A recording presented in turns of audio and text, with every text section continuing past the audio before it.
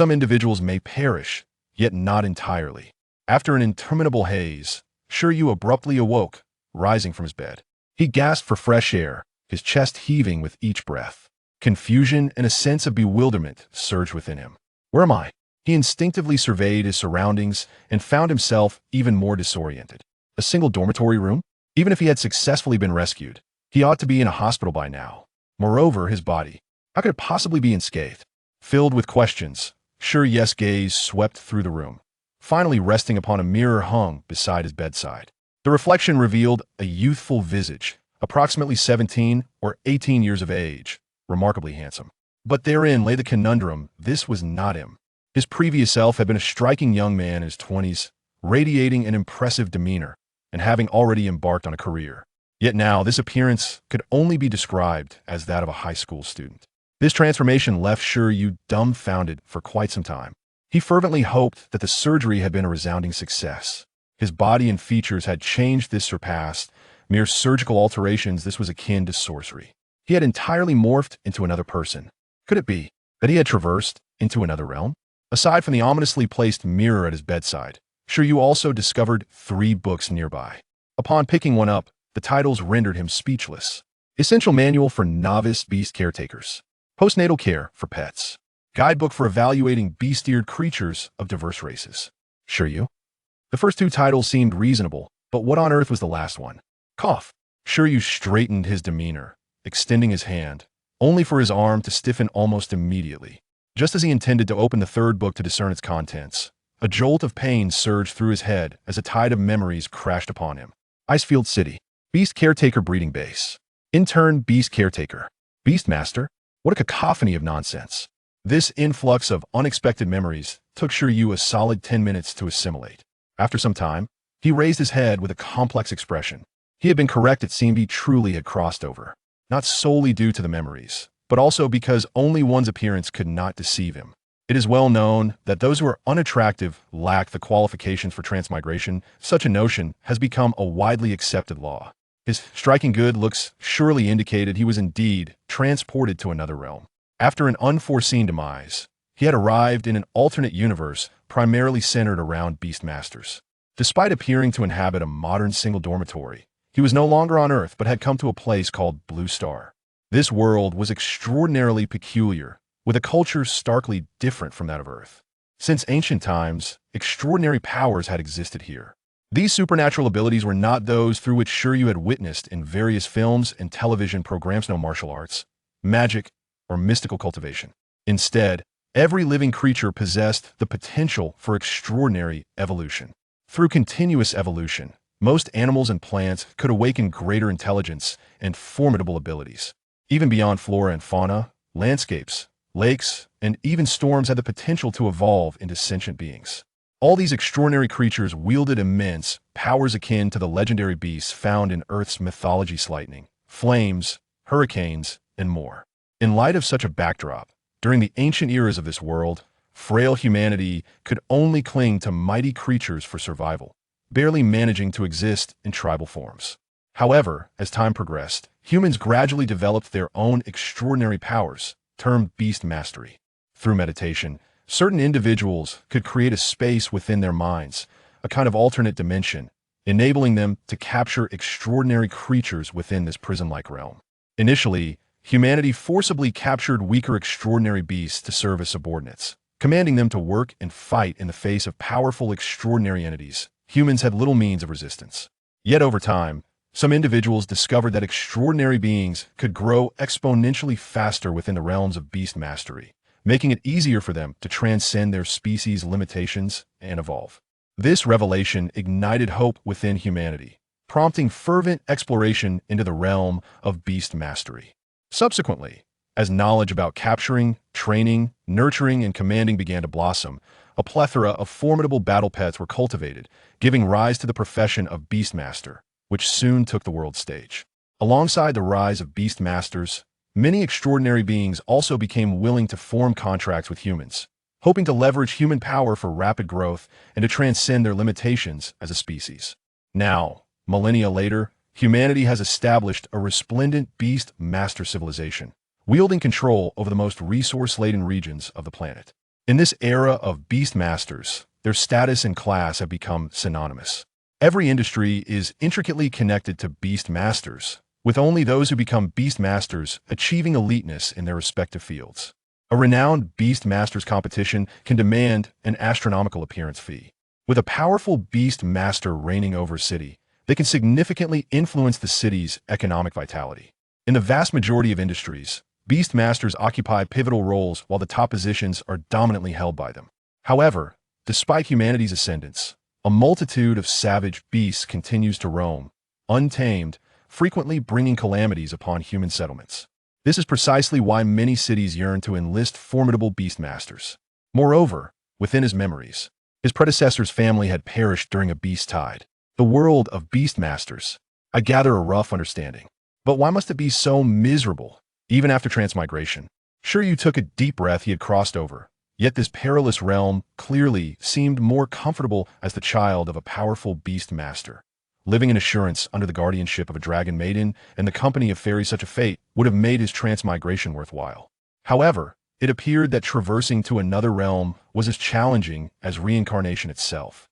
He remained Shi Yu, yet his identity had shifted. No longer was he the earthbound mythologist, but merely an inconspicuous intern beast caretaker at Icefield City's beast caretaker breeding base. Not a beast master. Instead, akin to a lowly assistant for them. This place was dedicated to the nurturing of pets, and, as an intern, he was currently learning the art of beast husbandry. His daily task consisted of feeding some young pets, cleaning their waste, and maintaining hygiene. A quintessential labor on the societal fringes. Yet now, it was clear why he had encountered those books. They were indeed resources for learning. His predecessor's relentless endeavors had been but a hope of becoming a beast master, yet in reality, an orphan unable to sustain himself could hardly aspire to nurture beasts. Given his family background, becoming a beast master seemed an unattainable dream. Nonetheless, Shi Yu considered himself fortunate. With a dash of talent and earnest effort, he had managed to affiliate himself with the path of beast mastery. There remained hope for his future. He had even made considerable preparations, resolute in acquiring premium young pets through a loan to become a beast master. At such a young age, he had already committed to a petrolated loan. Shi Yu felt despondent indeed. His situation was starkly grim. Managing a substantial mortgage and car loan, he found an unexpected kinship with the struggle who would have anticipated that after transmigration, he would still bear debts. Yet he digressed for the moment. He remained merely a humble worker. Moreover, immediate responsibilities awaited him. The rigorous 6-6 routine kept time tight. To be honest, aside from high school, he hadn't risen at 6 in the morning for a long time. Shi Yu massaged his temples, then approached a wall where a work schedule was affixed. This was the weekly task list he had received just yesterday as an intern at the breeding base. His duties were prearranged. Today's tasks were Shi Yu turned his gaze toward the contents under Monday. Morning. Feed the snow wolf pack individual task. Transport feed group task. Afternoon. Record growth data on the green silkworms group task. Well, if his memory served correctly, snow wolves were highly social yet ferociously aggressive carnivorous pets, weren't they? This perilous task. Was the individual aspect serious? Shi Yu fell into deep thought. As a child, he had been bitten by a dog, making him inherently timid around canine creatures. This assignment posed a considerable challenge for him. However, it should be manageable. Suddenly, Shi Yu recalled that he possessed the talent of telepathy, allowing him to communicate normally with any creature, ensuring there should be no issues. His placement here as an intern was not solely due to his excellent theoretical scores in school, but also because he had awakened the special beast master ability known as telepathy. Once honing his ability, he could establish communication with any intelligent beings without linguistic barriers. Generally, beast masters could only comprehend the thoughts of their contracted pets, but those with the telepathy ability could engage with others' pets and wild creatures as well. In terms of the professional trajectory of beast masters, although telepathy doesn't directly enhance combat prowess, its significance is irrefutable. It is an indispensable skill. After all, the capacity to communicate with other species could avert needless conflicts. Roles such as caregivers, instructors, researchers, and caretakers in the beastmaster profession were predominantly filled by those with telepathy abilities, rendering it a versatile talent. Given his possession of such a pragmatic talent, it stood to reason that he ought to have a relatively smooth rapport with wild creatures. With these thoughts, Shi Yu exhaled, feeling relieved. While not overly proficient in wielding telepathy, he believed he was competent enough. Instinctively, he sought to employ his beast master talent, listening broadly in anticipation of familiarizing himself with the process to prevent any misstep later. But at that moment, a sudden anomaly occurred. As Shi Yu's mental realm trembled from the opening of the beast space, his vision suddenly blurred, and within his mind, a black stone-like compendium emerged. It appeared he had awakened a second beast master talent. Chapter 2. Skill Compendium. What transpired? Where did this compendium originate? In a moment of disorientation, Shi Yu began to absorb a multitude of information. This information manifested in his mind in forms that were visually and textually comprehensible. After a brief bout of dizziness, Shi Yu's expression shifted to one of astonishment. The stone-like compendium that appeared in his mind instinctively revealed to him its partial functionality. This function was extraordinarily powerful, akin to a cheat code. The compendium was termed the Skill Compendium. It possessed the ability to replicate the extraordinary capabilities of supernatural beings and archive them within its pages. Furthermore, the abilities cataloged could be imparted to other supernatural beings, excluding humans, at Shi Yu's discretion. The formidable nature of supernatural beings stemmed from their mastery of various exceptionally unique skills. The notion of replication and teaching seemed almost unscientific. Could the abilities of mythical creatures truly be replicated and taught to ordinary beasts? The compendium conveyed that to successfully replicate the abilities of other supernatural beings, 3 conditions must be met. 1. Witnessing the ability used with one's own eyes. 2. Physical contact with the entity. 3. The process from observation to contact must be completed within 1 hour. These stipulations outline the prerequisites for copying and cataloging skills. Additionally, imparting skills to other beings required adherence to specific criteria. Depending on the skill's level, a certain amount of the user's stamina would be expended during the teaching process. Moreover, the recipient of the instruction must possess a degree of compatibility with the skill in question. While the restrictions seemed somewhat excessive, Shi Yu remained contemplative. Although he was not yet a beast master, he could clearly discern that this compendium, which allowed for the replication, cataloging, and teaching of skills, would undoubtedly entice all beast masters. A beast master's strength is determined not only by the abilities of their beasts, but also by 3 interconnected factors. Firstly, the innate talent for beast mastery and the development of that ability. For instance, a beast master with a fire enhancement talent might experience varying degrees of potency in their beast skills based on their own level of talent development. Secondly, skill manuals. The vast majority of beasts can only awaken skills pertinent to their species. The innate skills that can be awakened serve as critical indicators of a beast species level. The strength of a beast's combat capabilities hinges significantly on the potency of its skills. Generally, it is exceedingly challenging for a beast to learn skills outside of its species. Teaching a beast skills beyond its innate abilities is akin to instructing a 7-year-old child to pilot an aircraft. However, through specialized teaching methods, there remains a chance for a beast to acquire alternative skills. This method of skill instruction is as rare and precious as martial arts manuals in wuxia novels, capable of rapidly enhancing a beast's prowess. If a beast master possesses effective teaching methods for powerful skills and successfully imparts them to their beast, the latter may even triumph over opponents of different species and levels. Thirdly, evolution methods. While most beasts possess the potential for evolution, many evolutionary paths remain shrouded in secrecy. A beast master knowledgeable in these methods can elevate their beast species level, enabling the awakening of even more formidable species skills. Among these 3 factors, the first pertains to a beast master's development of their own capabilities, while the second and third relate to the accumulation of knowledge and experience. As for Shi Yu, this skill compendium was nearly tantamount to acquiring a vast array of skill manuals. The skill compendium, is it a system? Or perhaps a second talent for beast mastery? Rather than the ethereal notion of a system, Shi Yu preferred to believe it was an additional innate ability. Yet, was his beast mastery talent not telepathy? Moreover, he had never encountered a talent of such extraordinary caliber, nor had he heard of anyone possessing 2 beast mastery talents. A surge of emotions coursed through Shi Yu, and in a fleeting second, countless possibilities flooded his mind. However, if it were indeed him, it might be plausible. As a transmigrator, he was inherently not an ordinary individual. Shi Yu possessed telepathy. What harm could there be in having a replication ability as well? Ultimately, he resolved to remain calm. Regardless of the perspective, this was undoubtedly a fortuitous development, perhaps the golden finger of his transmigration.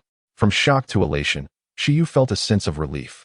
From the moment he realized he had transmigrated, an underlying unease had lingered within him, as if something was amiss.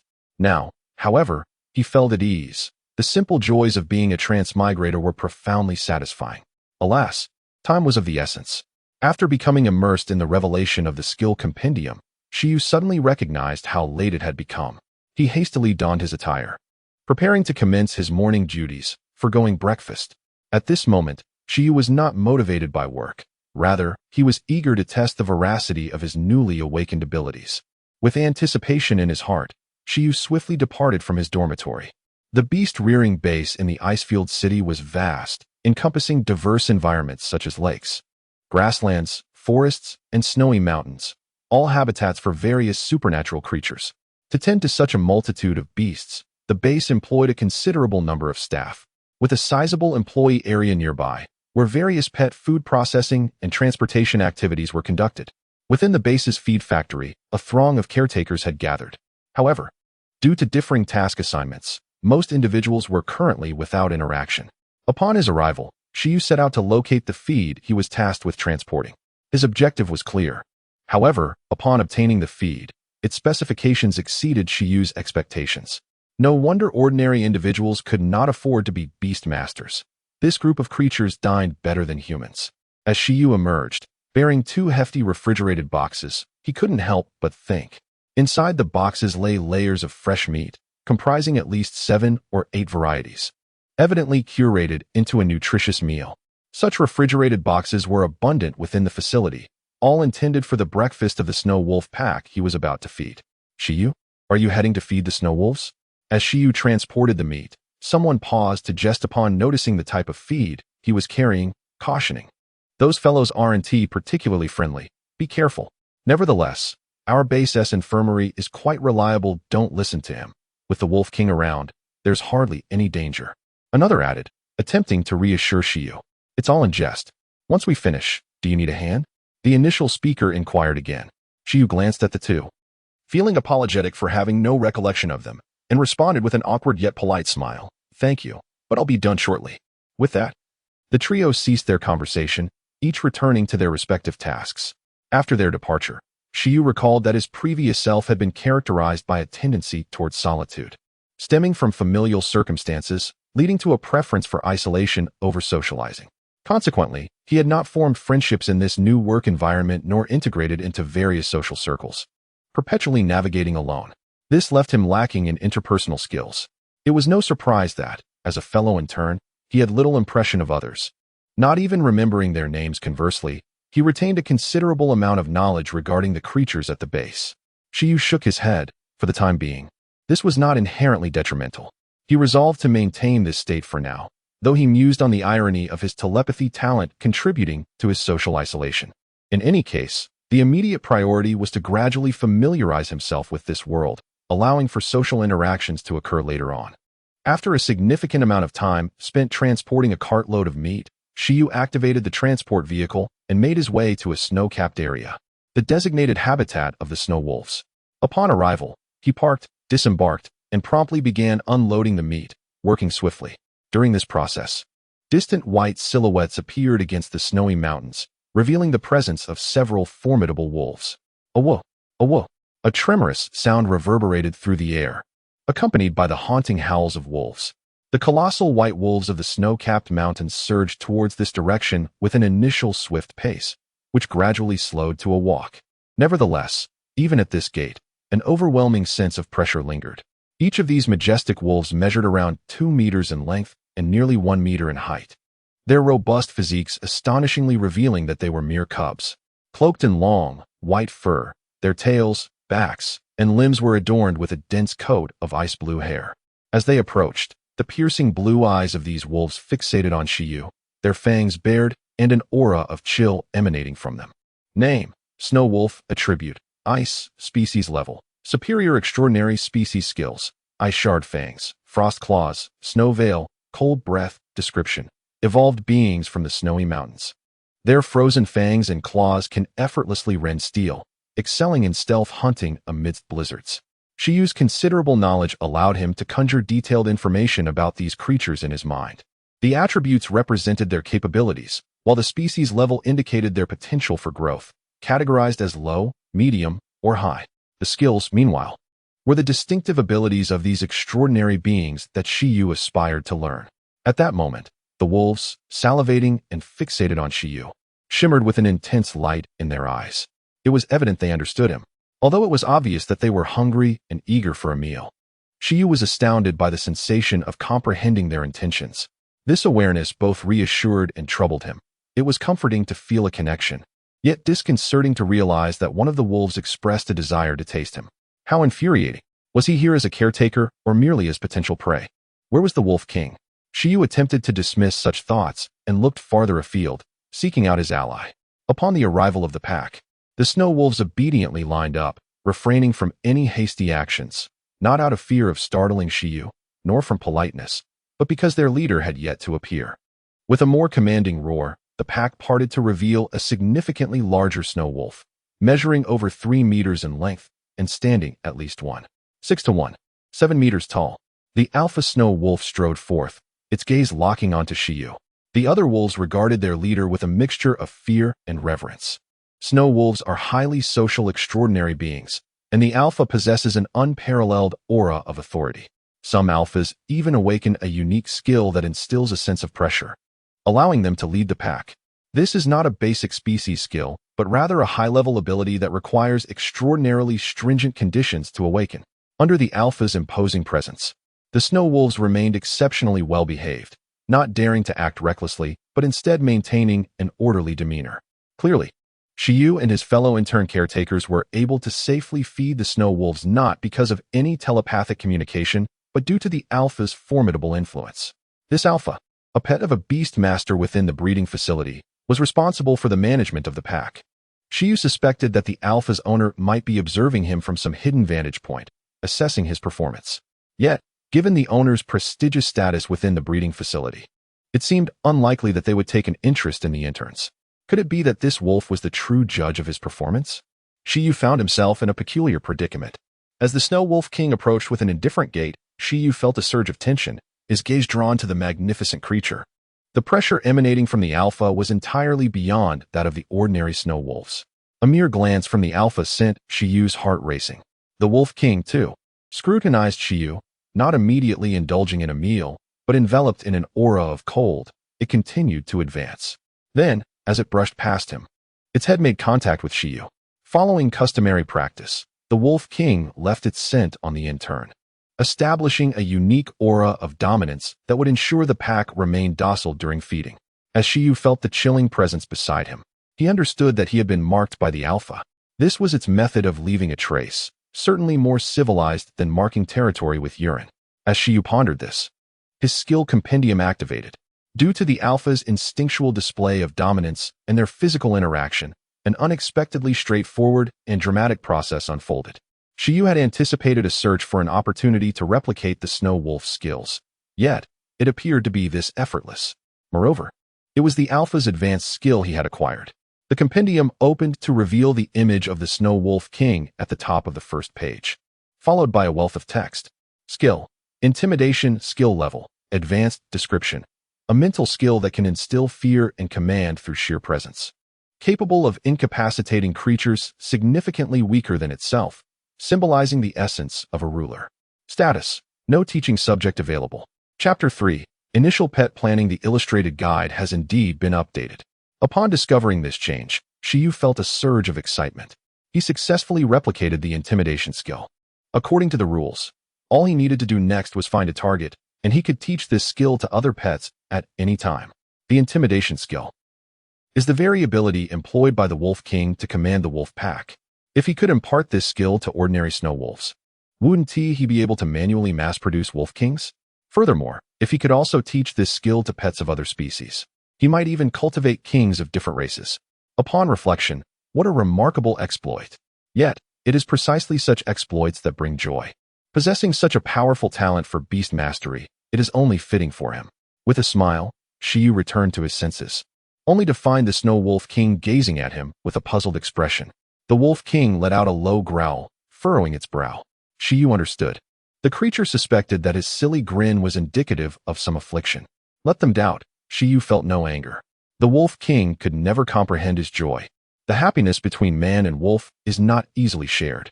Having just taken advantage of the situation, Shi Yu now found the Snow Wolf King rather pleasing to the eye. Your intimidation skill seems formidable, but this moment, it is already mine. Unaware that its skill had been copied, the Snow Wolf King, having confirmed that Shi Yu was not troubled by its presence, turned its attention to devouring meat. Once it was satiated, the ordinary snow wolves within the pack dared to approach. Surely, it was because the Wolf King had left its scent behind. After the Wolf King departed, the ordinary snow wolves appeared significantly less ferocious in front of Shi Yu than before. Just as the other interns had said, they were quite docile. This docility made Shi Yu's feeding process and his exploration of the illustrated guide in his mind progress smoothly. Indeed, he could teach. After distributing food to each snow wolf, Shi Yu felt a rush of excitement. Just moments ago, as he observed the snow wolves, the information on the first page of the illustrated guide in his mind changed instantly. The skill status transitioned from no teaching target to teachable. This meant he could indeed impart the intimidation skill from the guide to every snow wolf he had just fed. Truly, a manual production of Wolf Kings. Of course, while he could, Shi Yu was clearly not foolish enough to use this teaching ability recklessly. Not only did he not know how much stamina it would consume, but indiscriminately helping the snow wolves in the breeding facility learn the intimidation skill would undoubtedly lead to significant problems. Continuing to feed, Shi Yu immersed himself completely, and soon the task was complete. However, he regretted that during the feeding process, he was unable to replicate any other skills from the snow wolves. After all, aside from the ever-present intimidation of the Wolf King, the other snow wolves were not inclined to display their racial skills while consuming their meals. If there were none, there were none. Shi Yu was not greedy. One high-level psychic intimidation skill was already a tremendous gain for him. Following the completion of the snow wolves' feeding, Shi Yu began to tackle other tasks. Within the breeding facility, he spotted a patrol of azure-backed eagles soaring through the sky, with his gaze and intention locked onto them. Despite the considerable distance, the status of the intimidation skill in his mind's guide shifted once again from no teaching target to teachable. Look at that. Not only could he cultivate wolf kings, he could also cultivate bird kings. Shi Yu was truly eager to give it a try. However, reason compelled him to focus on his work. Interns had it particularly tough. The most arduous and laborious tasks fell upon them, and they did not possess much technical skill either. This was inevitable, as they were still in the learning phase. Assigning high-difficulty tasks, such as training pets, required the interns to have the necessary capabilities. Just like with the wolf pack earlier, without a wolf king capable of intimidation, managing and training them would be quite challenging. Training these snow wolves to become suitable pets for beast masters and worthy of contracts was the responsibility of the official trainers. The interns, like Shi Yu, could only engage in more fundamental tasks. Of course, aside from these basic duties, the official trainers also periodically led interns like Shi Yu in various other tasks, allowing the interns to learn a plethora of new skills. With 3 months left in the internship, it would be wise for him to focus on solid learning. His previous self had always aspired to become a beast master and had made many preparations. Becoming a pet caretaker was merely a stepping stone towards that goal. Despite having gained this extraordinary ability, Shi Yu considered that his understanding of beast mastery remained rather limited. Relying solely on the scant knowledge from his memories would not suffice to unleash his potential. It was better to develop steadily for the time being. The illustrated guide was undoubtedly designed to aid in becoming a beast master. Not pursuing that path would be a pity.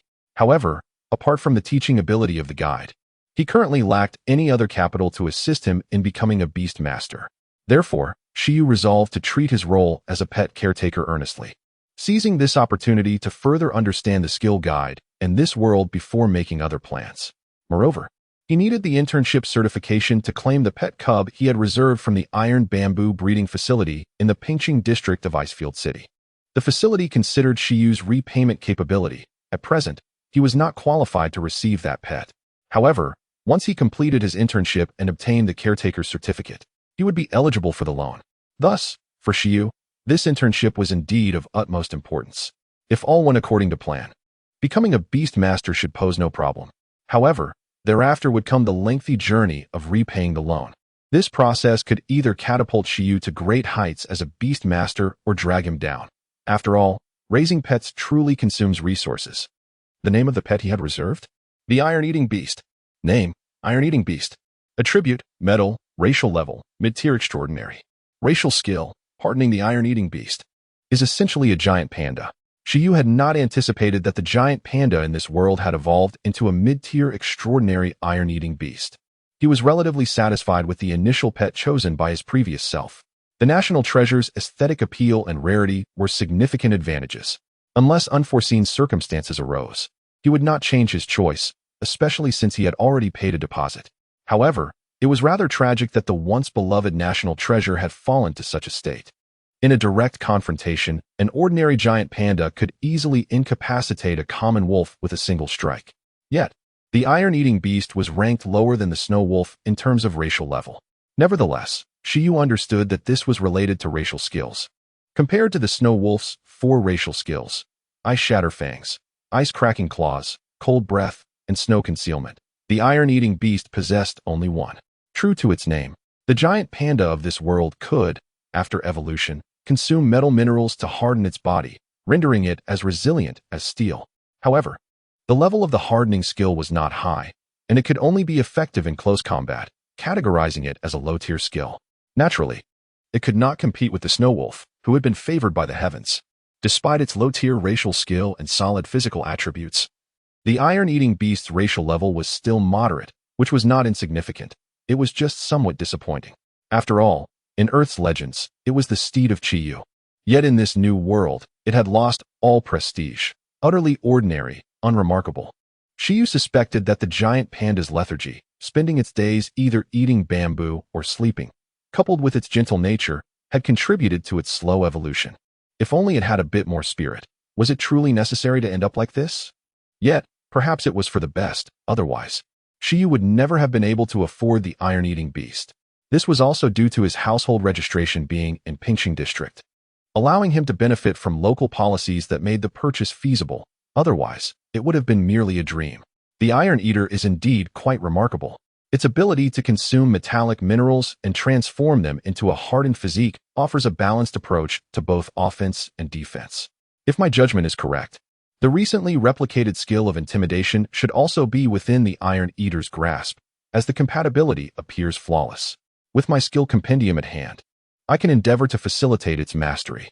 The intimidation skill, emblematic of a king's prowess, can diminish an opponent's fighting spirit while bolstering one's own resolve. The hardening skill enhances both defensive and offensive capabilities, creating a formidable synergy. This combination of skills sparked peculiar thoughts in my mind. Perhaps a perception-based skill is also necessary to augment speed? If I could replicate something akin to that, then the Iron Eater could be aptly renamed the Panda King. This unique skill set is likely untested by other beast tamers. Contemplating this, I feel it merits experimentation. Remaining at the beast cultivation base serves not only as a learning opportunity, the environment seems conducive to gathering rare skills. By accumulating a diverse array of abilities, I could, in the future, swiftly assemble a remarkable skill set for my own beasts when other tamers grapple with imparting various techniques to theirs. Chapter 4. Seeking objectives after envisioning the future, Shi Yu was abruptly pulled back to reality. Aside from feeding the snow wolf pack, he had numerous other tasks to attend to, which kept him occupied for the entire morning. It was not until close to noon that he found a moment of leisure, but his afternoon was already meticulously scheduled. After lunch and a brief rest, all the interns in their dormitory building were assigned the same task for the afternoon.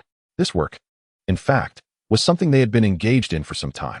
As indicated in their previous worksheets, they were to observe and document the behavior and growth of the silkworms. In the afternoon, Shi Yu discreetly followed the group into the forest teeming with silkworms. The forest was lush and dense, allowing little sunlight to penetrate. Silkworms were the most populous creatures residing here. While there were only about 50 snow wolves in the Icefield City Beast Base, the silkworms numbered in the thousands. They could easily be described in 5 words. Their numbers were overwhelming. Their strength, however, was pitiably weak. Unlike the snow wolves, which could reliably awaken 4 racial skills in their growth phase, silkworms possessed only the skill of silk production.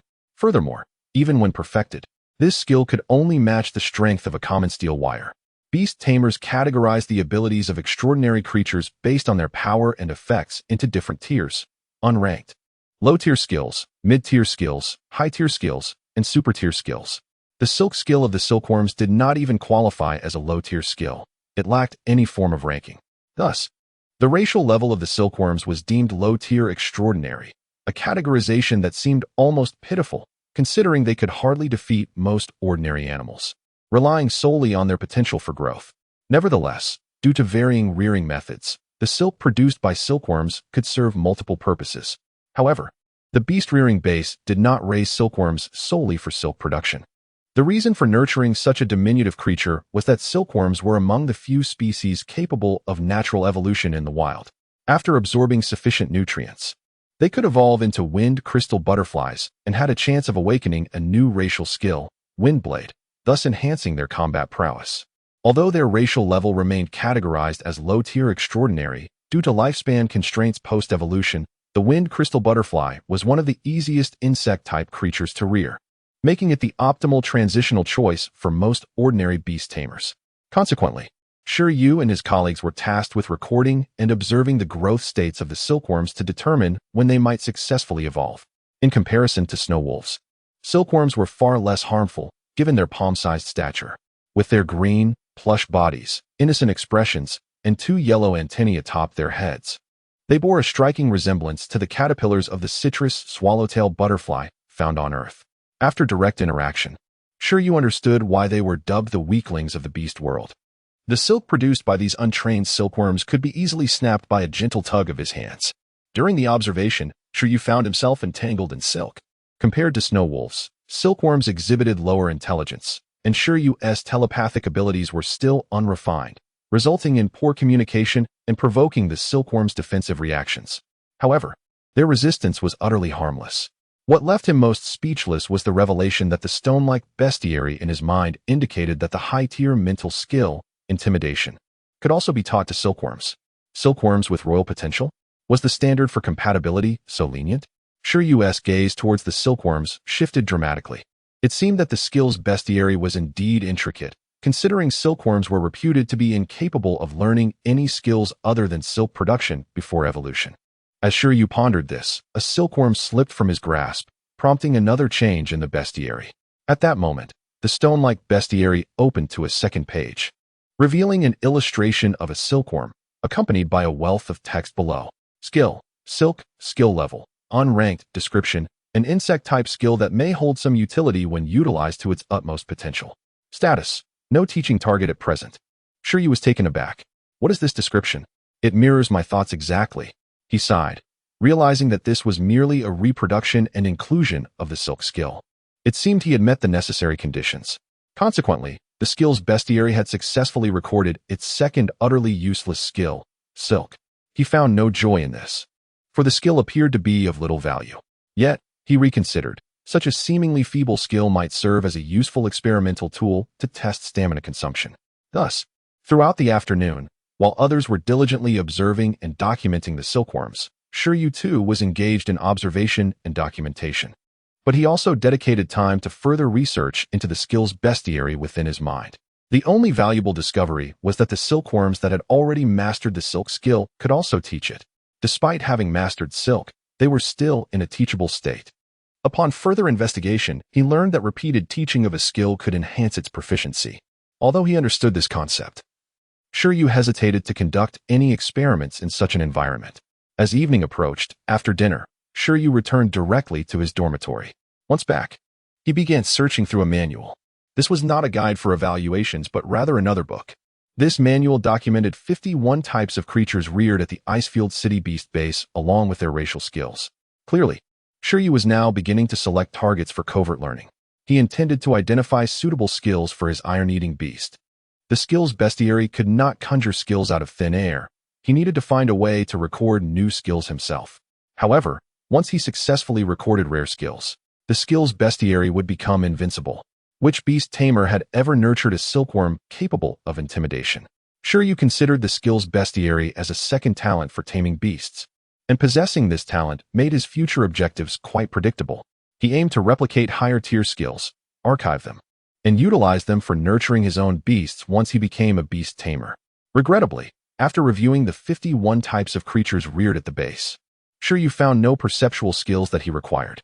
The skills that the young creatures here might awaken were primarily basic low-tier skills, quite common and not worth replicating. Naturally, The more skills he could record, the better. It was always wise to be prepared. However, after recording Silk, Shi Yu suddenly pondered a question. Was there a limit to the number of skills that could be recorded in the skills bestiary? Until he clarified this limit, he was reluctant to waste pages and decided to prioritize mid-tier and high-tier skills instead. It seemed he would need to change his target. In truth, the Icefield City Beast base where Shi Yu resided not only housed numerous wild creatures, but also a considerable number of beast tamers. The skills of their beasts could also serve as potential targets for replication, much like the intimidation skill he had copied from the Snow Wolf King. The likelihood of beast tamers creatures possessing rare skills was significantly higher than those of the reared young beasts here. With this thought, Shi Yu pondered further and conceived a bold idea. Chapter 5. 3 skills in the beast-raising base of Icefield City. Night had fallen. A figure emerged from the dormitory building, heading straight for the infirmary. Within the base, skirmishes among the wild beasts were a common occurrence, and it was not unusual for caretakers to sustain injuries inadvertently. Hence, most reputable beast-raising establishments are equipped with a medical facility. This particular infirmary does not discriminate between its patients. It can treat both humans and beasts alike, employing remarkably straightforward methods. In the era of beast tamers, the healing abilities of beasts are, of course, utilized. Upon arriving at the infirmary, Shi Yu spotted the on-duty doctor, who was seated and engrossed in paperwork. "What brings you here?" Shi inquired, looking up at the newcomer. "Doctor, I think I've sprained my wrist. I'm worried it might affect my work tomorrow." Shi Yu stepped forward, extending his trembling hand, slightly swollen at the wrist. "Let me take a look." The doctor's face remained impassive as she examined Shi Yu's wrist through his clothing. She could ascertain from his appearance that he was an intern, a student fresh from school. Such employees often find themselves in precarious situations, a reality she had grown accustomed to. "I'll provide you with some basic treatment." With that, she muttered softly. In the next moment, Shi Yu felt a sudden drop in temperature, accompanied by an inexplicable breeze. The curtains within the room fluttered gently.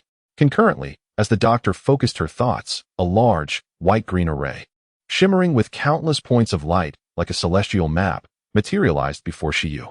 Soon, the array rippled like a surface of water, and a sizable white dandelion puff floated forth. This dandelion, larger than Shi Yu's palm and rootless, descended directly onto the back of his hand after being summoned by the doctor.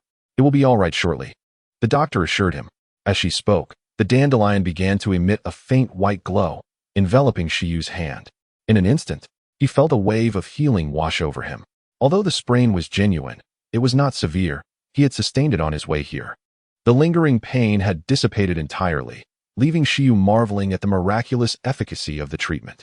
It was no wonder that the previous intern had praised the infirmary's capabilities. They were indeed impressive.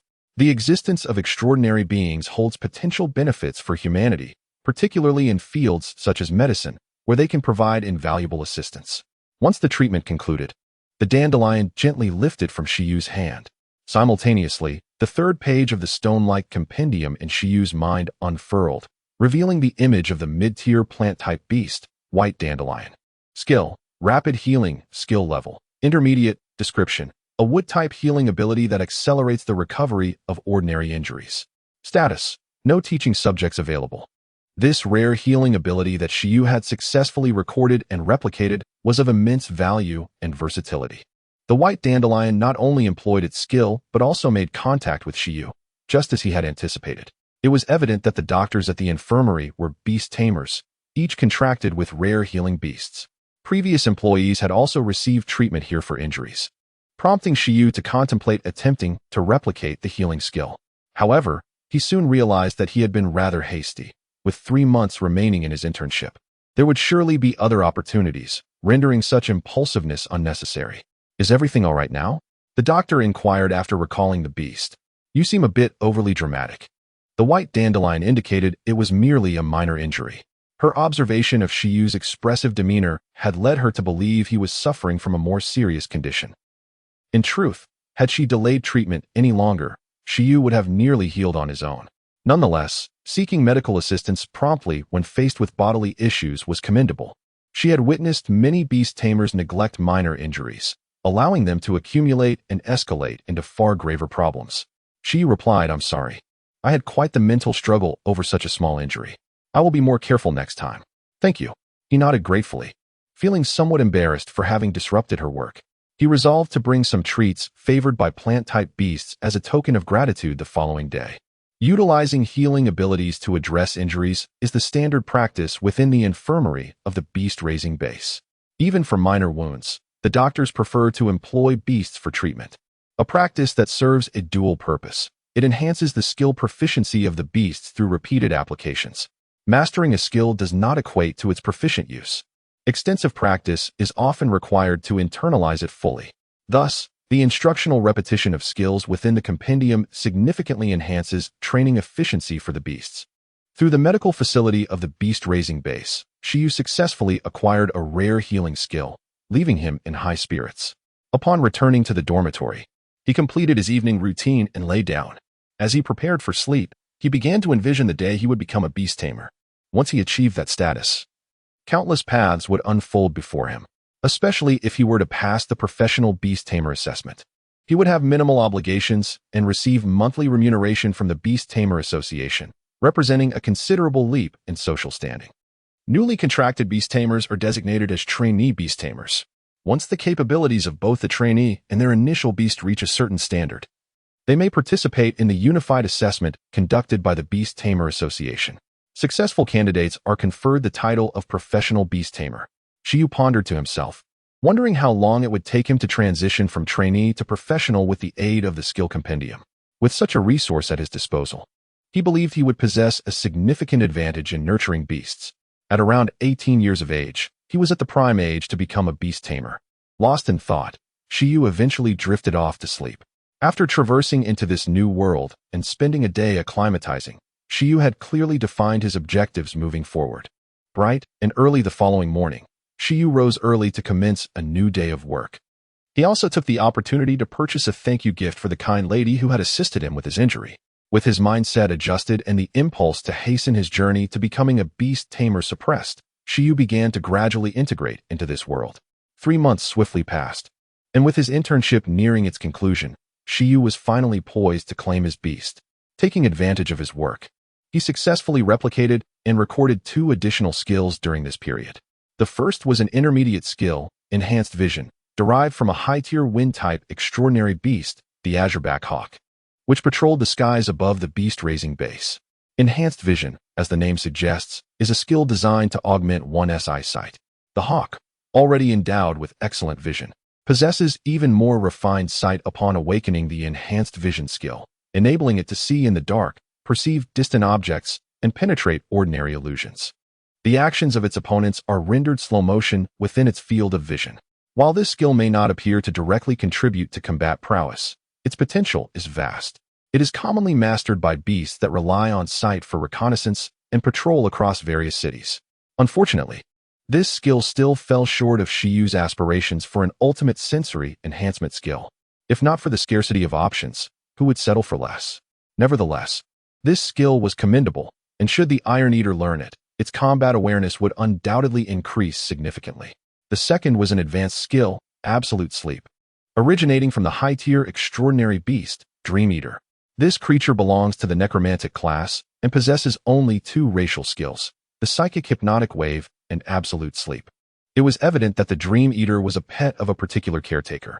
The other party frequently employs the ability of sleep demon hypnosis to lull various petlings into a tranquil slumber, proving to be an exemplary auxiliary skill. As for absolute sleep, it is a self-targeted ability that induces a profound state of slumber, allowing for rapid physical recovery. It is a restorative skill. Few pets can master absolute sleep. Yet it seems plausible for the sloth beast, given its penchant for napping. The reason Shi Yu replicated this skill is with the hope of achieving self-sufficiency in the future. Upon becoming a beast tamer, he aspires for his pets to progress swiftly, necessitating training. However, training is quite taxing on a pet's stamina, leading to fatigue and the need for rest. Typically, in such scenarios, a beast tamer can hasten a pet's recovery by summoning them back to the beast space. Though this incurs substantial costs for the tamer, those with wealth may opt for nutritional supplements. Yet, Shi Yu's thoughts diverge. He envisions that if his pet could learn absolute sleep, it would facilitate rapid stamina recovery, saving both time and resources. After all, the sloth beast adores sleep, regardless of the setting. Moreover, even if injuries occur during training, he could forego purchasing medicine or visiting a hospital, as he could instruct his pet in healing skills for self-recovery. This would significantly reduce expenses. Truly, he is a genius. Of course, Shi Yu's replication of these skills is not born from a desire to shirk responsibility, but rather from necessity. He believes that the sloth beast, which he has yet to meet, will understand his plight. They are simply too impoverished. The effort he expended to replicate these two skills was immense, akin to surreptitiously learning rapid healing. Yet why only 2? It seems that once the skill catalog reaches 5 entries, it hits a limit. This realization vexes Shi Yu greatly. While he anticipated a cap, the initial 5 seemed rather scant. Fortunately, he did not hastily replicate lower-tier skills, or he would have faced considerable losses. Currently, the upper limit for the skill catalog stands at 5 skills. To introduce new entries, Shi Yu surmises that he must enhance his Beast Tamer level, akin to developing certain unique beast-related talents. The methods for a Beast Tamer to elevate their abilities are relatively straightforward. Through meditation, one can continuously strengthen, modify, and expand their beast space. The more robust the beast space, the higher the level of pets that can be contracted and the greater the constraints imposed on them. A superior environment within the beast space accelerates a pet's growth, while a more expansive space allows for a greater number of contracted pets.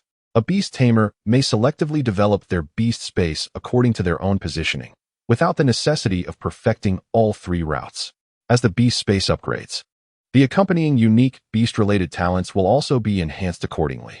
Chapter 6. The Iron Bamboo Breeding Base. The 3-month internship period passed in the blink of an eye. At the Pet Beast Breeding Base in the Icefield City, the dormitory for interns was bustling, as most of the interns busily packed their belongings. This experience had been fruitful for them, and although there was a sense of reluctance to part, many felt a greater anticipation for what lay ahead. For instance, Shi Yu was particularly eager, for upon completing his internship and obtaining his certification, he would finally be free to develop his abilities.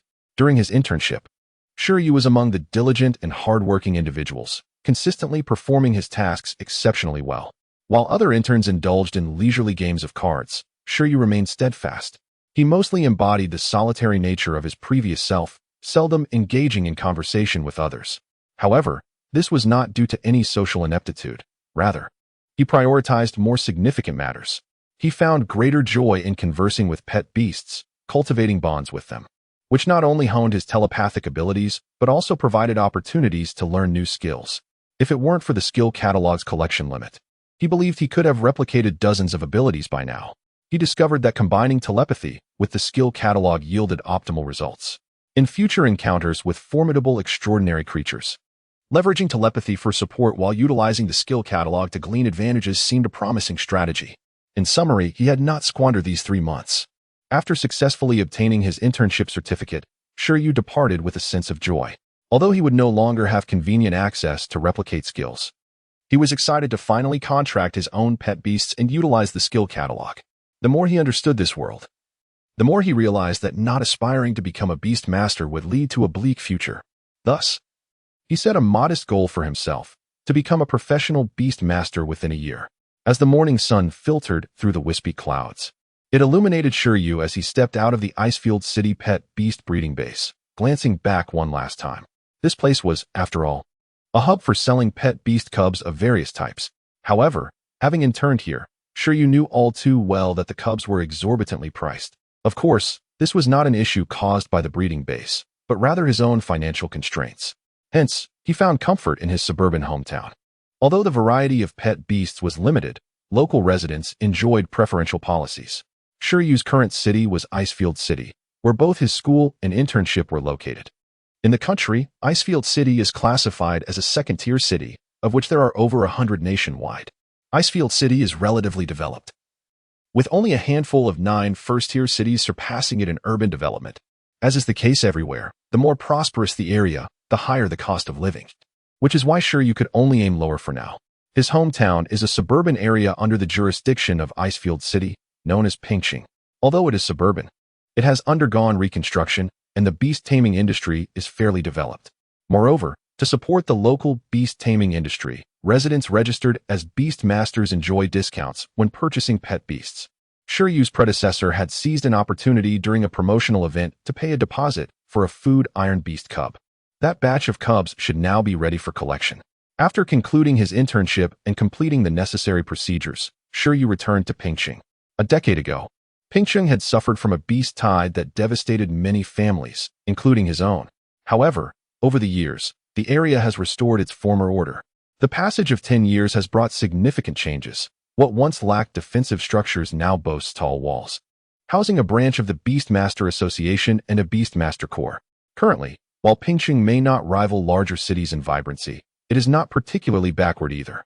At least transportation and communication are adequate, though the entertainment industry lags behind.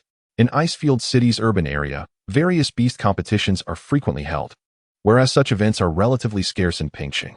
Upon returning to Pingqing, Shi Yu's immediate goal was not to go home. He had a clear destination in mind, the Iron Bamboo Breeding Base, one of the 3 major breeding bases in Pingqing. He had completed all necessary procedures before his return, solely to ensure he could obtain his pet beast promptly. His anticipation was palpable. In Pingqing, there are 3 pet beast breeding bases, all privately operated in conjunction with the government. The variety of pet beasts is limited, and the highest-ranked species only reach a medium extraordinary level, which pales in comparison to the official breeding base in Icefield City. The Iron Bamboo Breeding Base, where Shi Yu intended to go, is family-run and located within the dense bamboo forest of the rear mountains of Pingqing, housing approximately 800 food iron beasts. The food iron beast has become a signature pet beast of Pingqing and even the country. Nationwide, the number of artificially bred food iron beasts likely does not exceed 5,000, with even fewer in other countries. It is worth noting that this world differs from Earth, as the vast majority of regions are dominated by extraordinary creatures, leaving humanity with only 7 countries. The nation in which Shi Yu currently resides is referred to by others as the Eastern Glorious Ancient Kingdom, one of the oldest states, abbreviated as Donghuang. Before long, Shi Yu arrived near the rear mountains of Pingqing via bus, preparing to ascend. The mountain features well-maintained paths, and aside from being a breeding base, it is also opened as a scenic tourist area during specific times. However, it appeared that today was not an open day, as the surroundings were eerily quiet. After walking a short distance, Shi Yu reached the gatehouse of the Iron Bamboo Breeding Base, the only entry point. With the surroundings sealed off, he glanced at the nearby pavilion and approached it. By the window of the pavilion sat an elderly man clad in a green coat, his thinning hair framing a face intently focused on a newspaper. As Shi Yu approached, the elder adjusted his spectacles in an effort to discern the newcomer. Shi Yu thought to himself, is this gatekeeper serious? Well, one should not judge by appearances. Perhaps someone who looks unreliable can summon a dragon with a mere gesture. Hello. I previously made a reservation for a food iron beast cub and intend to complete the collection procedures today. I came to take a look first, Shi Yu spoke loudly, fearing the elder might not hear him. Oh, despite his disheveled appearance, the elder seemed quite astute. Upon hearing Shi Yu's words, he immediately understood. Please wait a moment. I will notify the staff inside. The elder replied, picking up the telephone on the desk. After relaying the situation to the receiver, Shi Yu began to wait patiently. It wasn't long before a figure nearly 2 meters tall, with a striking black and white appearance, plump physique, round head, and short tail, emerged from the breeding area. Shi Yu watched as this creature, reminiscent of a standing panda, approached him. The creature opened the door and stepped forward, pointing to a badge on its chest that read, Staff Member. Hello there. It rubbed its paw, producing a low, indistinguishable voice. Shi Yu was taken aback. Could we have a more conventional staff member? Do not be alarmed. This is merely a food iron beast costume, the staff member explained. It's precisely because you are wearing a costume that it surprises me. Who wears a costume in such heat? I am Lin Xiuzhu, a staff member here. I'm Shi Yu. Shi Yu replied, but won't it be hot dressed like that? There is no other way. It is essential to fully comprehend the feelings of the food iron beasts, Lin Xiuzhu stated. To cultivate food iron beasts effectively, one must thoroughly understand them. This constitutes the rudimentary skill set of an animal keeper. Shi Yu, that sounds plausible, not buying it. Whatever you say, as long as you're content. If I recall correctly from the records, Mr. Shi Yu, you also graduated with a degree in animal husbandry, correct? No wonder you comprehend. It's unlikely that many people are scheduling appointments for iron-eating beasts currently. It's unexpected that she knew about Shi Yu's information from the name alone. Indeed, but I'm just a novice for now, far inferior to Senior Lin. Although the name was rather masculine, Shi Yu discerned that the voice belonged to a female and deduced that she was also a graduate of animal husbandry. This honorific of senior immediately fostered a closer relationship, in hopes of securing some discounts later. Lin Xiaoju, you flatter me. This method is accessible to anyone who tries it. Once you've acquired your pet, I can offer you a discounted price on 2 sets of mascot costumes. Shi Yu. The discount is appreciated, but not entirely satisfactory. Are you a business prodigy or something? I decline. Shi Yu refrained from voicing his thoughts for the time being, opting to decline after he had selected his pet. Bundling food sales is one thing, but selling cosplay outfits as well is simply outrageous. Subsequently, the staff member named Lin Xiaoju escorted Shi Yu into the adjacent pavilion. She commenced by removing her mascot costume. It was at this juncture that Shi Yu beheld the individual beneath the costume. Beneath the mascot costume was a mature woman, approximately 24 or 25 years of age. Her features were delicate, her figure statuesque, and she possessed a cascade of lustrous black hair, albeit somewhat disheveled from wearing the mascot costume. However, she appeared unfazed, her expression nonchalant. At this moment, Shi Yu was tempted to inquire, just how enamored are you with giant pandas? For the attire beneath her mascot costume was also of the iron-eating beast variety. It consisted of white shorts adorned with black spots, a slightly puffed black and white sweatshirt, and a hat with panda ears attached to the back. Is she going to try to sell me a set of this outfit later? Let's register first. Oh, did you bring all the necessary materials? She inquired, exhaling deeply. The procedure for purchasing and acquiring a pet from the breeding base is quite cumbersome, especially for someone like Shi Yu who intends to purchase the pet on credit. The breeding base requires all the necessary certification materials. Navigating this process takes a considerable amount of time. Fortunately, Shi Yu had procured all the necessary credentials while in Icefield City, so the materials should be complete. I brought them all. Subsequently, Shi Yu, with the assistance of Lin Xiaoju, completed the registration process, and the two meticulously verified the relevant materials. Upon completion of the verification, Lin Xiaoju nodded and remarked, then you should be able to acquire your pet today. Today? Can I go and select it now? Shi Yu was taken aback. The prior reservation deposit was not for a specific individual. Therefore, the specific selection of which iron-eating beast cub would be left to the Beast Tamer to choose personally. The affinity between the two is very important. Lin Xiaoju shook her head and said, you've arrived rather late. Had you arrived earlier, you might have had a selection to choose from. As it stands, only one iron-eating beast cub remains from this batch. Moreover, this particular one has some issues with its physique and temperament. Shi Yu was stunned. What's going on? This development. I'm actually Ash Ketchum myself? Chapter 7. The iron-eating beast will never be a slave. The environment of the iron bamboo breeding base is markedly different from that of the Icefield City breeding base, featuring only towering bamboo forests. In this realm, Shi Yu often encounters phenomena that defy common sense.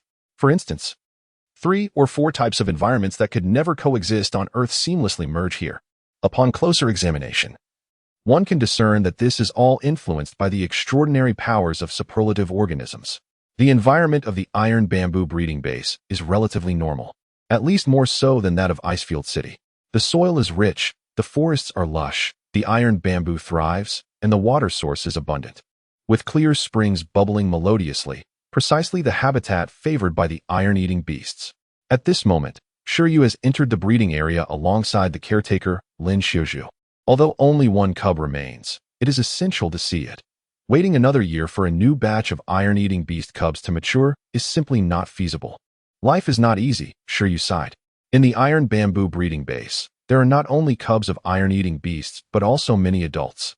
Though Shi Yu has specifically reserved a cub, as a novice beast master, his capabilities are limited to contracting a single pet cub. While the adult iron-eating beasts could also serve as potential contracts, Shi Yu clearly lacks the confidence to handle them. The iron-eating beasts are indeed quite reclusive. Along the way, Shi Yu observed numerous solitary iron-eating beasts nearby, all of which were peacefully napping. Some were nestled in grassy nests, others clung to tree trunks, and some rested on branches. All surprisingly tranquil. It is not yet their active season. At this time, the larger iron-eating beasts tend to be quite subdued, while the smaller ones display more vivacity. Lin Xiaoju, walking ahead, remarked that, as expected, under her guidance, Shi Yu soon spotted a significantly smaller iron-eating beast. It measured less than 1 meter in length, was not large in size, and appeared to be about 1 year old, just having transitioned from its mother's care to independent living. The cubs that beast masters typically reserve are generally within this age range, as those that are too young are difficult to care for. Is this one? Upon seeing the diminutive iron-eating beast, Shi Yu's heart blossomed with joy, feeling his 3-month wait had not been in vain. The cub boasted soft black and white fur, its short tail swaying adorably. At that moment, it also noticed Shi Yu and Lin Xiuzhu, its round cheeks framing bright, spirited eyes that gazed intently at them, filled with life and seriousness. Yes, Lin Xiuzhu nodded. It appears quite normal, Shi Yu commented. Just as he finished speaking, the cub abruptly diverted its gaze from the two, displaying a clear desire not to be disturbed. It launched itself into a sprint, colliding with a tree trunk with a thud, only to bounce back and roll several times on the ground before coming to a stop. Shi Yu added, "Well, it doesn't seem particularly bright." Lin Xiuzhu sighed, covering her forehead. This iron-eating beast cub encountered some issues at birth, resulting in a less than smooth arrival.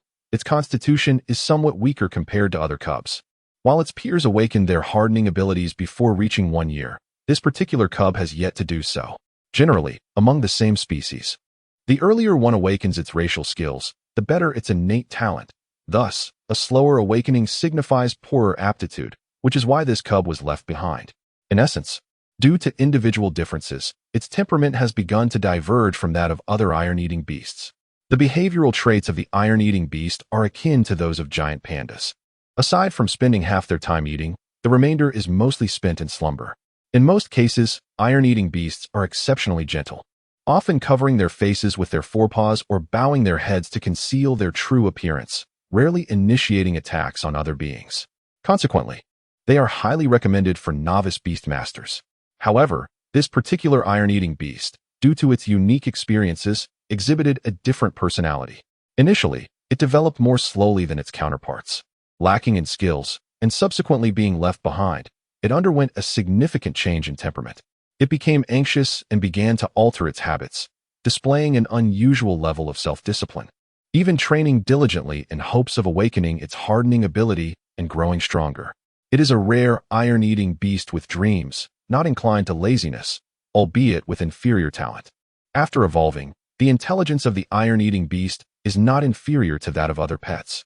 The earlier incident of crashing into a tree was merely its method of strengthening its physical resilience. In summary, this cub possesses particularly poor talent, yet is exceptionally diligent, an earnest creature striving for improvement, albeit lacking in other respects. Shi Yu concluded with a smile. Though your description may be somewhat exaggerated, it is essentially accurate, Lin Xiuzhu replied. However, there is no need for concern. Its slower natural development means that if placed in a beast master space for cultivation, it can adjust rapidly in due course. Furthermore, such self-disciplined iron-eating beasts are indeed quite rare. This characteristic is generally seen as a positive attribute. Of course, there are drawbacks associated with this trait. Lin Xiuzhu mused silently, namely, that irregular habits lead to excessive appetite. After all, to train, adequate nutrition must be maintained. Then I shall take it. Although normal iron-eating beasts are quite remarkable, Shi Yu did not desire a creature that merely eats and sleeps. That would be excessively lazy. One lazy companion is more than sufficient. The quality of talent is inconsequential, for he possesses a skill compendium. It is well known that effort combined with external aids is the path to success. Have you made your decision? Lin Xiuzhu looked at Shi Yu in confusion, as most beast masters tend to be quite particular about their pets' talents. Otherwise, this iron-eating beast cub would not have been left behind. I find this creature's diligent nature admirable. I feel we will resonate well together. Indeed, it has prepared its training combinations autonomously. So is there any discount? Shi Yu remained fixated on the notion of a discount. Lin Xiuzhu was speechless, yet understanding Shi Yu's circumstances through his profile, she replied, "This iron-eating beast requires more sustenance due to its lesser sleep duration. As for price reductions, there are none. We treat every iron-eating beast equally. However, if you choose it, we can provide an additional month's supply of iron bamboo." The iron bamboo breeding base is not only a breeding ground for iron-eating beasts, but also produces one of their favorite foods, iron bamboo. As hard as steel, this mutated bamboo species is essential for nurturing iron-eating beasts to master their hardening ability, and it is not inexpensive, especially since iron-eating beasts have a substantial appetite. A month's supply of iron bamboo is indeed a commendable bonus, given its necessity. Thank you. Shi Yu expressed his gratitude. Lin Xiuzhu nodded. Since you have made your choice. She approached the somewhat dazed iron-eating beast cub that had been jolted back by the impact. 11. At last, a beast master has chosen you. Are you not pleased? She squatted down, smiling at the little creature. All iron-eating beasts have their own numerical identifiers, and this particularly unique cub is designated as number 11.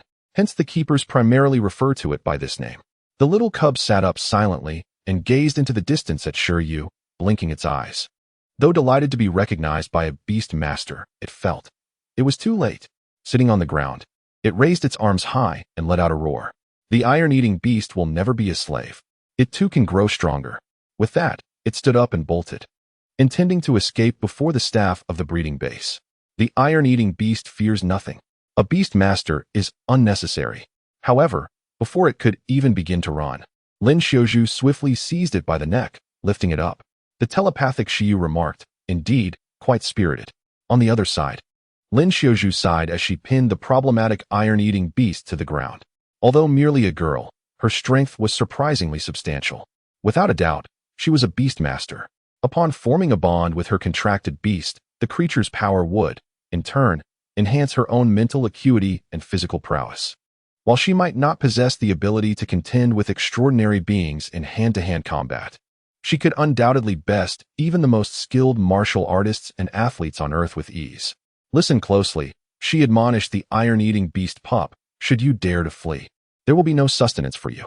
As a contracted beast, your growth rate will multiply exponentially, and the dormant hardening abilities you have failed to awaken will soon manifest.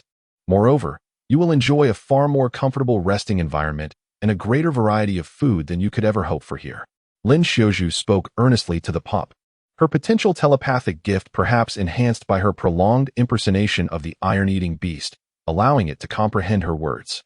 Upon finishing her explanation, the pup appeared momentarily stunned, its expression one of bewilderment as it gazed at Shi Yu.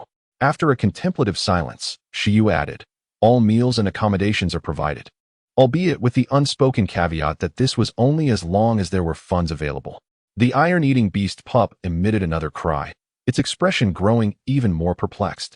Caught in a quandary, a better environment and food than the breeding base. Saliva unwittingly dripped from its mouth. Ultimately, the allure of the benefits bestowed by a beast master outweighed its will, and the pup reluctantly nodded in agreement. It simply could not resist. The iron-eating beast would never be a slave, fearless in its nature, except when it came to the promise of food and shelter. Chapter 8. The contract. The iron-eating beast appeared to have been clever since its infancy. Shi Yu observed with satisfaction as the young beast quickly recognized reality after its initial resistance. Wasn't it simply a better growth environment and an array of delicious foods? Once he became a powerful beast master, he would have everything he desired. However, until that time came, he would have to rely on the iron-eating beast to toil and assist him in becoming a formidable beast master. Can we sign the contract now? Shi Yu inquired, glancing at Lin Xiaoju, the caretaker who was holding the young iron-eating beast. Only by establishing a contract with the beast could they forge a mental connection, truly becoming each other's beast master and companion. Consequently, the unique aspects of the beast master system would unfold. Certainly, Lin Xiaoju replied, releasing her grip and nodding. You may initiate the contract while I will supervise. With that, a sigh of relief escaped her. Finally, a beast master was willing to take in this creature. Although many had previously dismissed the young iron-eating beast as having poor innate talent, Lin Xiaoju held a different view. The beast's inherently frail constitution was not a significant concern. With proper nurturing in the beast master's space, it could gradually regain its strength, a situation she had witnessed before. In fact, amidst the rejection from various beast masters, the beast's tenacity and aspiration for recognition developed into a unique character that Lin Xiaoju found remarkable, demonstrating an exceptional talent. If the previously lethargic iron-eating beast could cultivate discipline, with appropriate training, it might rival even those of higher innate ranks. Having grown up in the iron bamboo breeding base, Lin Xiaoju was intimately familiar with each iron-eating beast, as her first companion had also been one of this kind. Initially, she had considered keeping the beast at the base if no one wished to adopt it, but now, as Shi Yu had taken an interest in it, she believed it would be a fortuitous outcome for both parties. The relationship between a beast master and their companion was always one of mutual growth and support. Moreover, given that Shi Yu was a victim of the disaster in Pingxing a decade ago, she decided to provide an additional month's supply of beast food. 10 years prior, during the beast tide, She had been but a child, with powerful beast master parents who shielded her from the disaster's impact. However, for ordinary families, the experience had been harrowing, leaving many households shattered and turning numerous children into orphans. Local policies were designed to support victims like Shi Yu. Without such a background, even with his special empathic abilities and an intern caretaker's certificate, securing a loan to acquire the young iron-eating beast would not have been easy. Society, for the most part, tends to care for the vulnerable. As one of those receiving support, Shi Yu did not disdain the beast's frail form, but instead offered it recognition, which in turn led Lin Xiaozhu to silently approve of him, justifying her decision to provide the extra food. These provisions were inconsequential to her, yet they would undoubtedly alleviate a considerable burden for Shi Yu. I hope they can have a brighter future, Lin Xiaozhu thought. Having developed an emotional bond with these iron-eating beasts after caring for them for so long. From this day forth, I shall be your beast master. Let us strive together. You are called 11 here, correct? My name is Shi Yu, which bears a resemblance to yours, indicating a special bond between us. Would it be acceptable for me to continue calling you 11, or perhaps Shi? At that moment, facing the anxious young beast, Shi Yu closed his eyes and whispered in meditation. In this instant, he seemed to gaze inwardly at the beast master space within his mind, a realm adorned with transparent barriers, resembling a white world akin to clouds. As Shi Yu established communication with the beast master space, recalling the methods learned from memory to initiate the capture contract, the external breeze stirred. As dust rose from the ground, countless points of light flickered before him, and two translucent circular arrays, reminiscent of star maps, materialized above and below the young iron-eating beast, encasing it in between. In the next moment, the arrays released a multitude of faint lights that enveloped the young beast, as if to enshroud it. Relax, do not struggle, Lin Xiaozhu advised the young iron-eating beast, sensing that Shi Yu had not fully activated the contract, resulting in a weak binding force. Thus, a slight struggle would interrupt the contract, necessitating her reminder. Simultaneously, Shi Yu observed with utmost seriousness. Under the white light, despite its tense expression, the young iron-eating beast began to establish a deeper mental connection with Shi Yu. The beast could clearly sense Shi Yu's emotions, and the latter held a profound affection for it, having been solitary in both lives. He understood that this young beast might be his lifelong companion. Embracing a nurturing mindset akin to that of a parent, he resolved to cultivate the young beast's growth. Sigh. I have yet to find a partner, and now I have taken on a pet more challenging to care for than a child. Shi Yu mused with a hint of fatigue. Although he maintained a carefree facade, it was his sincere heart that allowed the young iron-eating beast to lower its guard and embrace the contract, fully acknowledging its decision to accept Shi Yu as its master. Soon, the white light enveloped the entirety of the young iron-eating beast, and the connecting arrays of the beast master space began to ripple. Under this ripple, the beast was gradually transformed into a glowing entity, vanishing from the external world and entering the beast master space. In a swift turn of events, Shi Yu found himself enveloped by a warm current, initially feeling fatigue before swiftly recovering, followed by an unexpected surge of vitality and strength. Congratulations. You have successfully formed a contract with the iron-eating beast. Lin Xiaozhu's voice rang out amidst the buzzing in Shi Yu's mind. My suggestion is to allow it to acclimate to the environment of the beast master space first. Refrain from summoning it too frequently. If it adapts quickly, it should awaken its hardening ability within a week. Understood, Shi Yu nodded instinctively, becoming aware of the changes occurring within him. Having successfully contracted his first companion and become a beast master, he immediately felt the feedback of the beast's power, enhancing both his mental strength and physical attributes. Though this young iron-eating beast was weak, it nonetheless provided some degree of feedback. Even the smallest of entities held value. For Shi Yu, experiencing this for the first time was utterly fascinating. However, what intrigued him most was that with the successful contract of his first companion, his physical attributes improved, and the skill catalog reflected new information. His capacity to learn skills had increased. What's wrong? Lin Xiaozhu inquired, noticing Shi Yu's surprise. Nothing. I just feel an enhancement in my physical attributes and am somewhat unaccustomed to it. Shi Yu quickly responded. Lin Xiaozhu chuckled. It's quite normal to feel this way during your first experience. You will grow accustomed to it in time. Now, let me guide you through the final procedures. I will provide you with a cultivation manual, and please fill out your address. I will ensure that Iron Bamboo delivers your supplies regularly. It is crucial to maintain their freshness and not suitable for long-term storage. Once you deplete these supplies, you are welcome to return for more, though by then, there will be a fee. All of that is perfectly fine, Shi Yu replied. Actually, Senior Lin, I have one more humble request. May I explore this place? In order to nurture the Iron Eater, I wish to gain a deeper understanding of its authentic habitat. This is certainly not an issue. In fact, you may return with the Iron Eater to play whenever you wish, as this is, after all, its home. However, please refrain from indulging in complimentary meals. Ahem, I assure you, I will not partake in any free dining. By the way, is it permissible to touch the Iron Eater here? Generally speaking, it poses no problem, especially since this is a scenic area where the Iron Eaters are quite docile. Moreover, you possess the gift of telepathy. Excellent. Your response has stirred excitement within me. Why wait a week? Today, I shall arrange for the Iron Eater to undergo reinforcement, allowing it to recognize the prowess of its master. This is the first step in raising it. First, instill a sense of admiration, and once successful, it becomes easier to educate.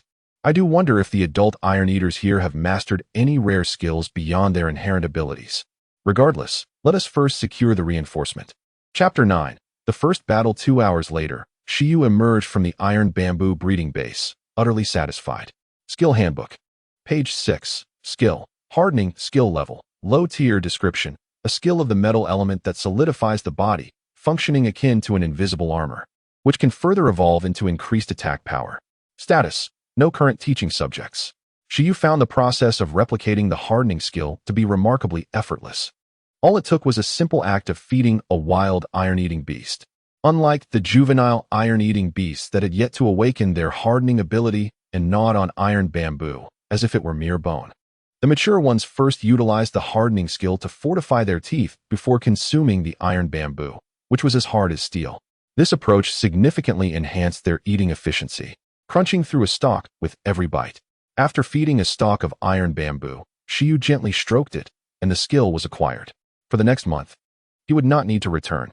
Now a genuine beast master, he departed the iron bamboo breeding base, carrying with him a juvenile iron-eating beast, along with a backpack filled with exquisite bamboo shoots, destined to be its nourishment for the following day. Unlike the bamboo on Earth, the mutated flora of this realm was highly nutritious, rivaling certain carnivorous foods. Moreover, the digestive system of the iron-eating beasts diverged significantly from that of ordinary giant pandas. Hence, as long as the bamboo was of high quality, the beasts need not consume exorbitant amounts daily to replenish their nutrition. However, it must be noted that iron bamboo was merely the foundational sustenance for iron-eating beasts. There undoubtedly existed many more luxurious and costly alternatives that Shi Yu could not yet afford. Earning money. Now a beast master, he must first devise a means to generate income. His own survival was manageable, but for the rapid growth of the iron-eating beast, merely possessing a variety of skills was insufficient. Nutrition was equally crucial. Before all else, he needed to return home and settle himself and 11 comfortably. Food, drink, and shelter were paramount. Shortly thereafter, Shi Yu arrived home. Currently, Pingqing boasted numerous high-rise buildings, yet his childhood home was a spacious single-story courtyard. For Shi Yu, living in a bungalow was preferable to residing in a high-rise. After all, as a beast master, training beasts in an apartment was quite inconvenient. Renting a training ground would be both troublesome and a waste of money. This place, albeit a bit old, offered ample space, making it an ideal training arena. Upon entering, he casually dropped his luggage and noticed the dust that had accumulated, prompting him to decide on a thorough cleaning. But how could he manage all that work alone? Panda 11, my companion, it's my turn to summon you. A translucent circular summoning array appeared before Shi Yu, rippling like water as 11, the iron-eating beast, emerged. The color of the spatial barrier and summoning array varied depending on the rank of the beast master. As an apprentice beast master, Shi Yu's barriers and arrays were transparent, nearly colorless. At that moment, 11, summoned from the beast space, appeared somewhat dazed, akin to a creature just awakening from slumber. It shook its body vigorously and fluffed its soft black and white fur, feeling considerably more relaxed, before turning to gaze at Shi Yu, the one who had summoned it. Wagging its short tail slightly, 11, now a companion beast, had shed its previous demeanor of unyielding servitude. A natural warmth had developed between them, a bond more profound than that of mere bloodlines. Without thinking, 11 trotted over to Shi Yu, nuzzling against his leg, endearing itself to him. It seemed much more obedient. Shi Yu smiled, his expression akin to that of a proud father. Come, let me teach you the hardening ability. Cleaning is something I can handle alone. Such a delightful creature shouldn't he be burdened with it when training is already exhausting. 11 stood up, pondering the notion of hardening. It extended its paw.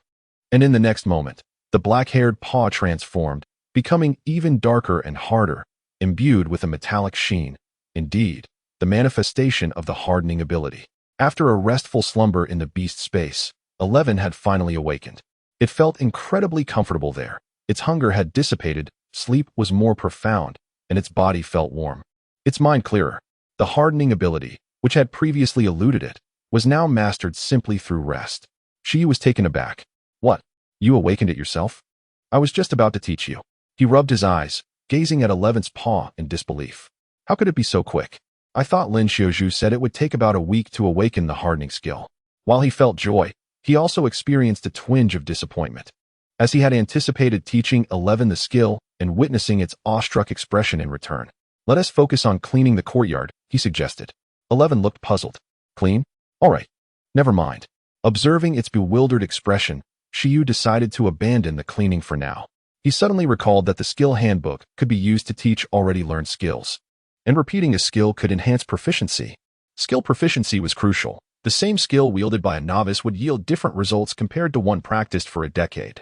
It was plausible for a low-tier skill with high proficiency to outperform a high-tier skill with low proficiency. Shi Yu retrieved the foundational cultivation manual for iron-eating beasts that Lin Xiaozhu had given him. The proficiency of the hardening ability, indeed, all skills, could be broadly categorized into 5 stages. Succinctly summarized in the manual: learned, proficient, mastery, perfection, and transcendence. Currently, 11's hardening ability was at the initial stage, having just learned it, allowing for localized hardening on a specific body part. According to the manual, once it reached the proficiency stage, it would be capable of hardening its entire body. Generally, it would take at least a month of dedicated training to progress from the initial to the proficiency stage for a low-tier skill. Shi Yu was curious if a single teaching session using the skill handbook could equate to several days of proficiency. He glanced over at 11, who was observing its surroundings, and fell into contemplation. Using the skill handbook for teaching seemed to consume energy. How much stamina would it take to teach the low-tier hardening skill? With no prior experience, Shi Yu was uncertain. His earlier eagerness might have been misplaced. What if teaching a low-tier skill left him utterly exhausted? Perhaps it would be wise to first experiment with the least demanding skill, silk thread. After all, lower-tier skills typically consumed less energy. However, it was unfortunate that 11 was incompatible with the silk thread skill, making it impossible to teach. Forcing 11 to produce silk would be too much of a stretch. Since you've already mastered the skill, why not engage in our first battle? Shi Yu suddenly turned his gaze toward the 2 persimmon trees in his courtyard, specifically focusing on a verdant figure perched on one of the branches. A green caterpillar rested on the branch, leisurely oblivious to passing birds that might prey upon it. As a creature deemed a disgrace in the extraordinary realm, the green caterpillar possessed lamentable combat abilities. Even an unevolved common sparrow had a chance of defeating it. Moreover, it was ubiquitous, and upon spotting it, Shi Yu felt it was the perfect subject for his experiment. The green silkworm appeared to be malnourished, significantly thinner than those raised in the beast-keeping base. Typically, such a silkworm stands little chance of evolving and often succumbs to becoming prey for birds. However, encountering Shi Yu was a stroke of fortune for this particular silkworm. He granted it an opportunity to gain proficiency in the skill of silk production without any cost. Capture it. But be gentle, Shi Yu commanded. 11 gazed at the silkworm, momentarily taken aback. Was this little creature the target for its first battle? Nevertheless, the order from the beast master had to be obeyed. It promptly ascended the tree and, with a swift motion, broke the branch where the silkworm resided, employing no skills. The silkworm tumbled down along with the branch, leaving it momentarily dazed. Wow, we won. 11, perched on the tree, exclaimed joyfully. For its inaugural battle, having hands was sufficient. Splendid. After all, 11 was still a child, and Shi Yu offered a slight commendation. Raising a pet beast is akin to nurturing a child. One must offer praise rather than constant criticism. The silkworm. Chapter 10. The capture of the silkworm. The level of this green silkworm is likely to be first tier. After praising 11, Shi Yu turned his attention to the silkworm. The green silkworm was the pet he had studied the most, largely due to his 3-month internship experience. After all, he had meticulously recorded several volumes of growth data for the silkworm. Judging by the patterns on this silkworm, it had only one distinct line, indicating that it had awakened only once, rendering it a rather feeble creature. Therefore, Shi Yu boldly reached out to it. The classification of pets includes both growth level and racial level. Generally, the higher the growth level, the more formidable the overall strength of the pet. Racial level, on the other hand, signifies the growth potential of the pet. A higher racial level allows for a greater upper limit of growth level. Currently, this green silkworm is at the awakening stage of the first growth level. This stage is where most pets awaken their racial skills. Each awakening elevates the pet's physical attributes and increases its energy threshold, with a chance to awaken its unique racial skills. After 10 awakenings, a pet can aspire to reach the extraordinary level, becoming a genuine extraordinary being. The awakening stages are typically denoted simply from 1 to 10 by beast tamers. This particular green silkworm is classified as level 1, while Shi Yu's contracted Iron Eater is currently at level 3, signifying that they have respectively undergone 1 and 3 awakenings. However, the number of awakenings does not solely determine a pet's strength. The strength of pets during the awakening phase is primarily linked to the racial skills they possess.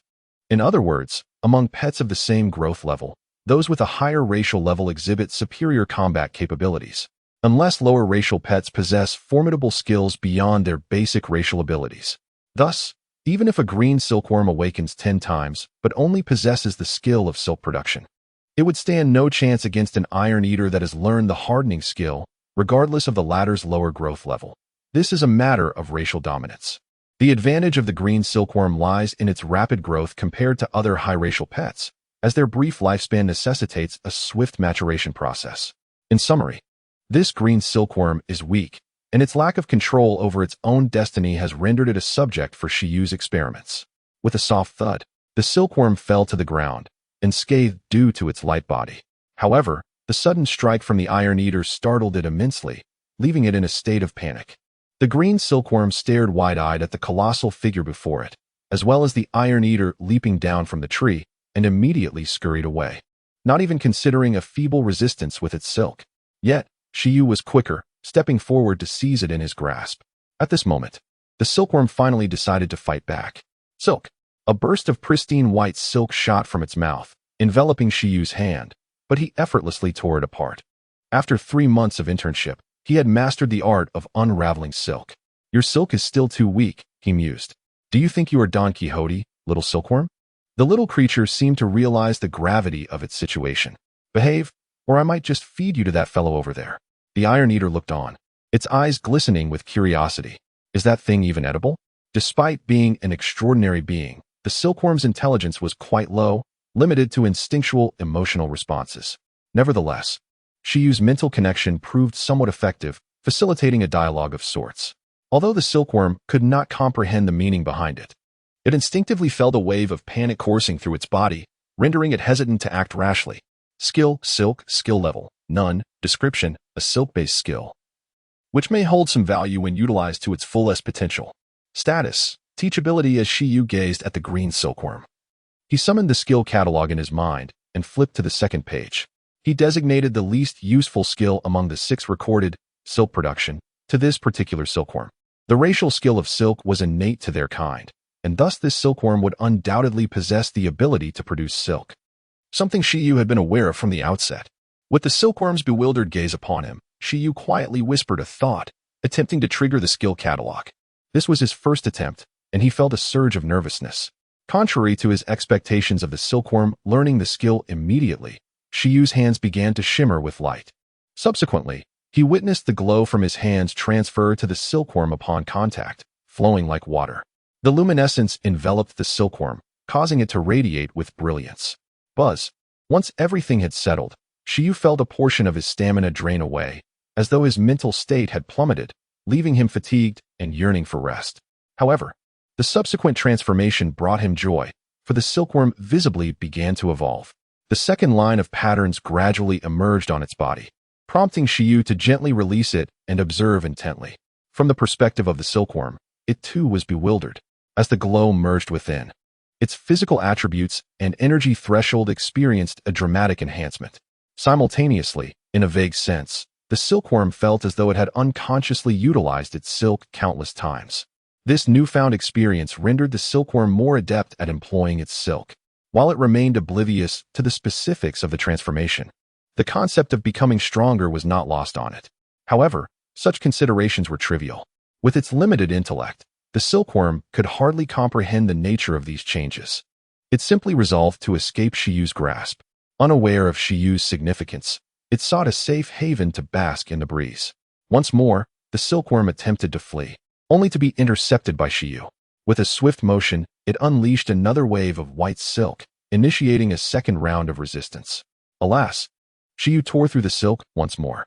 Though he felt weakened, he still possessed more than enough strength to handle the silkworm.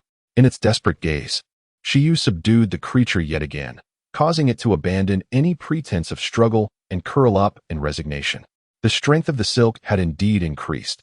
Its usage had become markedly more proficient than before. As Shi Yu engaged in a battle of wits with the silkworm, he assessed its progress. He glanced at the marks left on his hand and then back at the silkworm. Was this an indication that the proficiency of its silk skill had advanced from the novice to the adept level? The strength of this silk now rivaled that of the high-quality silkworms cultivated in the breeding base of Icebound City, despite its inferior growth level. The increase in proficiency of the silkworm's silk skill was anticipated by Shi Yu, yet the elevation of its growth level caught him off guard. Could it be that a deeper understanding of its racial skill had catalyzed its growth, leading to this second awakening? Or perhaps the act of imparting the skill had effectively bestowed upon it a portion of his own power. Regardless of the cause, these transformations left Shi Yu quite satisfied with the results of the skill catalog. However, his expression shifted abruptly. As he flipped through the pages of the skill catalog, he noticed that the colors of all the pages had dimmed significantly. A countdown for cooldown time appeared beneath the status bars of all skills. Cooldown time, 8 hours. This signifies that one must wait an additional 8 hours before the skill compendium can be utilized again. Shi Yu? Is there a cooldown period? Shi Yu was momentarily taken aback. However, it seemed rather reasonable. This instructional experiment with the non-ranked skill, Silkworm Thread, although well within his tolerance for consumption, had not reached a level of disregard. This cooldown period appeared to serve as a protective mechanism, preventing him from overexerting the skill compendium and being drained. 8 hours. Likely enough time to have a meal, and then take a rest to recuperate. To make the most of this skill compendium, one must indeed focus on physical training. If a non-ranked skill necessitates an 8-hour recovery, lower-ranked skills might require a day or two. What of intermediate, advanced, or superior skills? Shi Yu suddenly realized that the skill compendium was not as advantageous as he initially thought. While the familiar benefited, he was the one who bore the strain. He pondered whether consuming highly nutritious food could expedite recovery. If so, preparing some in advance might allow for a swift restoration of vigor after the instructional skills concluded. Just as familiars have nutritional supplements, beast tamers surely do as well. Shi Yu glanced at the utterly bewildered iron-eating beast beside him, who at this moment was completely unaware of what its beast tamer had been up to. I had brought some bamboo shoots back from the breeding base. Tonight we will have bamboo shoot stir-fry with white rice. While the iron bamboo stalks are rigid, the bamboo shoots are indeed edible for humans and are quite nutritious, far surpassing common vegetables. Shi Yu felt he needed to replenish himself to ensure a fully restored state for the next day's instruction on the iron-eating beast's hardening skill. Bamboo shoots? The iron-eating beast's eyes sparkled with excitement. However, it soon realized a grave dilemma. How? Aren't bamboo shoots meant for its own consumption? Chapter 11. Methods of earning money. After the experiment concluded, Shi Yu felt an overwhelming sense of hunger, fatigue, and drowsiness. Initially, he intended to tidy up the courtyard and the room, but given the current state of affairs, he decided to postpone it until tomorrow and make do for the night. The hour was late. He would prepare dinner. 11. You should rest for a while. I'll call you when dinner is ready, Shi Yu said, turning to 11. The iron beast behind the tree exclaimed. It shook its head vigorously. How could it rest? Having just awakened its hardening ability, it felt it was imperative to train diligently. It had already fallen behind its peers in the awakening of iron beasts and needed to make up for lost time. It couldn't enjoy dinner without completing 2 hours of training. With the telepathic bond, Shi Yu was taken aback. The caretaker Lin Xiaozhu was indeed correct. This iron beast was peculiar. Despite its strong desire for gourmet food, It felt uneasy about dinner due to the lack of training. You are being overly self-disciplined. There's no need to rush. Today is an exceptional case. It's perfectly fine to take a good rest, Shi Yu advised. The Iron Beast shook its head vehemently. Fine. Then you can practice maintaining and retracting your hardening ability in the courtyard, Shi Yu suggested. 11 nodded eagerly, entirely forgetting that Shi Yu also wanted to enjoy its bamboo shoots, and its expression became serious. If we practice, then let us do it.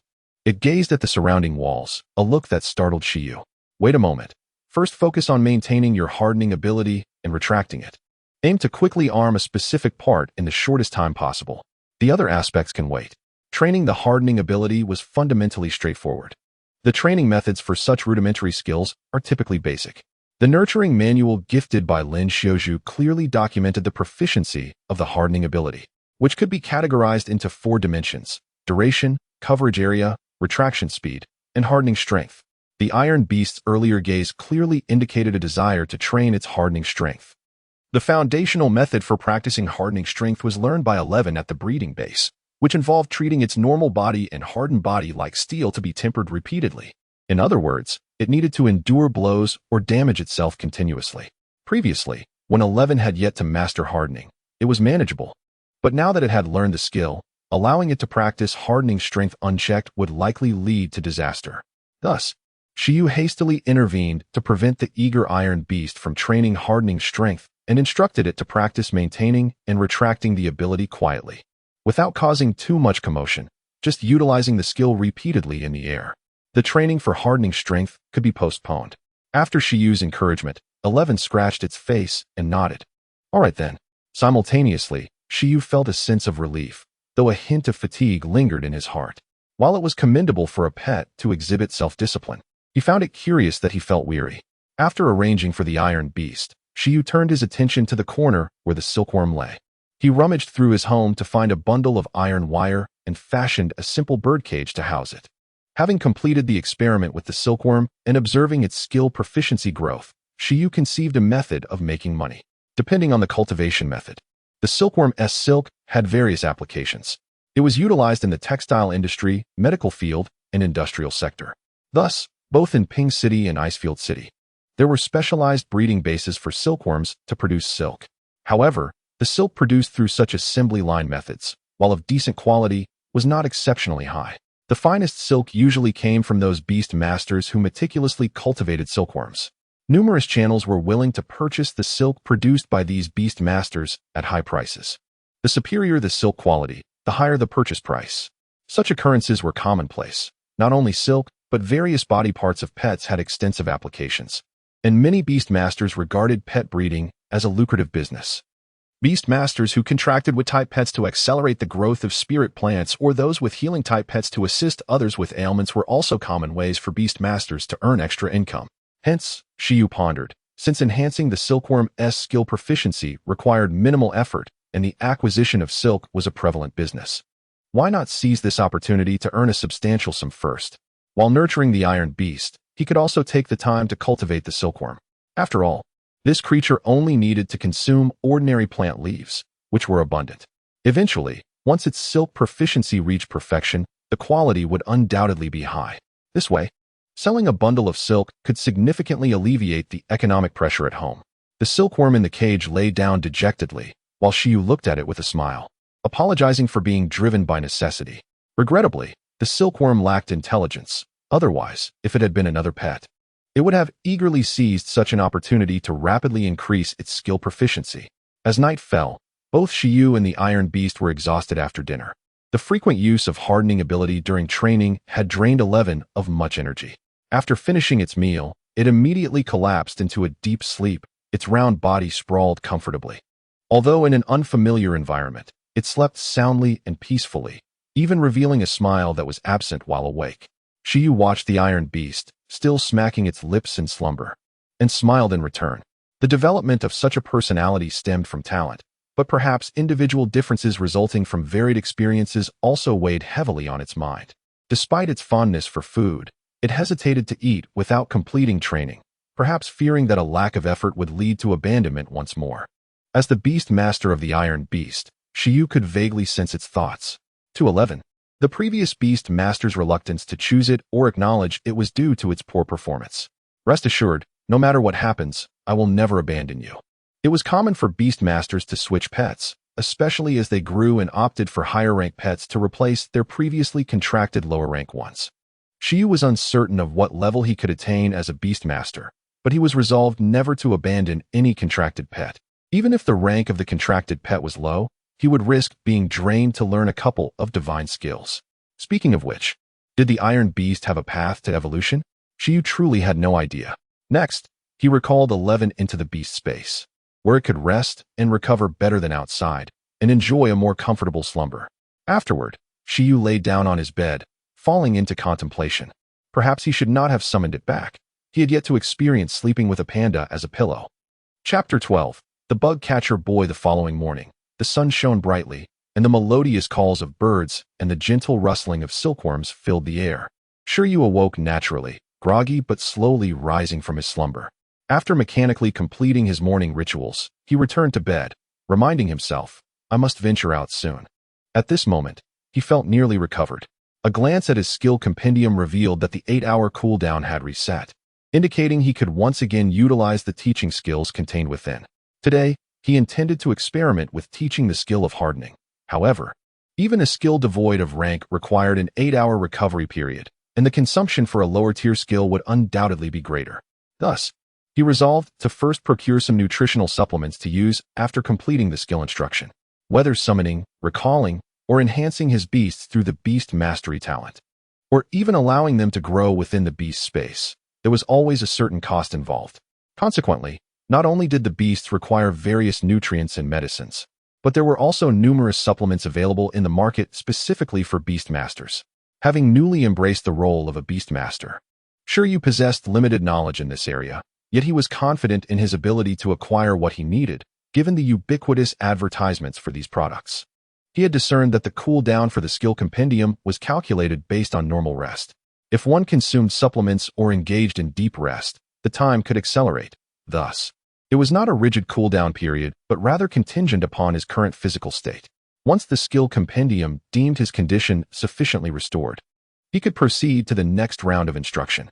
This arrangement was indeed quite favorable.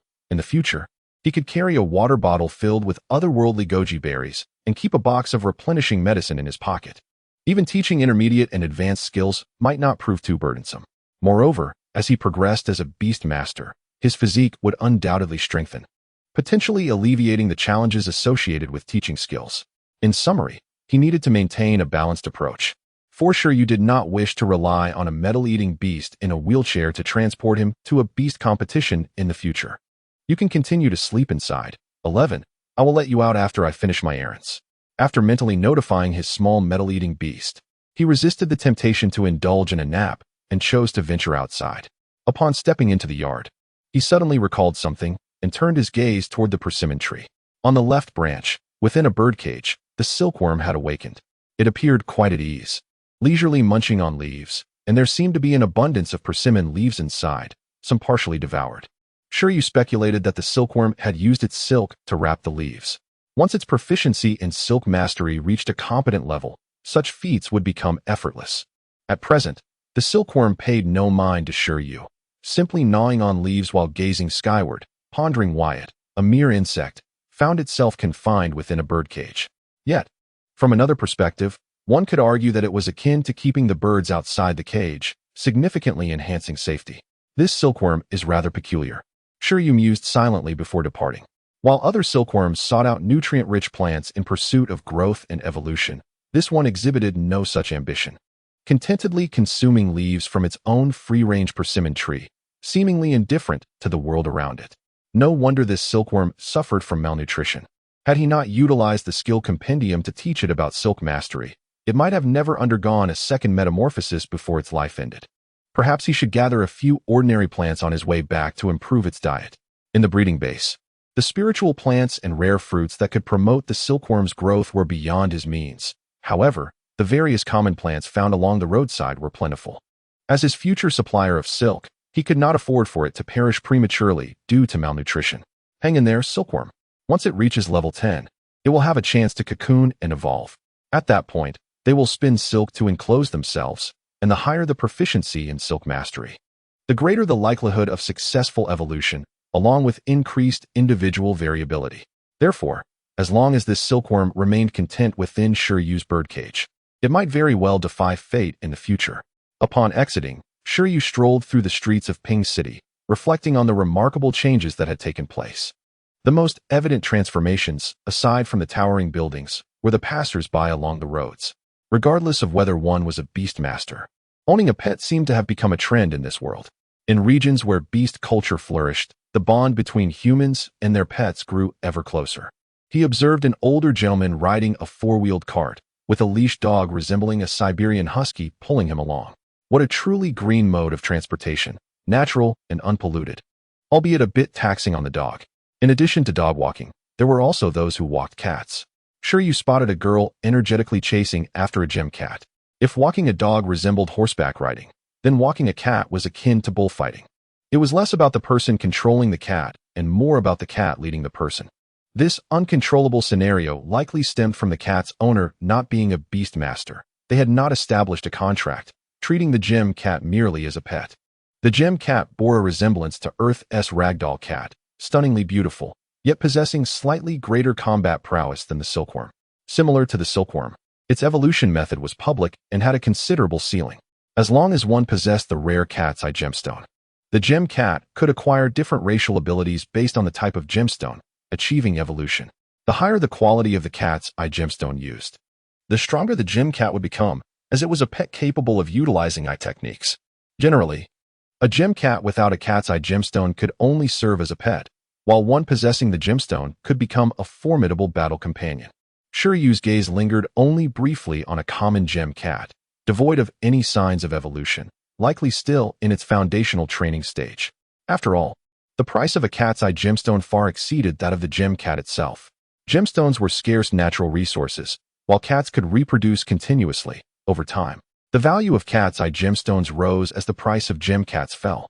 As he absorbed the current atmosphere of Ping City, Shi Yu simultaneously searched for a pharmacy. Ultimately, he arrived at Baichao Hall, a pharmacy located 4 kilometers from his home. The layout bore little difference from pharmacies on Earth, and upon entering, Shi Yu beheld a variety of boxed and jarred medicines within glass cabinets. If one were to seek distinctions, it might be that this world's pharmacies catered to both humans and beasts alike. Due to cultural disparities, even doctors specializing in human medicine possessed some knowledge of veterinary care. The reasoning was simple: profit. It merely involved obtaining an additional certification, effectively doubling their income. "How may I assist you?" Upon entering the pharmacy, a young physician at the front desk inquired. Shi Yu's attention was immediately drawn to a sign within the pharmacy, listing various types of medicinal materials that the establishment would purchase, including the silk produced by the silkworm. "Yes, but we specifically require silk produced by silkworms that have consumed certain special materials, and it must be of high quality. Once the composition passes inspection, we can buy it directly from you." The types of medicinal materials were outlined above for your reference. "All right," Shi Yu nodded, genuinely examining the information. The nature of the silk produced by silkworms varied depending on their diet. For instance, some textile factories demanded silk with specific cold-resistant and heat-insulating properties. Clothing made from cold-resistant silk commanded exorbitant prices, akin to the snow-capped mountains beyond the ice-filled city, where any ordinary beastmaster would need specialized cold-resistant expedition gear to explore. The acquisition of silkworms for medicinal purposes necessitates that these silkworms possess specific constituents. As for the so-called premium quality, it can be equated to the requirement that the proficiency of the silkworms reaches an expert level. Should the proficiency ascend to perfection, the price would multiply several times. After reviewing the purchase prices, Shi Yu instinctively swallowed hard, taking into account his inheritance and various subsidies, alongside the necessity of monthly loan repayments. He and his iron-eating beast could sustain themselves for a maximum of 1 year. If no breakthrough is achieved within that year, such as becoming a professional beastmaster, he would have no choice but to seek employment at a breeding facility, thereby severing the financial chain required for raising the iron-eating beast. However, should he manage to elevate the silkworm silk to a state of perfection, even with food costs considered, a single silkworm could sufficiently support the iron-eating beast. Establishing a silkworm breeding farm would lead directly to financial independence. It seemed he had truly discovered a business opportunity. The bug-catching youth was indeed himself. Are you a beast master? Do you have any intention of selling silkworm silk? While Shi Yu was engrossed in contemplation, the young physician casually inquired, snapping him back to reality. Not at the moment. Please provide me with 2 vials of that medicine. Shi Yu gestured towards a designated area. The physician responded with a look of confusion. Chapter 13. From novice to master, Shi Yu returned after purchasing some supplements. The supplement he acquired was called Ming Shin Capsule, which appeared to be derived from several extraordinary plants. Just as the doctors at the breeding base in Icefield City effortlessly treated Shi Yu, the efficacy of medicines in this world was equally remarkable. After all, in his previous life, medicinal materials were primarily sourced from ordinary plants, whereas here, the majority of high-quality medicinal ingredients originated from extraordinary botanical entities. The effects of these extraordinary plants were well known. It was even said that a single pollen grain from some mythical flora possessed the power of resurrection. Of course, the Ming Shin capsule was merely a common variant and not as miraculous as those legends suggested. Its primary function was to alleviate symptoms of physical weakness and enhance overall vitality, allowing the user to maintain a state of alertness even when fatigued. Reportedly, many beast tamers favored taking one after battles, finding themselves instantly rejuvenated. However, moderation was essential, as excessive consumption could lead to adverse effects. And Shi Yu's financial constraints did not allow him to treat the capsules like mere candies. In addition to purchasing 2 bottles of capsules, Shi Yu also acquired some nourishing food before feeling secure enough to return home. Upon arriving home, he summoned the iron-eating beast. After a refreshing nap, 11 appeared quite energetic, gazing at Shi Yu with blinking eyes. It had been sleeping soundly lately, far better than during its time at the iron bamboo breeding base. 11 could sense its extraordinary condition, a testament to the unique effects of the beast taming space. In this spirited state, 11 felt capable of enduring at least 6 hours of intensive training. Moreover, the most delightful aspect was that after completing its training, it could quickly recover from exhaustion by absorbing energy within the beast taming space.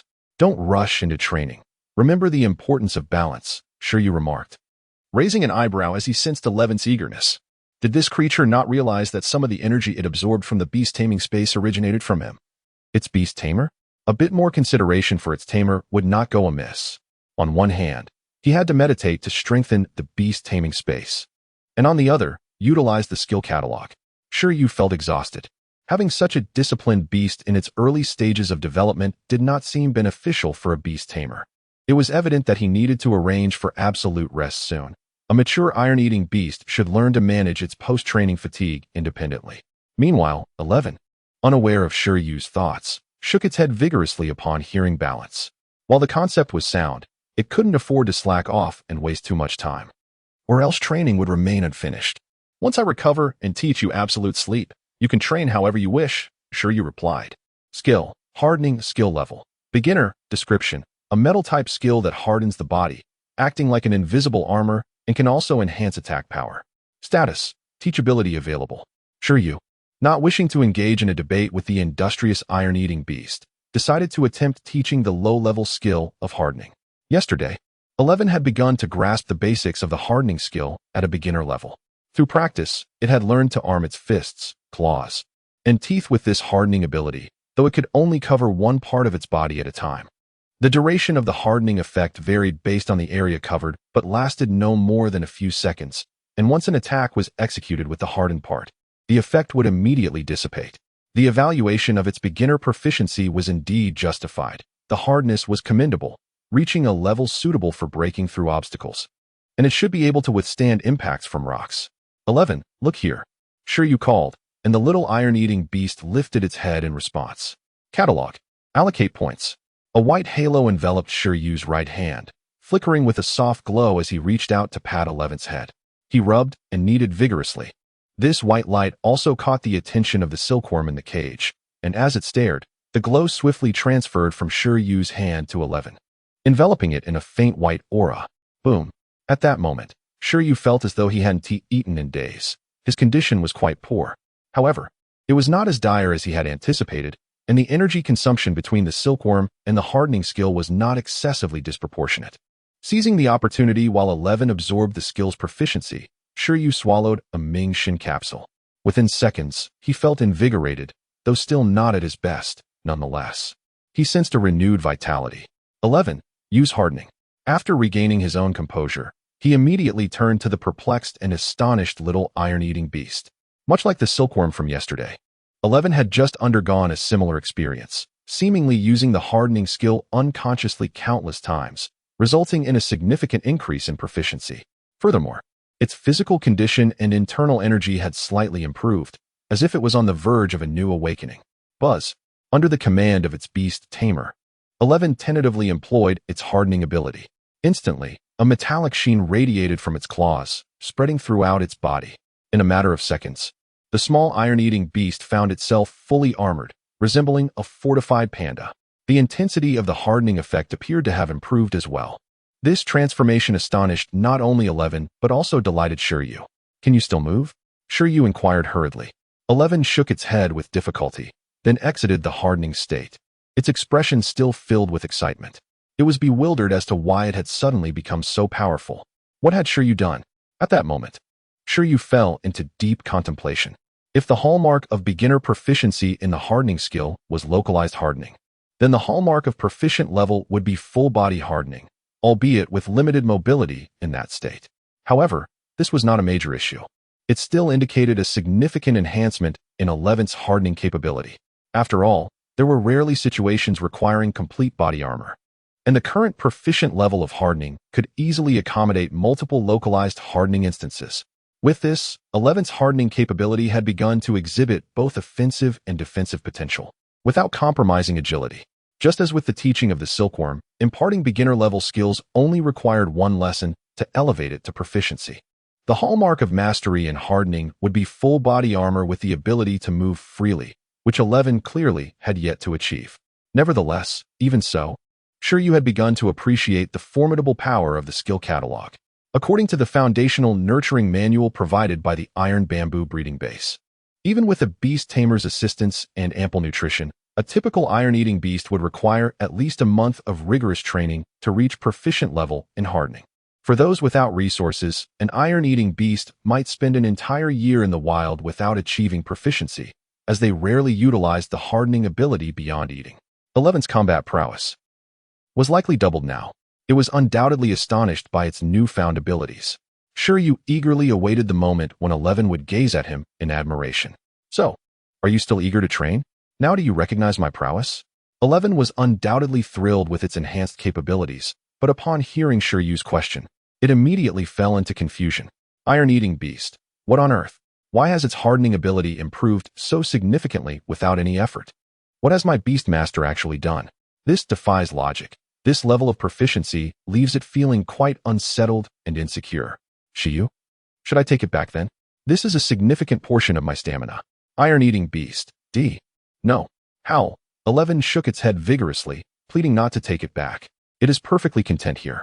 This level of proficiency does not align with its belief that effort equates to reward, yet it can compensate for it. To atone for its unearned gains today, it has pledged to undergo 24 hours of intensive training without sleep tonight.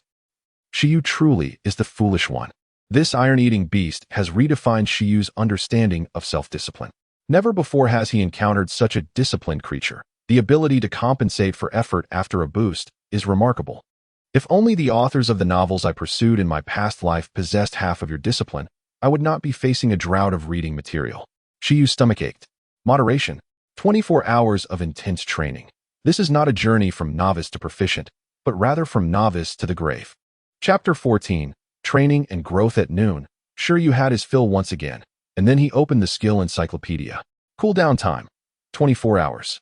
This indicated that he would need to rest for another day before he could proceed to the next round of skill training. Shi Yu felt that he still needed to venture out in the afternoon. Primarily, 11 was exceedingly disciplined.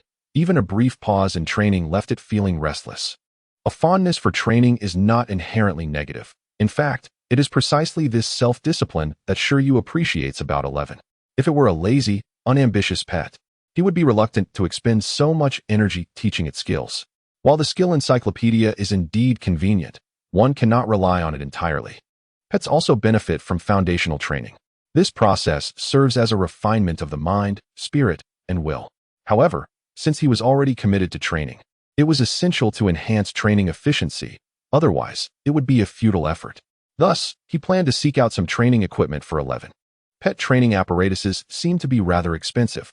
He needed to find a high-cost performance training method. After careful contemplation, Shi Yu set out in the afternoon to search. Throughout the day, 11 diligently practiced maintaining, retracting, and covering its hardening ability.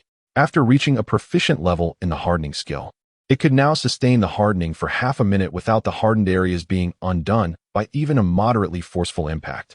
Moreover, its retraction and deployment speed had also improved. Currently, 11's primary training focus was to rapidly harden and cover multiple areas simultaneously, which is crucial in combat. Mastering this would enable a balance of offense and defense. These comprised the entirety of the training regimen, still lacking exercises concerning hardening intensity, as this little creature was too fragile to withstand any significant damage. Nonetheless, regardless of the comprehensiveness of the training content, the volume of 11's training was considerable, resulting in an increased appetite. Additionally, the consumption generated within the Beastmaster space had also escalated significantly. Given this situation, Shi Yu initially confirmed his forthcoming cultivation path. The duty of a Beastmaster extends beyond mere pet care and training plan formulation. They must also develop their own beast mastery abilities. Besides innate talent, upgrading the Beastmaster space is an unavoidable aspect of every Beastmaster's training. Strength, environment, and scale are the three key elements of the Beastmaster space. Beastmasters can freely choose a strengthening path or opt for all three. Naturally, pursuing all three requires significantly more effort than focusing on a singular path. Those who frequently change their pets, continuously replacing weaker creatures with stronger ones, typically lean towards enhancing the strength of their Beastmaster space to increase its binding capacity. This way, forcibly contracted pets are less likely to rebel against their masters. Conversely, some Beastmasters prioritize establishing emotional bonds with their pets, ensuring that even without the constraints of the Beastmaster space, their pets would not turn against them. The environment of the Beastmaster space dictates the efficiency with which pets digest nutrition and accumulate combat experience. A superior environment fosters swifter growth in pets, making this a crucial element that Beastmasters prioritize. The scale of the Beastmaster space signifies the number of pets one can contract. Some specialists in nurturing a specific pet may disregard this factor altogether, while others who favor collective combat, winning through sheer numbers, will primarily develop in this direction. At present, for Shi Yu, focusing on enhancing the environment of the Beastmaster space is paramount. 11 is a pet cultivated in a formal breeding base, suited for novice Beastmasters to contract. Its foundational education has been exemplary. Unlike wild creatures captured forcibly, it is unlikely to defy its master. Furthermore, as Shi Yu did not impose a forced contract upon it, granting it the autonomy to choose, he felt he could initially overlook the binding aspect of the Beastmaster space. He merely needed to ensure that the strength of the space was sufficient to support 11's growth within it. Simultaneously, Shi Yu had no immediate intention of contracting a second pet, allowing him to disregard the scale aspect of the Beastmaster space for the time being. Thus, the immediate priority was to construct a comfortable growth environment for the iron-eating beast. In due course, the Beastmaster space combined with absolute rest would allow it to train as it pleases without physical strain.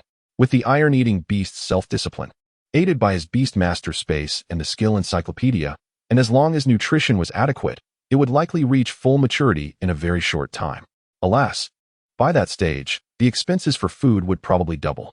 However, as long as the iron-eating beast could grow swiftly and stand on its own in battle, all would be worthwhile. The following day, Shi Yu, cradling a thermos, sat in the courtyard, meditating on transforming the environment of the Beastmaster space. Not far away, 11 was diligently training its hardening ability alone. Occasionally, Shi Yu would open his eyes to check its training progress and record it, fostering a sense of development. Accompanying Shi Yu was a green silkworm in a birdcage on a tree, which, besides mulberry leaves, was introduced to several new food varieties today, such as bamboo leaves and the remnants of the cabbage leaves from Shi Yu's lunch. This state persisted throughout the day, and both Shi Yu and the iron-eating beast gradually adapted to this new lifestyle. Before long, a new day dawned. The iron-eating beast was particularly exhilarated this morning.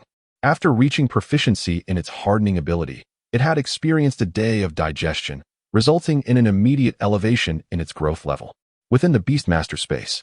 It underwent its fourth awakening transformation, enhancing its physical attributes and internal energy, achieving the fourth level of awakening. Not only was 11 thrilled, but Shi Yu, as its Beastmaster, was equally elated. He was one step closer to becoming a professional Beastmaster. Indeed, I shall procure some delectable treats today, Shi Yu declared generously. On top of the usual fare, I shall add an extra meal to celebrate. The iron-eating beast nodded enthusiastically. Furthermore, I believe it is time to address the training of hardening intensity, he continued. However, as you are aware, the environment here is not particularly suitable for you to employ your hardening ability destructively. 11 gazed at Shi Yu with a resolute expression, suggesting that he could use some sturdy implements to strike it, thereby also training its hardening intensity. Moreover, the effect might even be better. I can endure it. Brave iron-eating beast, unafraid of pain. No, I cannot bring myself to strike you. Shi Yu shook his head. 11 felt touched. Yet the truth was, Shi Yu was concerned that striking 11, this hardened lump of iron, would only tire himself out. Wouldn't that just leave his body shaken? The efficiency would be too low. However, I have prepared equipment for you to autonomously train your hardening intensity, which should arrive shortly. No sooner had Shi Yu spoken than there was a knock at his door, and several movers brought in a pile of high-strength alloy steel plates. Gazing at the scattered steel plates, the iron-eating beast looked bewildered. These are high-strength alloy steel plates. The walls are off-limits for you to smash, but you may strike these instead. Furthermore, if you find your strength insufficient and the training effects unsatisfactory, you can lay them on the ground, stacking several layers. Then, leveraging the force of gravity, allow this planet to assist your training. Jump down from the tree or the roof, fully hardened, and plunge down upon them. Our persimmon tree and the roof are quite high. I call this the falling training method. You can even adjust the height of your jump to modify the training intensity.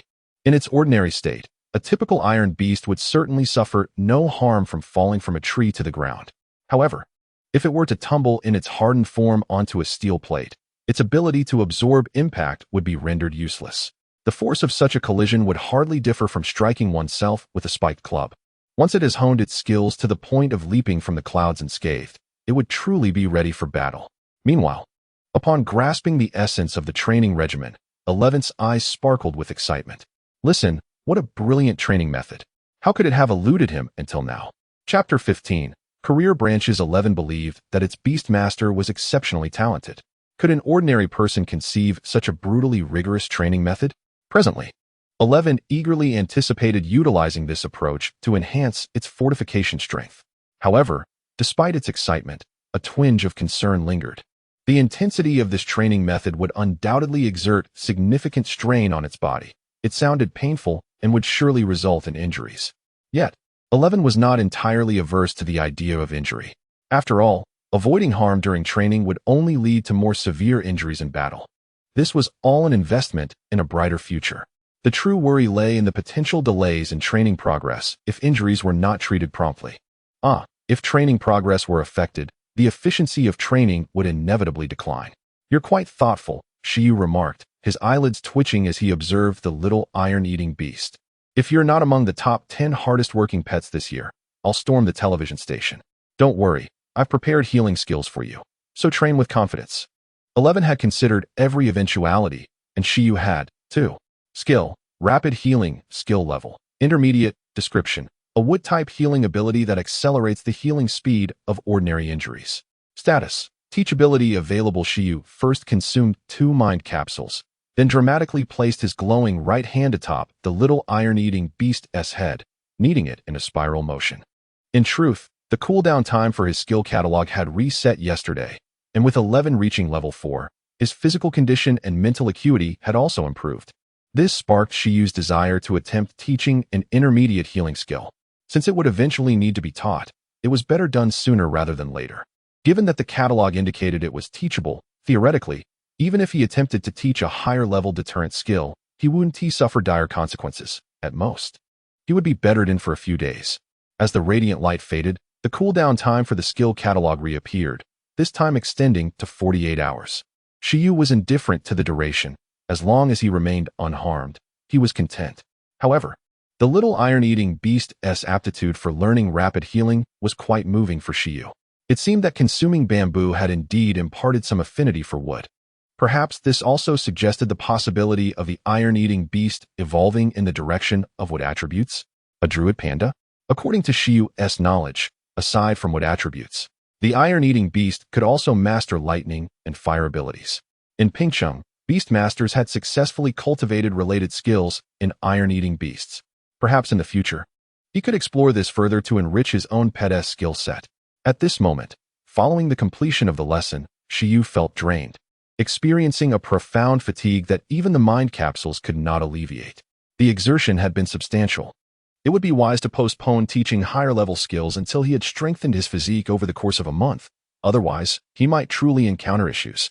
One day, I shall cultivate the physique to engage in bare-handed combat with the iron-eating beast, Shi Yu vowed earnestly. Meanwhile, as the energy transmitted by Shi Yu altered the little iron-eating beast's constitution, 11's mind gradually clarified the application of rapid healing. The wondrous effects of entry-level rapid healing immediately enlightened 11 to its efficacy. Instantly, the scene from 2 days prior re-emerged, leaving the Beastmaster bewildered as 11 inexplicably acquired a new ability. Was this the ability to heal injuries? The iron-eating beast, winky face, the little iron-eating beast gazed at the weakened Shi Yu, its mind struggling to comprehend. The only thing it understood was that this demanding training regimen had to be undertaken. Otherwise, this newfound healing ability felt precarious and uncertain. Bang, bang, bang. Inside the room, Shi Yu lay peacefully.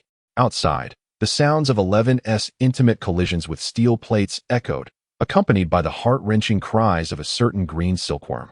The silkworm, witnessing 11's training method, was profoundly shocked. What sort of eccentric family was this? Would it too be subjected to such torment? In truth, not only was the silkworm astonished, but Shi Yu himself was also at a loss for words. 11's acceptance of this training method was unexpectedly high. Although this training content originated from his imagination, Shi Yu now found himself somewhat fearful. If this training style persisted, what kind of pet would he raise a decade hence? The little iron-eating beast. I trained so hard that even my Beastmaster is terrified. But why overthink? In any case, the dual-skill training of fortification and rapid healing would undoubtedly escalate the nutritional demands for food. After a brief rest, Shi Yu intended to embark on another shopping trip. Relying solely on the provisions provided by the iron bamboo breeding base was proving insufficient for 11's monthly consumption. Exhausted, Shi Yu dozed off. But the commotion outside prevented him from fully sleeping. This prompted a whirlwind of thoughts. There was an unsettling feeling of incompleteness. Despite having traversed into this world for 3 months, lying in bed, Shi Yu still felt a void, as if something essential were missing. The profession of Beastmaster was indeed intriguing and could enrich one's life. While the iron-eating beast was adorable, he felt an undeniable urge for a mobile phone. It felt awkward to be without a phone in hand. He had not accessed the internet for 3 months. Shi Yu's mind shifted, growing increasingly agitated. If only he had a mobile phone, he could easily order training equipment, food, and medicine online, simplifying matters. Instead, he found himself running around endlessly. It wasn't that the technology in this world was backward. On the contrary, televisions, computers, and mobile phones existed.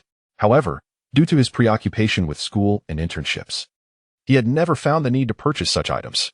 Though he remained financially constrained, Shi Yu resolved that once he had the means, he would equip himself with the finest technology available. A super smartphone that could even detect the energy levels of pets would be ideal. In some respects, the technology of this world, while not universally accessible, was indeed advanced. Not only had animals and plants evolved into extraordinary life forms, but even machinery had undergone evolution into extraordinary beings, with artificial intelligence reaching remarkable heights in certain countries.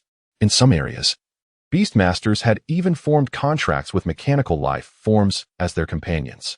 Interestingly, they preferred to identify themselves as engineers rather than Beastmasters. In truth, the term Beastmaster was merely a relic from ancient times. Throughout history, many specialists who contracted specific types of creatures had adopted different titles. Those who specialized in taming and contracting dragons were known as dragon tamers. Those who communicated with and contracted the undead were called necromancers. And those who improved and contracted mechanical life were referred to as engineers. They had all acquired new professional names, yet fundamentally, they remained Beastmasters.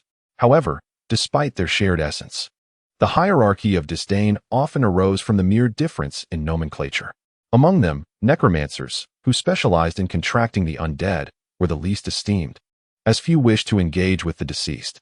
Engineers, who cultivated mechanical life, were regarded as highly intelligent individuals and faced the highest professional barriers, creating a significant gap between them and ordinary beastmasters. Dragon tamers, due to the formidable nature of their dragon companions, could disdainfully declare that all other branches of beastmasters were inferior. Conversely, beastmasters who contracted extraordinary animals were the most common, largely because animal companions were the easiest to breed. Shi Yu, reflecting on the disdainful hierarchy he had come to understand, found it childish and trivial, as he occupied the core position of an ordinary beastmaster within this hierarchy. It was of little concern. A beastmaster was a beastmaster. At this training intensity, he believed 11 was not far from being able to tear apart a dragon with its bare hands. After this round of training concluded, he would seek a true combat opponent to test the waters. Chapter 16. Mastery Level on July 7th, 177 of the Alliance. 3.5 months had passed since Shi Yu arrived in this world, and he had been a beastmaster for 4 days. On the first day, his contracted pet beast, Iron Eater 11, awakened its hardening skill and celebrated its first victory against the most widespread and numerous pet beast, the green silkworm. The next day, Shi Yu utilized the skill catalog to elevate 11's entry-level hardening skill to proficiency. On the third day, 11 engaged in daily training to enhance its hardening ability. By the fourth day, 11's growth level reached 4, and through the skill catalog, it learned the intermediate skill of high-speed healing, commencing its fall training. Fall training is an excellent method. If the steel plate at the landing point remains intact, it indicates that 11's hardening strength is insufficient, warranting further practice.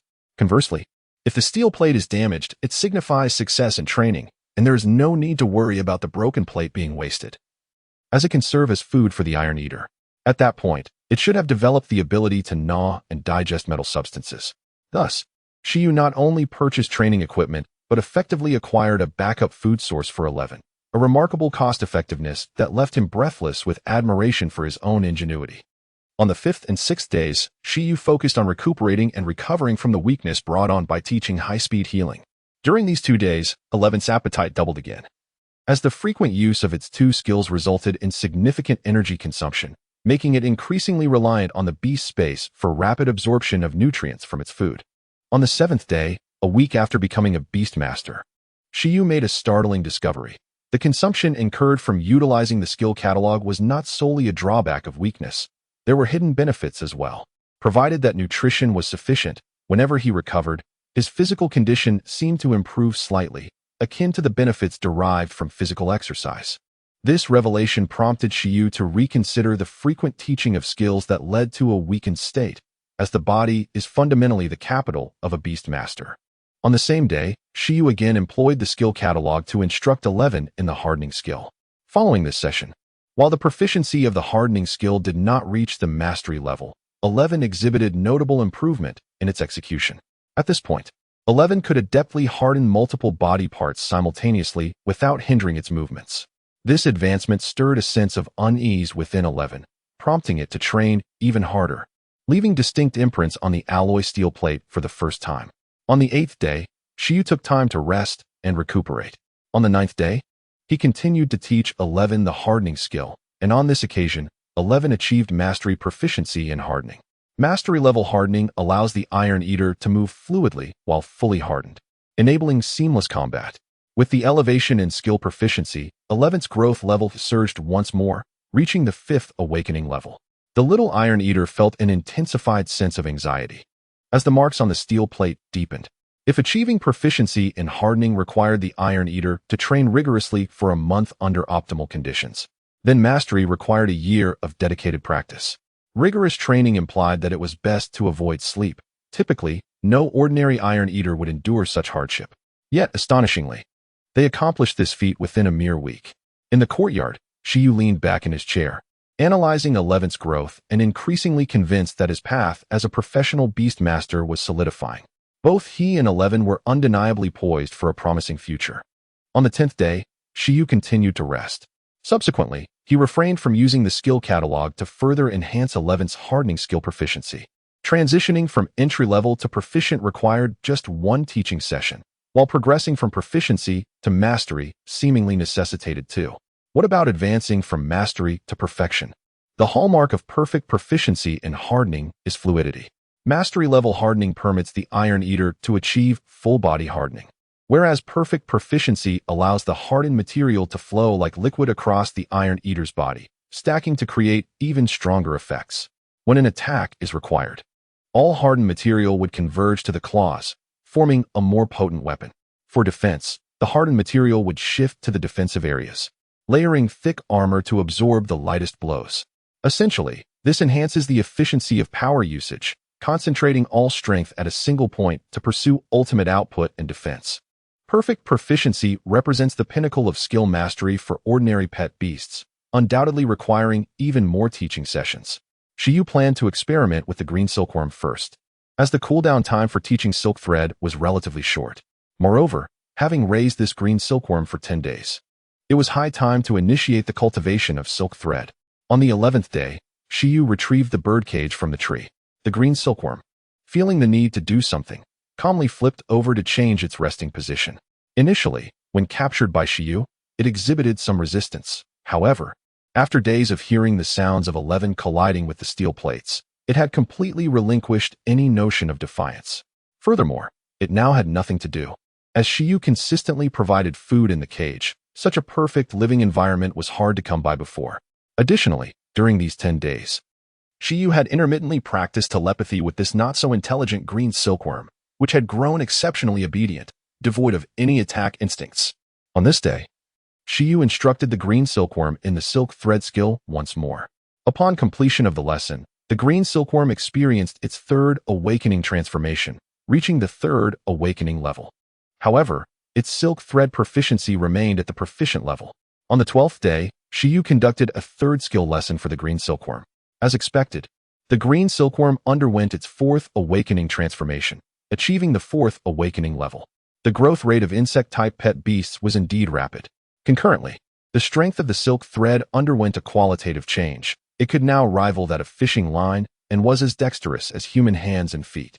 For instance, tying a flower knot with silk thread posed no difficulty for the green silkworm at this stage, clearly indicating that its silk thread proficiency had advanced from proficient to mastery. Having watched hundreds of episodes of Detective Conan, Shi Yu understood that this implied the silk thread had begun to wield real power. However, the potency remained limited, as the green silkworm was simply too weak. The effectiveness of a fully grown adult using fishing line as a tool starkly contrasted with that of a minuscule creature wielding it. Nevertheless, it was undeniable that the quality of the green silkworm's silk thread had become exceptional. Generally speaking, even a 10th-level green silkworm on the verge of cocooning rarely attained this level of proficiency. This proficiency in silk thread, paired with the green silkworm's growth level, almost guaranteed its metamorphosis into a butterfly. At that time, not only could Shi Yu sell silk thread, but he could also harvest and sell the crystalline powder from the wind crystal butterfly. If the silk thread reached perfect proficiency before the cocooning stage, the phenomena during evolution would be even more extraordinary. Depending on the cultivation method, there could even be special evolutions. Over the course of 12 days, Shi Yu's instructional sessions with the two pet beasts confirmed the effectiveness of the skill catalog. If a pet beast had not previously mastered a skill, completing the first lesson would grant it entry-level proficiency in that skill. A second lesson would elevate it from entry-level to proficient. A fourth lesson would advance it from proficiency to mastery. Shi Yu intends to muster his efforts and ascertain how many lessons are required to elevate the proficiency of his expertise in the silk of insects to a perfect level. However, prior to that, they have indeed been confined at home for far too long, prompting Shi Yu to engage in some practical combat. Having mastered the advanced level of hardening, achieving growth to level 5, and after a week of arduous training and descent, Shi has completed this round of training with commendable success, rendering his combat capabilities formidable. The moment to test their results has now arrived.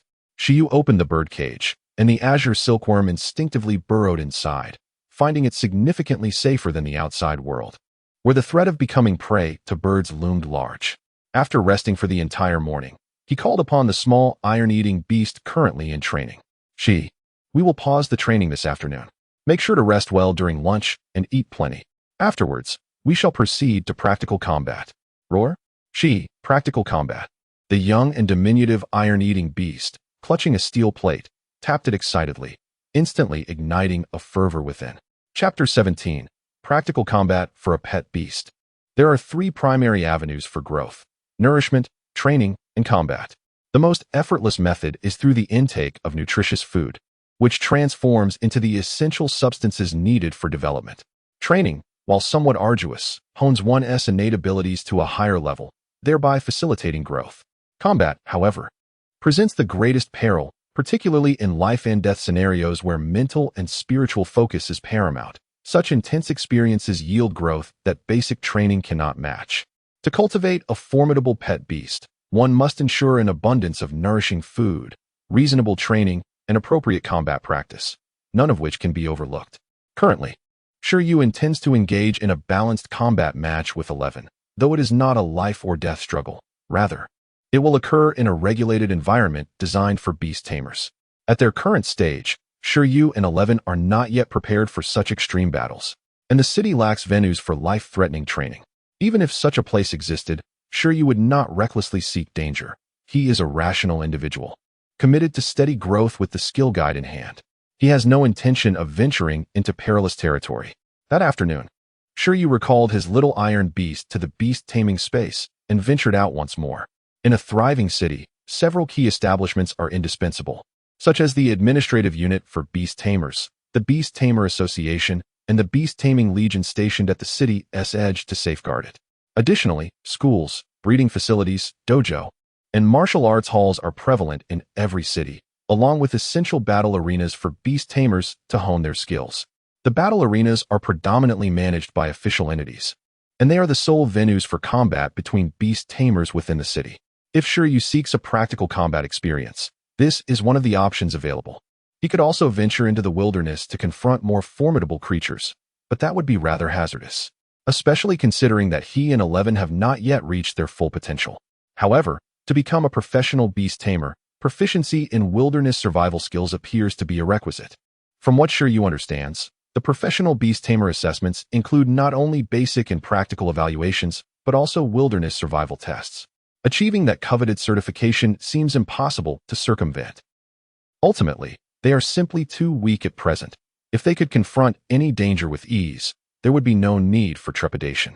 If memory serves, the Beast Tamer Association periodically organizes wilderness training for apprentice beast tamers who can sign up freely. In these activities, high-level extraordinary creatures are typically cleared from the training zones, and experienced beast tamers and rescue teams are present to handle any sudden threats. Should Shi Yu decide to undertake wilderness training, he believes joining a group would be a prudent choice, offering greater safety than venturing alone. Although participation requires a fee, which entails expenditure, the potential rewards of discovering rare materials or acquiring unique skills might offset the costs. After some time, Shi Yu arrived at a battle arena located a considerable distance from his home. Ping City has a resident population of 130,000, with a significant proportion being beast tamers, especially apprentices. While professional beast tamers may be few in number, apprentices are abundant, resulting in a plethora of battle arenas. Upon entering the Ping City Battle Arena, specifically the Yuyang Road branch, Shi Yu was greeted by a young female receptionist at the side desk with a warm smile. Observing the surroundings, he noted 4 reception desks, with only the one addressing him unoccupied by other business transactions. "Hello," Shi Yu responded promptly, approaching the desk. The receptionist regarded him and inquired, "How may I assist you today? I wish to engage in a battle, but this is my first visit. Could you provide me with a brief introduction?" With a nod and a smile, the receptionist elaborated, "Our arena offers combat spaces for extraordinary level battles and below. Here, you can opt for either a scheduled battle or a random match. A scheduled battle involves pre-arranged opponents, while we merely provide the venue, judges, and medical services. Conversely, for a random match, you will need to fill out your basic information, and we will randomly assign you an opponent, along with additional services. Random battles are categorized by the rank of your pet beast, divided into 2 groups, levels 1 to 6 and 7 to 10.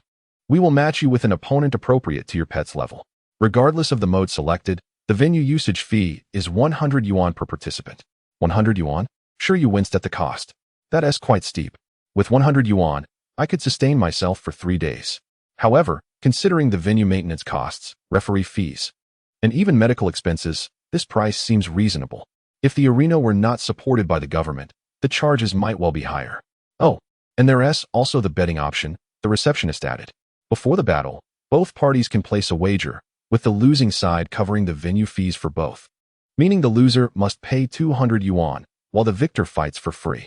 I'll select a random wager match with the pet beast level restricted to below 6. Shi Yu promptly decided. Currently, his little iron beast is at level 5, proficient in hardening abilities and boasting an astonishing healing rate. Even against a level 6 high-tier pet beast, victory is not out of reach. To save some money, he had to disregard the opponent's strength. And as for the possibility of losing, if that were to happen, he would simply accept it. He hoped for a weak opponent, yet not one too feeble. Excellent. Please fill out this form. The receptionist handed him a document. Shi Yu took it, scrutinizing its contents before picking up a nearby pen and swiftly completing the required information: name, ID number, pet type, and pet growth level. The remaining details were options, such as selecting random combat and confirming the betting arrangement. Once completed, he returned the form, unable to resist asking, "May I place additional bets on this wager battle?" After all, if he was going to gamble, why not make it worthwhile? Other Pokemon trainers earn money from their victories. Surely Beast Tamers could do the same? Sorry, that exceeds our service scope. Shi Yu felt disheartened. Yet another avenue for profit had been shut down. Following the submission, the young receptionist began entering Shi Yu's information into her computer. Here is your card number. You may wait in the lobby until we match you with a suitable opponent. Your name and the battle venue number will be displayed on the lobby screen. Thank you. Receiving the card, Shi Yu nodded and proceeded to the lobby, where he took a seat to await his match. Meanwhile, a boy in a blue and white uniform, wearing glasses, was also registering at the front desk. Name, Chunkai pet type, Ice Armored Beast pet level, awakening level 6 battle mode. Random wager match. After completing his details, the boy felt a surge of anticipation. As a top student in his class, he found his peers lacking in challenge, leaving him to wonder when he might truly become a professional beast tamer. He craves pressure. Thus, he chose to venture into a battleground devoid of age restrictions, limited only by rank, in hopes of encountering some apprentice beast tamers from society to enlighten him. That said, Chunkai feels that, as an exemplary student, it is quite challenging for him to face defeat. Chapter 18. The Iron-Eating Beast and its gentle nature. In the grand hall of the battle arena, Shi Yu sat on a public bench, his gaze fixated on the large screen mounted on the wall. The space was bustling with people, and with 4 arenas available for battles. The matchmaking process should not take long. Indeed, Shi Yu had barely settled in when the machine began to announce the pairings. ID 4399, Beast Master Shi Yu. Please proceed to Battle Arena 11. ID 4401, Beast Master Chunkai. Please proceed to Battle Arena 11. Arena 11, Shi Yu versus Chunkai. As his name and that of his opponent flashed across the screen, Shi Yu promptly rose and made his way towards Arena 11. How auspicious, he mused. It appeared he was destined to fight on home ground. Notably, his pet was named 11, and this was also the first arena he had rented, leading him to wonder if he might remain single for life. In Arena 11, a young referee clad in officiating attire awaited the arrival of the next competitors after ushering the previous ones out. Having received the details about the upcoming match, he understood that both were novice beast masters with low-level beasts, with their creatures beneath level 6, and both competitors still in their youthful innocence. The referee anticipated yet another match characterized by inexperienced clashes. Before long, Shi Yu and Chunkai arrived at the arena, colliding at the entrance. They exchanged a brief glance, but no words, continuing into the arena. This open-air battleground resembled a tennis court, surrounded by a grid-like energy barrier. While indoor arenas existed, they were limited in number and required prior reservation. The main difference between indoor and outdoor arenas lay in privacy. Indoor matches were generally secluded, with few observers aside from the referee, whereas outdoor arenas allowed spectators to view the combat through the energy barrier. Greetings, the young referee approached as they entered Arena 11. You must be the competitors, Shi Yu and Chunkai. I am Chunkai, said the boy in a blue and white school uniform, taking the initiative. And I am Shi Yu, he replied, as Chunkai internally grappled with his situation. Why was his opponent appear? This felt like an ill-fated stroke of luck. He had hoped for a more rigorous challenge from an experienced adversary, given that he was the top student from the best school in Pingqing. He doubted many of his contemporaries could measure up. Unless, of course, Shi Yu were a senior, but with a beast only at level 6, that hypothesis seemed implausible. I am Baishur, the administrator and referee for Arena 11. You will have temporary access to this arena for 1 hour. You may commence your battle whenever you are ready. I will officiate, the referee announced. Though the time limit was 1 hour, matches of this caliber rarely lasted more than a few minutes, with any excess time allocated for preparation and post-battle discussion. I am ready. We can begin at any time, Chen Kai stated. Me too, Shi Yu nodded in agreement. Then let us commence immediately, Baishur confirmed. Shortly thereafter, Shi Yu and Chen Kai positioned themselves at opposite ends of the arena. With no prior acquaintance or need for pleasantries, they opted for a direct approach. The referee appreciated their brevity. Once they were prepared, he signaled and blew the whistle. Both competitors stood ready. The battle begins. In matches between beast masters, there was no time allocated for summoning beasts. How one called forth their creature was a testament to their skill. Some adept at stealth could summon their beasts without their opponents even perceiving the action before being struck down. However, such direct assaults on a beast master were exceedingly rare, particularly in a bout between novice practitioners like Shi Yu and Chen Kai, who had yet to ascend to such a level. Upon receiving the signal to begin, both Shi Yu and Chen Kai engaged in basic summoning. With a rush of wind, the two beast masters activated their summoning spaces, and myriad lights flickered around them, coalescing into a grand circular formation resembling a celestial map. Moments later, their beasts emerged from the summoning circles, each accompanied by shimmering ripples akin to those on water's surface. From Chen Kai's formation emerged a creature, slender and nearly a meter long, adorned with icy blue scales and short limbs, crowned by a conical head with bright, glimmering eyes. Name: Ice-Armored Beast. Attribute: Ice. Rarity level: Intermediate. Extraordinary racial skills: Ice Shard Claw. Ice Armor. Observing this creature, Shi Yu immediately recognized it from his studies. In the Icefield City, Ice-type beasts were abundant, rendering his iron-eating beast somewhat out of place. Shi Yu's summoned creature was indeed a small iron-eating beast, still in its formative stages, making its physique rather comparable to the Ice-Armored Beast. Upon its summoning, 11 exhibited curiosity upon seeing its opponent, a creature it had never encountered before. Your opponent shares a similar capacity to encase itself in ice armor, so be wary of its claws and avoid direct hits when unarmored, Shi Yu communicated through mental connection. Meanwhile, Chen Kai's ice-armored beast required no such cautioning. Its familiarity with the iron-eating beast was well established, as it was a characteristic creature of Pingqing. And this was not their first encounter. While both creatures were equivalent in rarity level, the ice-armored beast held a significant edge in terms of skills. The iron-eating beast's hardening ability primarily served defensive purposes and lacked any special effects, whereas the ice-armored beast's ice armor and ice shard claw not only provided defense, but also imbued attacks with freezing capabilities. Chen Kai felt a wave of frustration wash over him. He found it difficult to envision a path to victory. 11. Your opponent is formidable. Remain focused to avoid mishaps, for it is 200 yuan at stake. Should we falter, it will be deducted from our meal budget, Shi Yu cautioned through their mental link. What? Reduce? Reduce meal budget? The small iron-eating beast glared fiercely at the ice-armored beast, embodying the spirit of a creature that was amiable to humans, except when it came to matters of food. Chapter 19, vs. the Ice-Armored Beast Away. It seems there is a battle over there, and it has yet to commence. Outside the arena number 11, two young girls, not much older than their teens, strolled along the pathway adjacent to the battleground. Through the mesh barrier, they were suddenly captivated by the commotion from the summoned beasts within. Instinctively, they glanced over, witnessing the recently emerged ice-armored beast facing off against a steel-eater beast. Is that person Chen Kai?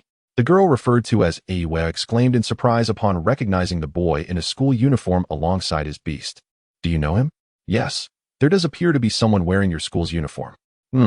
That individual is my classmate, and he possesses formidable strength. Who is stronger, you or him? I cannot compare. There are hardly a few in the entire grade who rival him. Zhuang Yu immediately interjected. His ice-armored beast has already reached level 6, and he has mastered the racial skills Ice Shatter Claw and Ice Armor with remarkable proficiency. Oh, I didn't expect him to be such a top student. Do you know his opponent? The beast is a Steel Eater, just like you. I do not know them, but based on my experience raising Steel Eater beasts, I can surmise that that particular Steel Eater has not yet reached level 6. It is likely to lose. Unless it has mastered the hardened skill at an advanced level, it would be challenging to penetrate the ice armor, and the Steel Eater is notoriously lethargic. At this growth level, its hardened skill is likely still rudimentary. Zhuang Yu sighed, deeply empathetic, knowing all too well the arduous journey of training a Steel Eater. If given the chance to choose again, she would certainly not select it solely for its cuteness. This type of beast is excessively lazy. Chen Kai himself shared a similar assessment. Generally, Steel Eater beasts at this growth level rarely achieve mastery in their hardened abilities, at least none among his classmates had. Even if they reached mastery, it would not guarantee overcoming an ice-armored beast, given that both of its racial skills had also been honed to proficiency. Although adult Steel Eater beasts typically possess superior overall qualities compared to adult ice-armored beasts, this particular Steel Eater was clearly still a juvenile. Ice-armored beast, Ice Shatter Claw. The Beast Master and their contracted beast communicate through thought, akin to telepathy.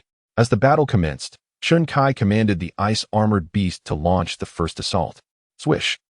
The ice-armored beast erupted with vigor, its icy blue form charging towards the Steel Eater, while frost enveloped its foreclaws, freezing everything it touched.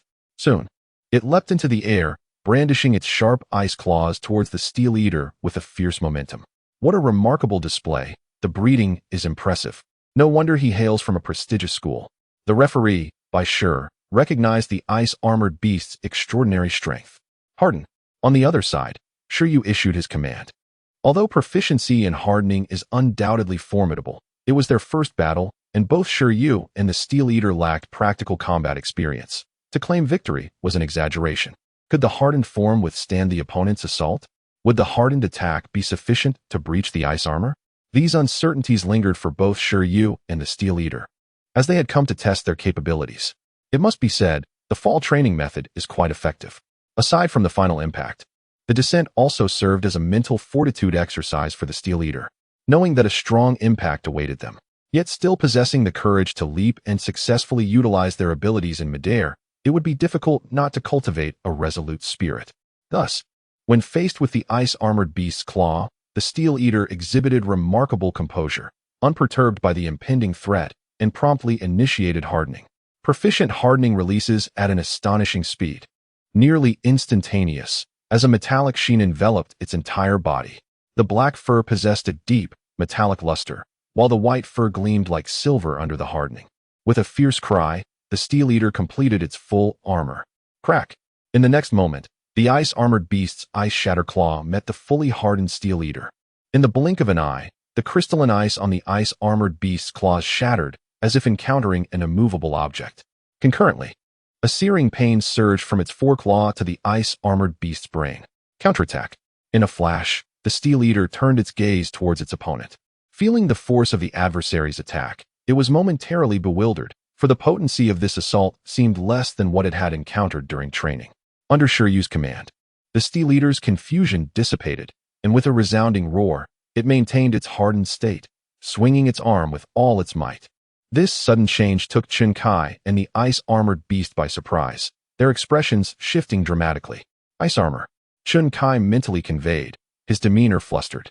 Hiss, the ice-armored beast, as expected, successfully activated its ice armor, its icy blue scales shimmering more brilliantly, emanating a chilling aura. The scales not only grew harder, but also emanated energy capable of freezing any foe that made contact. This is the effect of ice armor. However, when the Steel Eater's mighty paw struck the ice-armored beast, a crack resounded as the ice armor crumbled like paper, the outermost layer shattering under the immense force.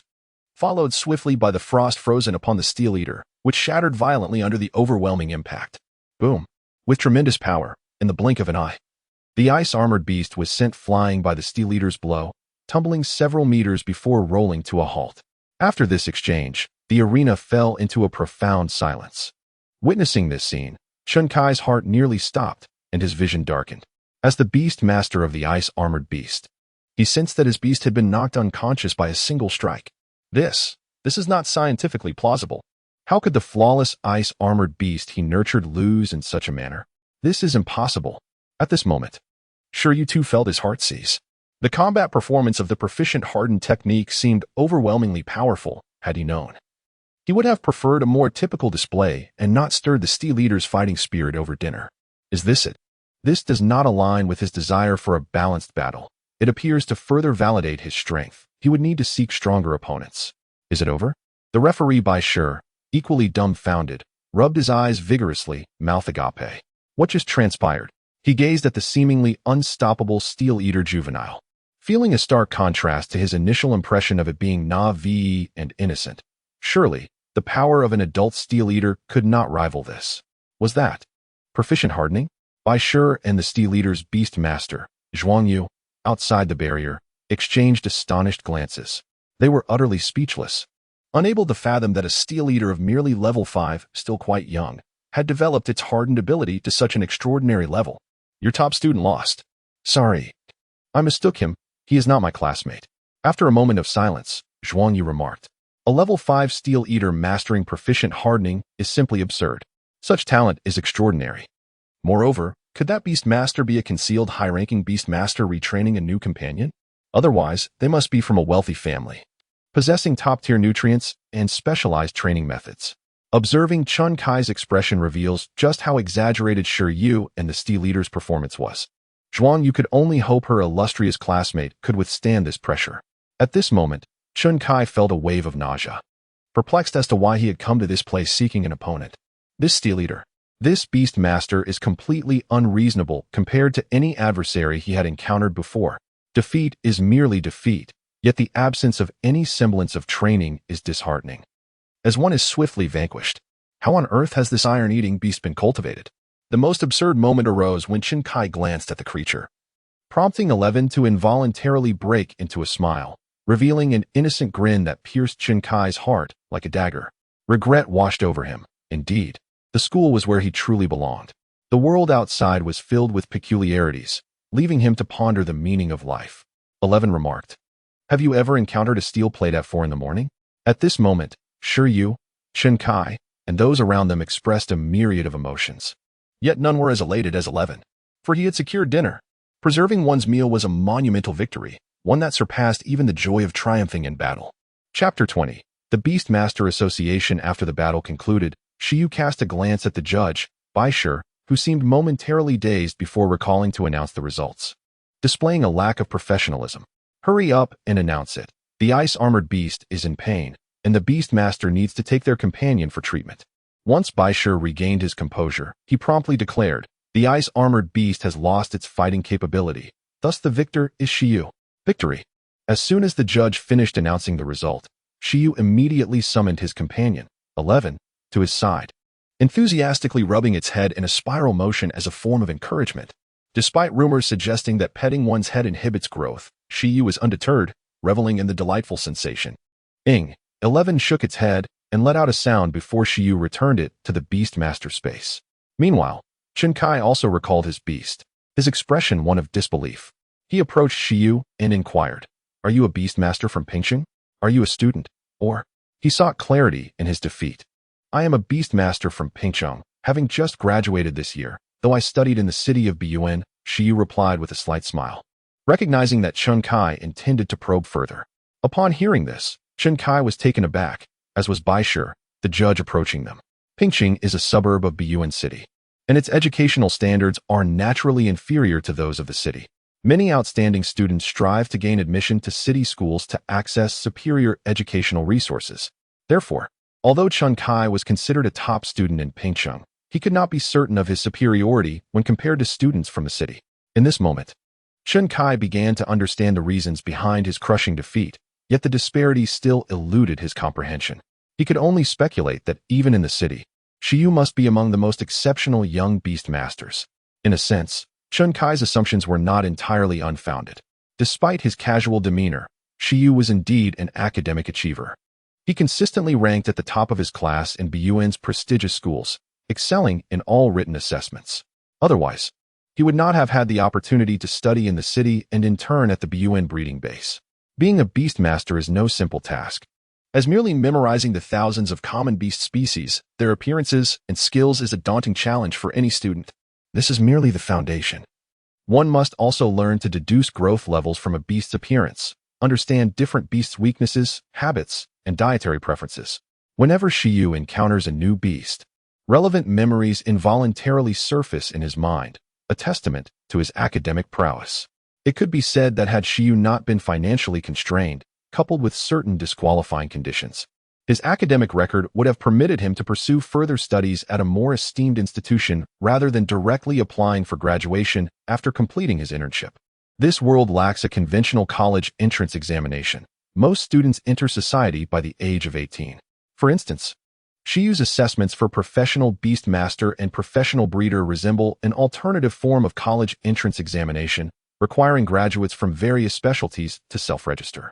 Passing these assessments not only serves as a stepping stone to more comfortable employment, but also provides an opportunity to gain admission to higher academic institutions. This is why Shi Yu is eager to obtain certificates for Professional Beast Master and Breeder assessments. Without such professional credentials, one cannot even afford to raise a beast. What a plight. Is there nothing else? Then I shall take my leave, Shi Yu said as he bid farewell to Bai Shi and Chen Kai before departing. Oh. Chen Kai nodded in a daze. He felt something was amiss. Wait a minute. I am also a prospective graduate of this cohort. Graduation is still a month away. He suddenly realized. How could Shi Yu claim to have just graduated? The graduation timeline you mentioned pertains to the combat specialty. Students in other fields such as judging, medical care, and breeding have earlier graduation dates due to internships and other arrangements. Bai Shi interjected. Chen Kai? He glanced at Shi Yu's retreating figure, a wave of frustration washing over him. Was Shi Yu not a student of the combat specialty? Chen Kai, do you need to take your ice-armored beast to the infirmary? Furthermore, since you engaged in a wager battle, please settle the venue usage fee for both parties afterwards. Chen Kai groaned. I'll head to the infirmary first. The Beastmaster space not only promotes growth, but also slows the deterioration of an injured beast's condition. As the level of the Beastmaster space increases, it can even accelerate healing. However, unless one possesses a special medical talent, the recovery effects of the Beastmaster space are generally slow, serving merely to alleviate injuries. Therefore, having already spent 200 yuan, Chen Kai had no choice but to utilize the medical facility. After leaving the battle arena, Shi Yu felt a twinge of boredom. He may have underestimated the combat power boost provided by mastering the advanced hardening technique. It appeared that unless he participated in battles within levels 7 to 10 at the arena, finding a worthy opponent would prove challenging. Before departing, he inquired about the rules. Beastmasters could only select groups based on their beast's growth levels and could not opt for higher levels, as opponents might not wish to battle those weaker than themselves. Unless Shi Yu personally brought an opponent to the venue merely to rent the space, the issue remained that he had no place to seek out challengers. He knew no one. Forget it, I shall visit the Beastmaster Association.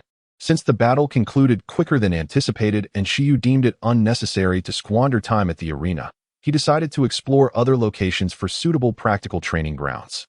After a brief journey, he arrived at the Beastmaster Association in Pingqing. This vast complex, located in the heart of the district, features a prominent 13-story building at its center. Shi Yu had previously visited to handle various administrative tasks, so he navigated easily to his objective, the task hall. The Beastmaster Association also serves the function of receiving and issuing task bounties, allowing Beastmasters to accept assignments for remuneration. These tasks are meticulously curated by the association for trainee Beastmasters, serving to hone their skills in various aspects. In a way, these tasks are akin to the outdoor training sessions held every 3 months for trainee Beastmasters in Pingqing, designed to cultivate local talent. Regardless of the city, there is a desire for a greater number of professional Beastmasters and stronger practitioners. And both tasks and training sessions aim to lay a solid foundation for trainee Beastmasters. Initially, Shi Yu had not intended to come here, as tasks below the extraordinary level primarily focus on training beasts and Beastmasters, offering limited financial rewards. In fact, during the same time frame, one could earn more by engaging a steel eater beast in manual labor. However, given the current circumstances, he was not there to earn money. He merely sought to discover if any suitable opponents could be found among the tasks available. Even in the absence of combatants, other tasks suitable for training 11 would suffice, as Shi Yu believed it essential for 11's mental and physical well-being not to remain indoors for training alone. Jumping off the building daily will surely lead to issues, he mused. Encountering a variety of external stimuli is beneficial, and during their recent battle, Shi Yu could clearly sense 11's joy. 1-star task, capture stray cats. Task description, recently, A large and organized team of stray cats has emerged in this district. Standing before the task board, Shi Yu wore a puzzled expression. Stray cats could form an organization? Considering the intelligence of certain extraordinary beings, it was indeed plausible. What were they stealing? Seafood, cat food. Well, that's not a problem. 1-star task, battle training partner. Task introduction. Designate wind-type pets of growth level 6 or above as training partners. The reward for this task is indeed appealing. Unfortunately, 11 cannot fly. Alas, alas. 1-star task, wilderness escort. 1-star task, capture live wind locusts. 1-star task, eliminate ground mice. With an overwhelming multitude of tasks, Shi Yu meticulously examined them. Chapter 21. Eradicating the earth mice. Though numerous, the available tasks seem ill-suited for 11. Here, the assignments are merely a means for individuals to hire beast masters at a low cost. For instance, the task of capturing live wind locusts was commissioned by a restaurant through the Beast Master Association. Wind locusts, being extraordinary creatures, are notorious agricultural pests, yet also a sought-after delicacy. Acquiring them through this task proves more economical than purchasing them directly from a breeding farm. The only downside is the slower efficiency, but this is evidently not an urgent task. Rather, it seeks a steady approach. Capturing the agile wind locusts is no easy feat. Although they are not significantly stronger than the silkworms, their remarkable agility poses a challenge. Their racial skill, wind wings, grants them impressive speed.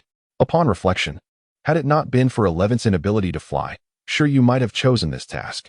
Despite the ease of victory in the recent battle, Shi Yu couldn't help but ponder his performance.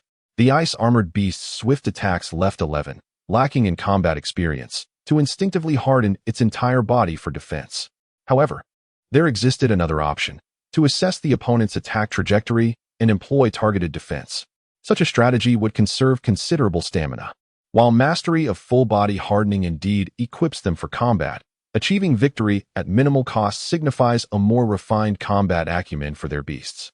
Perhaps the next skill to be acquired could be supervision. Although the iron-eating beast possesses a rapid burst of speed, its reaction time and eyesight are less than stellar.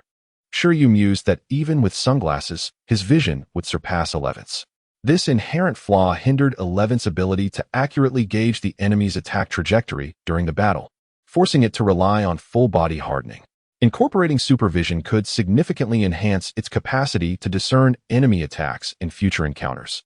Moreover, tasks like capturing the nimble wind locust would serve as excellent training for honing supervision and reaction capabilities, naturally making it a viable option for Shi Yu. The task of eradicating the earth mice also presented itself due to 11's inability to fly. Shi Yu shifted his attention to another task. Earth mice, being low-tier creatures in the beast realm, possess the racial skill of earth escape, allowing them to excel in subterranean evasion. In terms of combat prowess, an awakened earth mouse is comparable to a wild dog, easily manageable by an adult armed with a weapon. However, these creatures reproduce rapidly, their numbers soaring, and their agility poses a significant challenge. When confronted with danger, they often resort to teamwork, complicating the assessment of their threat level based on normal growth rates. Fortunately, unless cornered, their instinct is to flee upon encountering other beings. Otherwise, the consequences could be dire. Nonetheless, they are regarded as one of the 4 pests, causing even greater havoc than the wind locusts. Their frequent activity leads them to indiscriminately forage for food, not limited to stealing grains or damaging crops. Their earth escape skill can also inflict damage on structures. While their numbers may be fewer in urban areas, they proliferate in rural regions, proving exceedingly difficult to eradicate. Much to the chagrin of many, the task of eradicating earth mice was jointly issued by several townships in Pingqing, and it is a long-term assignment, with beast masters forming teams almost daily to tackle the pest problem. Eliminating earth mice may not necessarily be easier than capturing live wind locusts, yet it could also serve to train 11's reflexes. This reminded Shi Yu of a game whack-a-mole. Spotting an earth mouse and eliminating it before it burrows underground is akin to the playful whack-a-mole game. The task's remuneration is calculated based on the number of earth mice eradicated, and the pay is relatively modest compared to that for capturing wind locusts. Shi Yu speculated that the lower price stems from their resemblance to clumps of dirt, rendering them unappetizing compared to the flavorful wind locusts. Training with 11 for a few days to enhance its reaction speed seemed a splendid idea. The hardening training could take a brief hiatus, as the mastery level had proven sufficient for now. Raising beasts necessitates comprehensive development. Having decided to undertake the task of eradicating earth mice, Shi Yu prepared to register with his identification. However, while waiting in line, he noticed someone ahead who looked strangely familiar. The beast master in front appeared to sense something and instinctively turned around, only to meet Shi Yu's smiling gaze. What a coincidence! Has the ice-armored beast fully recovered? The individual was none other than Chen Kai, the exemplary student Shi Yu had just effortlessly bested in battle. Upon seeing Shi Yu, Chen Kai's expression darkened immediately. It's recovered, he said, displeased. Are you here for a task as well? Shi Yu inquired. Chen Kai nodded. After the injuries inflicted on the ice-armored beast were treated by a beast master skilled in healing at the battle arena, Chen Kai felt increasingly disheartened by his loss. Consequently, he resolved to improve himself by taking on tasks over the weekend and hastily took a taxi to this location, arriving even faster than Shi Yu, who was reluctant to spend on transportation. You too? What task do you plan to accept? Chen Kai asked, eager to learn what training tasks someone of Shi Yu's caliber would undertake, hoping for insights. Eradicating earth mice. Wait, I meant earth mice, Shi Yu replied. By yourself? Chen Kai was taken aback. Shi Yu nodded. Is there a problem? No, generally. It's more suitable to form a team for this task, as earth mice are quite cunning, and teamwork often facilitates their large-scale eradication. How about I team up with you? I'll take on this task as well. Chen Kai eagerly proposed. Shi Yu raised an eyebrow. What else with this guy? He is not even a beauty, and I just defeated him, yet he is so keen. Isn't there much difference between tackling it alone or as a pair? I could also call 2 classmates, with someone controlling the situation, someone drawing aggro, and another dealing damage. Efficiency would increase. Shi Yu contemplated, realizing that a few isolated earth mice posed little threat, but encountering a swarm could indeed be troublesome. Forming a team seemed a worthwhile option. He couldn't remain withdrawn as before. All right, Shi Yu nodded. Let us accept this task together. Great. I'll gather 2 classmates tonight to form a proper 4-person team. Chen Kai smiled. Under ordinary circumstances, he wouldn't be so eager. However, Shi Yu's prowess had greatly impressed him, prompting him to seek further insights into how Shi Yu trained his beasts. How could someone train a lazy iron-eating beast into something exceptional? After confirming their collaboration, they agreed to meet the following morning. Following this, Shi Yu did not linger outside for long. On his way home, he decided to stop by the pharmacy to replenish his supplies. You again? The young pharmacist remarked with a peculiar expression upon seeing Shi Yu. This marked his 3rd visit in half a month. What on earth is this person doing every day? The pharmacist began to suspect that Shi Yu possessed some extraordinary talent. Cough. My beasts have been undergoing rigorous training and combat, compounded by my frail health since childhood. There's no other option, Shi Yu explained. The young pharmacist expressed understanding and sympathy, handing Shi Yu the supplements. Meanwhile, Shi Yu contemplated whether he should switch pharmacies. Otherwise, his reputation might become irreparably tarnished. Chapter 22. Enhanced vision. Upon returning home, Shi Yu began preparing dinner for 11. After the little iron eater finished its iron bamboo, Shi Yu consumed 2 mind capsules. He then called 11 over, intending to teach it a new skill. 11, come here. Having filled its belly, 11 was eager to celebrate today's victory, which would take the form of an intensive training session tonight. With ample food and drink, it could focus solely on training to gain formidable strength, leading to effortless victories in battles. This lifestyle made the little iron eater feel quite fulfilled. The only slight disappointment lay in the unease it felt when Shi Yu utilized the skill compendium.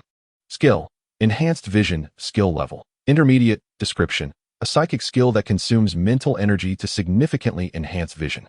Status: Teachability confirmed. Under the bewildered gaze of 11, Shi Yu proceeded to instruct it in the enhanced vision skill.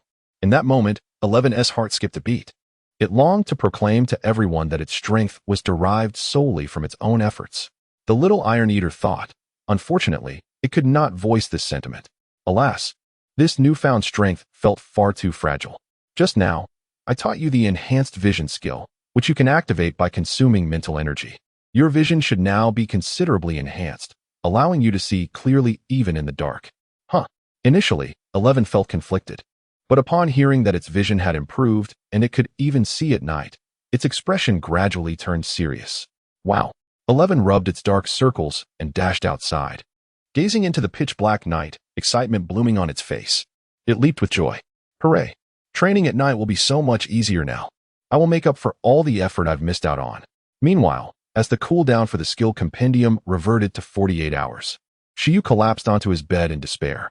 He anticipated that it wouldn't be until tomorrow morning that he could regain his energy.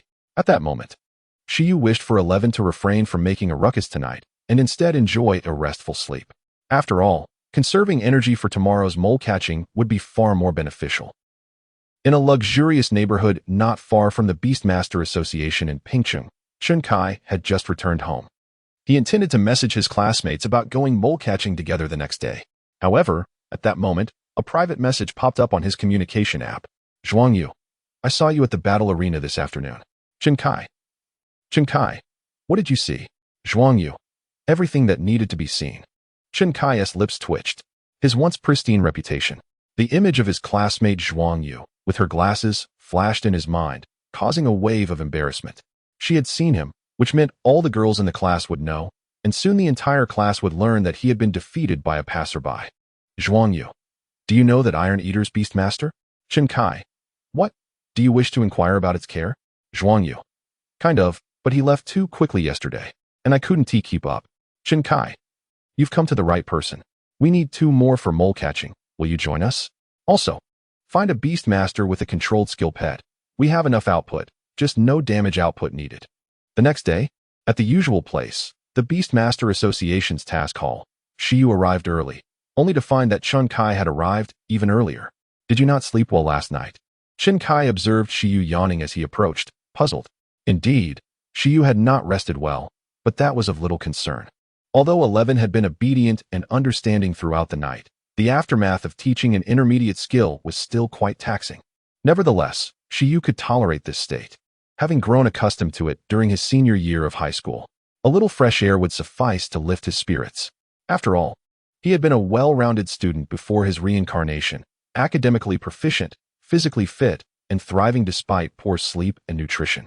This brief moment of weakness would not shatter his resolve. Where's the person you invited? Shi Yu inquired. Chun Kai, they haven't arrived yet, but they should be here soon. After a while, the individuals Chun Kai had called arrived, 2 girls of similar age, both clad in casual sports attire. One had a round face, wore glasses, and sported a ponytail, while the other had a standard oval face, short hair, and was of considerable height. Shi Yu, this is my classmate, Zhuang Yu.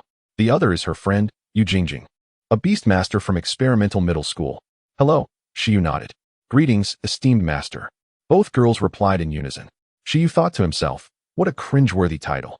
Clearing his throat, Chun Kai continued. Both of them passed by the battle arena yesterday and witnessed our match. All right, let us each introduce ourselves. Not wanting to dwell on the previous day's battle, he swiftly changed the subject. My pet is a level 6 ice-armored beast, proficient in Ice Shred Claw and Ice Armor. My pet is a level 6 Iron Eater with basic hardened skill, the round-faced girl, Zhuang Yu, stated. After saying this, she glanced at Shi Yu, as her basic hardened skill paled in comparison to his proficient level. My pet is a level 6 Thorn Monster. Skilled in the proficient level skill of Binding, Yu Jingjing chimed in. The Thorn Monster is a plant-type wooden beast that resembles a thorn, akin to a snake, covered in spikes, capable of freely controlling the thorns it creates. Any prey ensnared by it is either dead or severely injured. My pet is a level 5 Iron Eater. Proficient in Harden, Shi Yu introduced himself as well. The moment he finished speaking, an awkward silence enveloped the group. The disparity between the growth levels and skill proficiency was simply astounding. That's rather exaggerated, Zhuang Yu couldn't help but exclaim. Shi Yu felt it was acceptable.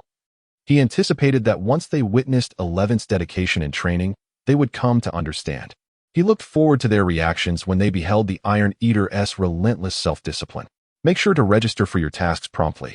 We depart at 8 o'clock sharp. Chun Kai instructed. At 8 in the morning, the group boarded the bus, setting off for the countryside surrounding Pingcheng. Their destination was Baishi Village, which fell under the jurisdiction of Yuan Town and Icefield City, a relatively underdeveloped area. The village primarily focused on agriculture, hence the persistent challenges posed by pests such as locusts and ground moles. On the bus, with a momentary lull in activity, the 4 friends could not resist engaging in conversation. Chun Kai was the first to question Shi Yu.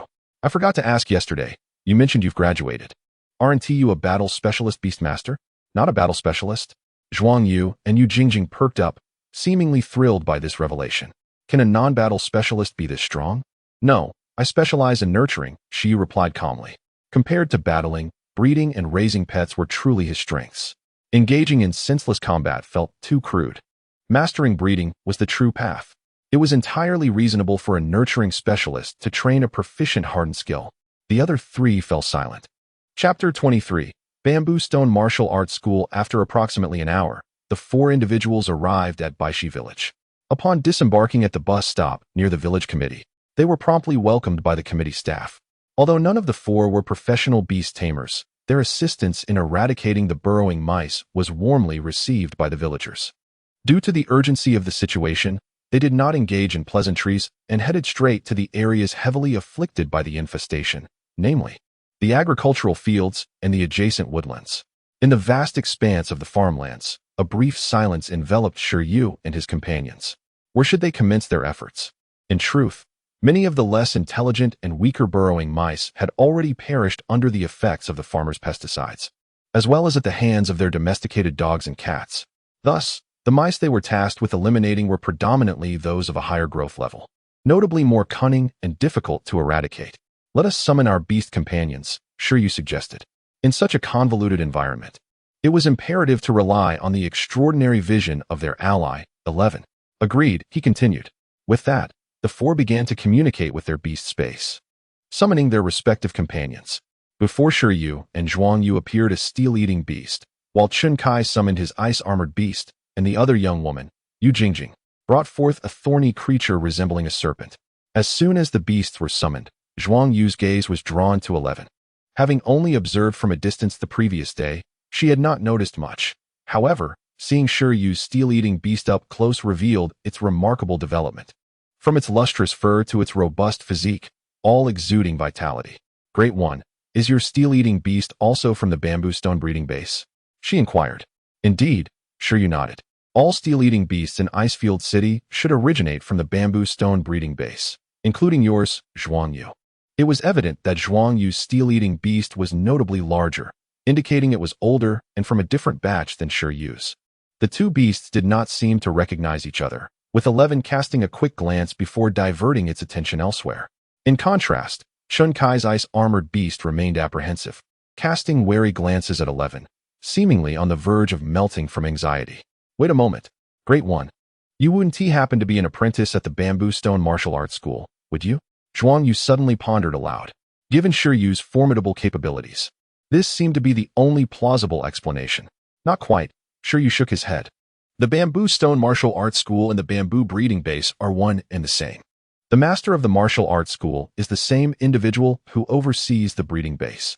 The Bamboo Breeding Base specializes in cultivating steel-eating beasts, while the Bamboo Stone Martial Arts School is dedicated to training beast tamers who have signed contracts with steel-eating beasts.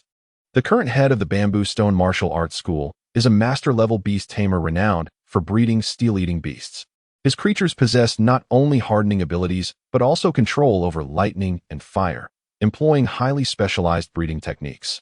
It is fair to say that in Icefield City, when it comes to the expertise in breeding steel-eating beasts, the beast tamers at the Bamboo Stone Martial Arts School are unrivaled.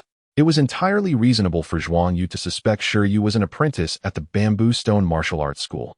Even if he claimed to be a direct disciple, she would likely believe him. However, although Shi Yu currently had no affiliation with the school, he would inevitably seek their guidance in the future, perhaps for mutual learning. I thought for certain you were a direct disciple of the Bamboo Stone Martial Arts School, Zhuang Yu chuckled. Currently, the most formidable beast tamer in our Ping City is likely Master Lin from the Bamboo Stone Martial Arts School, Chun Kai remarked.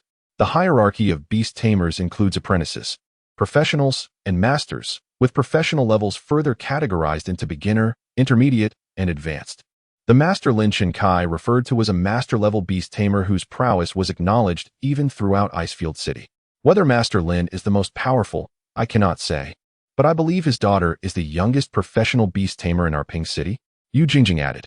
It seems she passed her professional assessment at the age of 18, and I heard she later enrolled in one of the 9 prestigious academies. She should have graduated by now. I wonder what level she has achieved. You're a bit behind on the news. Lin Xiaozhu eventually chose to specialize in breeding. She has since returned to Ping City. And my steel-eating beast was selected with her assistance, Zhuang Yu informed them. Sister Shi Yu mentioned her studies were aimed at exploring the potential for further evolution in steel-eating beasts. I wonder if she succeeded. However, I suspect it may be overly ambitious. Master Lin dedicated his life to breeding steel-eating beasts and never discovered any possibility for their further evolution. It seems they may simply remain as they are. Besides, even if such a discovery were made, it would not concern us. Meanwhile, Zhuang Yu's steel-eating beast dozed off, embodying a serene indifference, devoid of any competitive spirit. Enough chatter. I have spotted a burrowing mouse, Shi Yu announced. While the group engaged in conversation, 11, utilizing its extraordinary vision, had identified a burrowing mouse. Its potential for evolution was of no concern to it. The current state was satisfactory. Prompted by 11's indication, Shi Yu followed its gaze. In a corner of the farmlands, a burrowing mouse, approximately 30 centimeters in length, devoid of fur and exuding a texture akin to earth and stone, was stealthily plucking red fruits. There, Shi Yu pointed it out, and the other three turned their attention to the creature. Judging by its size, it appeared to be around level 4. And being solitary posed minimal threat. The challenge lay in eliminating it before it could react and escape underground. The literature states that burrowing mice are exceptionally vigilant. They are more sensitive to temperature than sound or light. As the steel-eating beast and ice-armored beast approach, they may be affected by their body heat and thus become aware, Yu Jingjing explained. I will have my thorny monster disguise itself as a plant to approach it, in hopes of entangling it directly. However, I am uncertain whether the thorns can penetrate its earthen shell. You all should follow after me. The other three concurred with this strategy, and under Yu Jingjing's command, her thorny monster began to disguise itself as a plant, gradually crawling along the ground. The thorny monster closely resembled a plant, given that it was, in essence, a plant life form. The burrowing mouse remained blissfully unaware, perceiving this plant merely as potential food. Advanced hunters often present themselves in the guise of prey. Simultaneously, 11 and the ice-armored beast were also preparing for the hunt. Only Zhuang Yu's steel-eating beast seemed utterly perplexed. It squinted its eyes, straining to see, asking, Where is the burrowing mouse? I can't see it. This was typical behavior for a steel-eating beast, given that the burrowing mouse's camouflage was highly effective. Before long, the thorny monster approached the burrowing mouse's vicinity, extending its spiky tendrils and locking its target on the mouse. Swish! The thorny monster launched a lethal binding attack, yet the burrowing mouse, having thrived in such an environment to reach level 4, was no ordinary creature. Sensing danger at the last moment, it dropped the red fruit and bolted. Whoosh! It swiftly turned and fled, evading the attack with remarkable speed. Typically, burrowing mice dig escape routes in advance when foraging, ready to flee, rather than burrowing in place. Burrowing in place is not particularly swift, making them susceptible to capture. It is far more effective to take an urgent route. With the thorny monster's initial attempt thwarted, it no longer remained stealthy, summoning even more thorns to impede the burrowing mouse's movement and speed. Simultaneously, 11 and the ice-armored beast had already unleashed their full power. Run! Do you think you can escape? Chen Kai shouted. The ice-armored beast was adept at digging. If given time, it could carve through mountains of ice. Even if the burrowing mouse managed to burrow underground, there remained a possibility of capturing it. Of course, the ideal scenario would be to eliminate it before it reached its escape route. However, the ice-armored beast was still a moment too late. The burrowing mouse successfully reached its burrow entrance, just as the earth mouse was ecstatic and poised to burrow into the ground. A formidable force far surpassing that of the ice-armored beast descended. 11. In their previous battle, 11 had effortlessly annihilated the ice-armored beast without even moving from its position. Yet this did not imply that its explosive speed was inferior to that of the ice-armored beast. With a thunderous roar, 11 surged into motion, swiftly surpassing the ice-armored beast and closing in on the earth mouse. It leaped into the air, its hardened paw descending directly upon the entrance of the hole the earth mouse was about to enter. It was as if a colossal mass of steel had plummeted from the heavens. A tremendous shockwave erupted, enveloped in a cloud of dust, as the ground was cleaved open by 11's strike, creating a vast crater. Through its enhanced vision, coupled with its explosive power, 11 felt notably more agile than the previous day, having discerned the entrance to the burrow even before the thorn monster and ice-armored beast. A proud expression adorned its face. Meanwhile, the earth mouse stood frozen in shock, bewildered by the sudden turn of events. Oh no, where's my home? It lamented. only to be swiftly ensnared by the thorn monster. However, the attention of the onlookers was drawn to the massive crater beside 11. What tremendous force was this? It felt akin to an object falling from a great height. The other three companions felt a shiver run down their spines as they gazed at the pudgy Iron Eater cub, realizing that with its presence, they could indeed seek out trouble with the swarms of earth mice. Chapter 24. Unusual combinations. These groundhogs would surely vex an ordinary person. Yet when entrusted to a beast master, even novice practitioners like Shi Yu and his peers would handle them with remarkable efficiency. The groundhogs, having thrived in their environment, possess combat capabilities comparable to those of feral dogs, making them quite formidable.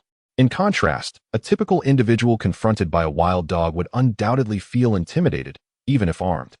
However, for Shi Yu's powerful and keen-eyed iron-eating beast, it was merely a stroke of bad luck for the groundhogs. One swift strike would suffice. The groundhogs might be thankful they were not bamboo rats, whose unappetizing flesh could spell doom for them. Yet, even bamboo rats might not entice 11. As the iron-eating beasts of this world, due to evolutionary changes, have developed a preference for metallic minerals over meat, which is rather intriguing. It left one pondering whether there exists a creature akin to an iron-skinned rat. This particular groundhog was indeed Shi Yu's responsibility. Without his iron-eating beast, it would have surely fled. As the thorny creature released the groundhog, which had been ensnared and rendered immobile, Yu Jingjing remarked. She had underestimated the reflexes of the groundhogs. The thorny beast, as a hunter in nature, had astonishingly failed to capture the groundhog promptly, indicating that their training still required refinement. Chen Kai and Zhuang Yu had no objections. A mere dozen yuan as a reward for eliminating a single groundhog was not even worth Shi Yu's time, let alone that of these well-to-do students. In Shi Yu's view, if they could clear 100 groundhogs in a day, considering 11's consumption and nutritional needs, they would barely break even. However, he would not venture here merely for profit. Honing his extraordinary vision was of utmost importance. Let us proceed as discussed in the vehicle and split up, Shi Yu suggested. Agreed, Chen Kai nodded. We'll reconvene here for lunch. This approach would undoubtedly expedite their efforts. Given the vastness of the farmland and surrounding forest, they decided to act independently. If they encountered solitary groundhogs, they would handle them individually. But if they came across a group, they would regroup to strategize for a more efficient team effort. Let us see who can eliminate more groundhogs, Yu Jingjing proposed. Oh. Zhuang Yu glanced at her iron-eating beast, lost in thought. She wondered if she would end up at the bottom of the tally. It felt as though her iron-eating beast was of an entirely different caliber compared to Shi Yu's. At that moment, Zhuang Yu's beast began to doze off, while Shi Yu's remained alert and inquisitive, its keen vision allowing it to observe its surroundings with ease. With their plans set, the four parted ways. Let us aim for 20 before noon, Shi Yu instructed 11, who was trotting beside him. Roar. 11 responded with a serious demeanor. No, I aim to catch 200. With its vision now greatly enhanced, it was eager to stretch its legs. I don't care how many you catch, Shi Yu said, glancing at the large pit nearby. But you mustn't damage the crops or fruit trees, understood? Otherwise, not only will there be no profit, but you'll also incur losses. We have limited funds, so any deductions will come from your food allowance. Whimper. 11's expression fell, its eager spirit dampened by the thought of its hardened paws. It was feeling quite challenged. We want to focus on hardening today. The priority is to enhance your reflexes.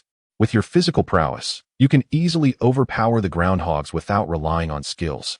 Shi Yu reassured it. This creature was now capable of leaving marks on steel plates. Those fragile fruit trees and crops would not withstand its might. Nonetheless, regardless of how many it caught, all rewards could be allocated to its meals. Shi Yu was firm in his rewards and penalties, which brightened 11's spirits. Subsequently, 11 dashed through the fields with wild abandon. A farmer, tasked with monitoring and patrolling the farmland, arrived late, counting the number of groundhogs they had eliminated. These large rodents were indeed troublesome. When far from their burrows, 11's explosive power allowed it to track their movements and swiftly incapacitate them. However, when near their holes, despite 11's relentless efforts, a few managed to escape, leaving it frustrated and yearning to learn the earth-digging skill from Shi Yu, so it could pursue them underground. Shi Yu was speechless. Weren't you just complaining about skills that require no effort? Now you realize having more skills is beneficial? However, copying the earth-digging skill was impossible. Given the limitations on the number of skills one could possess, each skill had to be replicated precisely. Hadn't he been struggling to find opportunities with the insect silk skill? If he were to acquire earth-digging skills, he feared he might inadvertently start a subterranean construction business. Time passed swiftly. By noon, Shi Yu and 11 had managed to capture 22 groundhogs, averaging one every 5 minutes. Unfortunately, they had not encountered any groups, or their count could have been higher. Meanwhile, 11, brimming with energy, continued scouring the fields for more groundhogs, embodying the spirit of relentless pursuit. The other 3 returned, famished and disoriented, while Shi Yu and 11 remained steadfast in their efforts. "Wow, are you still catching them?" Chen Kai exclaimed incredulously. As the trio approached Shi Yu, they observed 11, full of vigor, racing across the fields, leaving them somewhat disheartened. "Has this iron-eating beast really been so energetic for over 2 hours?" Zhuang Yu queried, her expression bewildered, especially since her own iron-eating beast had dozed off shortly after beginning its task. "After all, this is a form of training. My iron-eating beast thrives on training." Aside from eating, Shi Yu replied contemplatively. Compared to his previous training regimens, this was hardly taxing. The trio looked at him in disbelief. "Weren't you feeling off this morning? How are you so energetic now?" Chen Kai asked, bewildered. It seemed unfair that while ordinary beasts tire, his was unaffected, and he himself remained vigorous under the sun. Shi Yu casually produced a vitality capsule. "Care for one. They work wonders." The trio's spirits were further impacted. It was peculiar that instead of resting when fatigued, Shi Yu appeared to restore his energy through supplements. "I think I understand where I lag behind the city's beast masters," Chen Kai mused, picturing city students burning the midnight oil, cramming with the aid of performance-enhancing substances. "It's not just talent. It's also the relentless effort that intimidates. How frustrating," he lamented, feeling utterly outclassed. "You, how many have you eliminated?" Zhuang Yu inquired, glancing at 11, who was markedly different in demeanor from her own beast. "And you?" Shi Yu countered. "I caught 6, Yu Jingjing claimed. 7, Chen Kai added.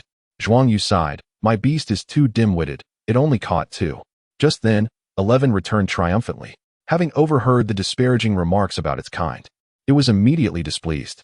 "Don't generalize all iron-eating beasts." Accompanying them was the farmer responsible for cleaning up after their skirmish. "Don't be so harsh.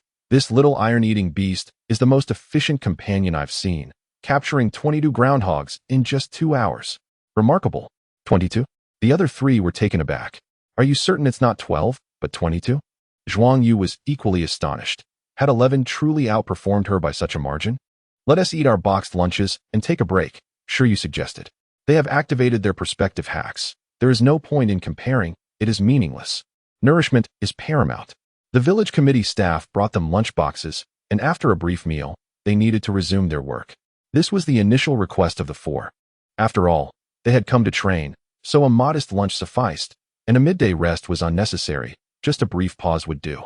Subsequently, the 4 of them each began to eat their lunch boxes, accompanied by chilled mineral water.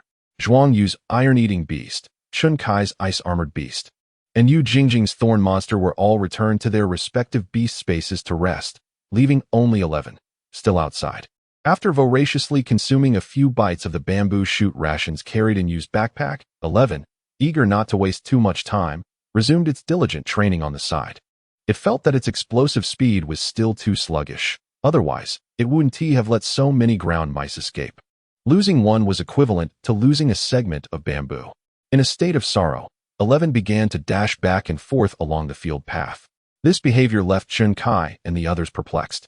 Observing the disciplined and diligent 11, Zhuang Yu, Chen Kai, and Yu Jingjing felt a sense of discomfort, unable to comprehend the situation. Though there was mineral water available, the lunch boxes seemed quite unpalatable. They turned to the seemingly unfazed Shi Yu. "Doesn't your iron-eating beast need to rest?" Zhuang Yu voiced her confusion. "This is illogical. An iron-eating beast shouldn't behave like this. How come I didn't find such a vigorous iron-eating beast when I spent so long at the breeding facility? Otherwise, why do you think it has mastered the advanced skill of hardening?" Shi Yu replied calmly. The 3 were rendered speechless, recognizing the validity of his statement. However, a beastmaster carrying supplements, practicing back-and-forth sprints with their iron-eating beast in the middle of the day, was that not abnormal? Chapter 25. Professional Assessment. It has been observed that not only idiocy and laughter are contagious, diligence can also manifest a similar phenomenon. After finishing their boxed meals, during a brief respite, Chen Kai and his companions found themselves rather restless while observing the industrious Iron Eater still engaged in training. The inherently lazy Iron Eater was exerting such effort, demonstrating remarkable diligence, and wasting not a moment. What right did they have to rest? At that moment, Chen Kai finally comprehended why the pass rate for the Beast Tamer professional assessments in the city was so exceedingly high. Were all the Beast Tamers attending school in the city this dedicated? And how did one manage to cultivate such discipline in their cherished beasts? Chen Kai's face twitched in disbelief. Could it truly be that the educational standards in the city surpassed those in the suburbs by such a wide margin? Shi Yu, witnessing this situation, had never encountered anything like it among the Beast Tamers in his vicinity. It's not that exaggerated, he remarked. Had he unwittingly elevated these three individuals' perceptions of urban Beast Tamers? It was all a misunderstanding, a mere misconception. He had only brought supplements out of necessity. He did not wish to exert himself to such an extent, but the cost of using the skill compendium was substantial. What could he do? As for 11, that was simply an unforeseen circumstance. It had possessed the attribute of diligence from the very beginning, having little to do with him. 11 was essentially a leftover from someone else's selection, a fortunate find for Shi Yu. The only ones who had recognized 11's extraordinary potential initially were likely Lin Xiuzhu and himself. Lin Xiuzhu had ample experience in breeding, while Shi Yu's confidence stemmed solely from the assurance provided by the skill compendium, allowing him to feel secure regardless of the beast he chose. By a fortunate twist of fate, an inexplicable synergy had occurred between Shi Yu and 11. In summary, there was no need to emulate them. They were anomalies and should not be taken at face value. It would lead to a wasted effort. That said, Shi Yu found it challenging to articulate this. He could not very well advise others against striving for excellence. Not too exaggerated, I hope. However, a touch of exaggeration may be beneficial. It paves the way for a promising future. Enough said, I shall henceforth demand that my ice-armored beast trains at this intensity. As for myself, I shall purchase a box of mind-enlightening capsules from the pharmacy tomorrow and study late into the night. I refuse to believe that we are not equally capable, Chen Kai declared through gritted teeth. He shamelessly followed Shi Yu to undertake tasks together, intent on uncovering the reasons behind Shi Yu's formidable strength. Now that he had finally discerned the cause, he was eager to give it a try. Zhuang Yu and Yu Jingjing exchanged glances, although they did not verbalize their thoughts. They felt that they too had perhaps relaxed their efforts. After all, there was still ample time to strive for improvement. Tomorrow, for certain, Shi Yu remarked. Are you truly willing to exert yourselves to such an extent? I wish you success, then. After all, diligence is not a vice. It brought him satisfaction to know that his admirable qualities could influence others. Shi Yu, are you preparing to participate in the professional Beast Tamer assessment? By the way, are you specializing in breeding? Or do you intend to pursue certification as a professional breeder? Chen Kai inquired. Well, Shi Yu began. The professional Beast Tamer path is the traditional route for advancing as a Beast Tamer, assessing the combat prowess of the Beast Tamer. In contrast, the professional breeder certification evaluates the breeding and nurturing skills of the Beast Tamer, with most subsequent work occurring in breeding facilities. Those who attain higher levels can venture out on their own, assisting other Beast Tamers in caring for their beasts, or even branching into related professions such as skill instructors or evolution planners. Logically speaking, as a breeding specialist with a skill compendium, Shi Yu should find success in pursuing the professional breeder certification, undoubtedly earning a substantial income thereafter. However, his second aptitude was rather peculiar, and Shi Yu was genuinely apprehensive about being discovered and subjected to dissection. Despite existing in a lawful society, a clear class distinction existed between high-ranking beast tamers and ordinary individuals, evident from the absence of a relatively equitable advancement route, such as a college entrance examination. Instances of underhanded dealings among beast tamers during public battles were not uncommon, as factional and national rivalries posed significant risks. Moreover, certain highly intelligent, extraordinary beings eyed human territories with intent. Shi Yu had no desire to lose his freedom. After some contemplation, Shi Yu concluded that if the teaching methods of the skill compendium remained unchanged, he would certainly refrain from imparting the skills of his beasts to others until he possessed formidable self-defense capabilities. Even with creatures of slight intelligence, he would abstain from teaching. Unless, of course, it was a near-ignorant beast like the blue silkworm, which would be oblivious to what transpired post-instruction, thus eliminating safety risks. Ultimately, Shi Yu resolved that he would only teach beasts with whom he had established a soul contract. Thus, Shi Yu believed it prudent to first undertake the professional Beast Tamer assessment to enhance his combat capabilities. Many skilled beast tamers could educate their beasts in skills beyond their innate abilities. For instance, the Iron Eater from the Zhushi martial arts school could master numerous skills related to lightning and fire. Even some rare wild beasts with exceptional talent could acquire skills outside their natural repertoire. For example, the Wolf King of the Snow Wolf clan typically possessed deterrent skills. Such private skill-teaching manuals, though seemingly outrageous, were relatively common in the realm of advanced beast tamers. It was not entirely implausible. However, the ability to replicate skills, where one could teach a beast's abilities with a mere touch, had yet to be witnessed, especially considering he was a reincarnated individual with dual talents. In other words, it was akin to an invasive species, which posed a safety concern. In this relatively perilous world, strength was fundamental. Thus, enhancing one's own capabilities was undoubtedly the correct approach. Though I am a breeding specialist, I wish to first prepare for the professional beast tamer assessment, Shi Yu stated. His response immediately piqued the interest of Chun Kai and the others. Chun Kai calculated, if I recall, the next assessment is in January, right? Well, perhaps we could all participate together by then. The professional beast tamer assessment occurs annually on January 1st, with July already upon them. Less than 6 months remained until the next assessment commenced. Currently, Shi Yu's Iron Eater was at the 5th level of awakening, while Chun Kai's Ice-Armored Beast had reached the 6th level, both of which fell short of the standards required for the professional assessment. The first round of the professional beast tamer assessment demands that a beast tamer's cherished beast possesses extraordinary combat capabilities, which corresponds to a level beyond the 10th awakening. Achieving level 10 within 6 months would be a stretch, let alone reaching extraordinary status, leading Chun Kai to instinctively conclude that Shi Yu likely intended to participate in the subsequent assessment. However, Shi Yu clarified, if I do not pass the next assessment, then I may join you for the one after that. He understood that his modest savings would not suffice to sustain 11's training for a year and a half without a subsequent source of income. Hence, obtaining the professional certification promptly would alleviate some of Shi Yu's financial burdens. He intended to directly enter the upcoming assessment in 6 months. Chun Kai exclaimed, but isn't your Iron Eater only at level 5? Is it really feasible to reach extraordinary status within half a year? Naturally, advancing through levels becomes increasingly challenging as one progresses. The bottleneck from awakening to extraordinary status has stymied countless creatures, as the metamorphosis from ordinary to extraordinary hinges entirely on whether one can cross that extraordinary threshold. It's fine, while reaching extraordinary status may be somewhat daunting. Attaining level 10 should not pose a significant challenge. As long as I consistently enhance 11's inherent skills, its growth level will evolve accordingly. Shi Yu was confident that reaching level 10 within 6 months should not be overly ambitious, and there was even a considerable likelihood of achieving extraordinary status.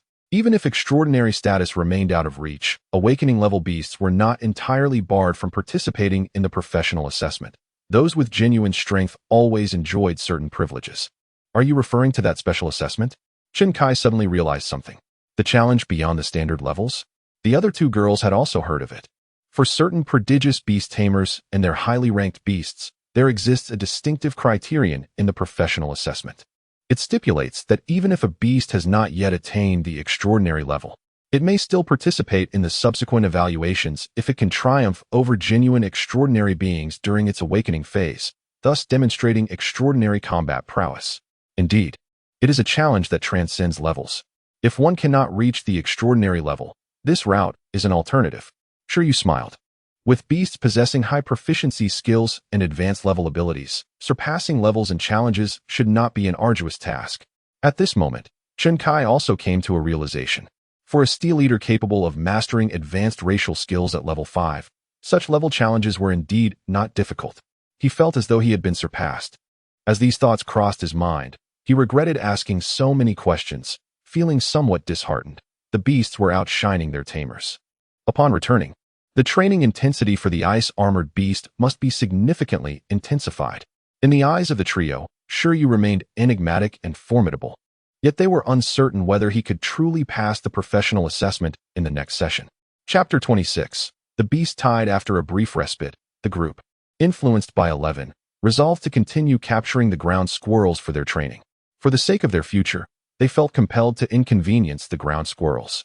However, before they could embark on their endeavor, the loudspeaker of the village committee in Baishi village suddenly blared to life. The booming broadcast echoed even to Shi Yu and his companions, who were positioned far from the village center. At that moment, upon hearing the announcement, Shi Yu and his friends exchanged concerned glances. Attention, all villagers. Attention, all villagers. A yellow warning signal for the beast tide has been issued in the city. A certain number of ferocious beasts are gathering outside the city walls, and their numbers are on the rise. All departments and individuals are advised to prepare accordingly according to the defense guidelines. Damn, Chen Kai exclaimed, unable to contain his emotions. Zhuang Yu and Yu Jingjing also exhibited distinct expressions of confusion and anxiety. The term beast tide was not unfamiliar to them. 10 years prior, Pingqing had been rebuilt due to a previous beast tide. Although they were young at the time, such events could not have escaped their awareness. Another beast tide is upon us. Just as the four were grappling with their bewilderment, a farmer patrolling the fields approached them. Kids, today is unusual. You should head back for now. Uncle, what was that broadcast about? Shi Yu inquired. I'm not entirely sure, but it seems the animals from the snow mountain are restless again. A yellow warning sounds serious. If the situation escalates, we may need to evacuate. The uncle appeared perplexed, yet his demeanor suggested he was not overly panicked. At that moment, Shi Yu also realized there was no need for alarm yet. Unlike a decade ago, substantial walls had been erected between Pingqing and the snow mountains, along with the deployment of the Beastmaster Association's Beastmaster Corps, serving as the first line of defense against any beast tide. The warning was merely a precaution to alert the residents of the surrounding villages, not an indicator of imminent danger. If a breach were truly at hand, a mere yellow warning would hardly suffice. Shall we go take a look? Chen Kai proposed.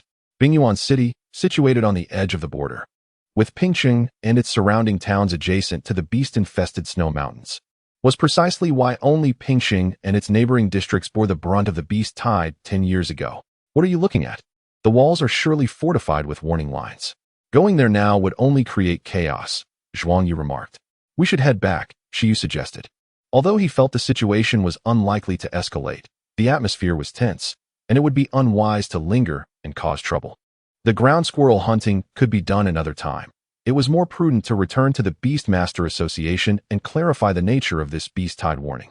The other three nodded in agreement. Their desire to hunt ground squirrels diminished. After gathering their belongings, they quickly returned to Pingqing. At the Beastmaster Association in Bingyuan City, Pingqing District, after concluding their ground squirrel task, the group approached the front desk staff in the task hall to inquire about the warning from Baishi Village. Well, I'm not too sure, the desk attendant shrugged. But this doesn't seem to be the first instance this month. There were 2 previous blue warnings, and now a yellow one. This response left Shi Yu and his friends feeling perplexed, as it amounted to little more than vague information. Just as Chen Kai was about to probe further, a voice called out to him from a distance. Chen Kai, Zhuang Yu. The voice resonated from afar, startling Chen Kai and Zhuang Yu into instinctively turning around. Shi Yu and Yu Jingjing followed suit, spotting a seemingly honest and unassuming beastmaster, wearing glasses, entering the doorway. The man appeared to be in his 30s but bore signs of thinning hair, indicating he was likely a formidable individual. Teacher Zhang Chen Kai and Zhuang Yu greeted in unison. What brings you here? This individual was their teacher from school. I was in the vicinity and noticed your chat in the group, so I thought I'd come and see. I didn't expect to run into you. Just moments ago, Chen Kai and Zhuang Yu had shared the news of the yellow warning in their class group, unwittingly drawing the attention of their teacher, who usually remained in the background. So you guys are chatting in the teacher's group? Shi Yu mused, observing these peculiar students. Under normal circumstances, students wouldn't include their teachers in their chat groups. Who are these 2? Teacher Zhang inquired, directing his gaze towards Shi Yu and Yu Jingjing. They are my friends. Beast masters from other schools, Chen Kai replied. Teacher Zhang smiled and nodded. You're curious about the beast tide warning, aren't you? Yes, teacher. Is this situation serious? Will it be like the previous incident? Chen Kai asked, aware that his teacher was a professional beast master likely privy to more information. It's too noisy here. Let us step outside, Teacher Zhang suggested. The group had no objections and exited the task hall, beginning to stroll around the buildings of the Beastmaster Association. Although unfamiliar with Teacher Zhang, Shi Yu felt compelled to accompany them, wishing to grasp the situation. If danger loomed, he needed to prepare in advance to escape with 11 to the city. After all, properties near the city center were expensive, while self-built houses in rural areas or suburbs were more affordable but perilously close to the wilderness. On the cobblestone path, Teacher Zhang regarded the young group and reassured them. You need not worry excessively. The current circumstances are vastly different from a decade ago. The protective facilities surrounding the snow mountains are well established. Even if danger were to arise, the Beastmaster Association can respond swiftly. If the forces of the Pingcheng Association are insufficient for defense, Beastmasters from the city will come to assist. Should the city's Beastmaster Corps be overwhelmed, the neighboring city's Beastmaster Corps will provide prompt reinforcements. Presently, the creatures of the snow mountains pose little threat to Bingyuan City. Chun Kai interjected. So, teacher, are you suggesting that a beast tide might reemerge? It is currently only a small-scale gathering of ferocious beasts, far less formidable than the sudden upheaval of 10 years prior. Zhuang Yu spoke up. But why? Aren't those ferocious beasts primarily ice-type? Shouldn't they prefer the snow mountain environment over the city? Textbooks indicate that food scarcity, resource competition, and excessive pressure are primary catalysts for beast tides, Shi Yu reflected, glancing towards the snow mountains. However, this shouldn't be the chief reason for a beast tide from the snow mountains, as such events typically occur frequently and with warning signs, rather than erupting unexpectedly like 10 years ago. Teacher Zhang nodded at Shi Yu's insight. Indeed, however, the underlying cause remains unclear. The trigger for the beast tide from a decade ago remains an unsolved mystery. If we were to speculate, there is currently a theory circulating within Bingyuan City. Are you aware of Bingyuan City's history? The group shook their heads. It isn't precisely history, as it has yet to be fully substantiated. It remains a conjecture. According to archaeological findings, 2,000 years ago, the area surrounding Bingyuan City was likely devoid of snow mountains. It was once the territory of a highly developed Beastmaster tribe from an ancient kingdom. However, later, an ice dragon descended from the distance, landing upon the surrounding mountains. The ice dragon is a formidable entity, and even its mere presence has inadvertently triggered the onset of a mini-ice age, causing great suffering to the Beast Tamer's tribe. Subsequently, this tribe resolved to expel the ice dragon, forming a task force to engage in a protracted battle against the dragon residing in the mountains. It is said that this snow-capped mountain was formed during that tumultuous period, when Shi Yu inquired about which side emerged victorious. Professor Zhang responded that it was likely the Beast Tamer's tribe that triumphed. Atop the snow mountain lies the remnants of the ice dragon, rumored to be its sealed remains, confined by the beast tamers of that era. Even now, the area surrounding the ruins occasionally emanates a draconic aura.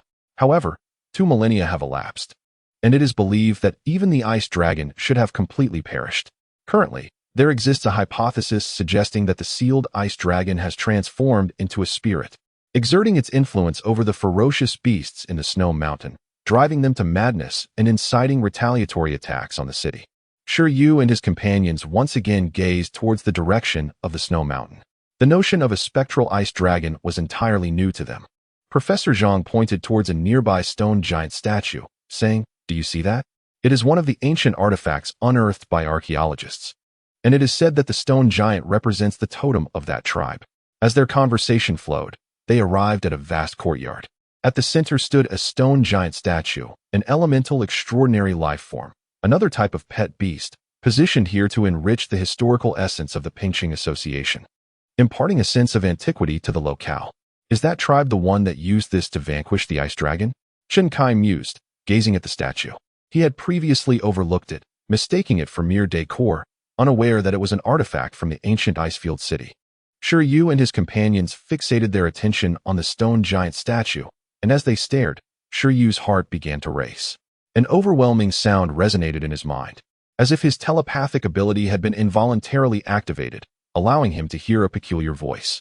Not like this, not like this. The sudden voice sent a shiver down Shi Yu's spine. However, when he glanced around, he found no sign of disturbance among Professor Zhang, Chun Kai, and the others.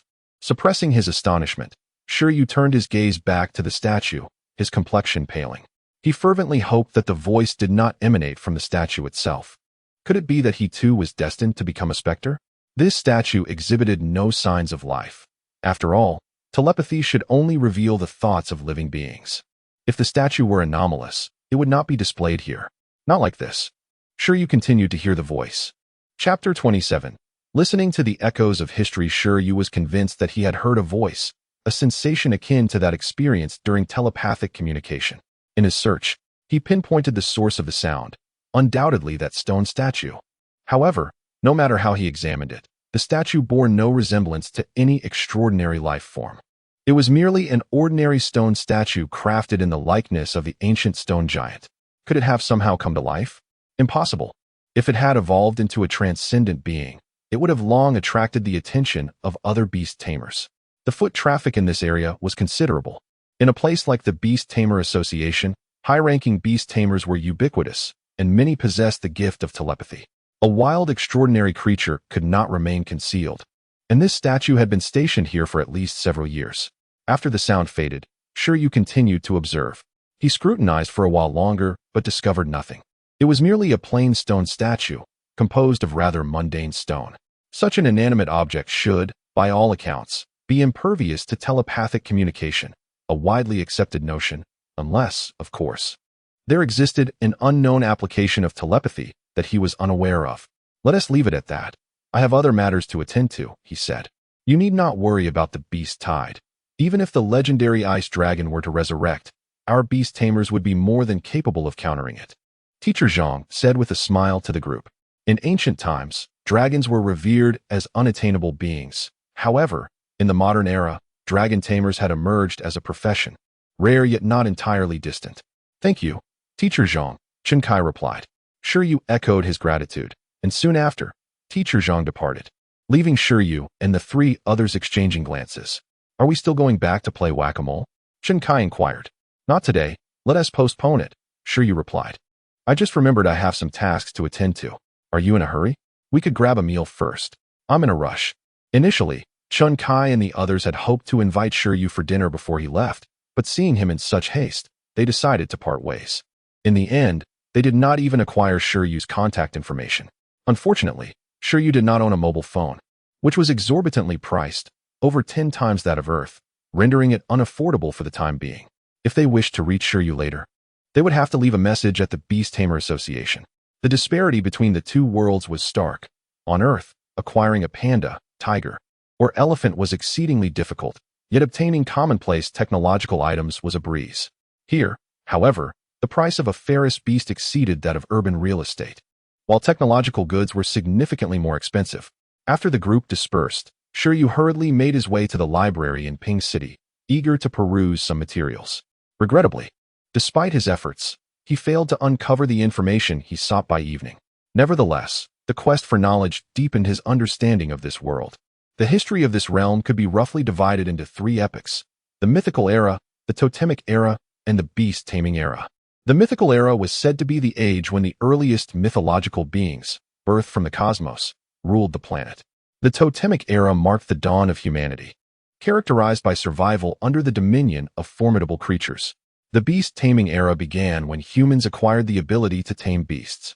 This beast taming era could further be subdivided into ancient and modern times, with a pivotal moment occurring over a century ago when 7 human-formed nations collaboratively established an alliance. This simple categorization of 3 eras belied the complex historical discontinuities that plagued this world. For instance, the collective disappearance of the first batch of mythological beings remains an enigmatic historical phenomenon, as does the event that transpired in Icefield City 2 millennia ago, a mystery yet to be unraveled by contemporary scholars.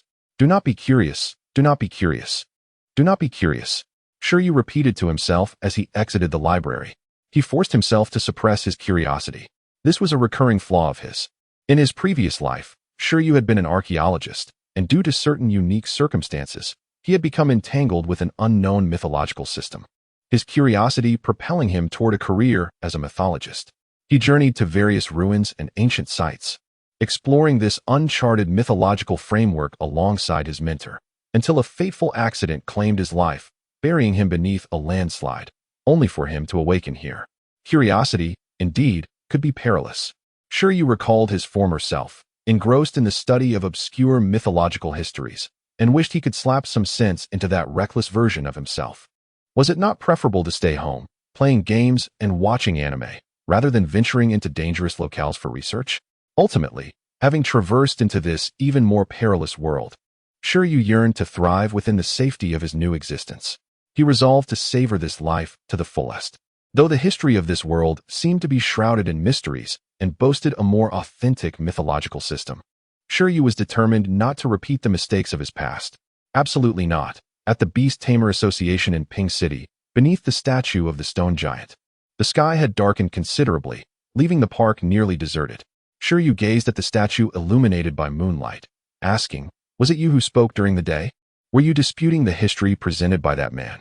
It appeared as though the statue was contradicting Teacher Zhang's words, but this refutation was audible only to Shi Yu. "Come on, Stone Brother, say something," he urged, attempting to communicate telepathically with the statue. Unlike earlier, however, the statue remained utterly unresponsive. "If you remain silent, I may as well take my leave," he said, but the statue showed no sign of movement. Shi Yu fell into contemplation. Could it be that his state of mind was amiss? He recalled the emotions he had felt when he first looked at the statue that afternoon. Having just listened to Teacher Zhang's account of history, which had sparked his curiosity, since Zhang's narrative was merely conjectural and unverified, Shi Yu's subconscious desire to uncover the true history had manifested in that moment. Perhaps that was when he had heard the statue's voice. "Tell me," Shi Yu implored, his gaze fixed upon the statue while his mind wandered back to his past of visiting various ruins, studying artifacts, and seeking the truth of history. "Tell me, and I can restore the truth to history." At that moment, Shi Yu's thoughts crystallized. He truly wished to unveil the truth of this historical narrative to the world. He was no longer merely desiring to hear the voice of the statue. He longed to hear the voice of history itself. He believed his current state mirrored that of the afternoon. Once again, he activated his telepathy, striving to recapture that earlier sensation. It felt as if his brain was reverberating. Boom! The sound erupted, jolting Shi Yu, causing his scalp to tingle. However, this sound was evidently not echoing in his mind, but rather exploding beside his ear. He looked up, mouth agape, as the sky seemed to tremble momentarily. Crack! Then Shi Yu's attention was drawn back to the statue. This time, it emitted a sound indeed, but it was that of cracking. Before his eyes, a fissure appeared, splitting the statue from top to bottom. "Oh no, something's gone awry." Shi Yu spun around and fled, vowing never to return to his former profession. This line of work was far too hazardous, even more so than being a beast tamer. 11. Save me. Chapter 28. Tremors in Icefield City in the year 177 of the Alliance calendar, July. The recent anomalies concerning the ferocious beasts in the snow-capped mountains have heightened the vigilance of the Beastmasters Associations across Icefield City, particularly in the Pingqing Beastmasters Association. Professional Beastmasters have already entered a state of preparedness. The beast tide a decade ago had severely wounded Pingqing, and the immense resources expended to rebuild the area cannot be allowed to go to waste once more. The ferocious beasts must not breach the city walls again. In this heightened state of alert, the Beastmasters are exceptionally sensitive to any disturbances from the outside world. Suddenly, amidst this tense atmosphere, a thunderous sound reverberated through the skies above Pingqing, snapping the mental tension of several Beastmasters like a taut string. Is it a beast tide assaulting the city? Why haven't we received any news? Some optimistically speculated it might merely be an earthquake. What on earth has transpired? The sound was so monumental that not only the Beastmasters, but also ordinary citizens heard it distinctly. Instinctively, everyone stepped outside their homes to gaze into the world beyond. Yet, it was merely a colossal sound, followed by an unsettling silence. At the headquarters of the Pingqing Beastmasters Association, atop a high-rise building, a middle-aged man clad in a gray suit stood, gazing contemplatively at the shattered sky, which resembled a mirror. "President, what was that just now?" asked a tall, anxious secretary as she rushed in. The impact of that disturbance on Icefield City was unexpectedly profound. Even other districts sensed the subtle changes. The president in the gray suit replied, "This situation is something I have only heard about. I am not yet certain if my suspicions are correct. If they are, it may not necessarily be a calamity." The tremors experienced across Icefield City were felt to varying degrees, gradually spreading the news beyond the city limits. Meanwhile, the individual responsible for this event had returned home, nervously donning an apron to prepare a meal. "Eat more, 11. You must grow stronger. This world is fraught with dangers, and you need to become more powerful to protect us." The small Iron Eater, confused, accepted a pile of bamboo shoots, although it was unaware of the unfolding events. Today was a rare occasion where Shi Yu was particularly generous. "Yay, Unbeknownst to Shi Yu, who remained oblivious to the external circumstances, he sensed that something was amiss from the conversations of passers-by on his way home. The commotion was simply too substantial. "Ah, Shi Yu, you really have a loose tongue. What are you chatting with the rock about? Is there a problem now?" Before understanding the situation, Shi Yu resolved to stay home diligently, venturing out only for groceries and medicine. As he made this decision, a call from the persimmon tree nearby broke his concentration. The silkworm in its cage, seeing Shi Yu generously providing so many treats for the Iron Eater, immediately made a hungry plea. "You should eat more too. The fatter you are, the more silk you can produce." Following that, Shi Yu prepared a heap of leftover vegetable leaves for the silkworm, which happily began to feast. Much easier to care for than 11, he mused. Sighing, he concluded that he had prepared enough meals and decided to rest. The day had been exhausting. Shi Yu was still recuperating from the aftermath of teaching supervision yesterday, and now this new incident left him feeling drained. He planned to take a nap, hoping that tomorrow would dawn with renewed hope. Once refreshed, he would resume training 11th skills, hastening to enhance its combat prowess. Name: Iron Eater. Attribute: Gold. Racial level: Intermediate. Extraordinary growth level: Awakening level 5. Skills: Hardening Mastery. Rapid Healing. Novice. Supervision. Novice. Shi Yu was content with 11's current status. Among the 6 skills he had gathered, he had yet to teach the high-tier skills of Intimidation and Absolute Sleep, which he planned to defer for a while due to their demanding resource costs. For now, he would focus on refining the proficiency of already mastered skills. The following day, Shi Yu took the opportunity to recuperate, to utilize all available resources. He released the silkworm from its cage, assigning it a task while it wore a befuddled expression. "Today, you will assist 11 in training. A good practice session will earn you extra meals." In the yard, Shi Yu delineated 2 training areas, one for the silkworm and the other for 11. By amassing the silkworm's silk to a mastery level, it could then employ various techniques, such as the silken ray, a maneuver where the silkworm would condense silk into a finger-length strand and shoot it forth like an arrow, functioning as a hidden weapon. Though, at its current power, it could not pierce even the clothing Shi Yu purchased from a street vendor. Its speed was commendable. Under the silkworm's shooting, the strands zipped swiftly from one end to the other. Moreover, with mastery over the silkworm could unleash a flurry of rays in rapid succession, akin to a barrage of arrows.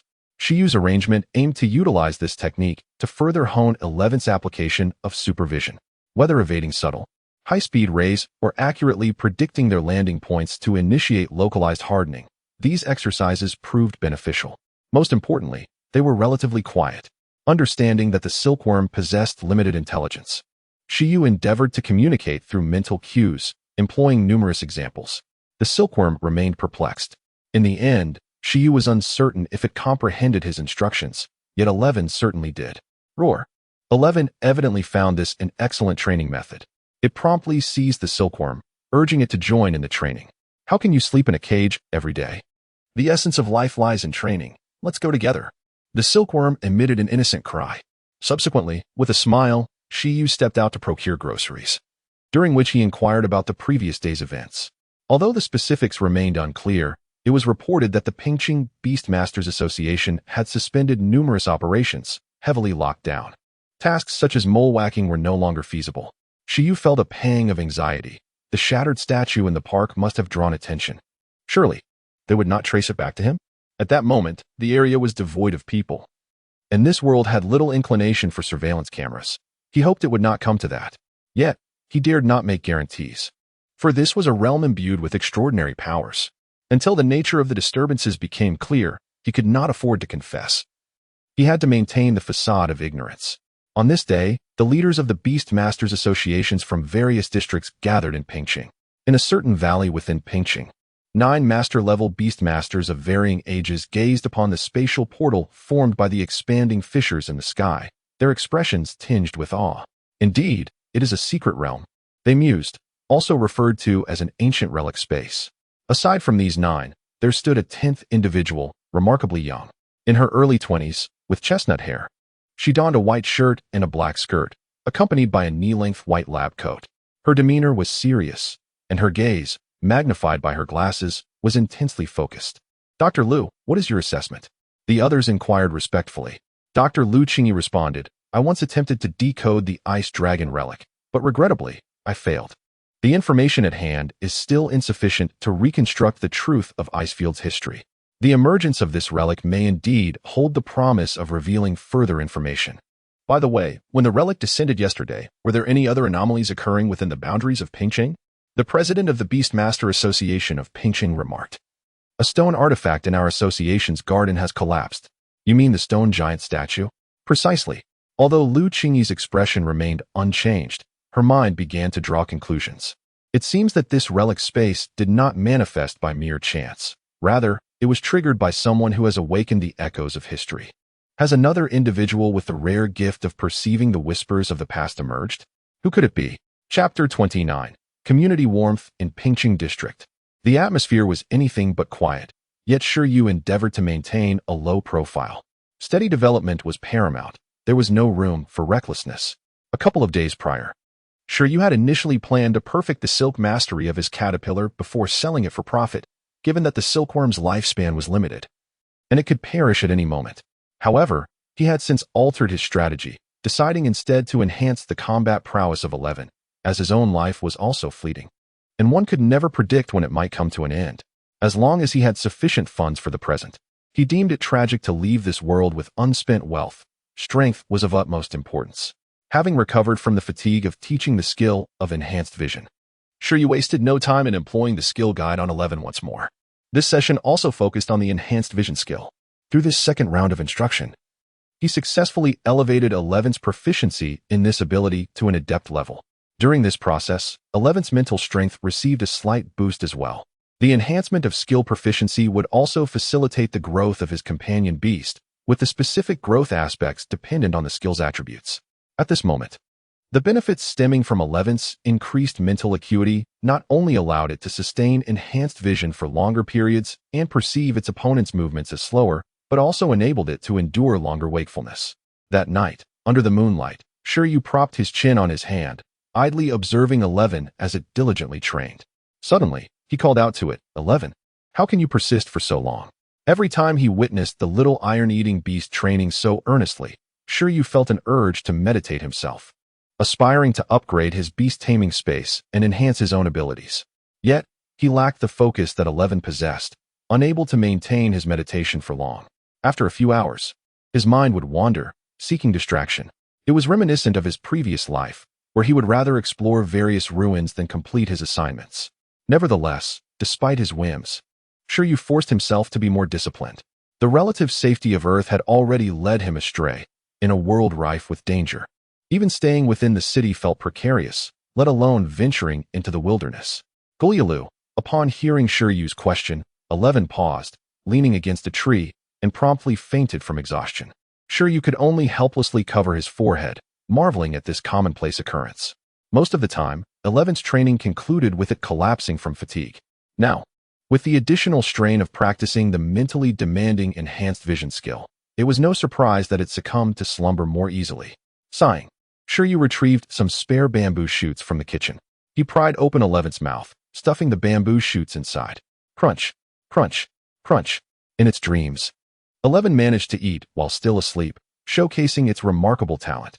After finishing, it joyfully rolled over and struggled to rise, ready to continue its training.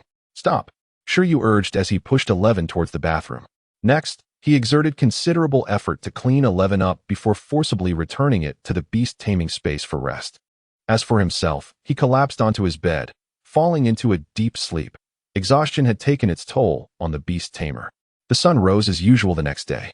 The sun rose again on the third day, the fourth day, and peace reigned in the world. Thus, after a week of staying close to home following his peculiar conversation with the stone statue, Shi Yu had not ventured far. Aside from the enhanced vision skill, he had also taught 11 high-speed healing and hardening during this time. Now, 11 had mastered high-speed healing and enhanced vision at an adept level, alongside hardening at a mastery level, an invincible combination. Shi Yu was genuinely curious to see how 11, currently only at awakening level 5, would fare against opponents several levels above it. However, considering the rarity of suitable challengers, he decided to postpone that thought. Instead, he resolved to continue developing his skills. With that in mind, Shi Yu left home to purchase supplements nearby. As a regular customer, The young pharmacist was unfazed by Shi Yu's frequent visits and promptly fetched the medicines without needing to be asked. "Friend, moderation is key. Your purchasing frequency is alarming," he remarked. "I believe I have been quite restrained," Shi Yu replied as he accepted the supplements. At least he hadn't recklessly attempted to teach higher-level skills, fearing that the pharmacy's supplies would not suffice for him. "Well, your perspective is valid," the young pharmacist nodded, his expression peculiar. "I heard the other day that a student from the Southern Pharmacy moved several boxes of supplements back home. That person is far more reckless than you." As Shi Yu was organizing the supplements, his hand suddenly trembled. "Wait, several boxes? That's extreme. Please don't tell me that student S name is Chen Kai." The competitive spirit among students these days was overwhelming. Shi Yu sighed. "By the way, what was the reason behind the recent association lockdown? Have they figured out what caused that thunderous explosion in the sky?" The young pharmacist laughed. "You've asked the right person. Although the specifics have not yet been disclosed, there is a strong possibility that Picheng is about to take off." "Really? Do elaborate." Having frequented the pharmacy, Shi Yu was aware that the young pharmacist was also a beast tamer at the apprentice level. Thus he paid keen attention to matters of this nature. "Rumor has it that a secret realm may have emerged," the pharmacist explained. "A secret realm? What is that?" Shi Yu inquired, intrigued. "You can think of it as an alternate space independent of our current realm. For instance, your beast taming space is also considered a form of independent realm. To put it simply, the precursor to a secret realm is essentially a beast taming space." "Continue, please," Shi Yu urged, eager for more information. After a week of anticipation, he was finally hearing whispers of something significant. It didn't seem like a crisis. Otherwise, the pharmacist wouldn't be so animated. According to the rumors, it is said that once a beast tamer passes away, their beast taming space may collapse. However, in the case of powerful beast tamers, their space might persist, transforming under their will into an independent secret realm, akin to a small world. In this state, the secret realm no longer possesses the ability to confine extraordinary beings. It becomes a fully independent space where any life form can enter. The environment within remains conducive to the growth of certain companion beasts, depending on the level of development achieved by the beast tamer during their lifetime, albeit somewhat diminished compared to the original beast taming space. Nonetheless, even in its weakened state, it remains a fertile ground rich in energy, suitable for the growth of spiritual plants and companion beasts. "A powerful beast tamer space?" Shi Yu questioned. "Are we talking about ancient beast tamers?" "Indeed, it must be ancient. In our current hierarchy, such a beast tamer would be at least of legendary caliber: apprentice, professional, master, legendary. Legendary ranks above master. If it is indeed a secret realm, it would undoubtedly harbor numerous rare resources or companion beasts. Even if it contained nothing, it remains a prime location for the continuous production of high-value resources. If such a phenomenon were to arise in Pingcheng, we would undoubtedly reap the greatest benefits. With proper development, our economy could flourish rapidly. But what if the companion beasts inside are exceptionally powerful and fierce?" Shi Yu asked, voicing his concerns about potential dangers. "Well, as of now, no such information has surfaced. However, these matters are certainly not for us to worry about. Even if formidable beings were present, the influential figures would manage the situation adeptly." Shi Yu departed, feeling reassured. The insights he had gained from the young pharmacist suggested that the fissure in the stone statue might not be a dire omen. Yet, he couldn't help but wonder how conversing with an ancient stone statue had led to the summoning of a secret realm. This bears little relevance to the truth of history. Or is it that the secret realm holds information pertinent to the authentic narrative of the icy plains? Regardless, it is no longer of any concern to him. "My apologies, dear statue, though I promise to restore history to its veracity. The current circumstances render me utterly incapable of approaching that secret realm. I sincerely regret that it has caused you distress." A week has passed, and upon returning home, Shi Yu observed Shi and the blue silkworm training in the yard, feeling a sense of security. Exploring the secret realm appears to be an impossibility. It sounds exceedingly perilous. However, having made a promise, Shi Yu cannot act in bad faith. Once he attains sufficient strength, if the opportunity arises, he shall reconsider. He gazes at the sky with a smile. The weather is fair, conducive to low-key development. Suddenly, a loud knocking reverberates through the air. Thud, thud, thud. The door is being knocked upon, and Shi Yu's smile widens. There exists genuine warmth in the world. Knowing he is an orphan, it is heartening to receive such kindness.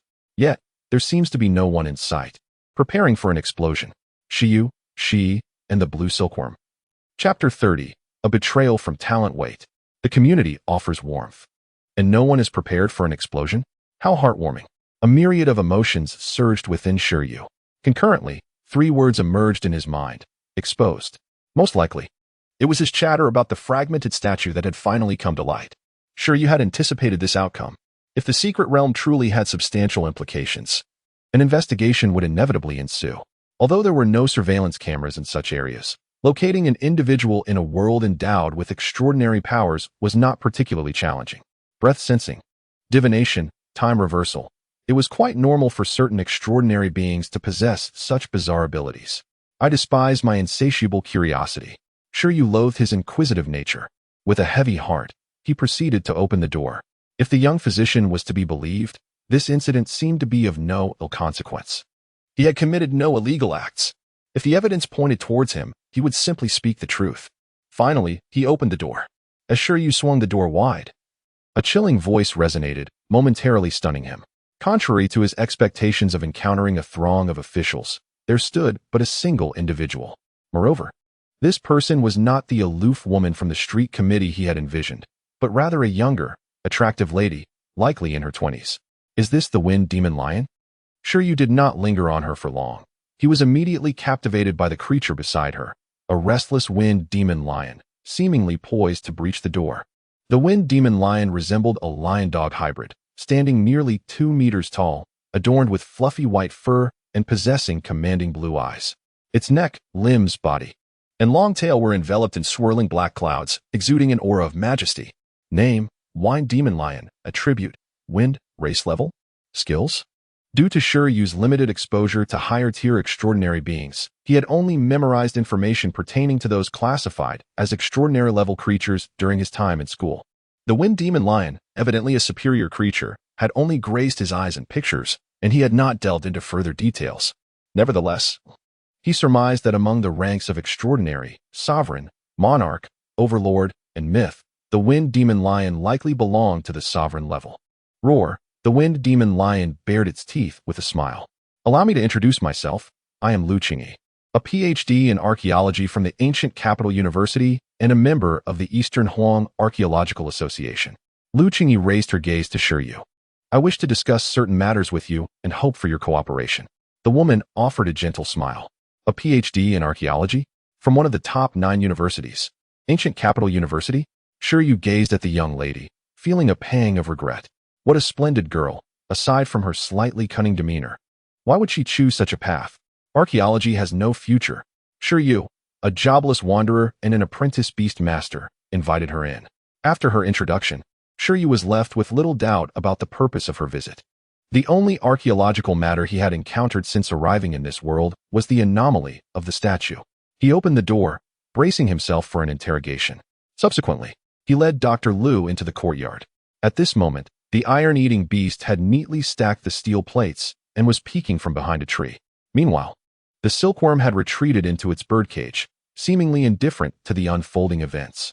Upon entering the courtyard, Lu Qingyi and the Wind Demon Lion immediately directed their attention to the small iron-eating beast behind the tree and the silkworm in the cage. Only then did they return their gaze to Shi Yu. Let me be direct. The shattering of the statue at the Beastmaster Association in Pingcheng is related to you. Is it not? I harbor no malice, so you need not worry. I merely wish to ascertain whether you heard the sound emitted by that statue. Shi Yu, that statue is a living entity? His retort tacitly acknowledged her inquiry. Lu Qingyi, no, the statue is an inanimate object. Your talent is telepathy, as you understand it. Telepathy should only facilitate communication with living beings. Shi Yu nodded, having even checked for additional information, though he found nothing new. However, exceptions exist. Some inanimate objects, imbued with the faith, beliefs, will, and emotions of numerous living beings, may, through the passage of time, give rise to a spirit. The spirit is an ethereal concept, unrelated to life, spirit, mind, or soul. It is referred to in archaeology as a trace of history. Such traces can only be perceived by a select few with special telepathic abilities. Hence, beast masters possessing this form of telepathy are often termed those who can hear the voices of history in archaeological circles. Shi Yu mused. So, I am that special talent holder? Lu Qingyi nodded. To hear the voices of history is an extraordinary gift. Throughout the vast expanse of history, numerous truths have been buried beneath layers of time. And ruins serve as the primary means for us modern individuals to comprehend history. However, these preserved ruins are often safeguarded by extraordinary powers, making it exceedingly difficult to decipher or locate them. Those who can hear the voices of history possess a far greater advantage in uncovering or deciphering key information about ruins than ordinary individuals. This time, your interaction with the statue's spirit has triggered the emergence of an ancient ruin, potentially unraveling truths about the history of the icy plains. A sense of foreboding washed over Shi Yu as he inquired, "So, what is the purpose of your visit?" Lu Qingyi, you possess remarkable talent. You are a natural-born archaeologist. I wish to extend an invitation to you. Impossible. Absolutely impossible. There is no way I will ever engage in archaeological work again. Earning a modest living, caring for a giant panda, finding a beautiful girlfriend, and raising a delightful cat in a safe city while living a carefree life sounds far more appealing. I'm sorry, but I have no interest in archaeology. I do not wish to join any archaeological associations, nor do I want to attend any archaeological universities, Shi Yu expressed regretfully. Lu Qingyi, perplexed, responded, "Who said I wanted to invite you to join the Archaeological Association? Not that? Your talent would be somewhat wasted in such an association. Currently, throughout the entire ancient country, there are only 11 known those who can hear the voices of history, including you. This number is even fewer than that of legendary beast masters and guardian-level beings within the country. Do you comprehend what this signifies? The invitation comes from another organization. Moreover, you need not rush to refuse. Men are creatures of contradiction. Possessing this talent signifies you must have an affinity for this field. Otherwise, you would not have been able to hear the statue's voice." Lu Qingyi approached the birdcage, glancing at the silkworm, and uttered a phrase that stirred discomfort within Shi Yu. Why, having traversed into this world, can I not sever ties with archaeology? This telepathic gift, with its pronounced features, should be quite rare. How can it betray me like this? Chapter 31. Joining the organization, Shi Yu felt a profound sense of rejection and resistance within his heart. Were it not for archaeology, he would not have been so entangled, and shadows loomed in his mind. Initially, it was indeed so. However, the words spoken by the other party piqued Shi Yu's interest. To possess the ability to hear the echoes of history, there were only 11 individuals in the entire Eastern Huang ancient kingdom, including himself, more rare than legendary beast masters, and even more so than totemic guardians. He glanced at the 11 figures behind a tree, astonished that the national treasure was, in fact, himself. Yet why was the number 11 so significant? What a peculiar fate he shared with it. Setting aside his futile thoughts, Shi Yu pondered that if he was indeed so rare, then theoretically, joining this organization would yield substantial benefits. Now that his identity was exposed and they had approached him with sincere invitations, it seemed prudent to learn more. "Where is the place you wish to invite me to join? What are the benefits?" Shi Yu asked cautiously after a moment of silence. Lu Qingyi smiled radiantly, replying, "The benefits are naturally exceptional. Even if you become a legendary beast master, you would not enjoy such generous perks. Essentially, once you become a formal member of the organization, your status will surpass that of a legendary beast master. Should you wish to explore any relics, applying for substantial resources and even hiring legendary beast masters as bodyguards is entirely feasible." Shi Yu's mouth fell slightly agape. The president of the Beast Master Association in Icefield City was merely a top-tier master, yet had not reached the legendary level. The legendary tier was a superlative rank capable of commanding apex creatures, typically holding significant positions in first-tier cities. Was the place they sought to invite him to truly so formidable? It stood to reason, as the individuals endowed with such talents were indeed high-caliber talents. Even his accidental summoning of a secret realm held immense value. One could only imagine the expertise of those professionals. This all made it seem as though joining the organization would not be a loss. With the organization as his backing, he could soar to great heights right from the start. "In my past life, I perished due to archaeology, yet in this life, I rise through it." Shi Yu felt a flicker of temptation, for the offer was simply too generous. Transitioning from a mere fledgling beast master burdened with debt to a legendary powerhouse was indeed enticing. "What obligations would I need to fulfill if I joined?" he inquired, intrigued. "Virtually none. The organizational structure is exceedingly simple. Each individual's actions are quite free. and tasks are chosen at will without any compulsion, Lu Qingyi explained. Yet, she continued, gazing skyward, that said, which beast master endowed with such a talent would be idle? Whenever new information about mythical relics emerges, those who can hear the echoes of history are invariably the first to rush in, assisting in exploration or even leading the expeditions. After all, those with genuine talent rarely awaken this special ability. Is that so? Shi Yu was taken aback. Such leniency? This implied that as long as he kept himself in check, he would not be obliged to undertake perilous missions even after joining. Conversely, if he ever felt inclined to take risks, he could apply for substantial resources, bodyguards, and information. Once again, he felt a surge of temptation. What is the name of this organization? The Bureau of Strategic Investigation and Support for Territorial Relics. Based on its number, it may also be referred to as the 11 Bureau. You can think of the personnel in this organization as elite operatives within the archaeological community, specifically tasked with handling various significant relics. Another 11. Shi Yu had grown accustomed to it. He could overlook such names. After Lu Qingyi concluded, he fell into contemplation. The name of the organization sounded quite prestigious. Should he join? After asking so many questions, the other party had sought him out, and given his unique talent, not joining seemed imprudent. Very well, I shall join. Ultimately, Shi Yu exhaled deeply. Joining posed no significant risk, since there were no restrictions on freedom. It ultimately depended on his own discretion to avoid recklessness. He would not admit that he was eager to return to his former pursuits. Dr. Lu, are you also a member of the 11 Bureau? Yes, counting you. There are now 11 members in the 11 Bureau, she replied, her smile returning, evidently pleased with Shi Yu's response. Such talents were scarce. Every time they explored relics, she often felt understaffed. Now, having unearthed a newcomer herself, Lu Qingyi anticipated that as Shi Yu grew, he would become a valuable asset. Preliminary member? On the other hand, upon hearing Lu Qingyi's words, Shi Yu suddenly felt deceived. After all this talk, the benefits seemed to pertain solely to formal members. Indeed, every new member joining the 11 Bureau must undergo an assessment, and only upon successful completion may they become a formal member. Shi Yu regretted his decision. However, Lu Qingyi's next words made him nod eagerly. Additionally, your current strength and abilities are quite inadequate. The organization will provide you with an initial fund of 10 million. Your primary task is to grow rapidly, at the very least to the level of a professional beast master, and to engage in systematic learning of archaeological knowledge. Understood, I will ensure the task is completed. When will the funds be available? Compared to the benefits of legendary beast master bodyguards, the allure of 10 million cash was far greater for Shi Yu at this moment.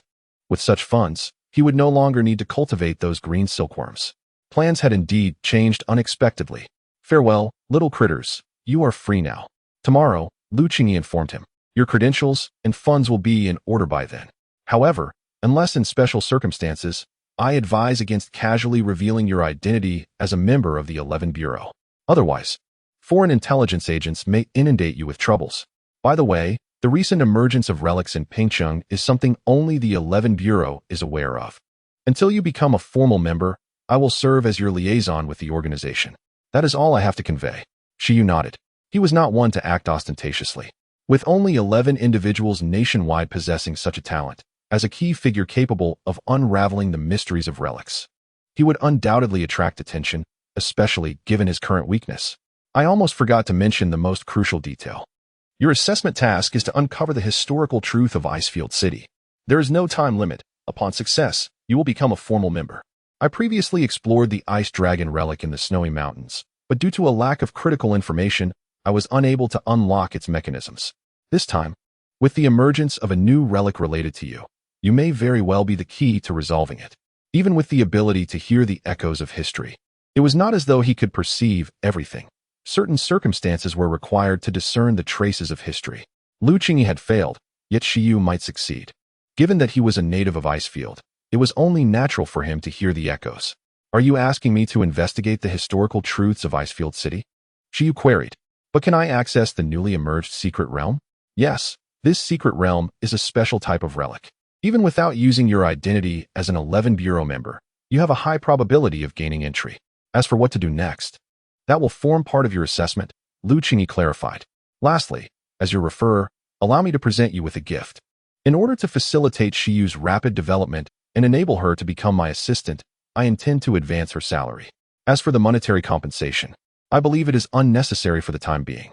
Therefore, what would you prefer? The skill manuals available for the iron-eating beast, the unique evolution method of the Qingyan worm, or hybrid juvenile pets. Chapter 32.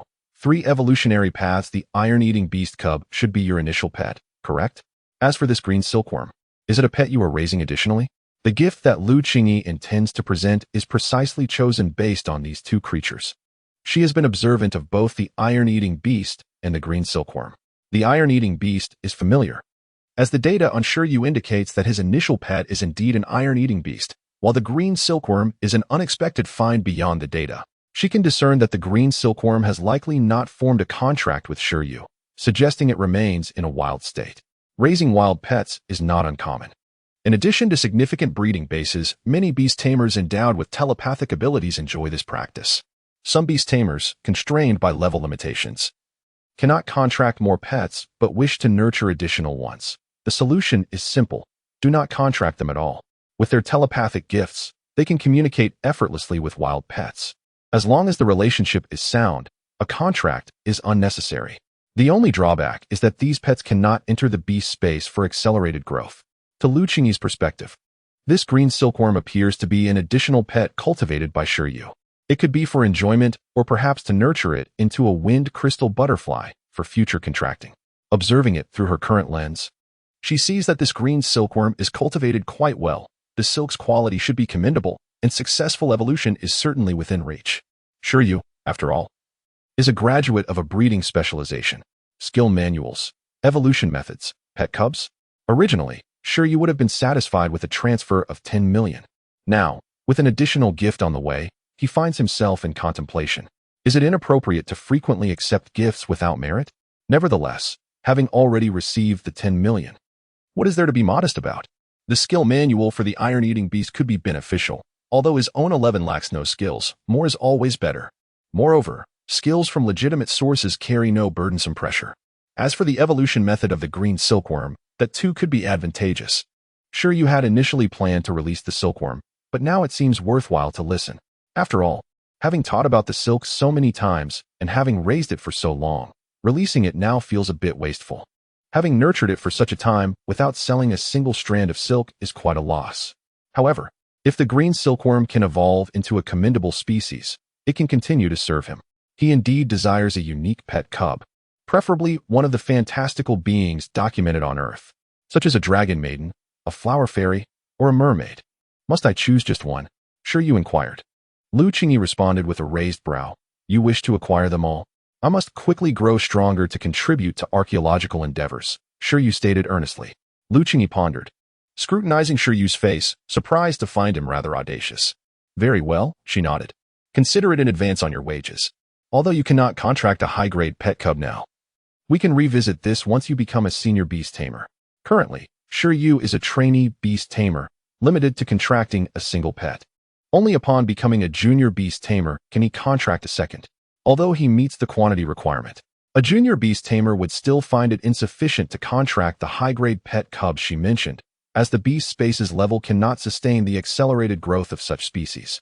Shi Yu conceded. Indeed, receiving surplus pet cubs now would be futile.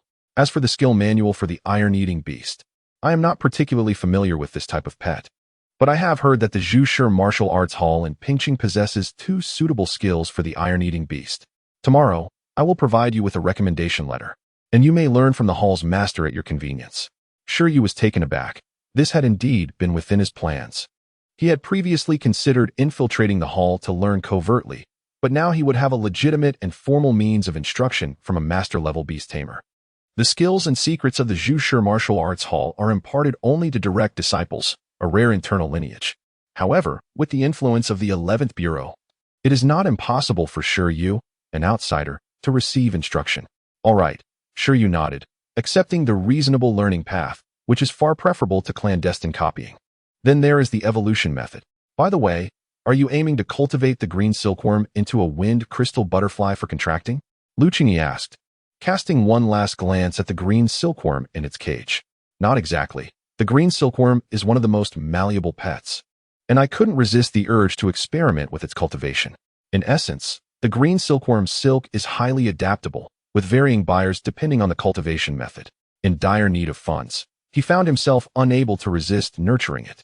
The green silkworm appeared oblivious, with a low level of intelligence, unconcerned with evolution. After all, it is unreasonable to expect a mere worm to possess the intellect of a mammal. Perhaps only through evolution could it become more astute. What are the three paths? The three evolutionary paths represent low-level, mid-level, and high-level leadership types, with conditions ranging from easy to difficult. Firstly, the ice crystal phoenix butterfly, a low-level leader type, boasts dual attributes of wind and ice, with its most formidable racial skill being blizzard. Secondly, the ghostly beauty butterfly, a mid-level leader type, possesses dark attributes, excelling in curse-related skills and adept in stealth assassination. Finally, the goddess of light butterfly, a high-level leader type, embodies light attributes and can master various light techniques, specializing in illusions.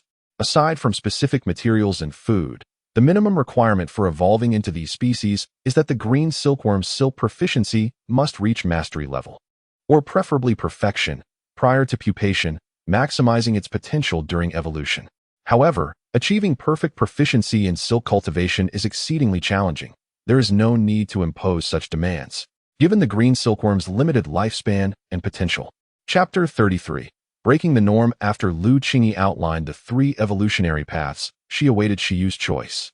Knowing full well that he could not select them all, as the Qingyan worm could only evolve into a single form. The ice crystal phoenix butterfly, the ghost beauty butterfly, the radiant goddess butterfly. Truthfully, Shi Yu found them all appealing. After all, they were all at the commander level, which significantly surpassed the growth potential of supremacy-level creatures. If he could contract a commander-level creature, as long as he could afford its upkeep, becoming a professional beast master would be virtually assured. At this moment, any aspiring beast master would likely be bubbling with excitement over their choices. However, Shi Yu did not immediately express joy in choosing one. It was not due to indecision, but because he had grasped a crucial piece of information. To evolve into a commander-level creature, aside from certain essential evolutionary materials, the proficiency of the silk produced by the Qingyan worm only needed to reach the proficient level. He had previously assumed that a perfect level was the minimum requirement. Was it excessively challenging to pursue a perfect proficiency in silk? What if he aimed for an extraordinary level of proficiency instead? Would that potentially unlock 200 of the creature's latent abilities? Is it possible for a Qingyan worm to master extraordinary level silk before it evolves? Shi Yu inquired. Lu Qingyi replied, it's not entirely impossible. If you can find a suitable secret realm or ancient ruins for the Qingyan worm's growth, and invest a significant cost in its nurturing, perhaps you could elevate its silk proficiency to that level within its lifetime.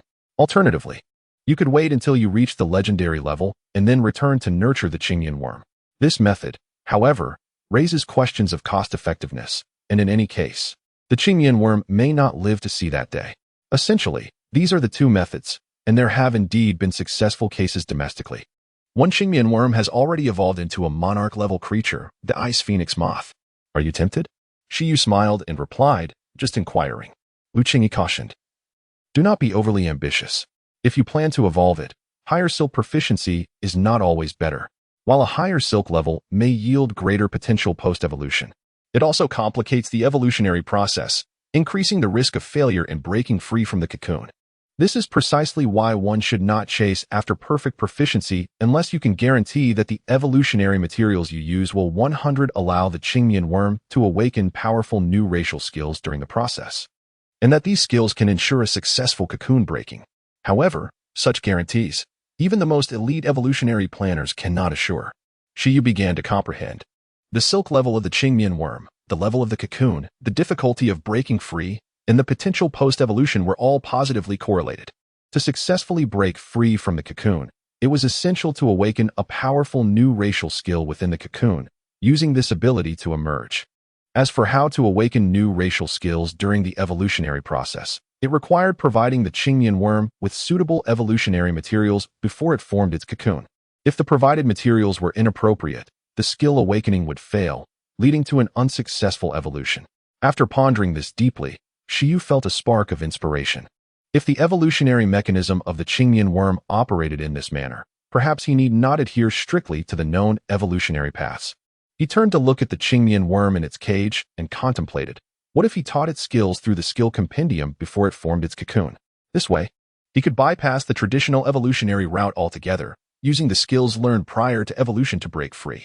As long as the skill level was sufficiently high, the risk of failure would be mitigated. Simultaneously, he could raise the silk level without concern, allowing the highest level cocoon to nourish the Qingyan worm within. This approach seemed viable. Initially, Shi Yu thought that commander-level creatures were quite good, but now he suddenly yearned to cultivate a brand new evolutionary form. He could indeed break the conventional methods and employ unorthodox evolutionary techniques. Learning new skills before evolution, extraordinary level silk, freely chosen evolutionary materials. Shi Yu suddenly began to understand the researchers who delighted in exploring new evolutionary forms for the Qingyan worm. The thrill of discovery was truly exhilarating. He nodded and declared, "Then I shall choose the radiant goddess butterfly." While he might not necessarily evolve into that form, selecting the rarest option was undoubtedly wise. He intended to examine how other evolutionary paths combined their materials. Lu Qingyi noted, "As expected, you chose the highest level. However, I must remind you that the difficulty of evolving these three creatures increases from easy to difficult. So you must be adequately prepared before allowing the Qingyan worm to attempt evolution. Wasting precious evolutionary materials is a minor concern. If it fails to break free, your Qingyan worm could perish within its cocoon." Understood. The method of evolution appeared to be Lu Qingyi's private collection or discovery, and she promptly recorded the evolutionary method for Shi Yu, detailing the weight and level of each material comprehensively. A method capable of nurturing the Qingyan worm into a high commander-level creature was invaluable and could indeed establish a dynasty of beast masters. Yet Lu Qingyi casually shared it with Shi Yu. This further convinced him of the formidable capabilities of the 11 Bureau, perhaps even securing a legendary beast master as a bodyguard in the future. Name: Qingyan worm. Evolution path: Radiant Goddess Butterfly. Skill requirements: proficient level silk skill or above. Evolution materials: 1 unripe heart of light, 1 to 3 years. 10 mature sunflower petals, 3 glowing cores, 50 grams of luminous fungus, a large quantity of sunlight rock powder, and a considerable amount of mature light ras. Evolution method: once the Qingyan worm reaches level 9, soak the light ras in a 9:1 ratio of sunlight rock powder and clear water for 1 hour until the Qingyan worm reaches level 10.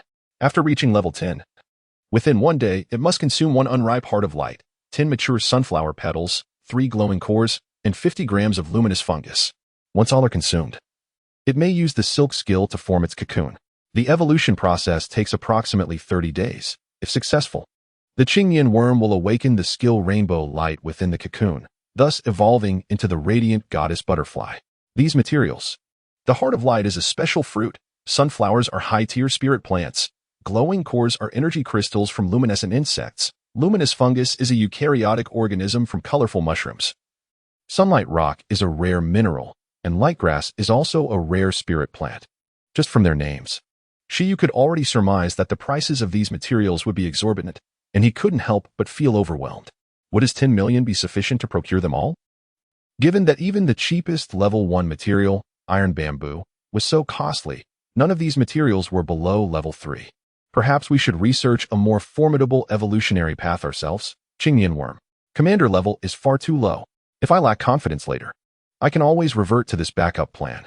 After providing Shi Yu with the Qingyan worm's evolutionary method, Lu Qingyi departed with her wind demon lion, leaving Shi Yu, the iron-eating beast, and the Qingyan worm in the courtyard. Watching Lu Qingyi leave, Shi Yu sighed, uncertain whether his decision to join the 11 Bureau was wise or foolish. Although he verbally resisted his original vocation, it was indeed as Lu Qingyi had said. If he truly harbored deep-seated aversion, he would not have resonated with that statue. Enough of this pondering. In any case, I shall have money tomorrow. Today, I can indulge a little. Shi Yu carefully stored the evolution blueprint and resolved to purchase a new phone, something he had long desired, and now he finally felt ready to make the splurge. Chapter 34. The opening of the ruins. Having unraveled the mystery behind the statue's transformation, and with a substantial sum about to be credited to his account, Shi Yu felt an overwhelming joy. That very day, he arrived beneath the towering edifice of the Century Group, eager to indulge in some lavish spending. The Century Group, a leading enterprise in the high-tech sector of the Eastern Huang ancient kingdom, boasts a presence in nearly every city of Tier 3 and above. Shi Yu intended to purchase a smartphone of superior quality. In fact, He had previously inquired with Lu Qingyi about whether the organization would provide him with a device. The answer, as expected, was negative. He was instructed to utilize a portion of the initial funding of 10 million to make his own purchase, as individuals at his level did not yet warrant a dedicated device. This was somewhat disheartening. Nonetheless, purchasing a relatively high-end smartphone for merely 100,000 was insignificant compared to 10 million. Welcome. How may I assist you today, sir? Upon entering the smartphone sales hall, Shi Yu was promptly greeted by a sales associate. I wish to select a mobile phone, he replied. May I inquire about your basic requirements? It must have internet connectivity, an energy detection feature, and a pet beast encyclopedia function. Upon hearing this, the sales associate quickly retrieved a silver-white smartphone from the counter. What do you think of this model? It is the latest offering from the Century Group, the Encyclopedia Machine M30. It contains information on 6,029 species of pet beasts and their skills, in addition to accurately detecting energy fluctuations of beasts below the extraordinary level. The price is 99,998 yuan. And if you purchase it now, you will also receive a bonus of 1,000 yuan in call credit. May I test it? Shi Yu asked. Of course, the associate replied. Taking the phone, Shi Yu activated the encyclopedia feature. This function was not particularly remarkable. It resembled the scanning feature of smartphones on Earth, requiring the camera to focus on other living beings to be effective. Once the function was activated, Shi Yu aimed the phone at a fierce-looking black and orange dog lying outside the hall.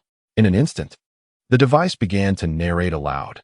Name: Mechanical Dog. Attribute: Mechanical, Species Level, Intermediate Extraordinary Growth Level, Awakening Level 10 Species Skills, Image Storage, Breath Detection, Electric Bite.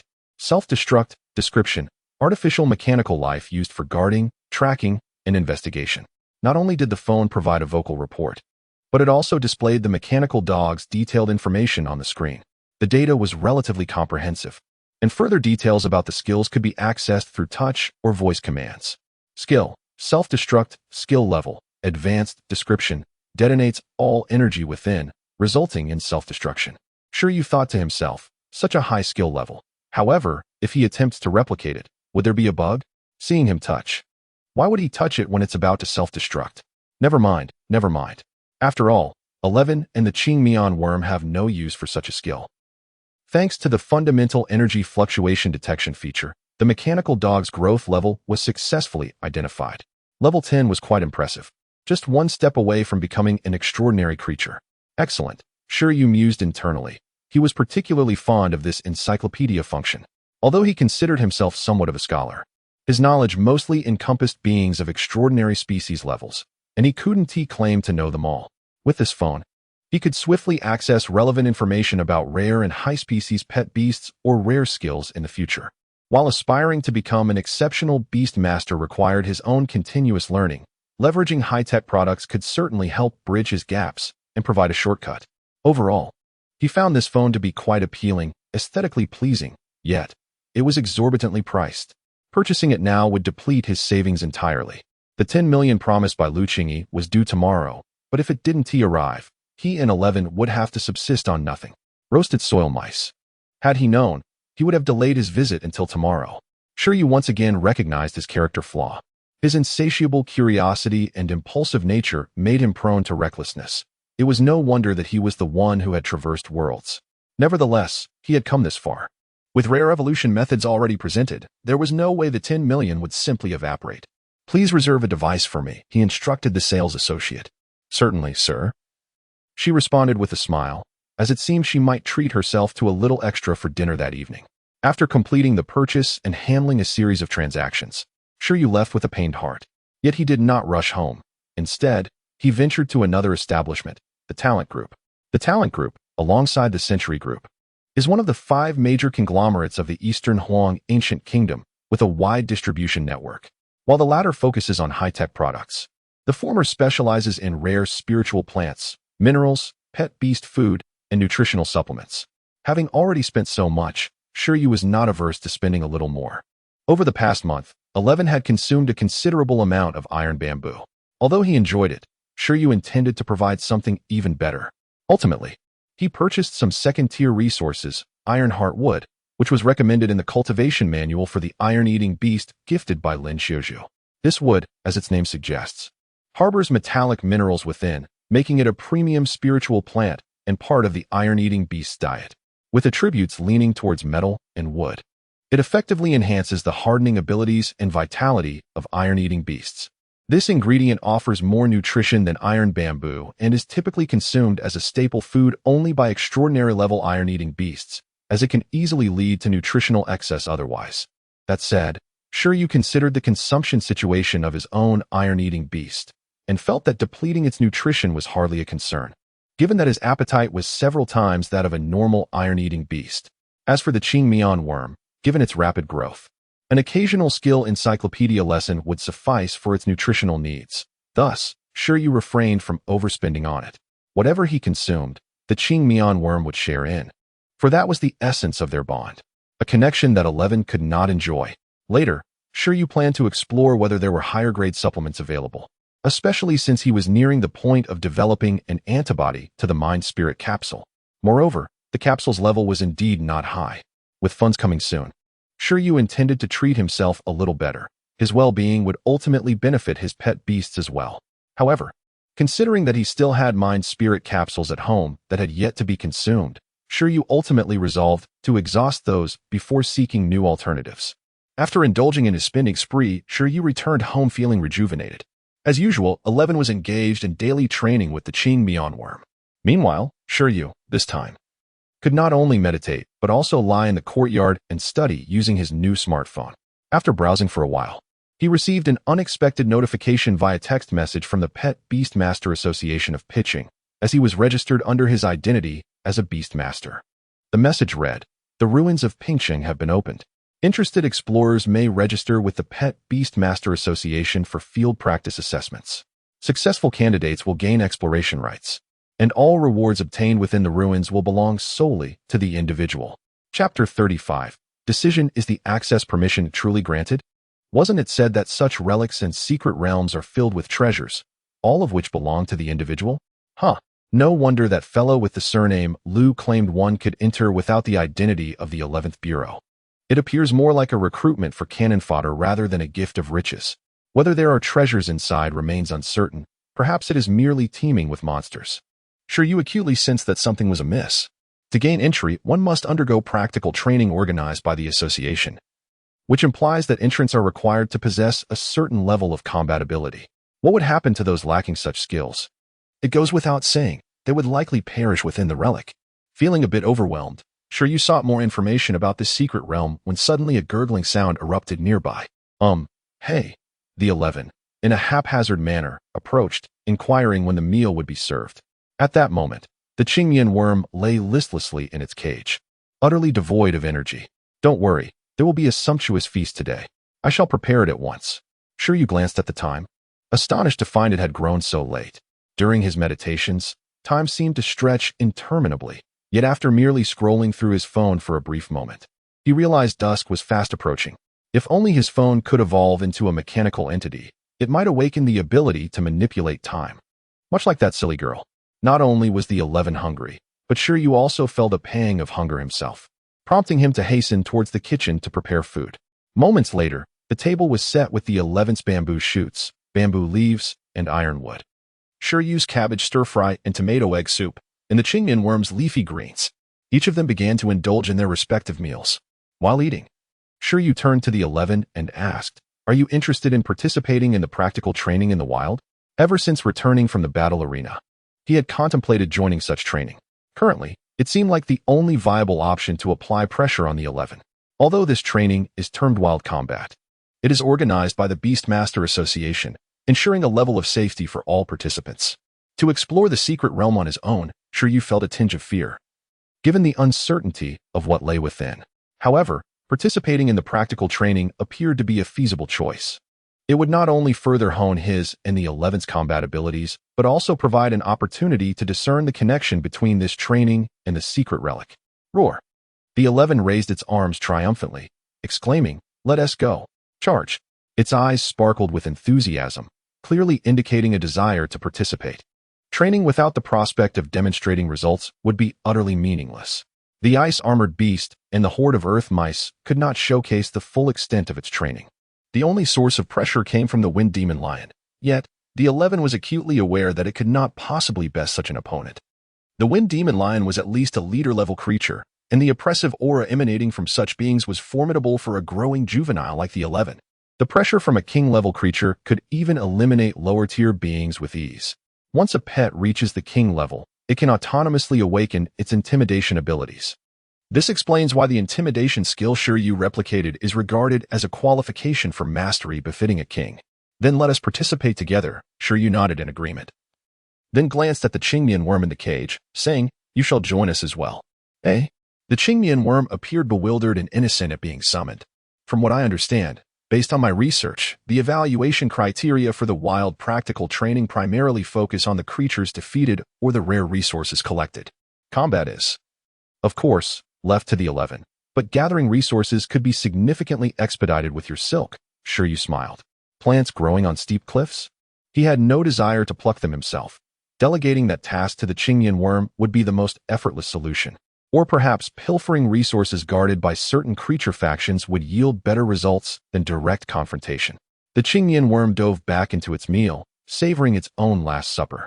The next day, Lu Qingyi arrived once more. She brought with her the identification that represented Shi Yu's status as a preparatory member of the 11th Bureau. Additionally, she handed him the bank card containing the long-anticipated 10 million yuan in savings. Compared to that, the recommendation letter from the Zhushi Martial Arts School seemed trivial. With this identification, you will possess the authority to explore most relics directly.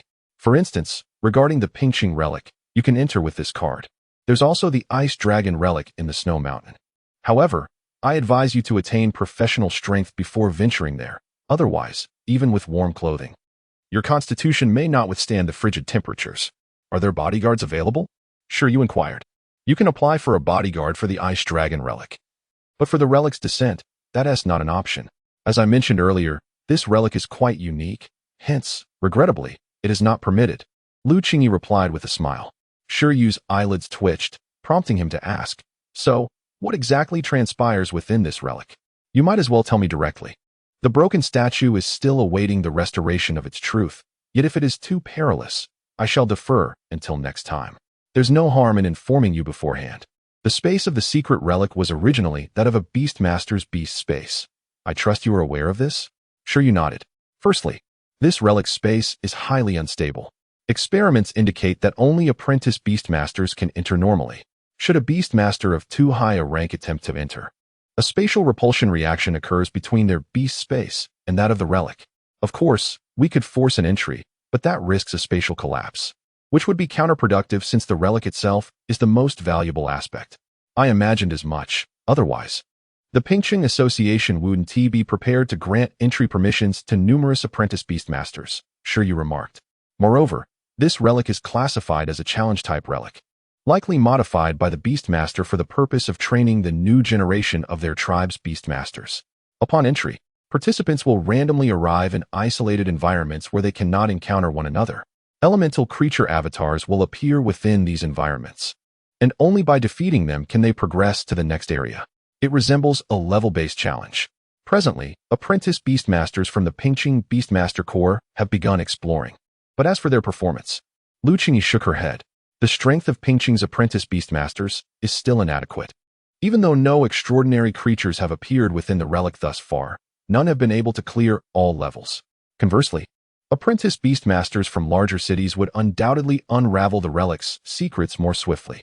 However, as this relic is localized in Pingqing, the exploration priority is naturally assigned to Pingqing first, followed by other districts of Icefield City, and ultimately, if still unsolved, then shared among multiple cities for joint development. Is it dangerous inside? Shi Yu posed the most pressing question. According to those who have exited, the elemental creatures primarily aim to defeat their opponents rather than annihilate them. However, if challengers are too weak, they may still encounter peril. Wait a moment, I will provide you with a website and an invitation code.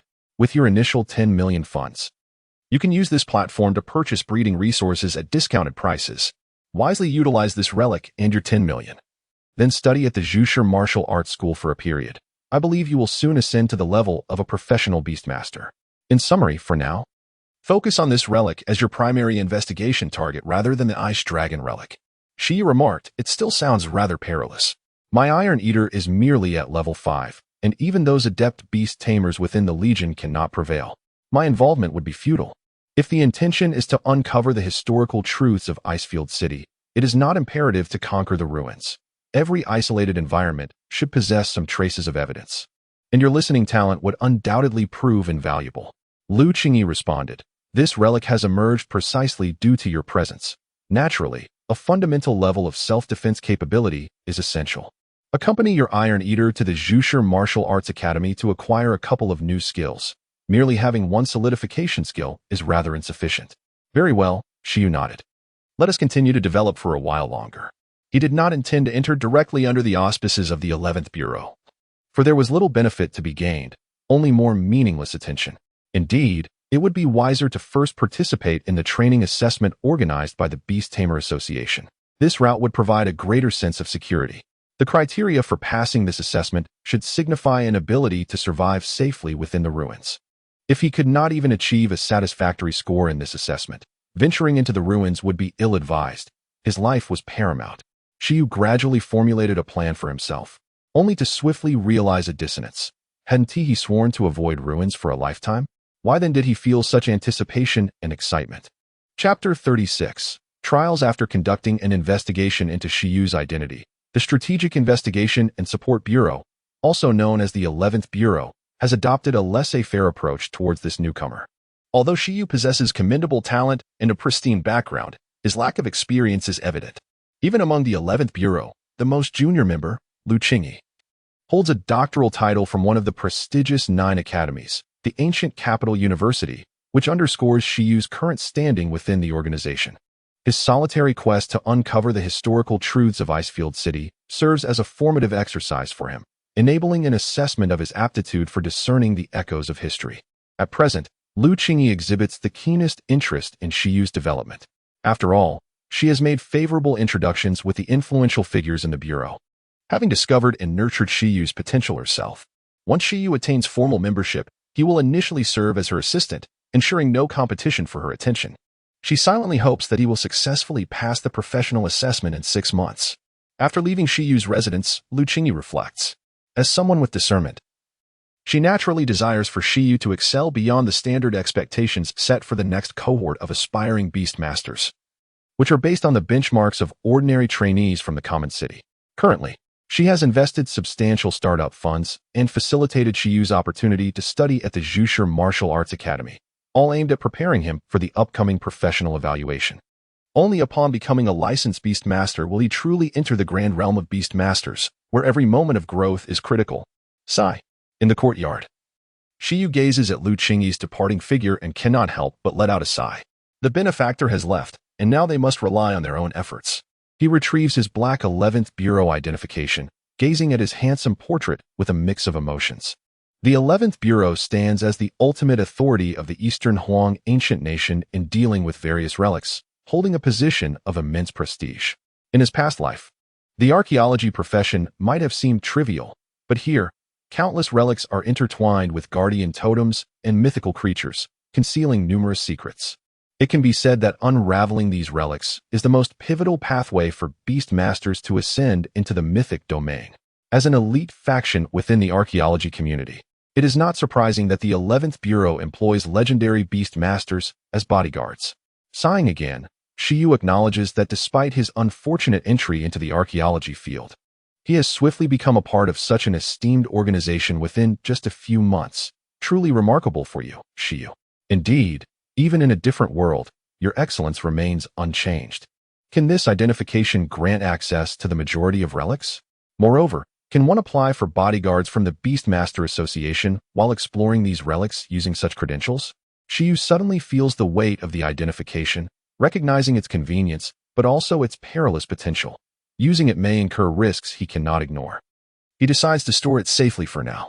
Having secured the identification, midday arrives, prompting Shi Yu to prepare food for 11 and the others.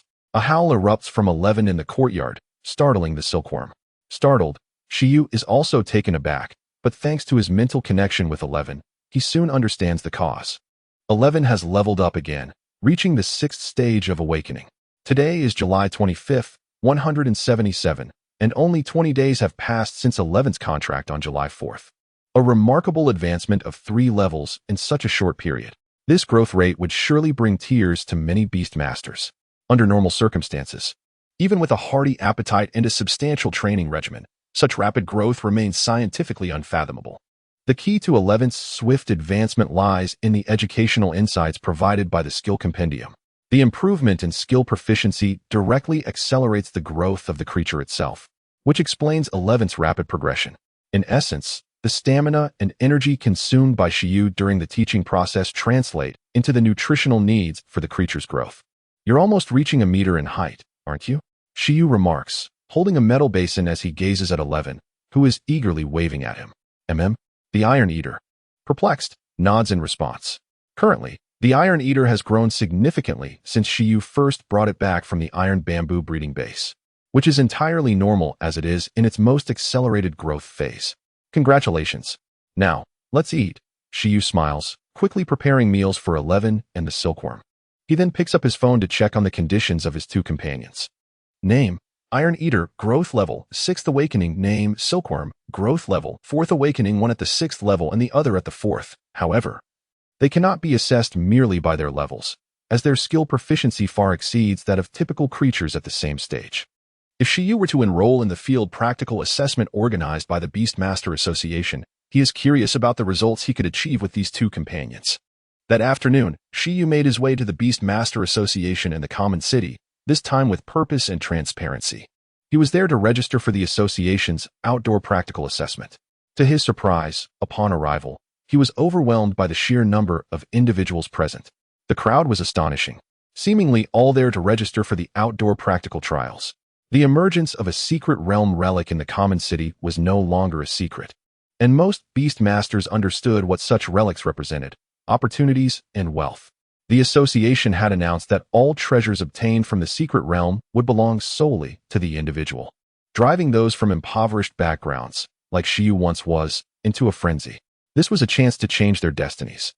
It appeared that the outdoor practical assessment would eliminate a batch of less promising beast masters while further promoting those with potential to explore the relics. Thus, after some time, a new cohort of aspiring beast masters would emerge, ready to challenge the professional assessments. In a sense, the mere announcement of the relic's existence had invigorated the enthusiasm of the aspiring beast masters, as the previous outdoor trials had not attracted such a turnout. At last, it was Shi Yu's turn. The common city's outdoor practical assessment has 3 locations, with assignments tailored to the beast master's capabilities. Shi Yu estimated that, given his current level, he would not be assigned to the most challenging area. Hello, your assessment location is Taming Mountain.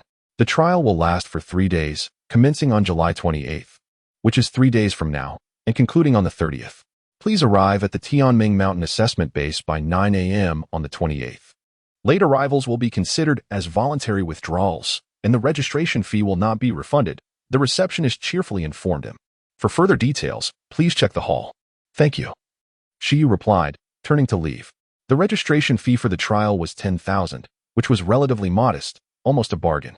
Each assessment location had been pre-evaluated by senior beast masters to mitigate risks, and throughout the process, a professional security team would ensure the safety of the participants.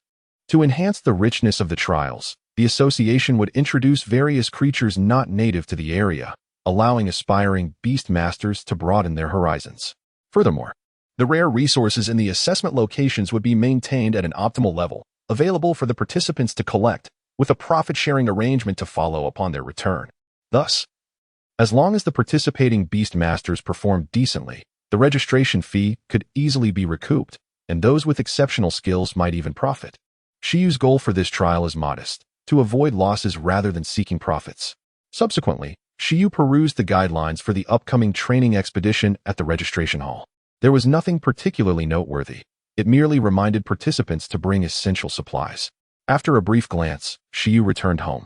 With only 3 days remaining until the so-called field combat assessment, he resolved to spend this time in a routine manner, deeming it unnecessary to engage in frantic training, lest it adversely affect his state of mind. His sole intention was to enhance 11's combat capabilities, ensuring that its practical skills and growth levels remained aligned, while also hoping to replicate some rare abilities, rather than seeking to dominate ruthlessly. If he had aspired for unrestrained conquest, he would not have rushed to enroll. With a stable development over 6 months, he could have amassed everything he desired. In the blink of an eye, 3 days passed. During this period, Shi Yu and his companions indeed maintained their usual routine. 11 and the cotton moth continued with their standard training and nourishment. Meanwhile, Shi Yu occupied his time with meditation and mobile games. Notably, he utilized the skill compendium 3 more times during this interval, imparting knowledge of silk threads twice and hardening once. Consequently, tallying with a prior instance, 11 was likely approaching the proficiency threshold for hardening after being instructed twice by the compendium. As for the cotton moth, it built upon its adeptness in silk threads, receiving an additional 2 lessons from the compendium. However, the extra sessions did not suffice for achieving perfection, given their modest training regimen relative to the vast experience required. After this experience, Shi Yu pondered a mathematical conundrum. In the absence of any foundational training in a skill, disregarding its own training volume, if 1 lesson from the skill compendium equates to entry-level proficiency, 2 to intermediate proficiency, and 4 to advanced proficiency, how many lessons would it take to attain perfection? 8 or perhaps 16? This question proved too challenging to resolve. Shi Yu relinquished his struggle, deciding to await personal verification. On that particular morning, Shi Yu rose early and, feeling affluent, whimsically summoned a taxi. Upon arriving at the street at the base of Tianmeng Mountain's training facility, he discovered a throng of beast tamers congregated at the entrance, predominantly around the age of 20. Shi Yu. As he approached, he heard someone call his name. Upon searching, he immediately spotted an individual resembling a creature with dark circles under its eyes, reminiscent of a pangolin. You indeed showed up, remarked Chen Kai, the diligent student from class. I knew you wouldn't miss such an event. Shi Yu replied, Wait, what else with those dark circles? You haven't been munching on supplements like candy, have you? Chapter 37. Strange creatures you are here too, Shi Yu remarked, raising an eyebrow as he glanced at Chen Kai. This fellow seemed rather feeble. The ice-armored beast had barely withstood an attack from the 11th level. So what business did he have here? What is wrong with that? Not just me, most of the students in our class are here. The teacher even encouraged us. Do you know? After we left that day, the statue in the park exploded that night. It was exhilarating. Can you match my excitement? Shi Yu scratched his cheek, pondering what more he could say. Certainly, he couldn't admit that he was the one who had sparked the explosion, nor that he had been the one to unearth that secret relic. By the way, your training methods have proven quite effective. My ice-armored beast is already at level 7. Chen Kai expressed his gratitude to Shi Yu. He had made a considerable effort and had finally realized the potential of both himself and his ice-armored beast. He had long wanted to thank Shi Yu, and sensing that Shi Yu would surely attend this practical assessment, he had kept an eye out for him, pleasantly surprised to actually encounter him. I advise you to exercise restraint, Shi Yu replied, a frown on his face. Your affairs are well known throughout the city as apothecaries. It's time to rein it in. He had no desire to be the architect of the downfall of the nation's youth. I have control, Chen Kai said, lifting his gaze to the sky. In any case, just watch my performance during this assessment. To find Shi Yu, Chen Kai had intentionally delayed joining his classmates, opting instead to accompany Shi Yu to the training base. On their way, Chen Kai remarked, I heard that each training location has 100 registrants per batch. Our teacher Zhang revealed that only the top 20 at each training base will have the chance to enter the relic. To be honest, I feel a bit uncertain.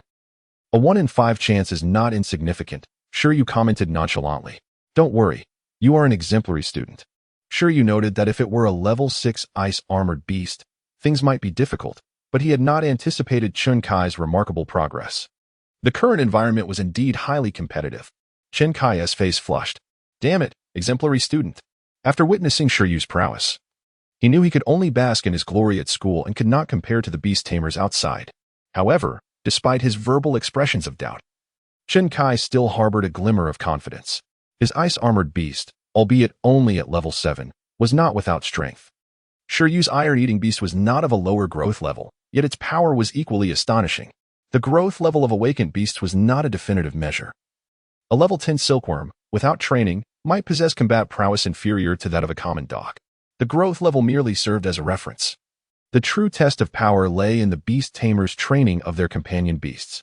Otherwise, there would be no need for practical assessments. Everyone could simply compete based on levels.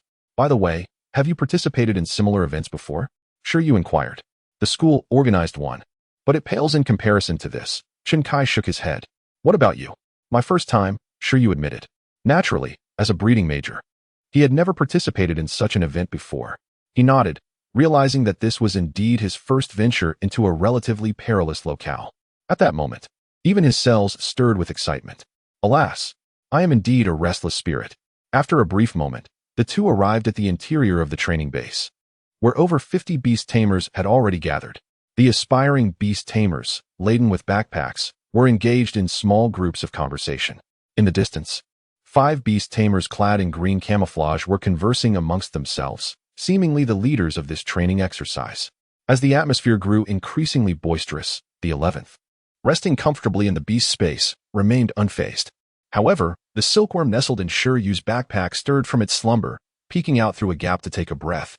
Have the two girls arrived yet? Shi Yu surveyed the area and asked Chen Kai, indicating Zhuang Yu and Yu Jingjing. Yu Jingjing had intentions, but her parents dissuaded her. As for Zhuang Yu, her iron-eating beast struggles even to catch a rat, let alone participate in the training. Chen Kai explained.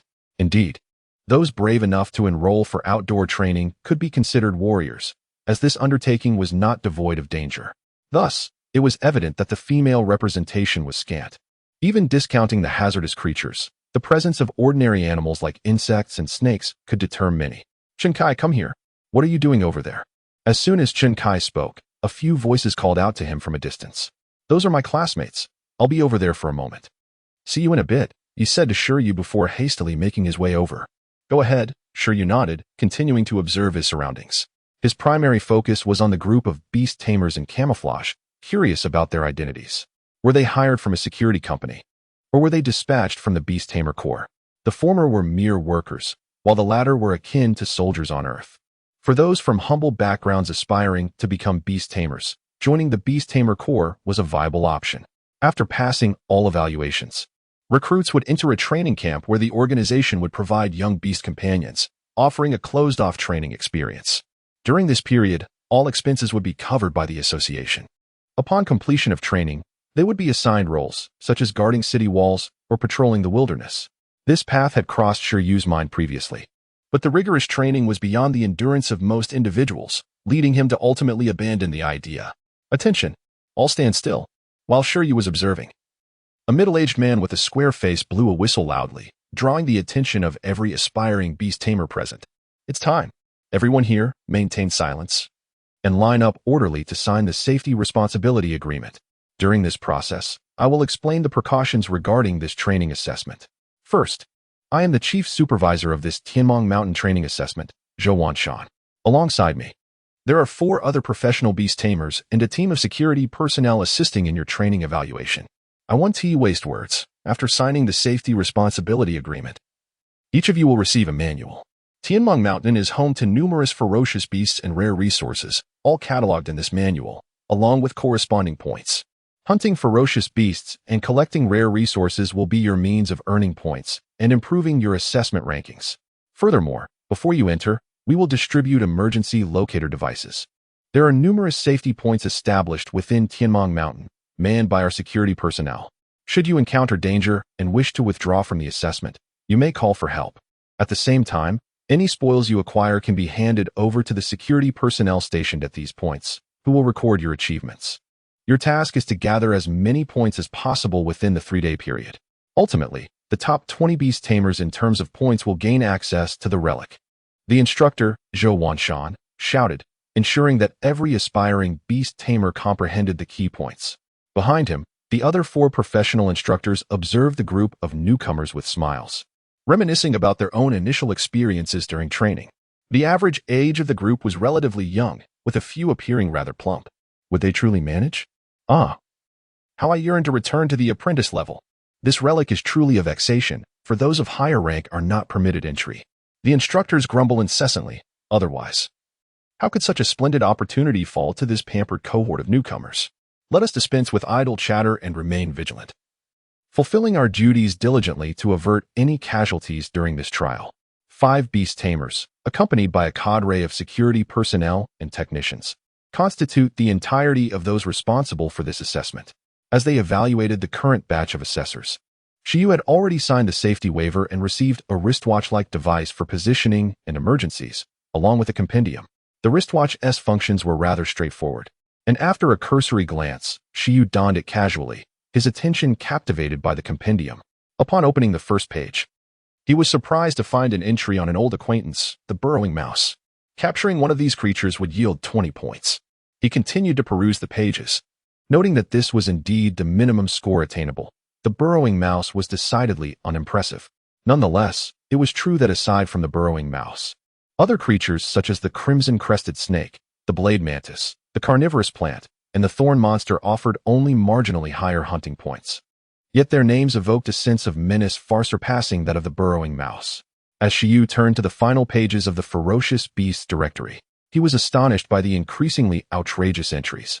Name: Rampaging Python, Attribute, Water, Growth Level, Awakening Level 10, Rarity Level, Medium, Extraordinary, Racial Skills, Frenzy.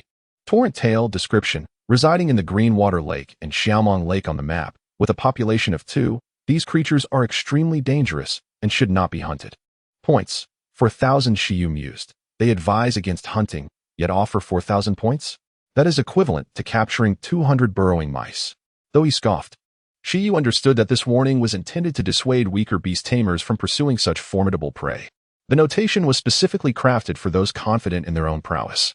Continuing to leaf through the pages, he discovered several boss-type creatures akin to the rampaging python.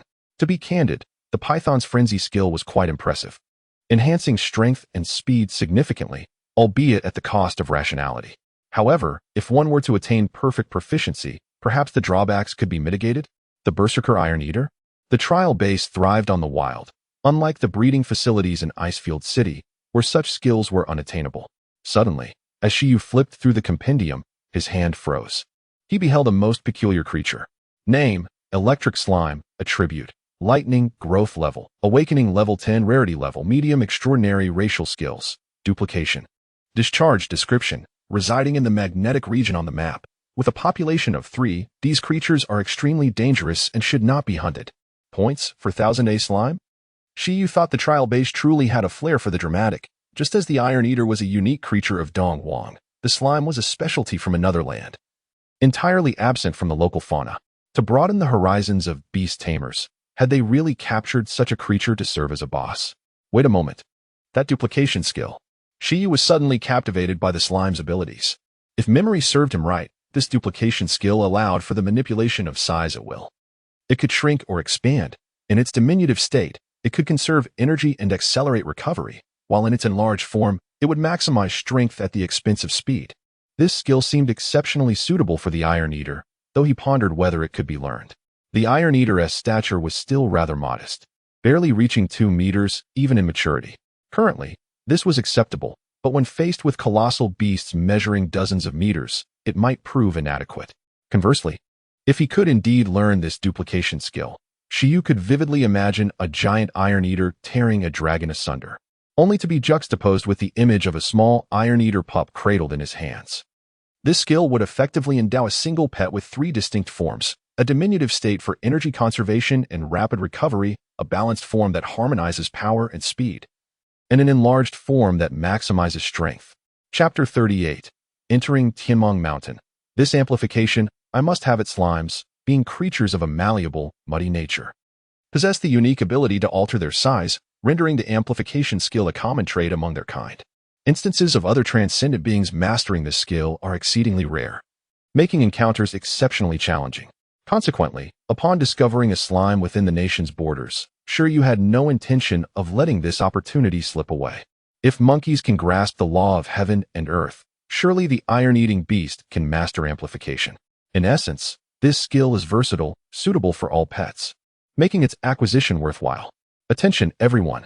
After an extensive search through the inherent skills of various creatures, Shi Yu deemed amplification an unmissable opportunity. At that moment, Zhou Wanshan, the professional beastmaster in charge of the trials, bellowed. The trials will officially commence in half an hour. During this interim, you may still replenish your food and medicine supplies at the store adjacent to the training base. However, once you enter Tianmong Mountain, you will not be permitted to exit for 3 days, barring exceptional circumstances. Each of you is limited to a single backpack, so the amount of provisions you can carry is contingent upon your own discretion. Shi Yu had, of course, prepared the essentials, but they were unlikely to last 3 days. He would need to procure additional sustenance within Tianmong Mountain. He had also packed a sleeping bag and a tool worm. At this point, Shi Yu began to feel a sense of helplessness. If only the beast space could accommodate other items. The absence of spatial equipment was proving to be quite inconvenient. I wonder, does this world possess spatial equipment? This was a question worth pondering. If it did, he would have to acquire one in the future. What a man desires, he must obtain. That Pingqing's secret realm relic. It seems to be a vast spatial treasure, capable of even containing living beings. Shi Yu was lost in thought. Shi Yu. Just as Shi Yu was fantasizing about the possibility of claiming ownership of the secret realm relic, Chen Kai approached him once again. Want to team up? Want to team up? Chen Kai inquired twice in succession. Our class is planning to hunt the Mad Python as a group. My ice-armored beast can provide control, and someone in the class has a lightning-type pet that can electrify the lake. Shi Yu inquired, is teaming up permitted this time? How will the spoils be divided? Chen Kai responded, the examiners haven't specified any restrictions, so I presume it's allowed. The lake surrounding the Mad Python is said to contain rare resources, which should be sufficient for distribution. Shi Yu shook his head. No, thank you. You go ahead. I have other objectives. He felt that joining forces with these individuals might be less efficient than going solo, and it would also be less convenient. Well, all right. Although Chen Kai would have preferred to team up with Shi Yu, he was bound by his prior commitment to his classmates. He couldn't help but feel a pang of regret. The training base had not explicitly prohibited cooperation among examinees. However, one commonality prevailed. Both lone wolves and small teams alike had set their sights on the few small bosses with growth levels above level 9. Securing one of these bosses would practically guarantee a spot in the top 20. Subsequently, Shi Yu purchased a pair of insulated gloves from the store. Before long, he returned to his original spot. With time to spare before departure, Shi Yu resumed perusing the illustrated manual. He had only reviewed the section on ferocious beasts, leaving the resource section untouched. Gathering resources also contributed to the score, and the overall format of the training assessment was similar to previous years. In addition to the ferocious beasts and resources, the final 2 pages contain a daily survival tip. Have you mastered them yet? Time passed swiftly, and half an hour elapsed in the blink of an eye. The training supervisor summoned everyone once more. The current time is precisely 10 o'clock a.m. Everyone, depart immediately. You may freely ascend the mountain from any of the 4 entrances. Tianmong Mountain was surrounded by a cordon, with only 4 designated entry and exit points. The environment encountered would vary depending on the chosen entrance. The beast masters in attendance had thoroughly studied the map and had their hunting targets in mind, so they had a clear idea of which path to take. As Zhou Wanshan concluded his instructions, the 100 apprentice beast masters dispersed in a flurry. Simultaneously, a number of sparrow-sized mechanical birds ascended from the training base and the safe zones within the mountain, commencing their patrol of the skies above Tianmong Mountain. Name: Mechanical Bird, Attribute. Mechanical, Race Level. Low-Level Transcendent, Race Skills. Image Storage, Acceleration Description. A man-made mechanical life form used for tracking, investigation, and surveillance. As the mechanical birds took flight, the monitors in the training base's control room and the various monitoring rooms in the safe zones began to display clear images of various locations on Tianmong Mountain. Particular attention was paid to the ferocious beasts with higher growth levels. This not only ensured the safety of the trainees, but also provided a more direct view of their performance. Observing the process was one of the few sources of amusement for the examiners. Simply awaiting the assessment results would be far too tedious. At the foot of Tianmong Mountain, near the entrance to the magnetic mountain zone, Shi Yu and approximately 20 other apprentice beastmasters opted to enter. As for Chen Kai and his group, they entered from a different direction, preparing to hunt the Mad Python as a team. 11. Come out. The outermost perimeter of Tianmong Mountain had undoubtedly been cleared, with virtually no ferocious beasts lingering. As a result, the vast majority of beastmasters chose to summon their pets here, allowing them to protect them at close range. Shi Yu did the same. He had observed that the mountain was home to numerous rare spiritual plants. There was no need to worry about 11 depleting its energy. 11 could graze as they walked, sustaining its basic energy expenditure. Yep. Emerging from the beast space, 11 gazed around in bewilderment. Is this the place? Where are the opponents? Where are the opponents? I'll take you to find them. Shi Yu had considerable confidence in the strength of his iron-eating beast. The ferocious beasts here were, for the most part, untrained wild creatures. Their combat prowess was likely inferior to that of the carefully nurtured pets of the beastmasters. Although his iron-eating beast was only at level 6, its proficient supervision, high-speed healing, and masterful hardening ensured that its combat capabilities were at the apex of the food chain. As long as they didn't encounter a horde of ferocious beasts, they would be invincible. Oh woo. 11 raised its arms and followed Shi Yu. Shi Yu added, also, pay attention to the surroundings.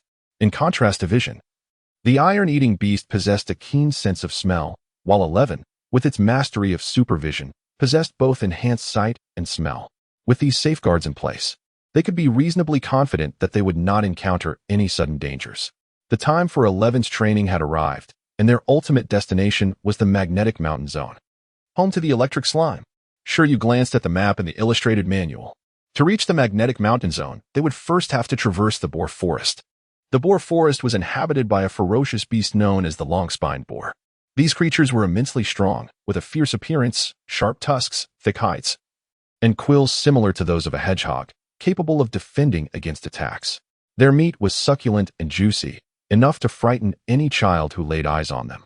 They were considered mid-level transcendent beings. Shi Yu was still young, and tears welled up in his eyes. According to the illustrated manual, the average growth level of the long-spined boars in the boar forest was level 6. They were considered the mainstay ferocious beasts of this training exercise. The long-spined boars were not to be trifled with, possessing considerable combat prowess. Consequently, their point value was also high. However, this only made Shi Yu more delighted. 11. I'm taking you to hunt boars. Oh whoa. The boar forest. The spiny wild boar is a gregarious and extraordinary creature. However, it typically forages separately within a defined habitat, which presents an opportunity for beast tamers. Confronting a group of wild boars could indeed be quite daunting. Yet, when faced with a solitary one, the majority of beast tamers participating in the assessment should possess a measure of confidence. Shi Yu and 11 traversed a narrow jungle path, arriving near the boar forest. Along the way, they encountered several other creatures, but none piqued Shi Yu's interest, as they were merely ground squirrels yielding trivial points. The thought of burdening themselves with such trifles for a few points was too bothersome. And even more so for creatures like the green silkworm that offered no points at all. Shi Yu was even less inclined to cast it a glance. Upon reaching the vicinity of the boar forest, Shi Yu spotted a spiny wild boar foraging at the edge. Name: Spiny wild boar. Attribute: Earth. Racial level: medium. Extraordinary racial skill: petrifying tusks. Description: a mutated evolution of the wild boar, adept at charging with great force. Its tusks can induce a petrification effect upon striking an enemy. Humph, humph, humph, humph. Not only did Shi Yu and his companion discover the spiny wild boar, but the boar also became aware of their presence. The natural enemies of the spiny wild boar include wolves, bears, leopards, and ferocious birds of prey. Thus it must remain vigilant against any sudden attacks, being both astute and fierce, with heightened awareness. Sensing danger, it raised its head, its spines bristling suddenly, emitting a series of warning grunts. The wild boar, accustomed to life in the wild, realized it might have been targeted by a hunter. It cautiously scanned its surroundings. However, upon glimpsing the frail Shi Yu and the diminutive young Iron Eater, 11, it was momentarily taken aback. Is this it? The spiny wild boar couldn't help but shed tears of astonishment. As an omnivorous creature, it consumes both plant and meat. At this moment, it felt as though the situation had flipped entirely. The hunter was, in fact, myself. Food has come knocking at my door.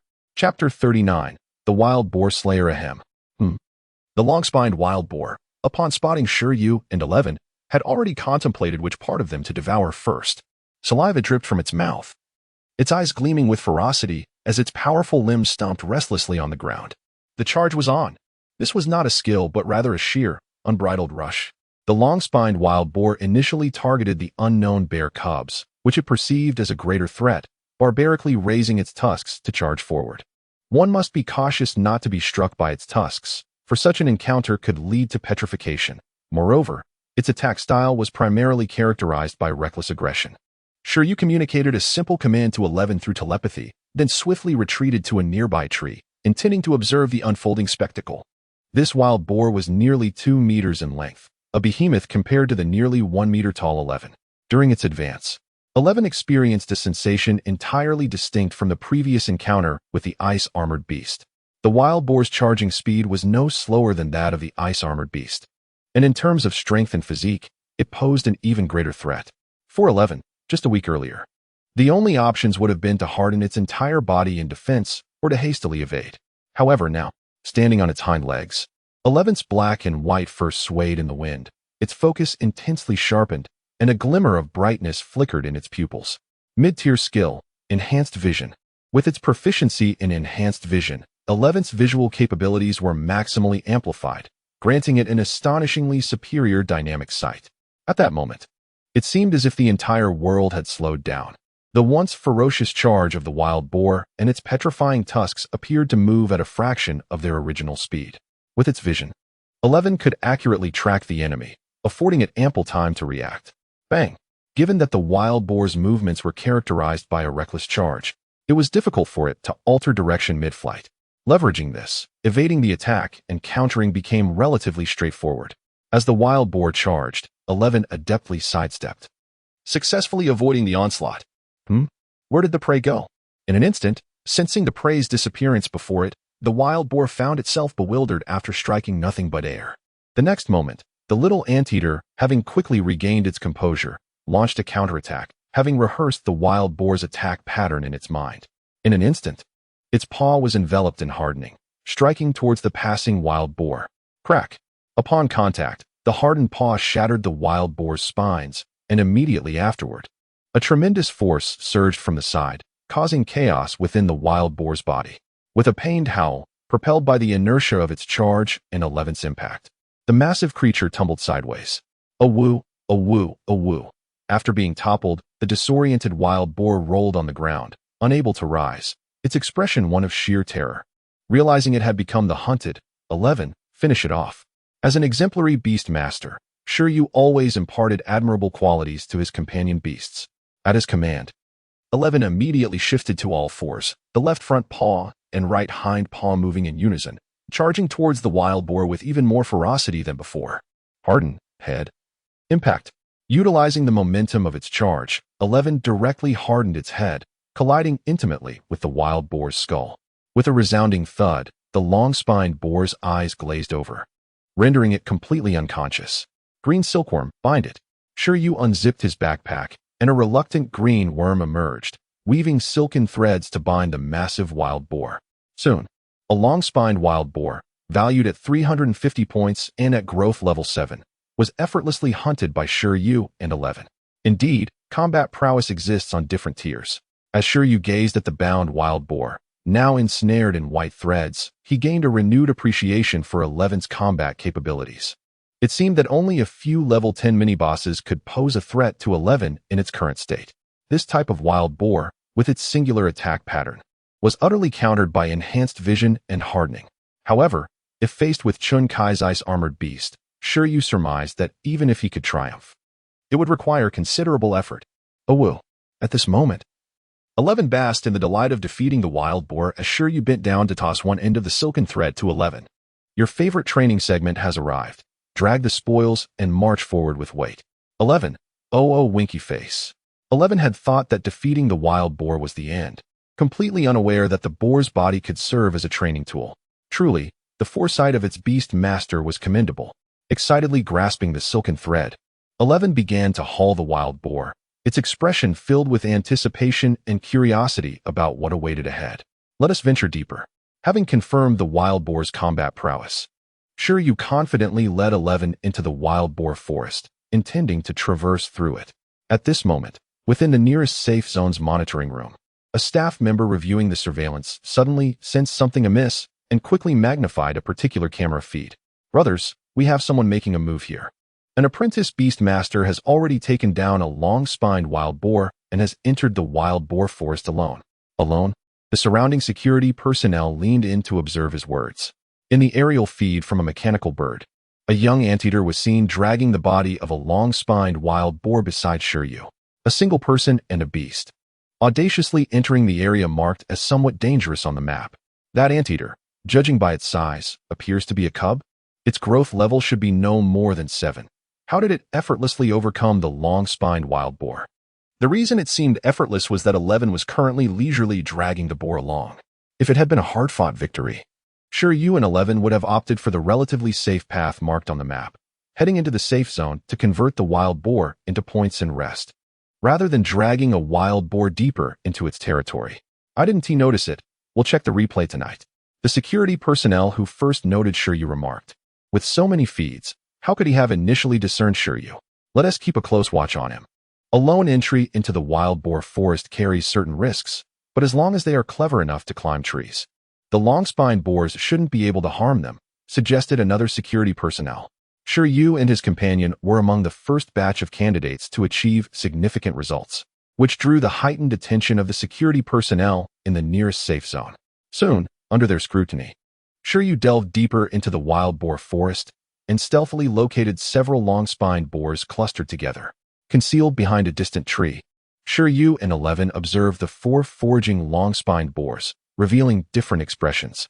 Shi Yu contemplated whether 11 could face 4 adversaries alone, while the little anteater pondered why Shi Yu had yet to give the order to charge. 11, shall we give it a try? You possess proficient hardening and can fight while fully hardened. They shouldn't pose a threat to you.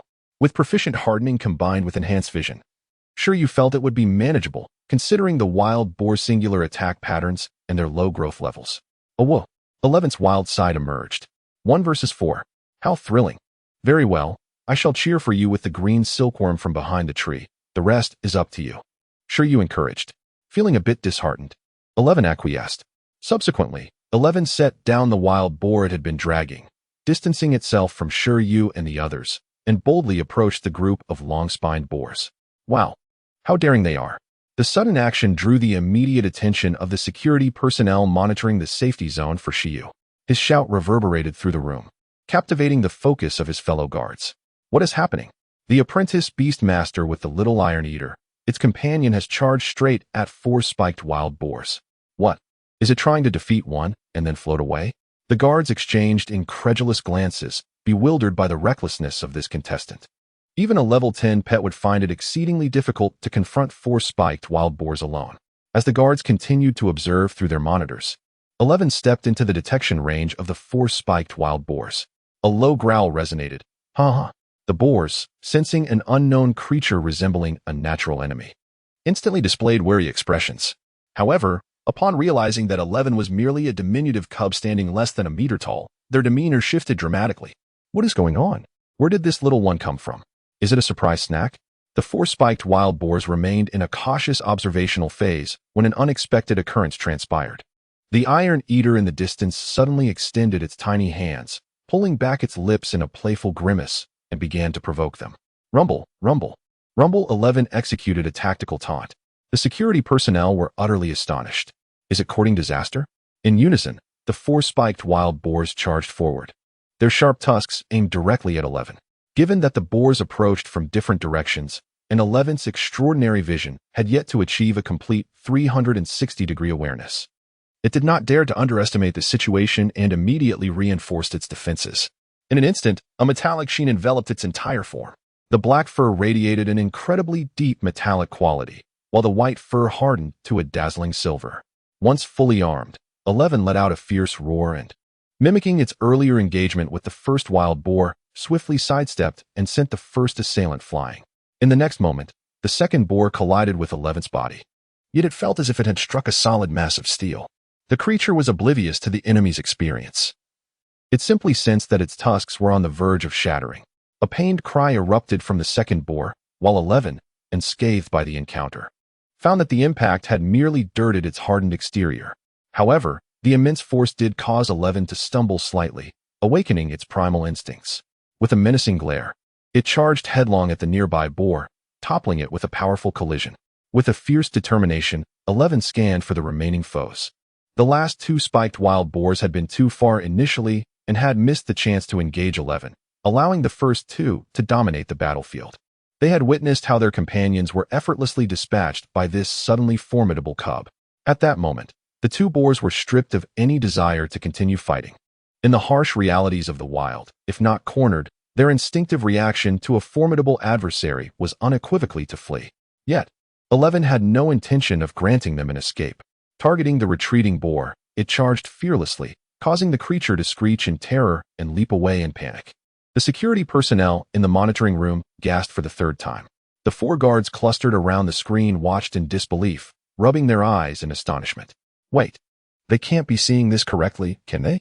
A mere cub of an iron eater, facing 4 spiked wild boars, has toppled 2 in mere moments. while the others flee in terror. It was a scene reminiscent of a wild boar slayer. Advanced level hardening? Who is this contestant? One guard exclaimed, his expression suddenly grave. Chapter 40. Temporary first place. The presence of a master-level skill on a creature that appears to be merely a 2-year-old iron-eating beast cub is undeniably perplexing. Iron-eating beasts are not particularly fond of training, and as such, their skill proficiency tends to be rather low. Typically, they rely on their robust physical attributes to overpower opponents rather than finesse. Even if this cub had been training since birth, it would still be quite extraordinary. If it were an adult iron-eating beast, it might be more plausible, but the fact remains that it is merely a juvenile. Shi Yu, is that the name? Do you recognize him? I recall you studied at the Zhu Shi Martial Arts Academy. Is he affiliated with your institution? A nearby individual holding a list inquired of the security personnel who had asked about Shi Yu. I do not know him. I've never heard of him. The security officer replied. The group exchanged glances, perplexed about the connection between Shi Yu and the iron-eating beast cub. Just then, a rather distressing scene unfolded. Shi Yu's companion, 11, had successfully dispatched 4 spiked wild boars. It was now the turn of the green silkworm, which emerged from Shi Yu's backpack, exerting itself to spin silk and bind the fallen beasts. Isn't he just an apprentice beast master? How does he have a second beast? The sight of the green silkworm astonished the onlookers further.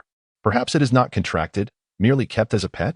Such instances are not unheard of among beast masters, though it is exceedingly challenging for most.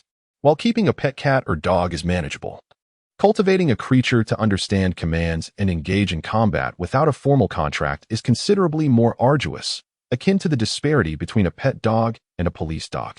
It seems that Shi Yu possesses a unique telepathic ability that allows the green silkworm to comprehend him to some degree. Otherwise, it would not be so obedient.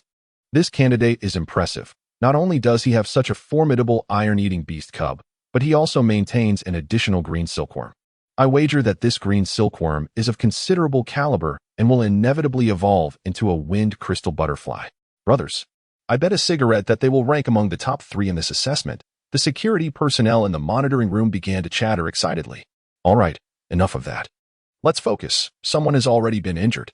Soon, the discussion ceased as a diligent security officer reprimanded them.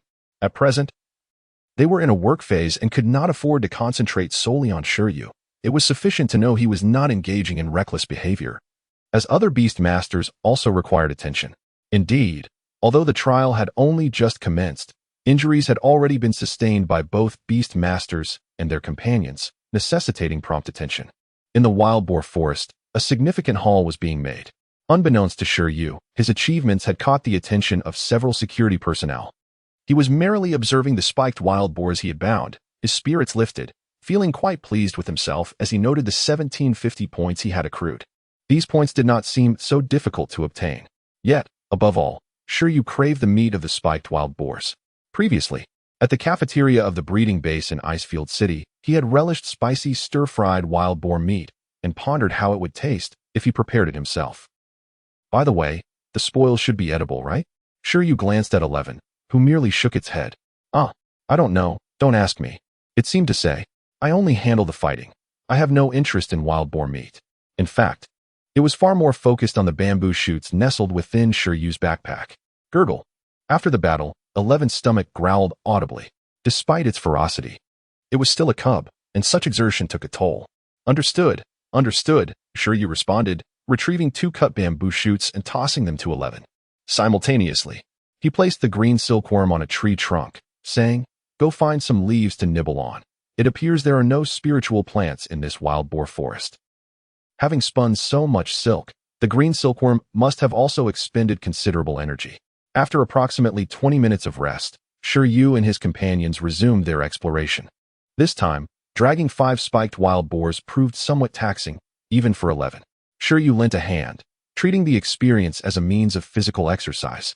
Their objective was to navigate through the wild boar forest and reach the nearest safe zone.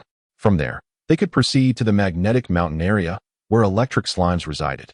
As they traversed, Shi Yu and 11 fashioned ropes from the silkworm's threads, while the green silkworm reclined in the backpack to regain strength, as it might soon need to bind more wild boars. After about 5 minutes, 11 suddenly halted. Are there wild boars? Shi Yu inquired. 11 nodded. Soon after, Shi Yu heard a cacophony nearby. However, the sound struck him as peculiar. It resembled the cries of wild boars, yet it was not entirely so. It bore a closer resemblance to human screams. Ah, run. There are trees ahead. Climb up. Goodness, why are 10 spiked wild boars suddenly charging at us? How do we deal with this? In no time, Shi Yu discerned that a pair of individuals were being pursued by a horde of wild boars. Accompanying them were an icefield hound of growth level 6 and a snow-striped ferret of growth level 7. Utilizing the terrain and their skills, the icefield hound and snow-striped ferret intermittently disrupted the wild boar's advance, striving to create an opportunity for retreat. However, with the average growth level of the spiked wild boars exceeding 6, the odds of success in a 2v10 scenario appeared grim, especially as these two beast companions were not as formidable as 11. It was no wonder the beast masters were fleeing in a panic. Confronting such a multitude of spiked wild boars was beyond their capabilities, yet they were reluctant to abandon the assessment and call for help, resorting instead to flight. The nearby trees were robust enough that the wild boars could not simply topple them. As long as the individuals managed to climb up, they would be safe from the boars. Wait, it seems someone is ahead. One of the fleeing beast masters suddenly spotted Shi Yu in the distance. Ahaha, humph, humph, humph. Not only did the fleeing individuals take notice, but the spiked wild boars also caught the scent of their fallen comrades. 10 of them, huh? Shi Yu and 11 stood their ground as Shi Yu calculated the odds of 11 facing 10 spiked wild boars. Generally, the spiked wild boars could not breach 11's hardened defense. Even if they did, its rapid regeneration would compensate. Thus, the trial primarily tested 11's stamina. Forget it. What am I even calculating? Shi Yu quickly shook his head for the wild boars upon seeing their fallen comrades strewn before them, turned tail and fled without a moment's hesitation, showing no inclination to battle. Ahaha, humph, humph, humph. They were escaping. Behind them, the wild boars scattered, leaving the pursued beast masters, the icefield hound, and the snow-striped ferret momentarily stunned. They ran. They're not pursuing? Then, they saw Shi Yu and the small, iron-eating beast cub approaching, dragging the spoils of 5 spiked wild boars. The scene was nothing short of spectacular. My goodness! Exclaimed the beast master of the icefield hound, incredulously gazing at the battle spoils being towed by Shi Yu. He vaguely recalled Shi Yu. They had entered Tianmong Mountain together from the same entrance, yet in such a short span, how had Shi Yu managed to amass such a haul of wild boars? At that moment, the beast master of the snow-striped ferret realized why the spiked wild boars had fled. The atmosphere surrounding Shi Yu and his companions was remarkably imposing. Even he was taken aback. They aimed to seek out lone spiked wild boars on the outskirts, avoiding deeper forays into the forest. Having passed them, Shi Yu offered a casual reminder and continued on his way with 11, dragging a pile of spiky boars. Understood. Thanks a lot, Senior, the two replied hastily. However, after being chased by the boars, they had temporarily lost their appetite for hunting and decided to rest in the safe zone. After catching their breath, they chose to follow Shi Yu from a distance, as the path he was taking was the only one through the boar forest that led to the safe zone. Subsequently, because of the 5 spiky boars, the wild boars regarded Shi Yu and 11 as top predators. Even though Shi Yu and 11 seemed easy to bully, no boar dared to approach. And with so many boars in tow, Shi Yu had no intention of actively seeking trouble with them. It was almost afternoon, and he hadn't had lunch yet. He decided to head straight to the safe zone to drop off the boars. After some time, Shi Yu and 11 finally arrived at a small safe zone, which resembled a small stockade, surrounded by wooden and thorny fences. When Shi Yu arrived, there were already 5 or 6 people there, and it was unclear whether they had come through the boar forest or taken other, safer routes. The safe zone had no extra buildings, only a monitoring room and a medical room, so the trainees could only rest briefly under the sheds outside. At this moment, half of the trainees resting outside looked relatively normal, but the other half were covered in dirt. Shi Yu even saw a young man with blood-stained clothes and a white bandage on his arm. Was he gored by a boar? There was also a beast master with a scab on his face, which looked like a scar. Damn, was he disfigured by a mantis blade and then healed? Because of the existence of healing-type pets, as long as the trainees were not killed on the spot, the chances of being rescued were still high. Even so, Shi Yu couldn't help but gulp when he saw the 2 or 3 beastmasters with bandages. That's rough. Shi Yu felt that the injured were dampening his enthusiasm for continuing to hunt level 10 bosses. As Shi Yu entered, his eyes swept over the trainees who had already arrived at the safe zone, and they were also paying attention to the newcomer. When the 6 people saw Shi Yu and the iron-eating beast dragging in 5 spiky boars, their eyes widened as if they had seen something unbelievable. 1, 2, 3, 4, 5. They weren't mistaken, were they? 5. After a closer look, they were sure that Shi Yu was the only one who had come in, which meant that Shi Yu had hunted 5 spiky boars alone. Where did this expert come from? Although the spiky boar was not the most powerful beast in Celestial Burial Mountain, it was not easy for anyone to hunt 5 in a row, after all.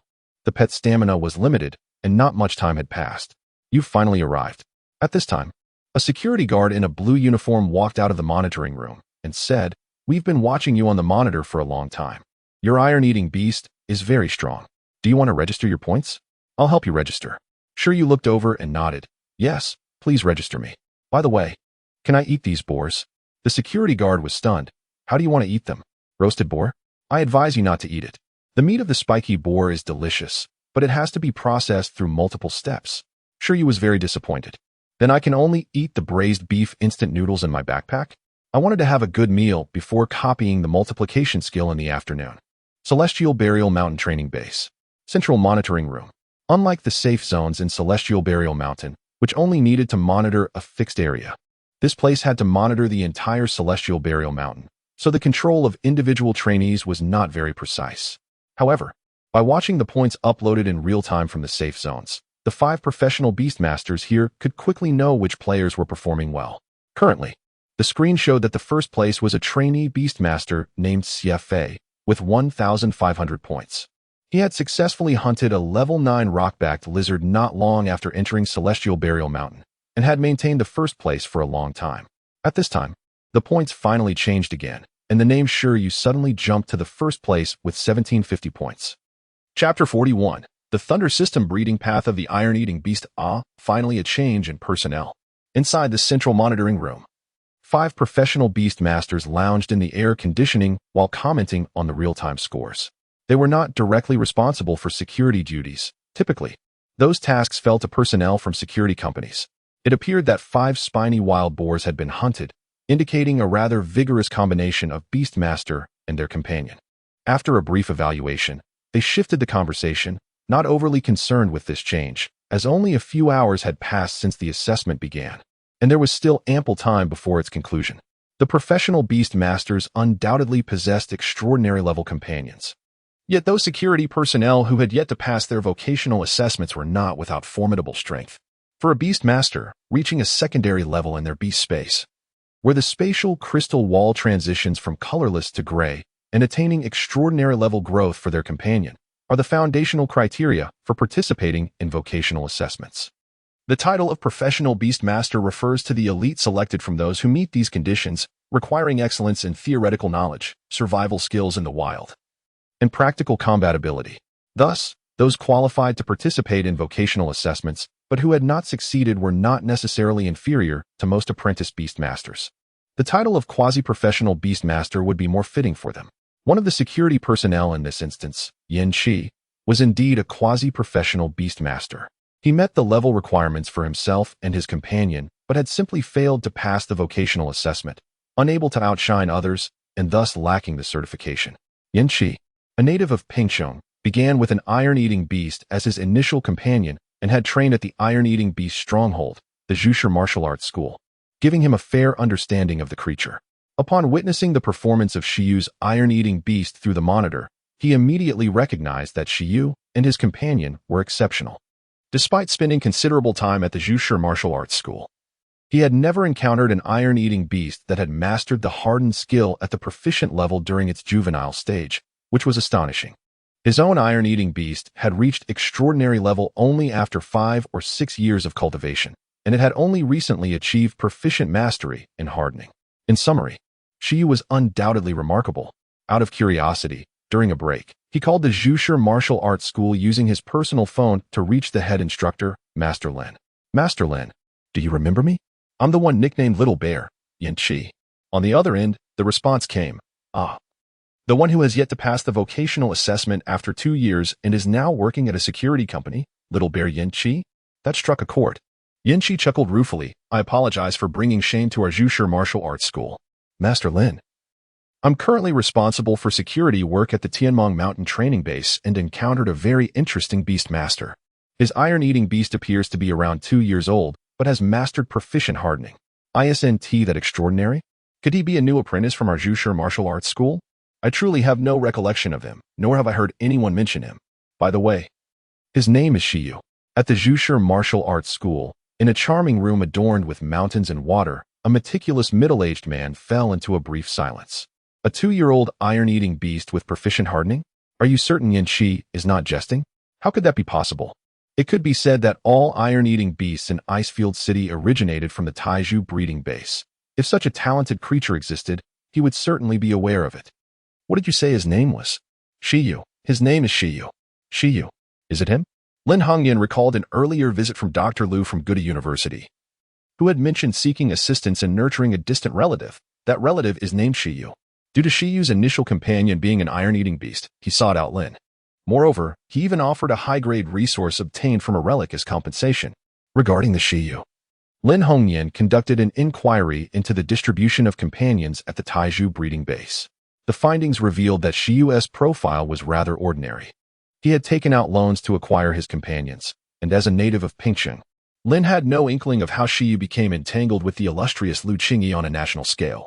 However, he could not dismiss Dr. Liu's favor, especially since a precious reward had been offered. This Shi Yu had only recently acquired his iron-eating beast, which was merely over a year old, and he had not received it for more than a month. Proficient hardening? Lin Hongyan began to sense a blind spot, his expression turning grave. Was Dr.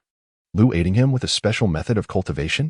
Otherwise, Lin could not fathom how an apprentice beast master could elevate a young iron-eating beast's racial skill to proficient level in such a short span. Perhaps Lu Qingyi provided Shi Yu with some extraordinary cultivation resources. Master Lin. Noticing the prolonged silence on the line, Yan Shi prompted again. Yan Shi, you said the Shi Yu is currently training at Tianmong Mountain, correct? Yes. All right, I understand. So, is he currently an apprentice at our Zhushi martial arts school? Lin Hongyan replied. Not yet, but he may be in the future. By the way, since his iron-eating beast has reached proficient hardening and he is indeed at Tianmong Mountain, and since you are there as well, why not guide him to the magnetic mountain area? This way, he can primarily train there and lay a foundation for mastering the skills of the martial arts school. Huh. Yan Shi was momentarily taken aback. What? Why should I teach him the martial arts school's ultimate techniques before he even joins? He felt a pang of envy. In the safety zone, Shi Yu finished his instant noodles and consumed a couple of sausages, barely satisfying his hunger. He planned to rest a bit before heading straight to the magnetic mountain area to play with the electric slime. As for the 5 spiny wild boars, he finally no longer needed to drag them along. They could be left behind. As Shi Yu quietly meditated in a corner of the grass shed, the security personnel responsible for recording his points approached him again. What's the matter? Shi Yu opened his eyes and turned to face him. Yan Shi chuckled. Nothing much. Just wanted to introduce myself. I'm Yan Shi. Do you plan to continue hunting this afternoon? Shi Yu nodded. Then I suggest heading to the magnetic mountain area. There's a type of electric ore there, classified as a level 1 energy iron ore resource, which is part of the iron-eating beast's diet. Electric iron ore?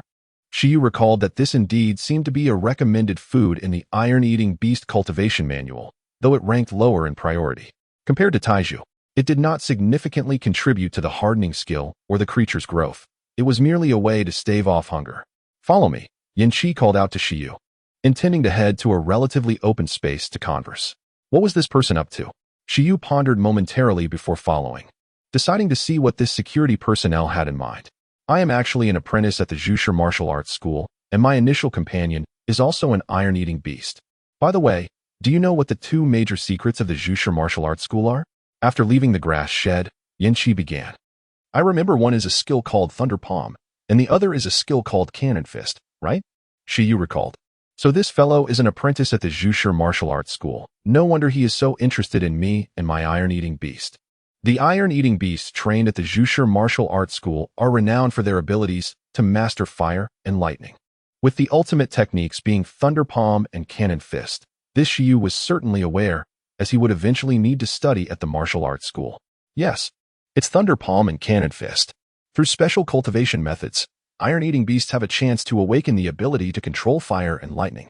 For instance, to master the art of thunder and lightning, One fundamental requirement is that the iron-eating beast must consume metallic minerals imbued with electrical properties, such as electric ore. Why am I sharing this with you? If a pet desires to acquire skills beyond its innate capabilities, targeted training is essential, and diet plays a significant role in this process, which Shi Yu is well aware of. However, merely consuming electric ore is certainly insufficient. Otherwise, it would not be regarded as a unique skill manual of the Bamboo Rock Martial Arts Academy. Even though the evolution process is not as intricate as that of the light goddess butterfly, it cannot rely solely on one type of nourishment. I have heard from Master Lin of the Bamboo Rock Martial Arts Academy that you may soon pursue your studies there, so I wanted to give you a heads up. The minimum requirement for consuming electric ore is that the iron-eating beast's hardening must reach a proficient level, since your iron-eating beast has already attained mastery in hardening. Perfect absorption of the electric ore's nutrients should pose no issue if you plan to enter the Bamboo Rock Martial Arts Academy. The most suitable training environment for you at present is the Magnetic Mountain region, which is abundant in electric ore and teeming with thunderous creatures. Consuming electric ore and allowing the body to continuously endure electric shocks is essentially the foundational training for mastering the skill known as Thunder Palm, and I believe it would be beneficial for you to engage with it in advance. Skill: Thunder Palm, skill level, intermediate, description, an electrical skill that gathers high-intensity current in the palm, rendering it as penetrating as a blade, accompanied by a paralyzing effect. Yin Shi smiled cheerfully, yet inwardly sighed, for despite his iron-eating beast having reached the extraordinary level, it had yet to successfully grasp the Thunder Palm skill, merely generating a feeble current that failed to constitute a proper skill. Had he mastered the Thunder Palm, he would have long since passed the vocational assessment. The Thunder Palm alone is formidable. Should it be combined with hardening techniques, the power would be, Yin Shi mused, truly awe-inspiring. Is that so? Thank you. Shi Yu did not anticipate that even before visiting the Bamboo Rock Martial Arts Academy, an apprentice there would already be familiar with him. Could this be the first lesson imparted by Master Lin? He had intended to replicate the multiplication skill in the Magnetic Mountain area, and it now appeared that there were other compelling reasons to venture there.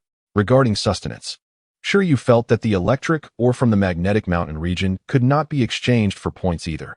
If the intensity of the upcoming practical training was excessively high, it seemed likely that all of it would end up consumed by 11 in the next 3 days. Chapter 42. The electric mind. Xiao Xiong Yinshi did not converse with Shi Yu for long, as he had work to attend to. 11. I will take you to enjoy some delicacies. In the afternoon, Shi Yu summoned 11 from the beast space once more. The fatigue from the morning's battles and travel had nearly dissipated after a brief slumber in the beast space. Such is the remarkable power of this realm. Shi Yu himself, having taken a short respite, felt sufficiently energized. With a new objective in mind, he was eager to set forth with 11.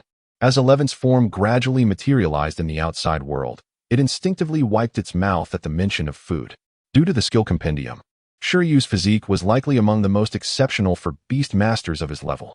As he prepared to depart again, the other exam participants, whether they had arrived at the safe zone earlier or later, were still resting.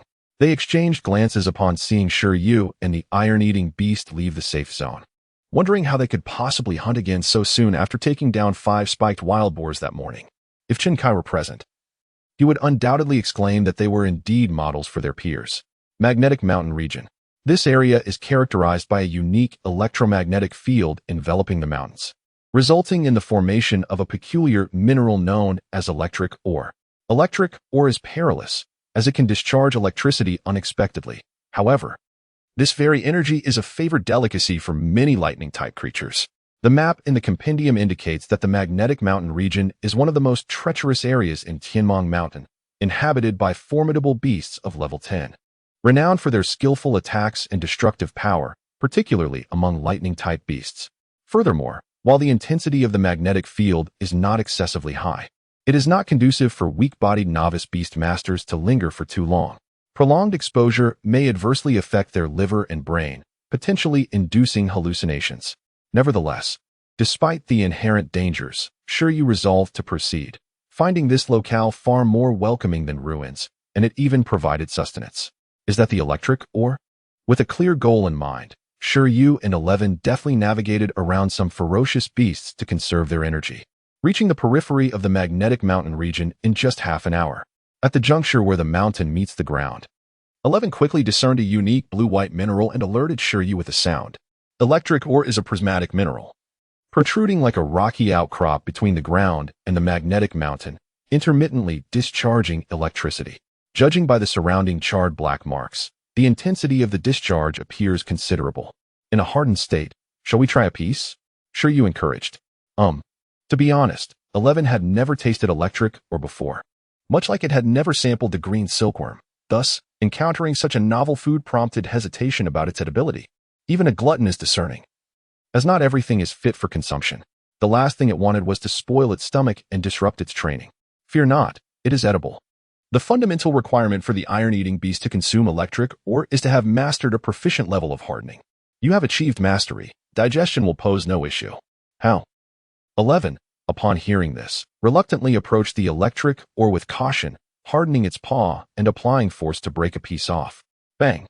As the electric ore was snapped off, a brilliant electric spark erupted, startling 11 and causing it to sit down abruptly. Shi Yu remarked, "How clumsy. You're fierce in battle, yet you can't handle mining." How? 11 felt quite embarrassed. It quickly rose, picking up the fallen piece of electric ore. At that moment, the electric current surged through 11's body, causing a tingling sensation and making its fur stand on end. It was highly uncomfortable. Previously, whether feasting on iron bamboo or iron heartwood, 11 could always smell the delectable aroma of the food in advance. However, this time, there was none. Instead, it appeared and felt rather dangerous. Could it truly be consumed? Turning to Shi Yu, 11 suggested, "Perhaps the Beast Master should try it first?" "No worries, you go ahead. If it doesn't agree with you, it won't matter. Your rapid healing is at a proficient level, and you can recover from any internal electric burns autonomously." The world-renowned painting, the compassionate master, and the filial son. Shi Yu's reasoning was indeed sound.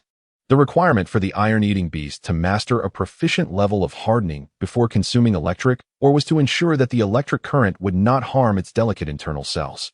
However, even if 11 were to sustain injuries, it would be of little consequence. With entry-level rapid healing, it could mend external wounds, and at proficient level, it could even heal internal injuries. Thus, there was no cause for concern. Shi Yu felt reassured.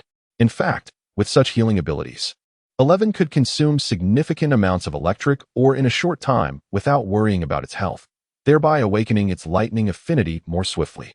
Proficient rapid healing. This was also why Shi Yu believed 11 could consume an entire mountain's worth of electric ore in 3 days. With the Beast Master's encouragement, 11 displayed a resolute expression. Crack! It fully hardened its body and bit into the electric ore with its hardened teeth. Fizz! As 11 vigorously chewed the electric ore, the electric currents danced, giving it a sensation akin to popping candy. Once it finished chewing, 11 made an effort to swallow the fragments. As 11 swallowed the electric ore, the currents coursing through its body once again rendered it numb, followed by a profound astonishment. Though it could not be classified as delicious, the overwhelming tingling sensation that surged through it felt akin to lightning exploding within, an extraordinary experience. It did not recoil from this sensation. Rather, it found it quite comforting, reminiscent of its special training. Perhaps it truly could be eaten? Burp! 11 opened its mouth, releasing a faint arc of electricity, then patted its belly and looked at Shi Yu. "Is there more?" "Well, it seems there are no issues. Let us continue to seek out more electric ore to consume," Shi Yu suggested. According to the apprentice from the Zhu Shi martial arts school, consuming large quantities of electric ore would foster a certain affinity for lightning, accumulating a degree of lightning talent. During this process, frequent exposure to lightning strikes would also expedite the development of lightning abilities. These are foundational conditions for mastering lightning skills. In truth, Shi Yu harbored a profound interest in lightning skills. If this were a flame mine or cold iron mine, he would not have been so invested. Given the limited number of skills recorded in the compendium, he preferred to have the iron-eating beast learn lightning skills over fire-based techniques.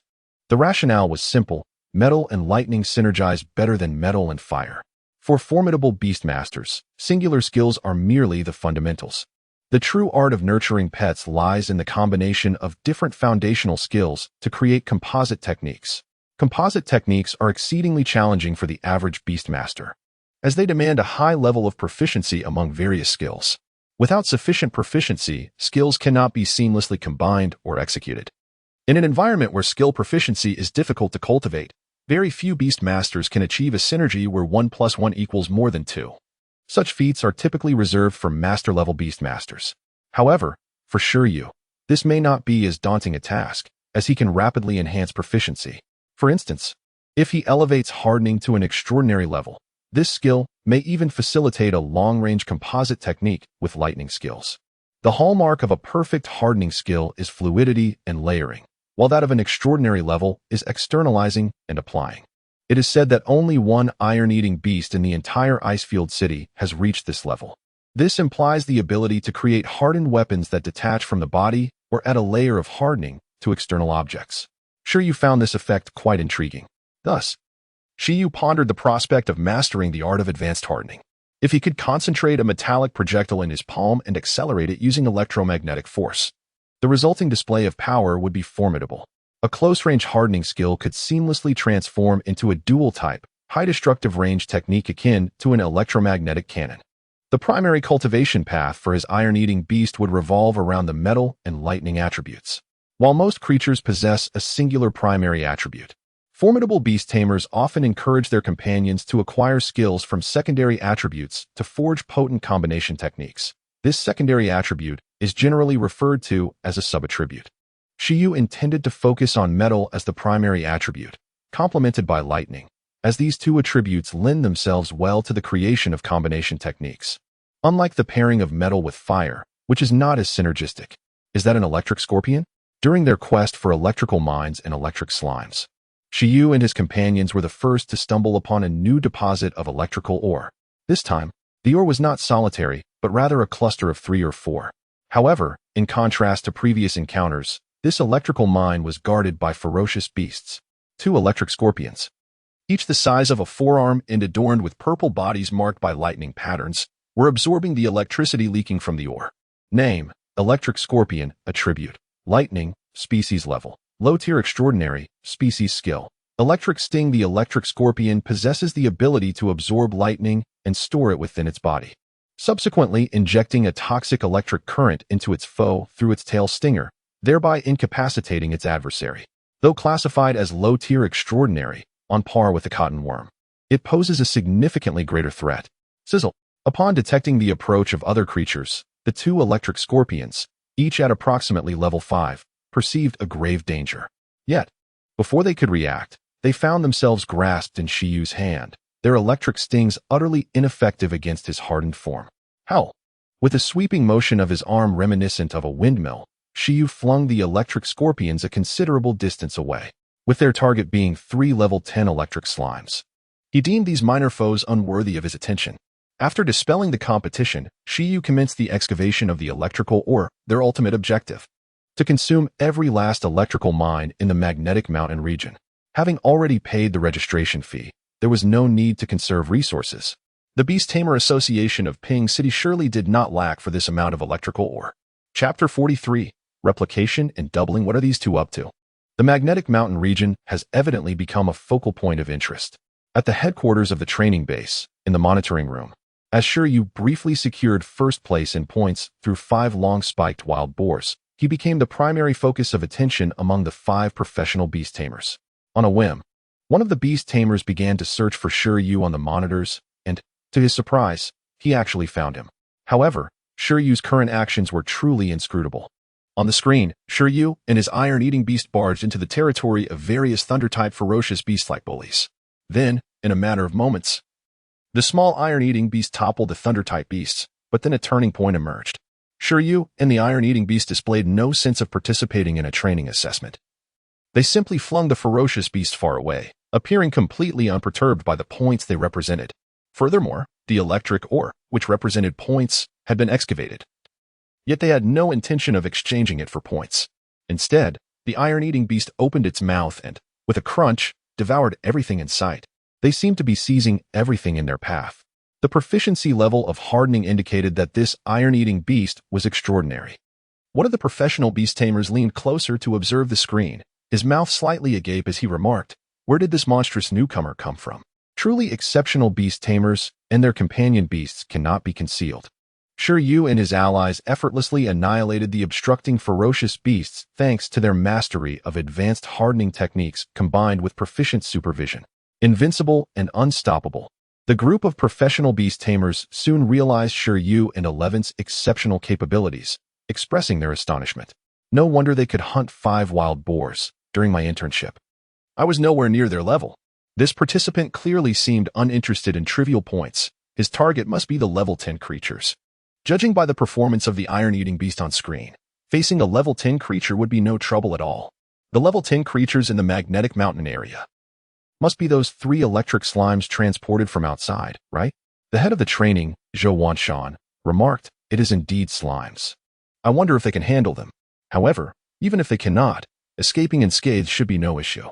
Slimes are notoriously slow creatures. As long as one can pass the high school physical tests, they should not be caught by the bouncing slimes. However, conversely, even if Shi Yu and his companions could defeat the electric slimes, they would likely incur some cost.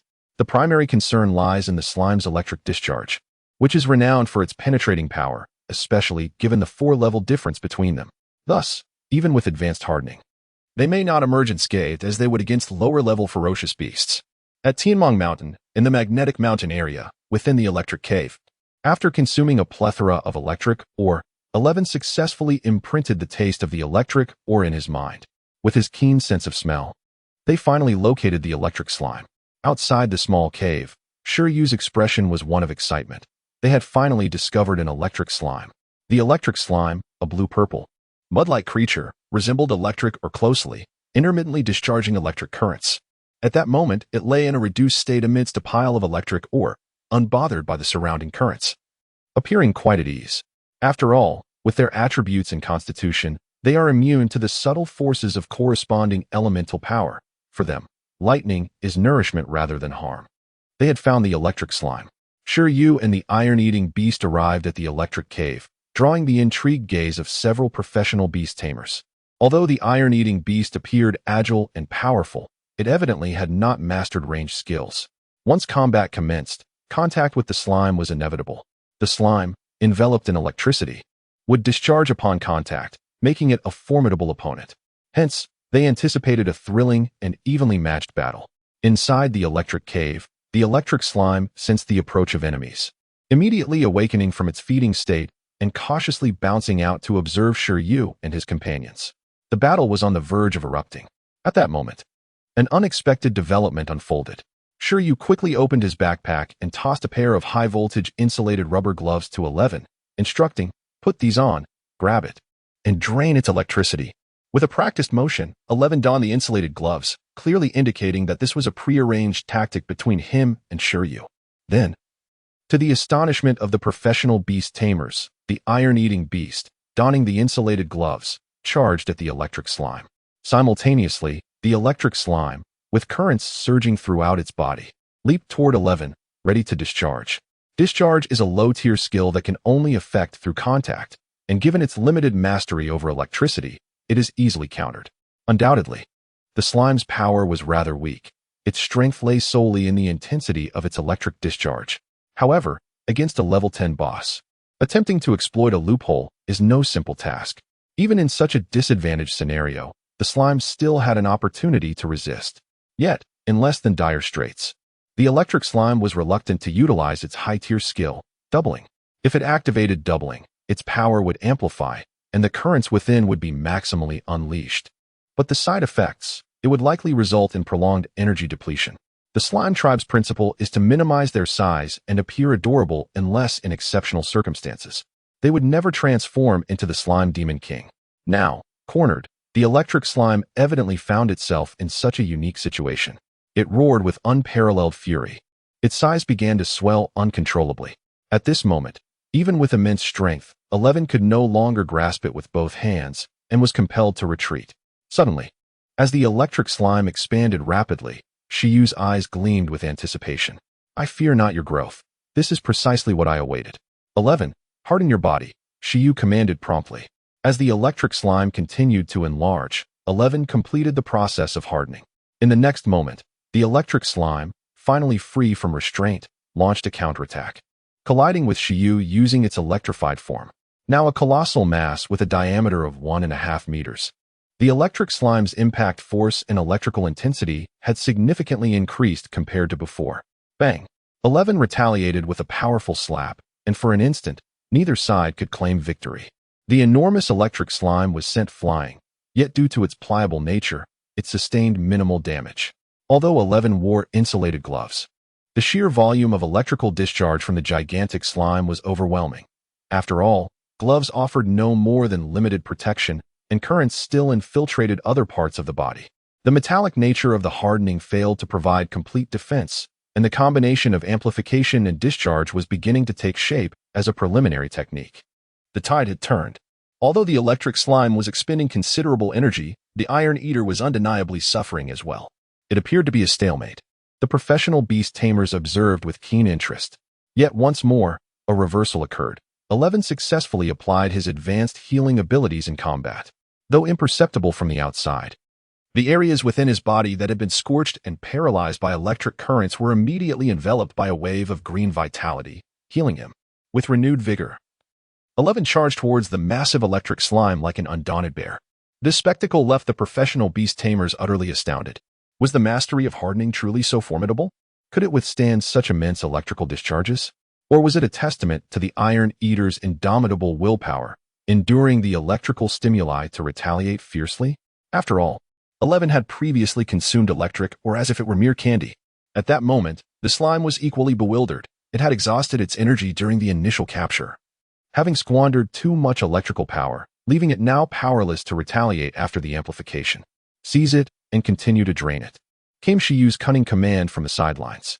Outside the electric cave, the electric slime's body, drained of all energy, dimmed considerably, devoid of any electrical charge, and returned to its normal size. It was enveloped in the arms of 11, who was exhilarated and panting, and fell into a deep slumber. At this juncture, Shi Yu approached with a beaming smile, affectionately stroking the slime. After contracting his first beast, 11, the skill panel expanded from its initial 5 slots to an additional 5. Soon, the panel was set to record the 7th skill, amplification. Discharge was abandoned as its skill level was too low, inferior to Thunder Palm. As Shi Yu reached out to the slime, memories of the moment he had first seen the amplification skill flooded back, prompting him to activate the skill panel. In the next instant, the 7th page of the stone-like panel turned in his mind, revealing the image of the electric slime, a beast of intermediate rank within the lightning category. Skill, amplification, skill level, advanced description, a special ability that allows the body to shrink or enlarge. In a shrunk state, strength diminishes while energy recovery accelerates. In an enlarged state, energy consumption rises, yet strength increases. A versatile skill, now within grasp. Hooray! As Shi Yu toyed with the 10th level electric slime as though it were mere clay, the entire monitoring room of professional beast tamers fell into a stunned silence. Not only had he defeated it, but he also dared to personally manipulate a 10th level creature? Such audacity was indeed formidable for any beast tamer and their beasts. Was this truly just an inexperienced newcomer? Chapter 44. The skill codex is unnecessary. Subsequently, the electric cave occupied by the electric slime was undoubtedly taken over by Shi Yu. This place was rich in electric ore, ample enough for Shi to feast upon. Furthermore, Shi Yu was not in a hurry to exchange the electric slime for points. Each day, it provided 2 pieces of electric ore as sustenance, but the amount of energy consumed must be released. Shi Yu mentally communicated with the drowsy electric slime, recognizing it as an excellent generator. Its discharge ability could enhance Shi's resistance to lightning, thereby augmenting its affinity for the electric element, akin to the process of tempering with lightning. Generally, pet beasts could not engage in such practices, yet Shi was an exception. With a hint of electric talent and proficient rapid healing, it could swiftly recover from the injuries inflicted by electric stimulation, allowing Shi to train without restraint using electricity. The electric slime mused, "I may not be human, but you truly are not human." Thus, the drained electric slime became the second training apparatus after the green silkworm. Well, upon comprehending the new training regimen from Shi Yu, the Iron Eater was overjoyed. Shi found this innovative training method quite intriguing. Consuming electric, or while being subjected to a weakened discharge skill, seemed to yield training results comparable to the extreme training method. However, as a result of this training, Shi's fur became notably fluffier, giving it a chubby appearance. In the safety zone, the little bear Yanqi, who had informed Shi Yu that he could come to Magnet Mountain for training, fell into contemplation, watching the Iron Eater jogging with the discharging electric slime. A question mark appeared above his head. Although he had informed Shi Yu that allowing the Iron Eater to undergo lightning baptism after consuming electric or could enhance its electric talent, He had not anticipated Shi Yu directly utilizing the electric slime as a tool pet. The telepathic talent was indeed remarkable. Shi Yu's further actions were even more unconventional. Using insulated gloves, they quickly found a companion for the first slime.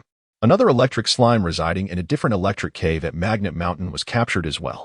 The next day, a third slime fell victim to their schemes, captured by Shi Yu and the Iron Eater. Ultimately, the scenario evolved into 3 slimes assisting Shi with training. The 3 energy-depleted electric slimes were arranged in a triangular formation around Shi, who stood in the center. Shi Yu provided a piece of electric ore, and as each slime absorbed a bit of energy, they were required to release some electricity, allowing the Iron Eater in the middle to undergo body tempering. Though the slimes were unwilling, they had no choice but to yield under Shi Yu and the Iron Eater's overwhelming presence. There was no escape. Shi Yu expertly controlled their rations, ensuring the slimes' combat capabilities remained at the level of electric Play-Doh, rendering them utterly incapable of resistance.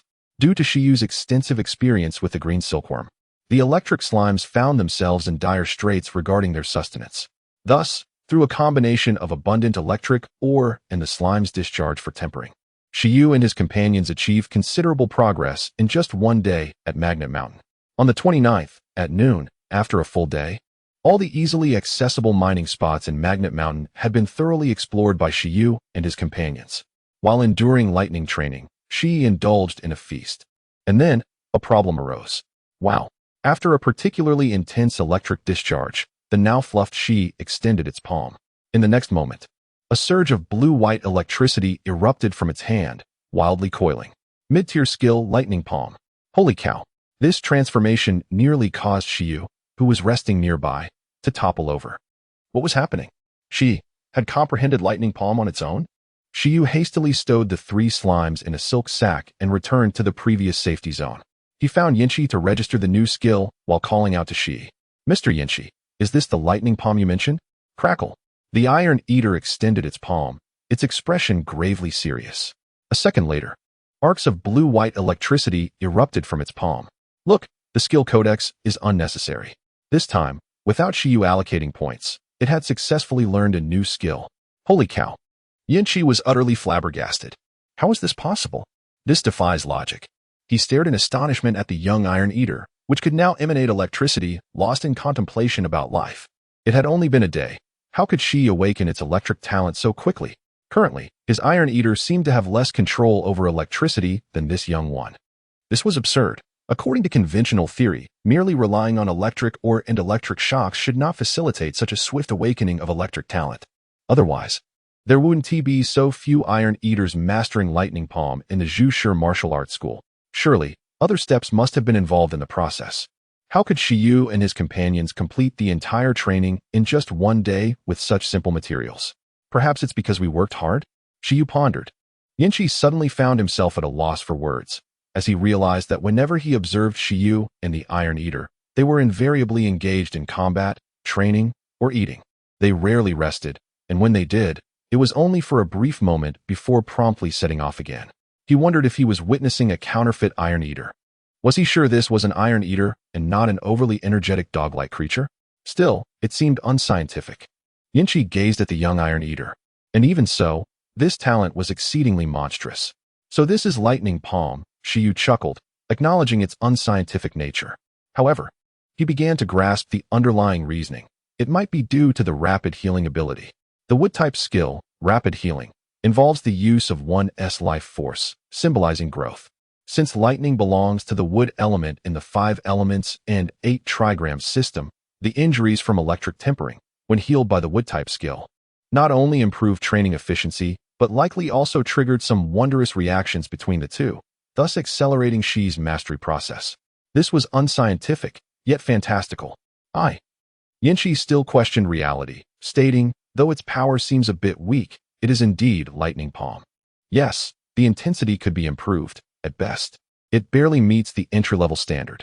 It is only when the palm can withstand high-intensity currents, allowing the concentrated lightning to possess a strong paralyzing piercing effect, that it can truly be considered a powerful Lightning Palm. I understand, Shi Yu nodded, feeling elated. It was incredibly fortuitous. He had initially thought he would have to go to the martial arts school to replicate the skill for Shi to master Lightning Palm, yet Shi had independently comprehended it. delivering a delightful surprise to Shi Yu. It seemed that different skills might possess certain interconnections. Learning one skill could make acquiring another significantly easier. For instance, Lightning Palm could be viewed as an advanced skill derived from the discharge ability. Mastering Lightning Palm essentially implied mastery of discharge. However, even though Shi had learned it independently, Shi Yu decided to include Lightning Palm in the Codex. In his view, the skill proficiency function of the Codex was equally important. Maxing out a mid-tier skill could yield effects comparable to those of advanced skills. Then, Mr. Yanqi, please assist me in registering the slime's points. Are you heading back to Magnet Mountain? No, there are hardly any electric ores left. Yanqi replied, you gluttons. The accumulation of points from all that electric ore must surpass that of 3 slimes. Did you devour it all? After Shi Yu left, Yanqi remained flabbergasted and stiffly dialed Master Lin from the Zhu Shi martial arts school. Yanqi, what is the matter? Master Lin Hongyan inquired from the other end. Master Lin. Indeed, Shi Yu followed my advice and ventured to Magnetic Mountain for training. Oh, what were the results? The results were excellent. His iron-eating beast consumed an entire mountain's worth of electric ores, and then they captured 3 electric slimes to assist in training. Now, he has successfully mastered the Thunder Palm technique. Lin Hongyan. What? Are you pulling my leg? Chapter 45. The end of training after mastering the Thunder Palm. Shi Yu felt it was time to seek new horizons for his training. Although remaining in the Magnetic Mountain could allow him to continue searching for electrical ores to enhance the lightning skills he had just acquired, it seemed rather futile. Electrical ores were merely Tier 1 resources, not particularly precious or rare, and their value was comparable to that of iron bamboo. Upon returning, bulk purchasing or acquiring higher-tier resources would undoubtedly be a more prudent choice. The more exposed electrical ore sites in the Magnetic Mountain area, such as the 3 electrical caves, had already been thoroughly explored by them. What remained were hidden spots that were not easily found, making further searches inefficient. It would be wiser to utilize the remaining time to gather other resources. 11. Let us assist the silkworm in finding some nutritious food, Shi Yu suggested after some contemplation. The silkworm had accompanied them for quite some time and had not yet enjoyed a proper meal. Over the past couple of days, the silkworm had been quite helpful, and it deserved a reward for its efforts. All right. 11 nodded nonchalantly, feeling it was indeed warranted. After training each day, the silkworm appeared utterly exhausted, and 11 genuinely feared losing this little companion. The silkworm in the backpack looked teary-eyed. Generally, evolution materials for the silkworm were reserved for levels 9 and 10, nearing its cocooning stage. In other growth phases, the value of using rare materials was minimal, as it was primarily during the cocooning stage that the silkworm had a higher chance of comprehending new racial skills, aided by the nourishment of the cocoon. At other stages, only the silk seemed worthy of enhancement. At that moment, Shi Yu began to ponder the direction in which he should cultivate the silkworm for its evolution. Determining the evolution path was crucial when nurturing a pet beast. 411. Shi Yu had followed a standard battle pet template, focusing on its combat prowess. However, he did not wish the silkworm to follow the conventional path of a battle pet, especially since he possessed a skill compendium that made customization relatively simple. Instead, he considered selecting some rare and practically valuable evolutionary directions. How about a healing-type butterfly? This might enable the silkworm to learn skills that could assist him in restoring stamina and energy in conjunction with the skill compendium. Or perhaps an auxiliary butterfly. For instance, the luminary goddess butterfly, which possesses light manipulation and illusion capabilities, would serve as an excellent guardian for a beast master, with its abilities being exceedingly versatile. Alternatively, could he cultivate it toward a mythical direction? Traditional mythical creatures, such as dragons and phoenixes, are inherently noble. The ice phoenix moth, which was the first of its kind to master the ethereal silk at a national level, evolved by integrating the bloodline of the ice phoenix during its transformation. It was precisely due to possessing a mythical bloodline that this silkworm could ascend from the lowest ranks of the pet beast realm to become a revered king-level species. Furthermore, if compatibility was sufficient, selecting some rare attributes could be advantageous, such as space or time. If he had a pet beast capable of mastering teleportation, his escape skills would be maximized, allowing him to face danger with confidence. Moreover, these rare attributes would not necessarily imply weakness in other aspects. As Shi Yu contemplated these possibilities, he realized that the potential evolutionary paths for the silkworm were overwhelmingly abundant, leaving him somewhat bewildered. The crux remained the skills and materials. Acquiring rare skills and the necessary materials was no easy feat. For instance, where could he find the evolution materials needed for the Ice Phoenix moth? He could likely only source them through the channels of 11's organization. Nevertheless, it was premature to dwell on such matters. He would assess which materials he could encounter when the time came. For now, the primary focus was to cultivate the silk to its utmost level. Shi Yu perused the compendium and discovered a type of spiritual plant that would be ideal for the silkworm's sustenance, dragonbeard grass. This Tier 1 spiritual plant, named for its resemblance to the whiskers of an eastern dragon, was favored by beasts possessing silk-related skills, effectively enhancing the silk's resilience and sharpness. Thus, the plan was set. During the quest for dragonbeard grass, they would also challenge formidable beasts along the way, and so the day unfolded. The goal of collecting dragonbeard grass was considerably less daunting, as the arachnid beasts near the grass were not particularly formidable.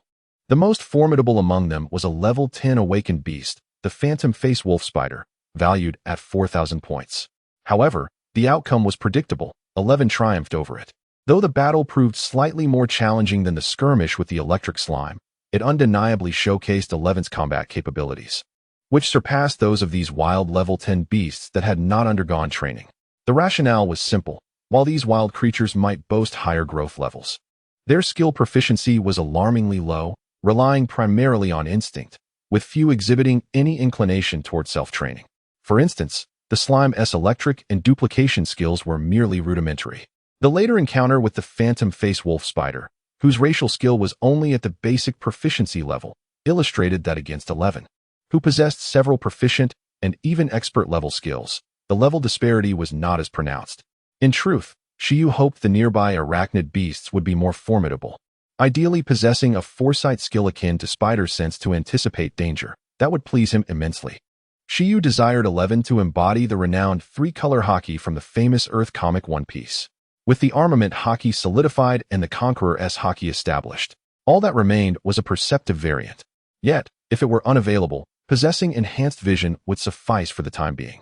With proficient enhanced vision, 11 would possess exceptional dynamic sight, capable of clearly identifying targets even in extreme conditions, such as thick fog, a remarkable ability. As he looked ahead to achieving expert and perfect levels, based on the information Shi Yu had gathered via his phone, it was even possible to attain a 360 field of vision and perceive energy flow. As for the ethereal level, he was uncertain, but the effects would undoubtedly be even more potent. When the time came for a fully leveled enhanced vision as a reconnaissance skill, the results would surely be impressive. In summary, this final day brought great joy to the silkworm, who felt this training mission was well worth it. The dragonbeard grass was infinitely tastier than Shi Yu's leftover food. In fewer than 3 days, Shi Yu, 11, and the silkworm had all made significant gains. Shi Yu had acquired the duplication skill, 11 had independently mastered the thunder palm, and the silkworm had enjoyed a delightful feast. The benefits were evident. In the blink of an eye, this 3-day training excursion at Tianmong Mountain was drawing to a close. At the training base, 5 professional beast masters scrutinized the final scores displayed on the large screen. First place, Shi Yu, 20,000 points. In addition to the 4 level 10 creatures and 5 spiked wild boars he had captured, Shi Yu had also collected some resources along the way, culminating in a total of 20,000 points. It was no surprise that he secured the top position, although there had been some clever tactics involved during the slime hunt. His subsequent solo hunt of the phantom face wolf spider undeniably validated their true strength. The lead supervisor, Zhou Wanshan, listened to the evaluations from his teammates while quietly reviewing Shi Yu's profile. The average pet beast level among the apprentice beast masters at this training base was relatively low. Not a single beast master had a pet beast that reached level 10. Level 10 represented the strongest beasts currently inhabiting Tianmong Mountain.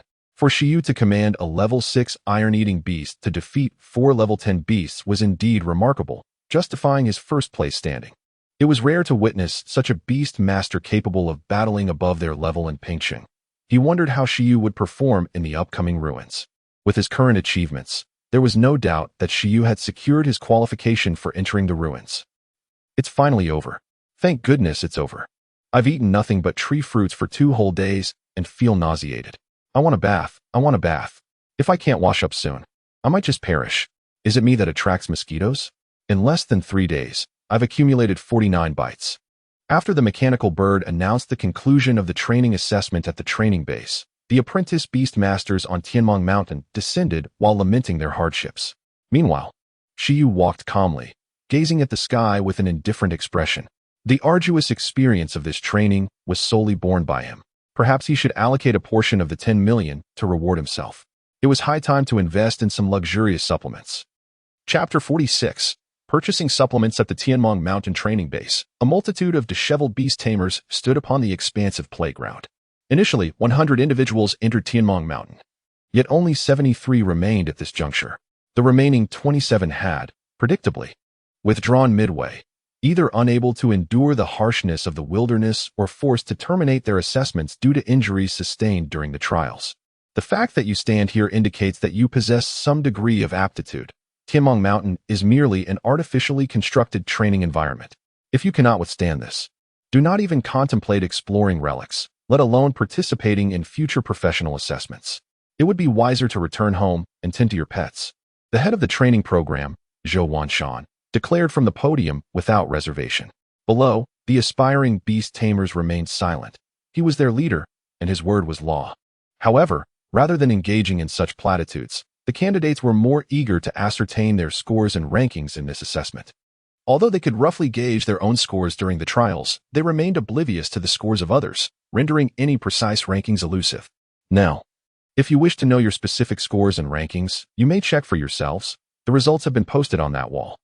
Those ranked in the top 20 will qualify for the exploration of relics, which will commence 1 week from now. Pay attention to the association's notifications for further details. This assessment concludes here. Once you have exchanged your scores, you may depart. With that brief announcement, Zhou Wanshan turned to leave, leaving behind a cacophony of voices among the crowd. As anticipated, everyone surged toward the wall adjacent to the podium. The training base had printed 10 copies of the same score rankings, affixed to the wall for all to see clearly. Among the throng, Shi Yu moved closer to the crowd, peering down from above. This sensation, how should one describe it? It evoked a nostalgic echo of high school days. Huddled with classmates around exam results after monthly tests. First place, Shi Yu, 20,000 points. Who is Shi Yu? Not familiar, not from our school. Most of the present aspiring beast tamers were, indeed, students, as the average level was rather low. The older candidates, whose pet beasts averaged level 10, had been assigned to a different training base. Speculation rippled through the crowd regarding the first place Shi Yu, while Shi Yu himself, upon catching sight of his name, promptly turned to leave, shrouding his accomplishments in modesty. Being first in this assessment is merely a trifle. I should hasten to exchange my points for tangible rewards and recover some vitality. Yet, despite his intentions, Shi Yu was still taken aback. What the heck? Shi Yu? In the crowd, the exemplary student Chen Kai gazed at the name of the top scorer, feeling a peculiar emotion stir within him. Although he recognized Shi Yu's prowess, seeing him atop the rankings brought forth a subtle melancholy. 20,000 points equated to 5 awakened level 10 ferocious beasts. He glanced at his own ranking and felt an increasing chasm between his efforts and Shi Yu's achievements. Was he not striving hard enough? Do you know this person? Chen Kai exclaimed, prompting his classmates to inquire. Who is he? A beast tamer from a prestigious local school. I only bought the Mingshin capsules for training my pet beasts after hearing his advice, and indeed, he is formidable. Chen Kai's classmates paused. Realizing why his ice armor beast had recently made such rapid progress, he had received guidance from an expert. The Mingshin capsules? The ones Chen Kai frequently consumed during training? They took note, intending to investigate further upon their return. Subsequently, Shi Yu proceeded to exchange his points, only to encounter a familiar face. Xiaoxiong Yanqi beamed at Shi Yu, saying, "Let me assist you with the exchange. By the way, I've informed Master Lin about your Iron Eater mastering the Thunder Palm." Oh, what did Master Lin say? Yanqi chuckled inwardly, already envisioning Master Lin's incredulous expression. This apprentice might be beyond redemption. Master Lin has asked you to visit the martial arts hall when you have time. They have some special nutritional supplements and food, along with insights regarding the Thunder Palm skill that he intends to share with you.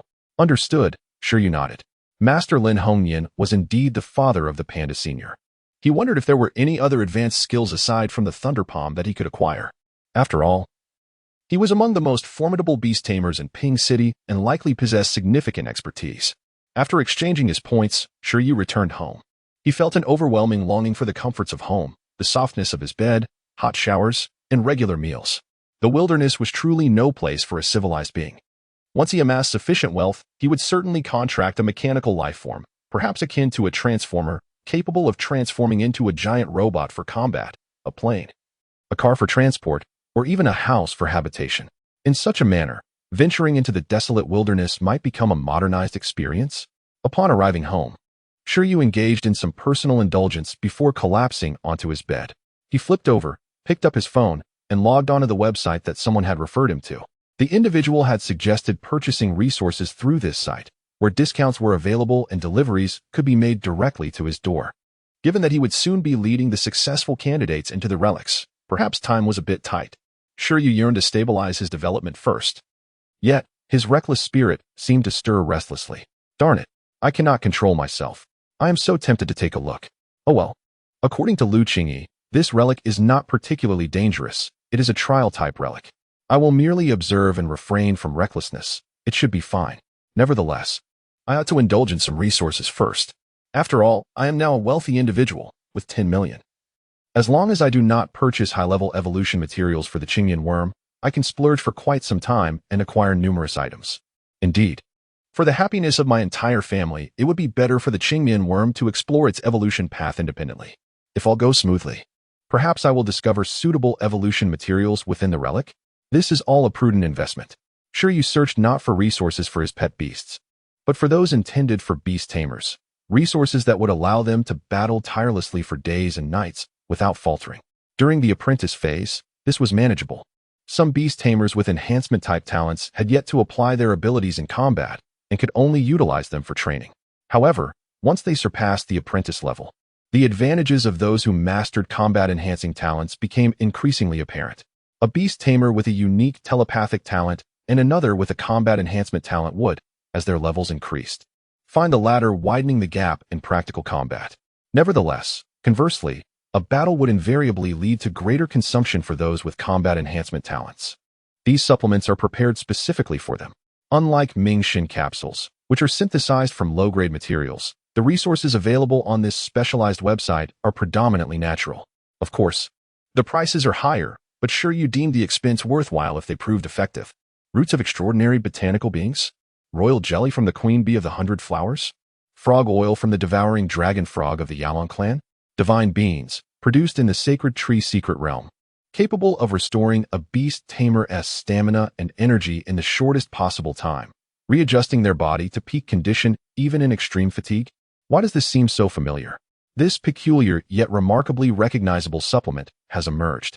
This divine bean is indeed impressive, albeit its minimum quality commands a steep price of 100,000 for a single grain. Nevertheless, acquiring one to observe its effects may be worthwhile. With this, one might even contemplate experimenting with advanced skills such as duplication, absolute slumber, and intimidation. I could possibly arrange for one. Chapter 47. First high-order skill hesitant to purchase an excessive amount due to the unknown specific effects of each supplement. Shi Yu judiciously selected 3 types, acquiring a modest quantity of each. 5 ginseng baby whiskers, valued at 250,000 yuan, minimum purchase of 5. A small vial of 100-flower queen bee royal jelly, valued at 300,000 yuan. 5 somewhat undersized divine beans, valued at 500,000 yuan, minimum purchase of 5. Shi Yu promptly spent 1,050,000 yuan, nearly depleting 1/10 of his initial capital of 10 million. He lamented his extravagance. However, the thought of potentially imparting high-order skills to 11 and simultaneously maximizing the proficiency of several skills assuaged his remorse. Money was meant to be spent. Furthermore, this million yuan might prove more beneficial when used to purchase supplements for himself than when used to buy food and nutrients for 11. And this was merely the most economical batch of supplements. Shi Yu sighed, and after placing the order, he drifted back to sleep. Upon awakening, it was already evening. Considering that late-night meditation or phone usage might impair his daytime condition, Shi Yu elected to continue sleeping. However, after an afternoon nap, he was no longer particularly drowsy. Consequently, after preparing dinner for both pets, Shi Yu could only impart the silk thread skill to the green caterpillar in the birdcage in the courtyard. Upon experiencing a decline in physical strength, sleepiness resurfaced. This skill index seemed to possess the additional benefit of alleviating insomnia, which was quite commendable. The following day dawned bright and sunny. Shi Yu arose feeling refreshed.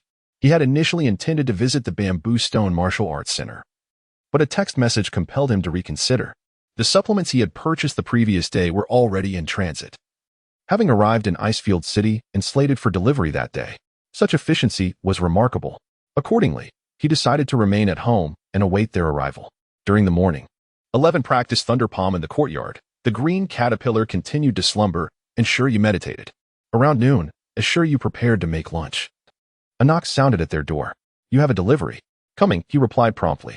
Mindful of the previous community care experience and anxious to prevent another potential demolition of his home, he opened the door to find a young man in a blue delivery uniform, accompanied by a 2-meter-tall, fully armored giant bird. The giant bird possessed robust muscles, resplendent golden-brown plumage, and keen eyes. Despite its imposing appearance, it was currently performing the task of a tool pet, bearing a large parcel on its body. Name: Sky-Soaring Wings. Attribute: Wind Race Level. High-Level Extraordinary Race Skills: Wind Wings, Tearing Claws, Supervision. Windblade. The young man removed the box containing the supplements from the parcel suspended on the Sky-Soaring Wings and handed it to Shi Yu. "Please sign here." Shi Yu was astonished that an extraordinary creature was being used to deliver packages. The Sky-Soaring Wings were among the most prestigious and comprehensively capable avian pets within the extraordinary race level. "Are you a professional beast tamer?" Shi Yu inquired casually as he signed. "Yes, I just started this year." "Please excuse any shortcomings," the young man replied. After receiving the goods, Shi Yu felt disheartened. Had the threshold for even the delivery industry become so high? However, the salary must be substantial, considering that the website delivered high-end goods. After signing, Shi Yu handed back the delivery slip. The deliverman accepted the slip and then regarded Shi Yu. "This young customer is an apprentice beast tamer, correct? And you've purchased quite a few advanced supplements."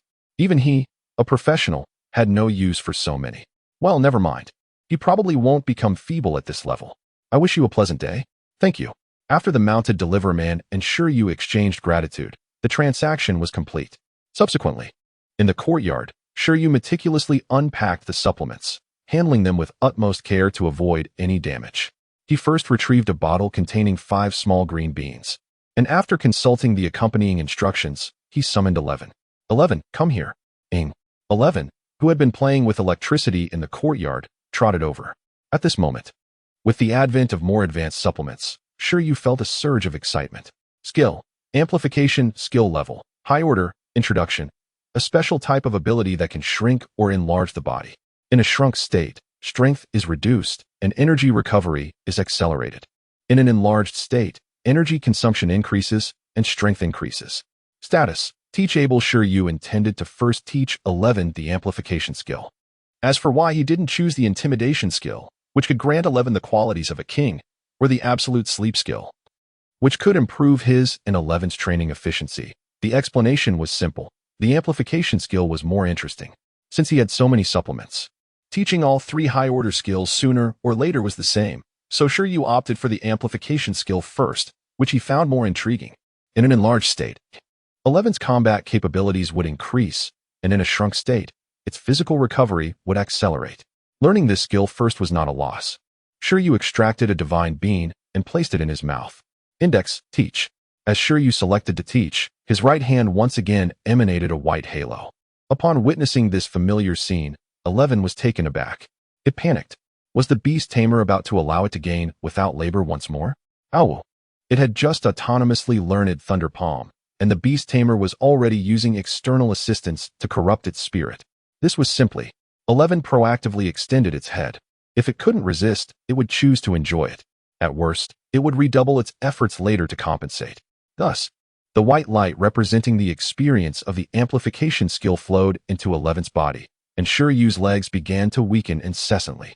Cooldown time: 168 hours. The cooldown time for the level S silk thread was approximately 8 hours. Low-order skills had a cooldown time of approximately 24 hours. Mid-order skills had a cooldown time of approximately 48 hours. Shi Yu had initially assumed that high-order skills would have a cooldown time of 72 hours, but it had more than doubled. In a state of extreme weakness, Shi Yu felt as if he were about to collapse. He hastily swallowed the divine bean. Instantly, A surge of energy began to flow through Shi Yu's body. As the introduction indicated, the divine being rapidly unleashed immense nutrition, nourishing Shi Yu's body. 1 second, 2 seconds, 3 seconds. Strength surge within Shi Yu's body. Cooldown time, 48 hours. Although it didn't completely restore Shi Yu, it immediately reduced the depletion to a manageable level. Abruptly, Shi Yu felt as if he had taught a mid-order skill instead of a high-order skill. Based on his proficient experience with teaching mid-order skills, Shi Yu felt invigorated once more. It seemed that teaching high-order skills was currently his limit, unless his physical constitution underwent a significant leap. He should never attempt to teach transcendent skills, even with more potent supplements. It was utterly perilous. Shi Yu exhaled a long breath, disregarding the dirty ground, and collapsed onto the spot, gazing at 11 before him. At this moment, 11 was digesting the experience of the high-order amplification skill with its eyes slightly closed. Shi Yu scrutinized it for nearly a minute before 11 regained its senses. "Did you master it?" Shi Yu inquired. 11 nodded vigorously. "Then show me how you enlarge yourself." Upon hearing Shi Yu's words, the rotund 11 nodded earnestly and solemnly initiated the amplification skill. The next moment, buzz. 11's body seemed to emit ripples, accompanied by tremors. Then, as the transparent ripples intensified, its body began to expand in circles. Buzz. Buzz. It was not a sudden enlargement, but rather a gradual expansion in proportion. Limbs, torso, head, and fur, all undergoing transformation at that moment. Howl. Moments later, a round and plump creature, seemingly unchanged yet doubled in height and size, appeared before Shi Yu. At that moment, 11 slowly waved its awkward arms, feeling the energy within dissipating rapidly. However, simultaneously, its strength seemed to have increased significantly. It resembled the stark contrast between a juvenile panda and an adult one in reality. In this state, 11 felt that if it were to encounter those spiny wild boars again, it could effortlessly swat them away for several meters. 11's gaze was filled with a fighting spirit. Gurgle. Yet, its belly held no such fervor. 11. In less than 10 seconds, dizziness began to engulf 11, as the recent training had drained a considerable amount of its stamina. All right, let us shrink back down and take a look. This process, referred to as doubling, encompasses 1 times, 2 times, 3 times, naturally also including 1/2 times and 1/4 times, which is the so-called shrinking state. As Shi Yu, a beastmaster, sensed the power of 11 in its enlarged state, he promptly urged it to revert to its smaller form to regain its energy. In the next moment, 11 began to deflate as if losing air, swiftly reducing in size until it returned to its normal stature of approximately 1 meter in height. Subsequently, it continued to shrink until it transformed into a half-meter tall, round and short figure, resembling a truly plump creature. In this state, it bore a closer resemblance to 11's younger self, appearing innocuous with large eyes that conveyed innocence. Whimper. 11 patted its belly, emitting a plaintive sound. Despite its reduction, it was still hungry. Ahem. It seems that the beginner-level doubling, where volume increases to double and then shrinks to half, has reached its limit. There remained a gap in proficiency between the colossal iron-eating beast of the size Shi Yu envisioned, akin to Ultraman, and the mini iron-eating beast that could perch on his shoulder, resembling a keychain. Nevertheless, it was quite commendable, considering it had just learned. Well then, let us eat. Observing the diminutive iron-eating beast, Shi Yu felt a surge of joy. From now on, meal shall be like this. It is likely to save quite a bit on food expenses, he jested. 11. What? Chapter 48, Continuous Investment. Continuous delight. Finally, 11 mastered its first advanced skill, and Shi Yu felt a swell of pride. Although the rumored superlative skills that could move mountains or alter the very fabric of reality remained a distant dream, this was still a significant advancement. However, upon glancing at the cooldown time of 48 hours, Shi Yu fell into deep contemplation. Rather than immediately preparing lunch for 11 and the others, he reached for the vial containing the divine beans. One divine bean could negate a 120-hour period of weakness. If he consumed another, could it potentially restore him to full vitality, perhaps even enhance his state beyond its original condition? The instructions indicated that divine beans could be consumed repeatedly during a weakened state until perfect restoration was achieved. Since he had purchased the lowest grade of divine beans, there was no risk of overdosing, so consuming 2 or 3 at once should pose no problem. What joy! This was a pleasure unattainable through synthetic medications like the Ming-Shin capsules. Yet, just as he was about to consume the second divine bean, Shi Yu hesitated. The effects of the divine being clearly outweighed the duration of the 48-hour weakness. Consuming it outright would be wasteful. The instructions did not specify whether it could be halved, and if he continued in this manner, he would be squandering tens of thousands of currency. Each divine being cost 100,000 yuan, while the ginseng whiskers were priced at 50,000 yuan each. Perhaps it would be wiser to consider a different supplement. No, even the ginseng whiskers were not guaranteed. Shi Yu then retrieved the royal jelly from the queen bee, which was also contained in a small vial. Despite its name, the queen bee was not a monarch, but merely a leader among its kind, thriving by absorbing nectar from various exquisite flowers. This royal jelly, known by many names, such as bee bread or royal jelly, was recognized as a tonic even in his previous life. In this world, its restorative properties were even more pronounced. Shi Yu found his goji berry water cup, emptied its contents, and prepared to infuse it with the new supplement. Although this small vial of royal jelly was worth 300,000 yuan, it could be used multiple times and simply required warm water for consumption. Thus, theoretically, using this supplement first would allow him to control the dosage effectively, ensuring that not a drop went to waste. He filled a large cup with a third of the royal jelly. After thoroughly mixing it, he took a small sip and waited. The onset of effects was significantly slower than that of the divine beans. Several minutes passed before his body began to respond. Cooldown time, 46 hours after a small sip. The duration of his weakness was reduced by 2 hours. Shi Yu felt a surge of excitement. How fortunate he was. It must be said that one gets what one pays for. The Mingshan capsules available at pharmacies could not provide such results. They merely forced a temporary recovery, and their cooldown times could not compare to the dramatic fluctuations he was witnessing now. Each tick seemed to herald a rebirth. He resolved never to return to that pharmacy. Relieved to escape the peculiar stares of the staff, gulping down another sip, Shi Yu took the cup with him. He intended to eliminate the cooldown time today and then teach the skill once again in the evening. The thrill of investment was exhilarating, and his teaching efficiency had soared. It seemed that the 10 million yuan initial investment would not afford 11 and the green silkworm too many luxuries. It would be more economical to reserve funds for supplements. A beast master capable of harnessing such effects from these supplements was, perhaps, a rarity. That evening, Shi Yu had consumed nearly half a cup of the elixir. His teaching cooldown had finally reset to 0. While he felt a sense of joy, it was tempered by the realization that this cup had consumed a third of his royal jelly, amounting to nearly 50,000 yuan. Yet, it had only restored 48 hours of weakness, whereas the divine beans valued at 100,000 yuan had restored a full 120 hours. The value proposition was immediately evident. However, such comparisons were somewhat unfair, as divine beans primarily restored vitality and energy, while royal jelly, in addition to similar effects, also offered disease prevention. Shi Yu lost interest in calculations. The pressing concern was that after a day of consuming supplements, he felt somewhat overindulged and anticipated difficulty in falling asleep. Teaching skills that evening would ideally involve the silkworm, as its 8-hour weakness period was conducive to slumber.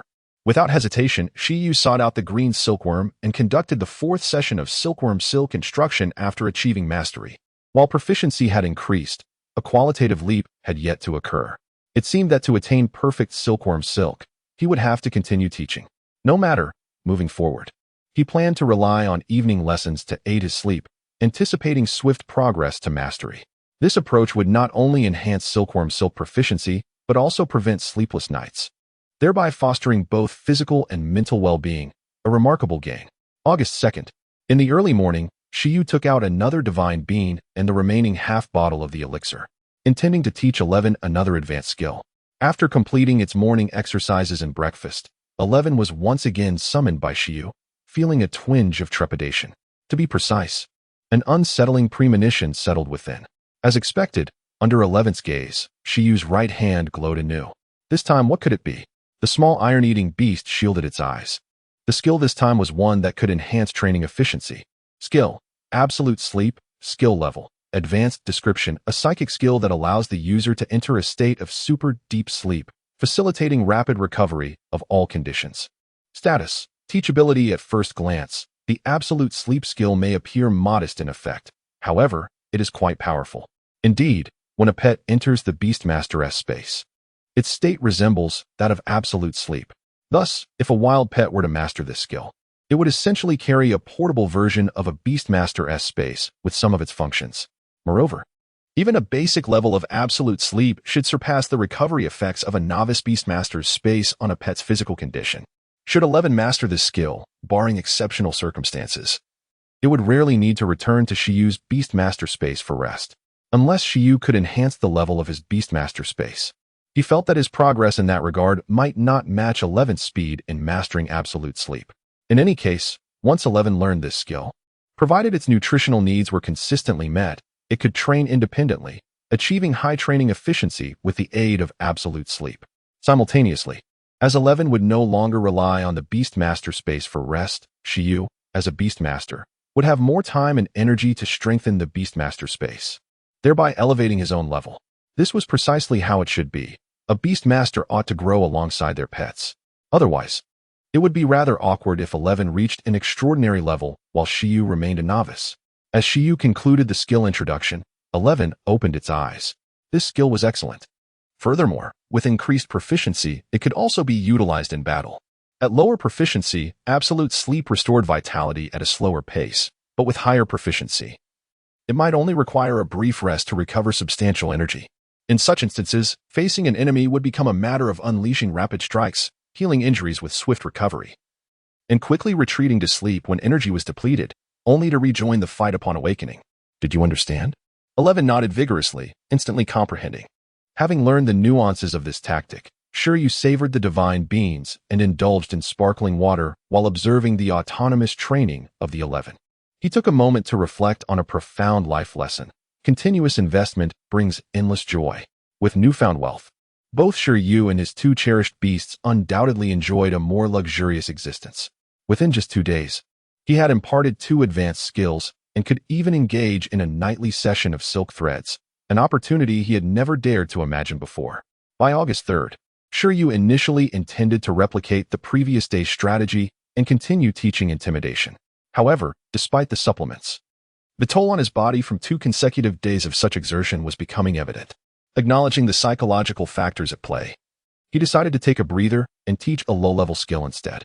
Additionally, he had previously promised to visit the Zhu Shi Martial Arts Academy when time permitted. It had been 2 days, and he realized it was time to make the trip. After all, the academy seemed to have prepared training resources for his Iron Eater, which would be a shame to waste. The Zhu Shi Martial Arts Academy, located within the inner city of Pingcheng, was reachable by taxi within half an hour. Before setting out, Shi Yu took the initiative to inquire about the academy's contact number, intending to schedule an appointment to avoid arriving only to find the headmaster absent. Zhu Shi Martial Arts Academy is one of the primary sanctuaries for Iron Eaters in the ancient Donghuang Kingdom. The academy is presided over by Lin Hongyan, a master beastmaster renowned in Bingyuan City. Although he did not earn his master title through the Iron Eater, nor is it his strongest beast, it remains his representative creature. The Iron Eater was Lin Hongyan's first contracted beast, and due to this bond, he has long sought superior training and evolution methods for the species. Unfortunately, the limitations imposed by its nature have consistently hindered progress beyond a certain threshold, even after developing 2 highly suitable skills from other species. Over time, despite having contracted more powerful beasts, Lin Hongyan could not relinquish this ambition. Ultimately, he founded the Zhu Shi Martial Arts Academy, inheriting the family's iron bamboo breeding facility. To attract disciples, any beastmaster who has contracted an Iron Eater is welcome to join the academy for training. Talented apprentices even have opportunities to access secret manuscripts on skills such as Thunder Palm and Cannon Fist. His hope is to cultivate a greater number of exceptional Iron Eater beastmasters, believing that with increased numbers, perhaps someone more gifted than himself will discover a superior method for nurturing Iron Eaters. At this moment within the training grounds of Zhu Shi Martial Arts Academy, 10 apprentices of varying ages were engaged in training alongside their Iron Eaters. The academy only accepted novice apprentices, providing foundational training. Once they became professional beastmasters, they would essentially graduate. However, some, like the young bear Yin Qi, faced setbacks and failed their professional assessments. This, of course, applied to ordinary apprentices. For those with exceptional talent, Lin Hongyan would take them under his wing as personal disciples, teaching them diligently and without reservation. Regrettably, to date, aside from his biological daughter, no Iron Eater beastmaster has had the privilege of receiving such intimate instruction. While he has successfully nurtured many professional beastmasters, Lin Hongyan has yet to find a disciple worthy of his full investment in teaching. That is, until Lu Qingyi approached him with a request to care for someone.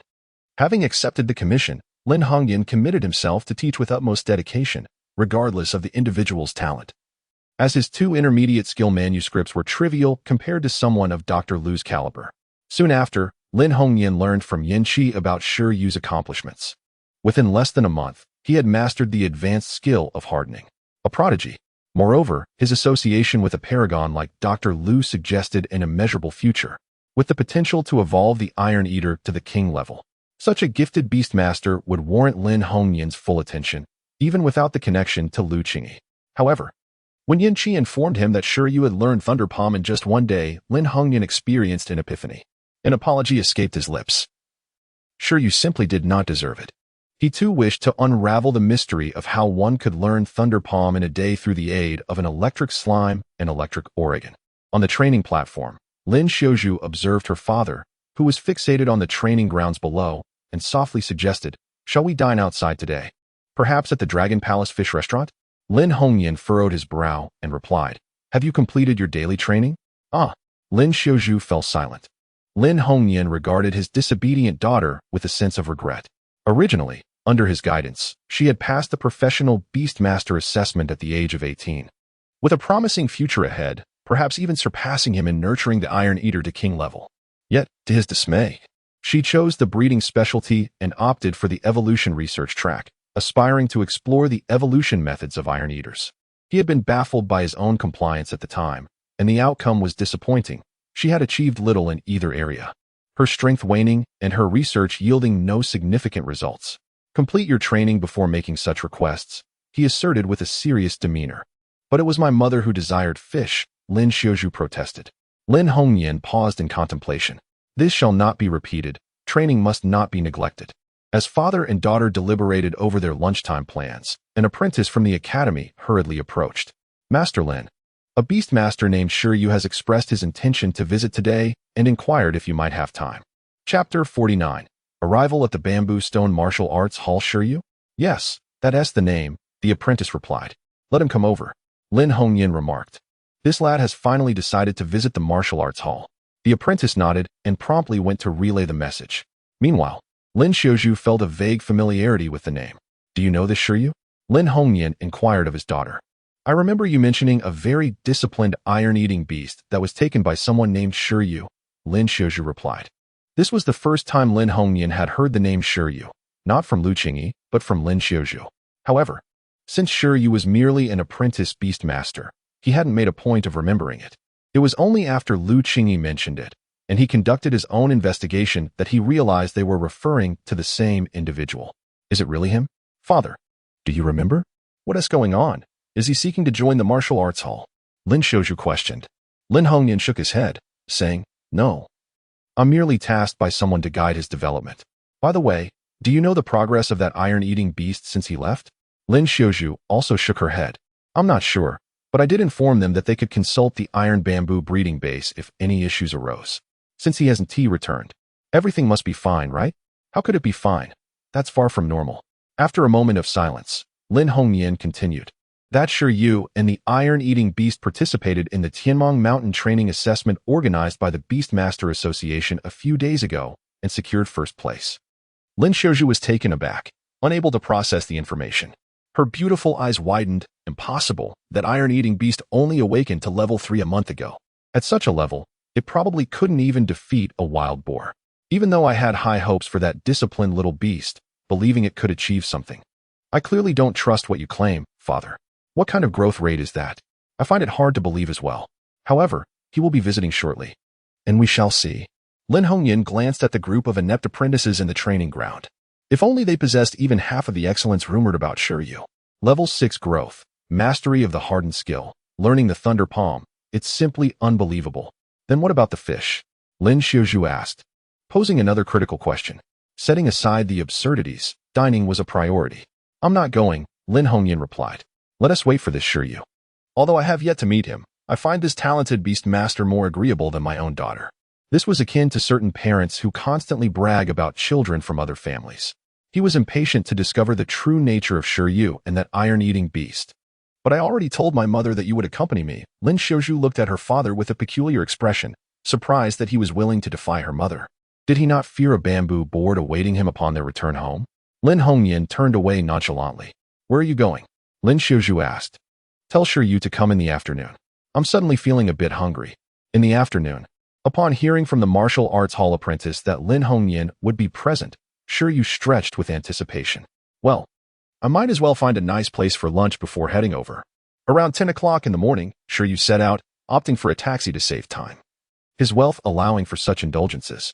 Upon arriving near the martial arts hall, he chose a seemingly upscale restaurant and ordered a feast, including the wild boar meat he had missed previously. After satisfying his hunger, he glanced at the time and, noticing it was nearly noon, made his way to the bamboo stone martial arts hall. Outside the hall, Shi Yu knocked on the large door. Excuse me, is anyone there? Moments later, the door swung open, revealing a familiar figure. Looking from top to bottom, Shi Yu instinctively remarked, Panda outfit. No, it's Lin Xiaozhu, the beast caretaker? The one who opened the door was indeed Lin Xiaozhu, dressed in matching panda shorts and t-shirt. Hello again, Lin Xiaozhu greeted him with a smile. Indeed, Shi Yu nodded.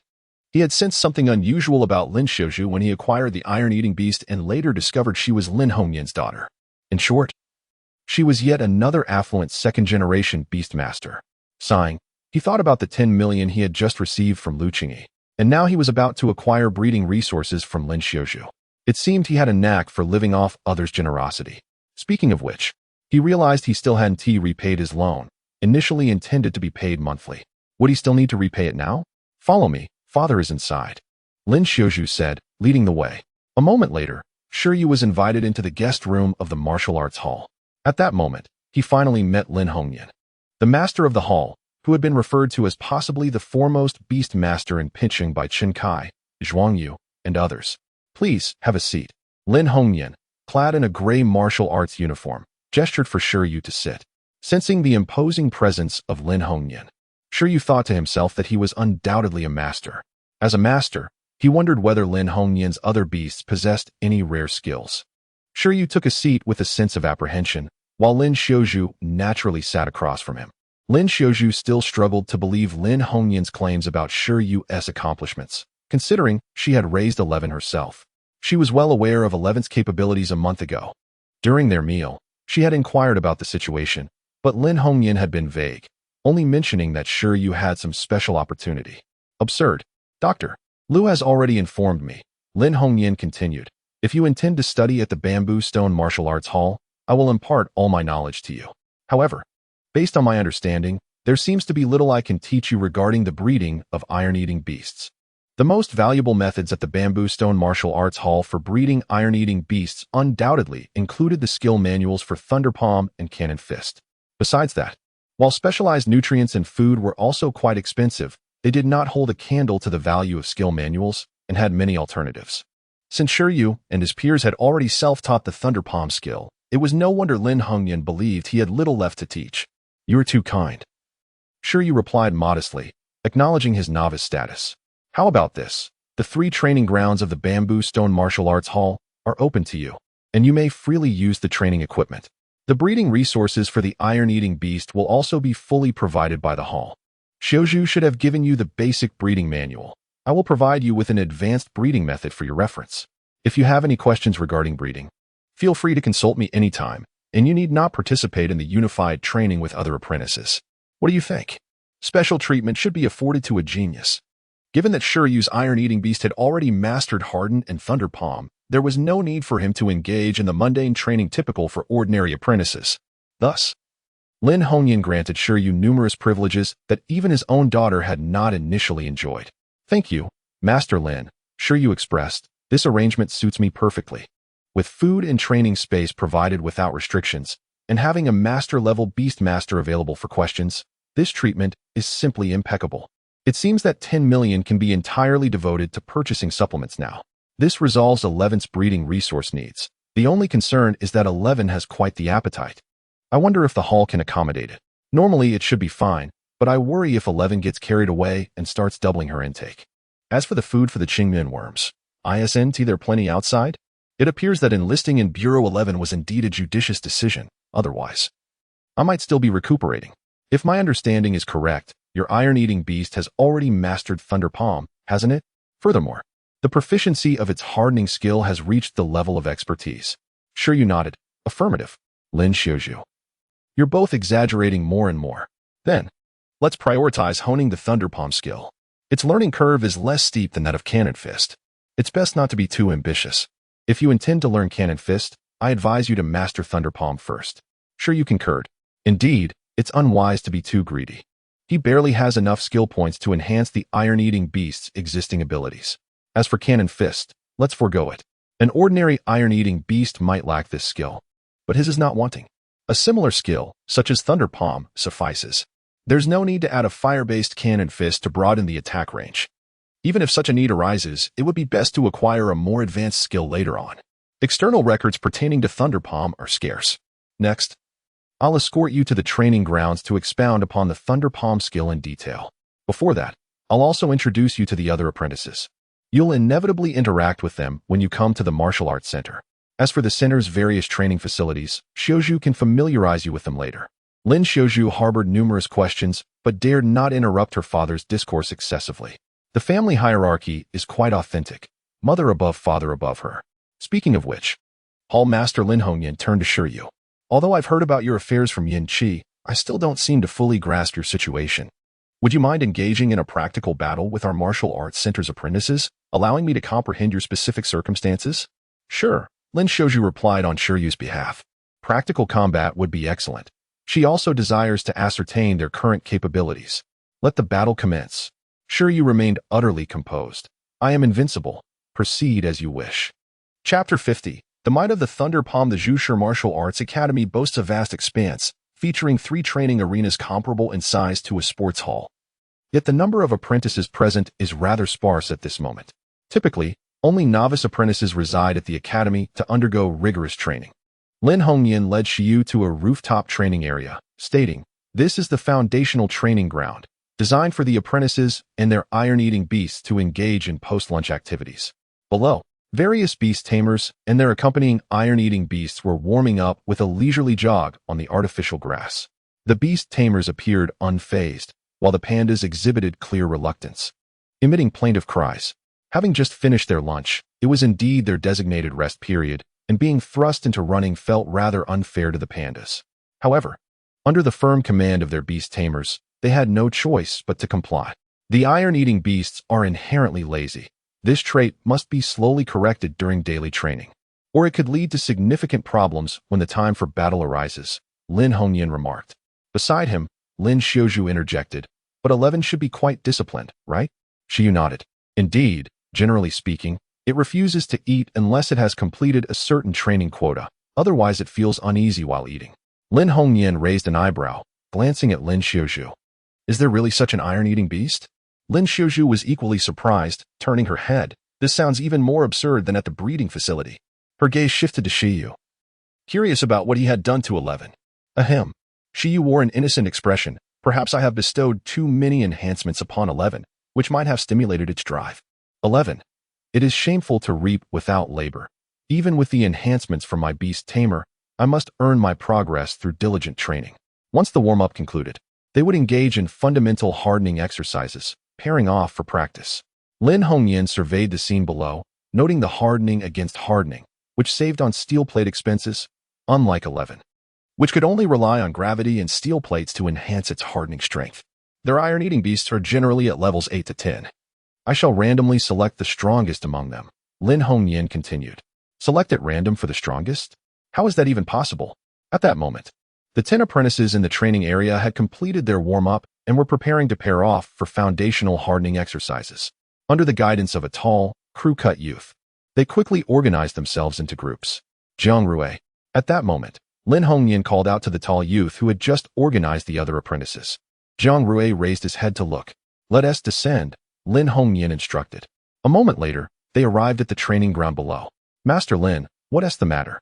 Jiang Rui and the other apprentices inquired, their attention shifting to Lin Hongyan and Shi Yu before quickly returning to the Panda Sister. Hooray! The Panda Sister is back at the academy today. The training suddenly feels invigorating. At this age, the youth are often shrouded in a haze regarding the opposite sex. After a day of monotonous training, they indeed required something to uplift their spirits.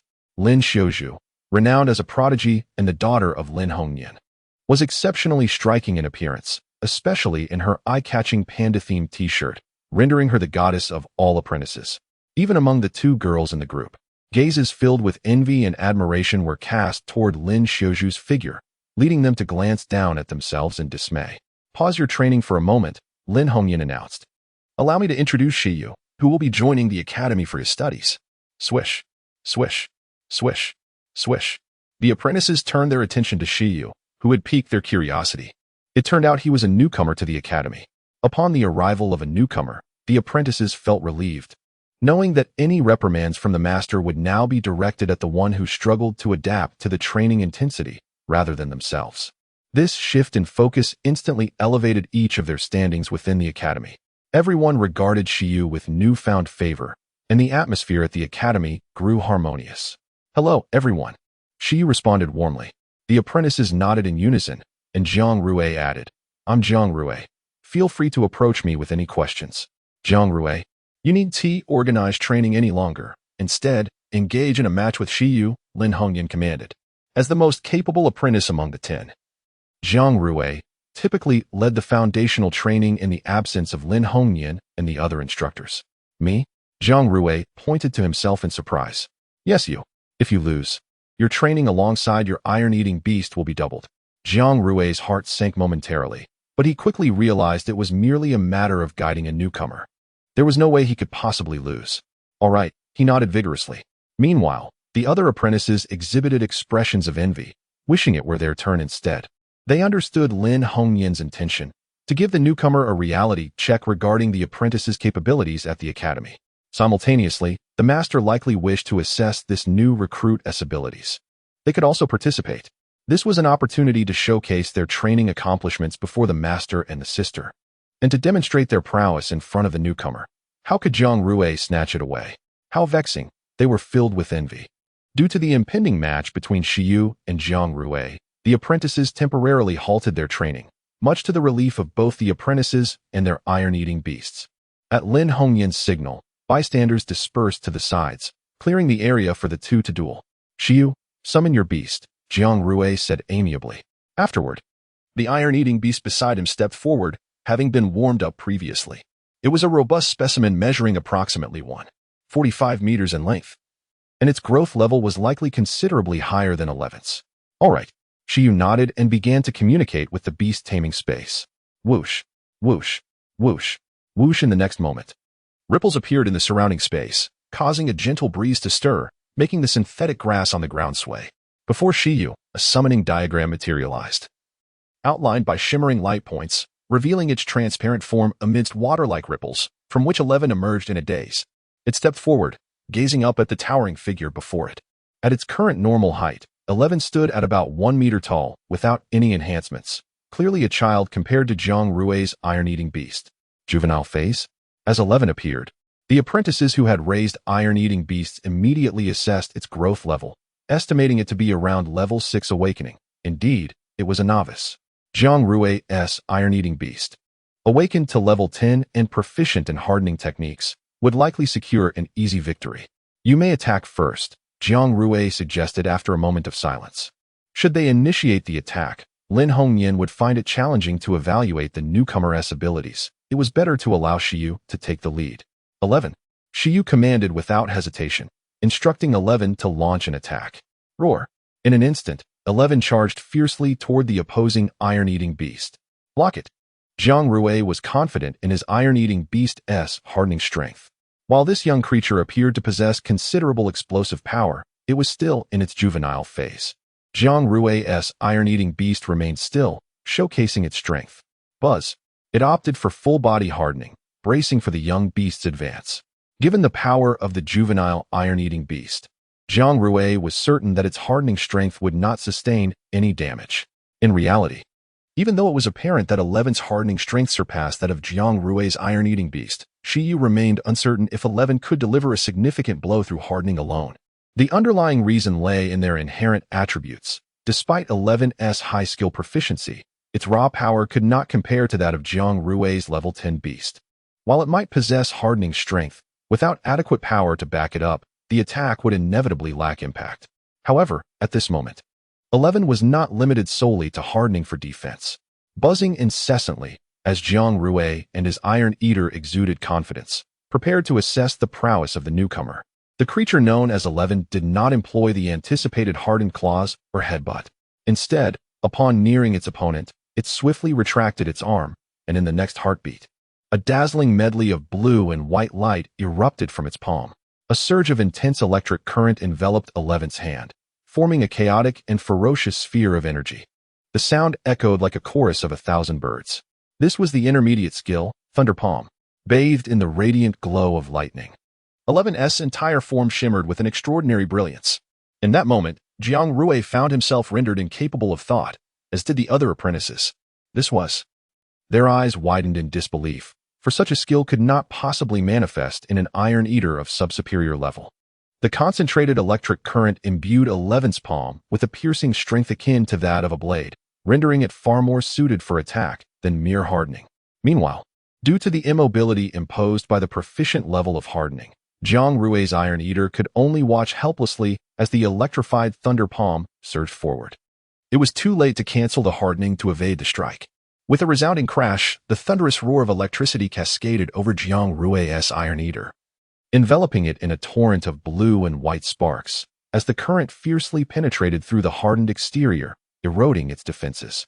In the blink of an eye, the Iron Eater was rendered completely paralyzed, its body instinctively tilting downwards. Though it had yet to lose its combat capability, it was evidently gravely injured. Apart from the silent Lin Hongyan, every apprentice in the martial arts academy, including Lin Xiuzhu, gaped in astonishment at the cautiously retreating Iron Eater, unable to fathom the scene before them. Chapter 51. The Essence of the Thunder Palm. Lin Xiuzhu stood beside her father, gazing incredulously at Shi. The impact of witnessing it firsthand was far more profound than any narrative from onlookers. The Thunder Palm skill. Had it truly been mastered by a level 6 juvenile Iron Eater? Remarkable. Lin Hongyan nodded, noting that it was an initial manifestation of the Thunder Palm's power, indicating that this Iron Eater had indeed dedicated substantial effort to its training. Although it had not lost its combat capability, a direct confrontation with this attack would likely leave Jiang Rui's Iron Eater completely paralyzed. Lin Hongyan surveyed the arena, assessing the situation. Crackle. Jiang Rui's Iron Eater crackled with electricity. Meanwhile, Jiang Rui was engulfed in confusion and astonishment. How could this be? It defied logic.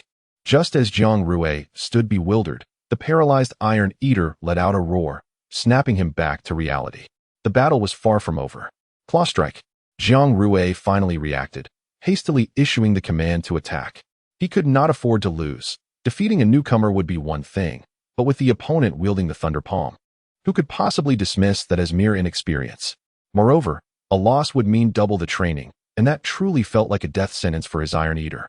Despite its paralysis, Jiang Rui's Iron Eater summoned its indomitable spirit. With a mighty roar, it surged forth, electricity coursing through its body as it lunged at Shi. Yet, in its state of paralysis, its speed was significantly diminished. From a distance, Shi, under the heightened perception of its enhanced vision, effortlessly identified the myriad flaws in Jiang Rui's Iron Eater's attack. Do not evade. Take it head-on, then counterattack, Shi Yu commanded, determined to preclude any opportunity for enhanced vision to be utilized. Shi, although capable of evading the trajectory of the attack with ease, Shi Yu had not forgotten the purpose of the battle. It was to showcase Shi's hardened state and proficiency in the Thunder Palm skill to Lin Hongyan, rather than to flaunt the prowess of enhanced vision. With the command from its beast master, Shi had no choice but to comply. It stood resolutely in place, its body solidifying, mastery-level hardening. At that moment, the onlooking disciples of the Martial Arts Academy were once again taken aback by Shi's transformation. Not only had it mastered the Thunder Palm, but its hardening proficiency also appeared remarkably advanced. Indeed, one of the prerequisites for learning the Thunder Palm was mastery-level hardening. As the crowd marveled at the prodigious talent of this young Iron Eater, Jiang Rui's Iron Eater lunged towards Shi with its claw. However, Jiang Rui's Iron Eater primarily focused on claw hardness in its training. In daily practice, the hardened skin of other disciples' Iron Eaters was often torn asunder by its fierce claws. But this time, against the smaller Shi, Jiang Rui's Iron Eater merely left a faint white mark on Shi's hardened skin, failing to breach its defenses. It was but a trivial wound. How could this be? Jiang Rui was once again incredulous. In the next moment, an even more astonishing scene unfolded. After enduring a strike, Shi maintained its hardened state and charged directly at Jiang Rui's Iron Eater. Due to the limited electric energy it had accumulated, Shi found it challenging to unleash a second powerful Thunder Palm and opted instead to confront the enemy with sheer hardening. Boom! Underestimating its opponent's capabilities. Jiang Rui and his Iron Eater were completely unprepared, resulting in them absorbing the full brunt of the impact. Thud! Jiang Rui's Iron Eater was sent hurtling through the air. Rendered devoid of combat awareness by the combined force of the Thunder Palm and the full impact of Shi's charge. My apologies, Shi Yu expressed, somewhat sheepishly. At that moment, Jiang Rui and the other disciples slowly began to grapple with the shattering of their worldview. Mastery level, hardening. This was merely a level 6 juvenile Iron Eater? Even those nurtured by senior disciples who had passed the professional assessments could hardly compare. Roar. Meanwhile, witnessing its opponent's downfall, Shi emitted a triumphant cry. Yet, it felt a lingering sense of dissatisfaction. The disciples of the Zhushi Martial Arts Academy seemed to possess limited strength. Presently, among awakened pets, only those of commander level or above could potentially pose a threat to Shi. Jiang Rui, you have lost. Upon your return, you shall face double the training, Lin Hongyan. The master of the academy pronounced. Jiang Rui stammered, struggling to comprehend his defeat. This, a newcomer? His expression was blank as he stared at Shi and Shi Yu, then turned to Lin Hongyan and Lin Xiuzhu, doubting whether Shi was indeed the master's illegitimate child. How could it possibly be this formidable? The other disciples were equally perplexed, but the battle had progressed to a point where Lin Hongyan felt it sufficient. Jiang Rui, take your Iron Eater for treatment. The rest of you, continue training. Shi Yu, come with me. Understood. Lin Hongyan turned and departed, with Shi Yu and Shi following suit. Meanwhile, Lin Xiuzhu remained rooted in contemplation. Was this truly the Shi she recognized? Lin Shiji, who exactly is that? Other disciples gathered around Lin Xiuzhu. She snapped back to reality and replied, you all need to double your training as well. With that, she hurried after her father and Shi Yu, leaving behind a group of bewildered disciples. This was no mere newcomer with a lackluster performance. It was evidently a prodigious overachiever, inciting envy among all. Within the Zhushi Martial Arts Academy, in a spacious training area, Shi Yu was led there by Lin Hongyan. Following closely, Shi observed the peculiar elder leading the way. Feeling a strange sense of familiarity, Lin Xiuzhu called out as she approached. Upon spotting Lin Xiuzhu, Shi's eyes lit up with delight. It's the big sister. In Shi's eyes, Lin Xiuzhu, often clad in a panda costume, felt like kin. It has been ages. Lin Xiuzhu affectionately patted Shi's head and embraced it, scrutinizing the little creature. Shi remains the same, yet what has transpired? How could it have become so powerful so suddenly? This Iron Eater you possess is remarkably well-bred. It is the finest I have encountered among Iron Eaters, Lin Hongyan generously praised from the front. Roar! Shi, breaking free from its reverie, clenched its fists in affirmation, recalling that it had indeed seen this elder before at the breeding facility, though the specifics eluded it. Thank you. Shi Yu inclined his head in acknowledgement of the praise, attributing it to his nurturing efforts. In any case, your futures are boundless, Lin Hongyan sighed. Regrettably, there is little more I can teach you. I intend to demonstrate the training direction following hardening and the Thunder Palm, which you may find beneficial. With that, a blue summoning array manifested beside him, and a towering 2-meter-tall adult Iron Eater emerged. This Iron Eater bore a fierce expression, its muscular physique radiating strength. Entirely devoid of the usual lethargy associated with Iron Eaters, appearing anything but adorable. It was evident that under Lin Hongyan's guidance, this creature had overcome its usual tendencies, evolving into a formidable combat companion. The various proficiency levels of hardening were meticulously documented in the foundational breeding manual. As for the Thunder Palm, Lin Hongyan glanced at his Iron Eater and nodded. In the next instant, under the gazes of Shi Yu and Shi, the Iron Eater's paw crackled with a high-intensity blend of blue and white electricity. Crackle! The lightning danced around its palm, illuminating the formidable Iron Eater with a dazzling radiance. Your iron-eating beast's proficiency in Thunder Palm currently resides at the novice level. A single strike, followed by a chaotic surge of intense electrical currents, can leave adversaries in a state of profound paralysis. However, the penetration capability remains insufficient. Otherwise, it could have shattered the hardened layer and vanquished the opponent in an instant. The hallmark of an advanced Thunder Palm lies in its piercing and penetrative effects. As Lin Hongyan concluded his remarks, the chaotic blue and white lightning began to dance and concentrate around the palm of his iron-eating beast, indicating a notable enhancement in intensity. With a casual sweep of its arm, the beast's lightning transformed into a veritable blade, its piercing strength visibly augmented, causing the air to crackle ominously. At this level of proficiency, even the hardest steel could be pierced and shattered by the electrical force. As for the mastery level of Thunder Palm, if I am not mistaken, after executing a Thunder Palm strike, your iron-eating beast exhibited signs of diminished follow-through. Shi Yu nodded in acknowledgement. The hallmark of a master-level Thunder Palm is the ability to maintain the Thunder Palm as a constant state. Upon finishing his explanation, Lin Hongyan's iron-eating beast moved once more, enveloping both of its palms in a sustained cloak of lightning. This not only allowed the lightning to envelop its hands like a gauntlet, but also enabled the simultaneous use of Thunder Palm with both hands, marking the distinction of a master-level technique. He then turned to observe his iron-eating beast, demonstrating the perfected state of the Thunder Palm. With a mighty roar, the robust creature unleashed a surge of lightning that enveloped its entire body, coursing through its being. As the electricity surged forth, it seemed as if bolts of lightning flickered within its mouth and eyes. In the blink of an eye, its fur bristled, transforming into a streak of lightning that instantaneously appeared 50 meters away in the training hall, only to return to its original position just as swiftly. The entire event transpired in the blink of an eye, leaving behind a charred expanse on the ground. Achieving perfect proficiency, the iron-eating beast harnessed the high-intensity currents of the Thunder Palm to stimulate its entire being, resulting in an overwhelming burst of power that surpassed the limits of the human eye. Once perfected, the Thunder Palm's penetrative force, combined with its velocity, could cleave through even genuine lightning. What a striking sight, Shi Yu mused internally. As Lin Hongyan finished speaking, Shi Yu remained composed, while the nearby Shi gazed at him with palpable excitement. This seems incredibly impressive. Shi Yu, bolster your efforts. However, Lin Hongyan continued, this is merely the beginning of what you should aspire to.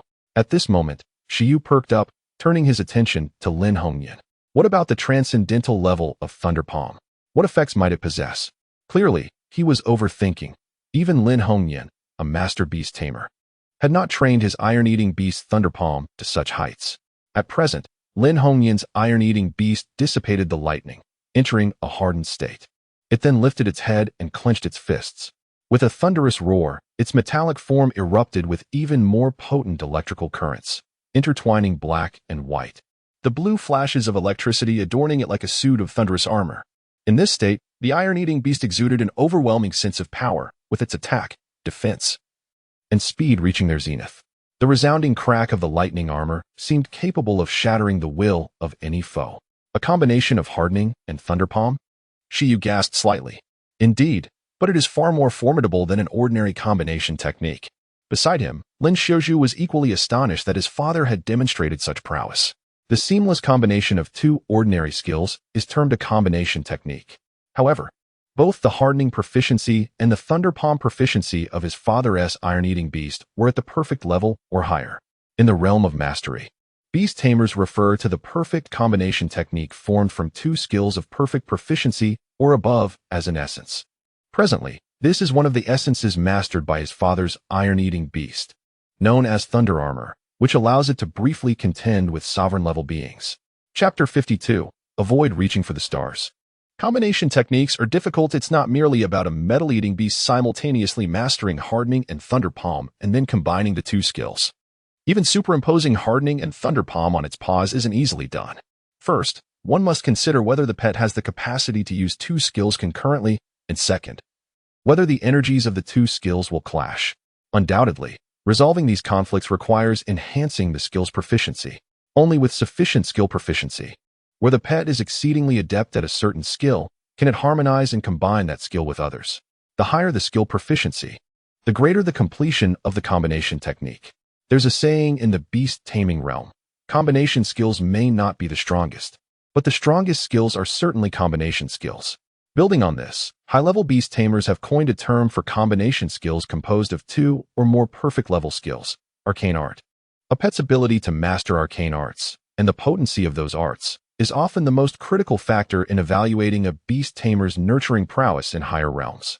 The term arcane art is clearly premature for Shi Yu, who isn't even a professional beast tamer yet.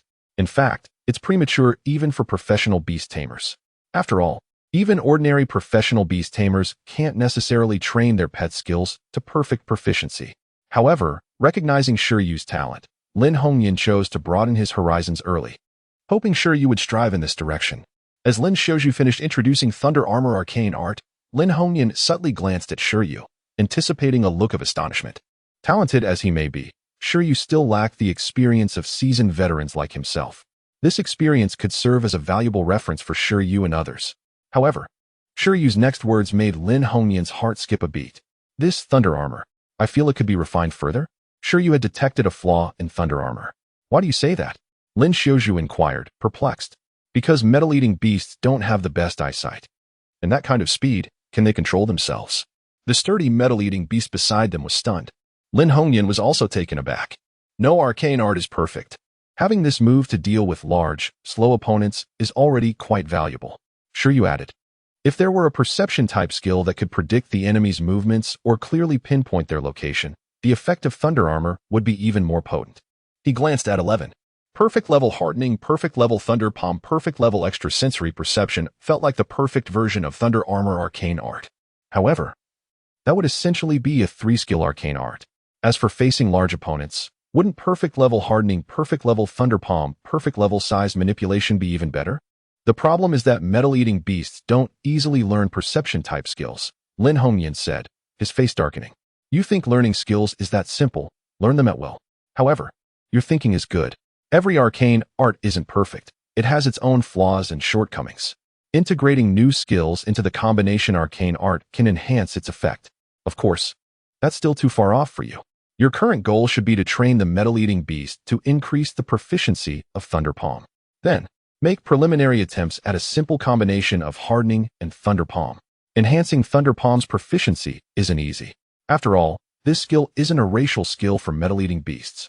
From novice to skilled, the paws need to have exceptional endurance and lightning resistance. From skilled to proficient, the pet needs to have exceptional energy control and sufficient physical stamina. As for proficient to perfect, the training process is fraught with danger. One misstep could leave the pet covered in injuries. The training process is extremely perilous. Each step requires careful consideration. In short, if you encounter any difficulties in your cultivation, come to me, Lin Hongyan said.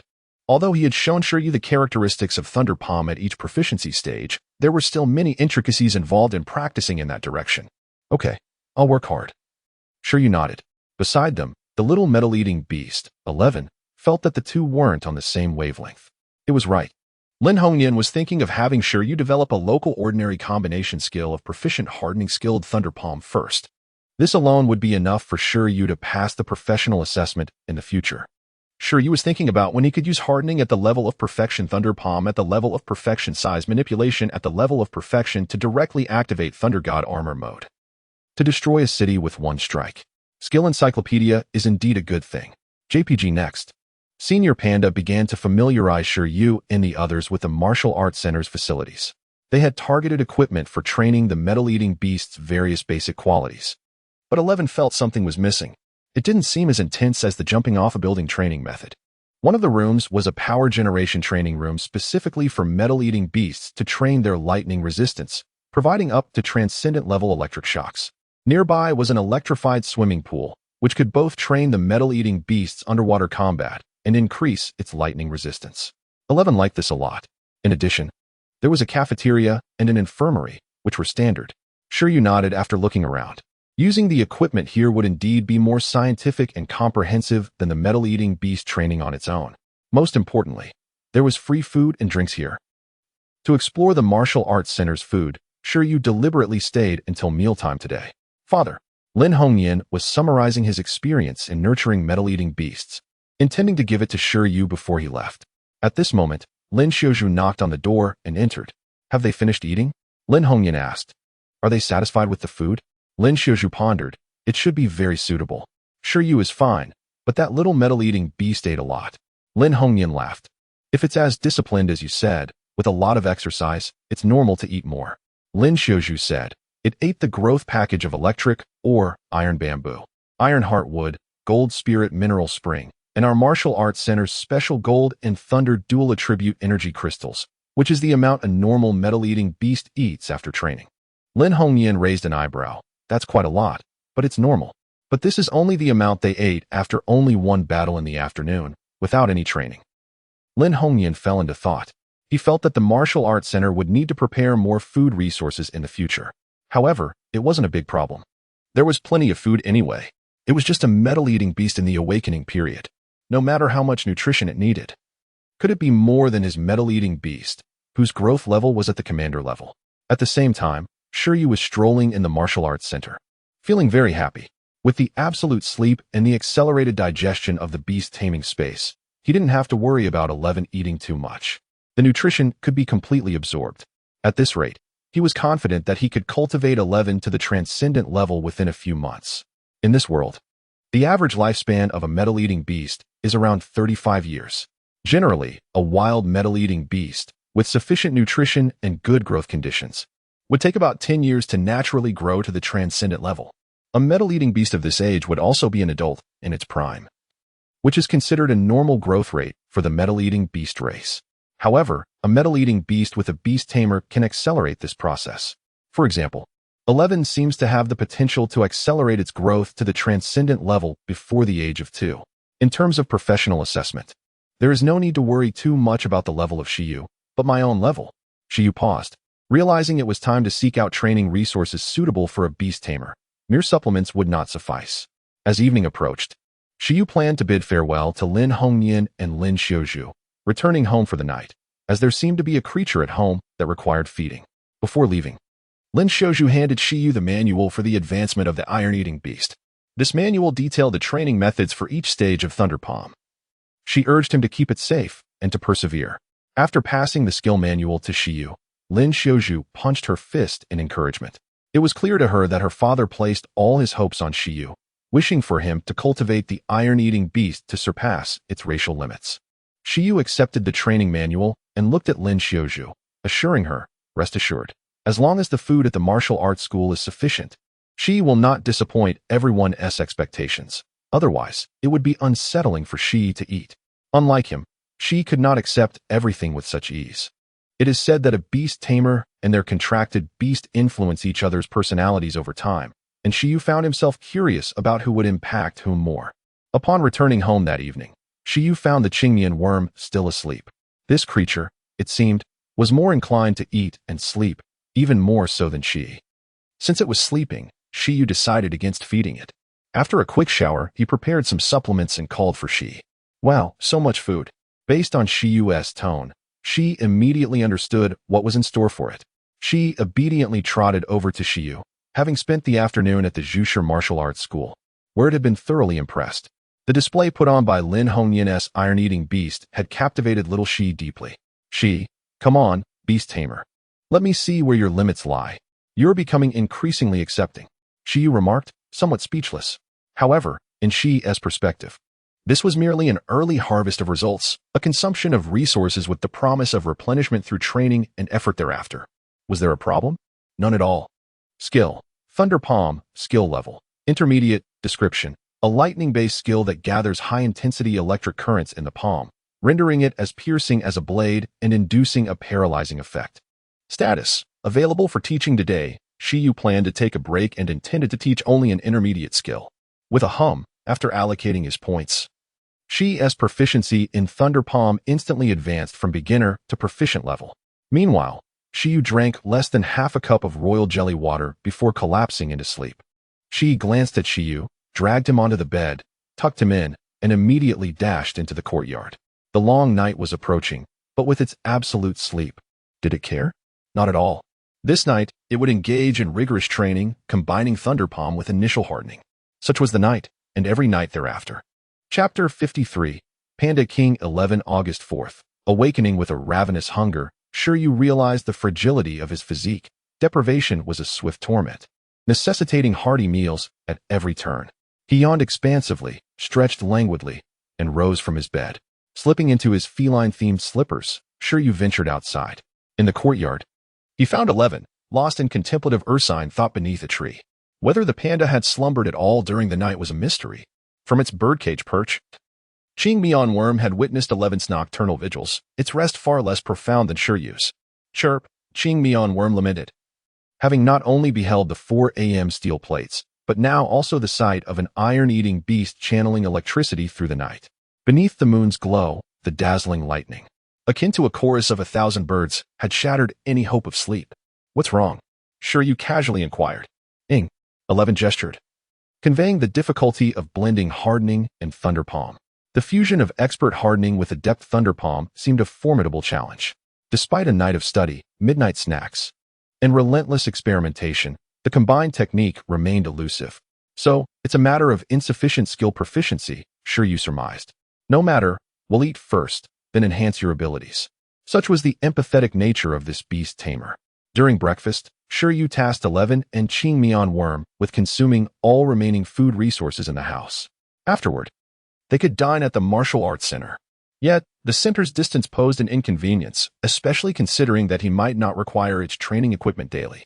I'll inquire about takeout and delivery services later, he mused. Later that day, Shi Yu returned to the martial arts center. However, both the panda senior and head instructor Lin Hongyan were preparing to depart. This was not unusual, as the panda senior dedicated much of her time to researching iron-eating beasts at the breeding base, and head instructor Lin Hongyan, as a master-level beast tamer, could not remain confined to the center indefinitely. Shi Yu, your participation in the Tianmong Mountain Training Assessment suggests an interest in exploring the ruins. Head instructor Lin Hongyan remarked before leaving. Indeed, Shi Yu affirmed. According to the trainee beast tamers from the Beast Taming Legion, the ruins are highly suitable for training, and your strength might lead to unexpected gains. Jiang Rue and the others will also explore the ruins. Perhaps you can compete again, head instructor Lin Hongyan said, glancing toward the snowy mountains. I will be away from Icefield City for a while. If you have any questions, consult Xiu. Head instructor Lin departed in haste, leaving Shi Yu unable to inquire about delivery services. Reluctantly, he visited the cafeteria himself.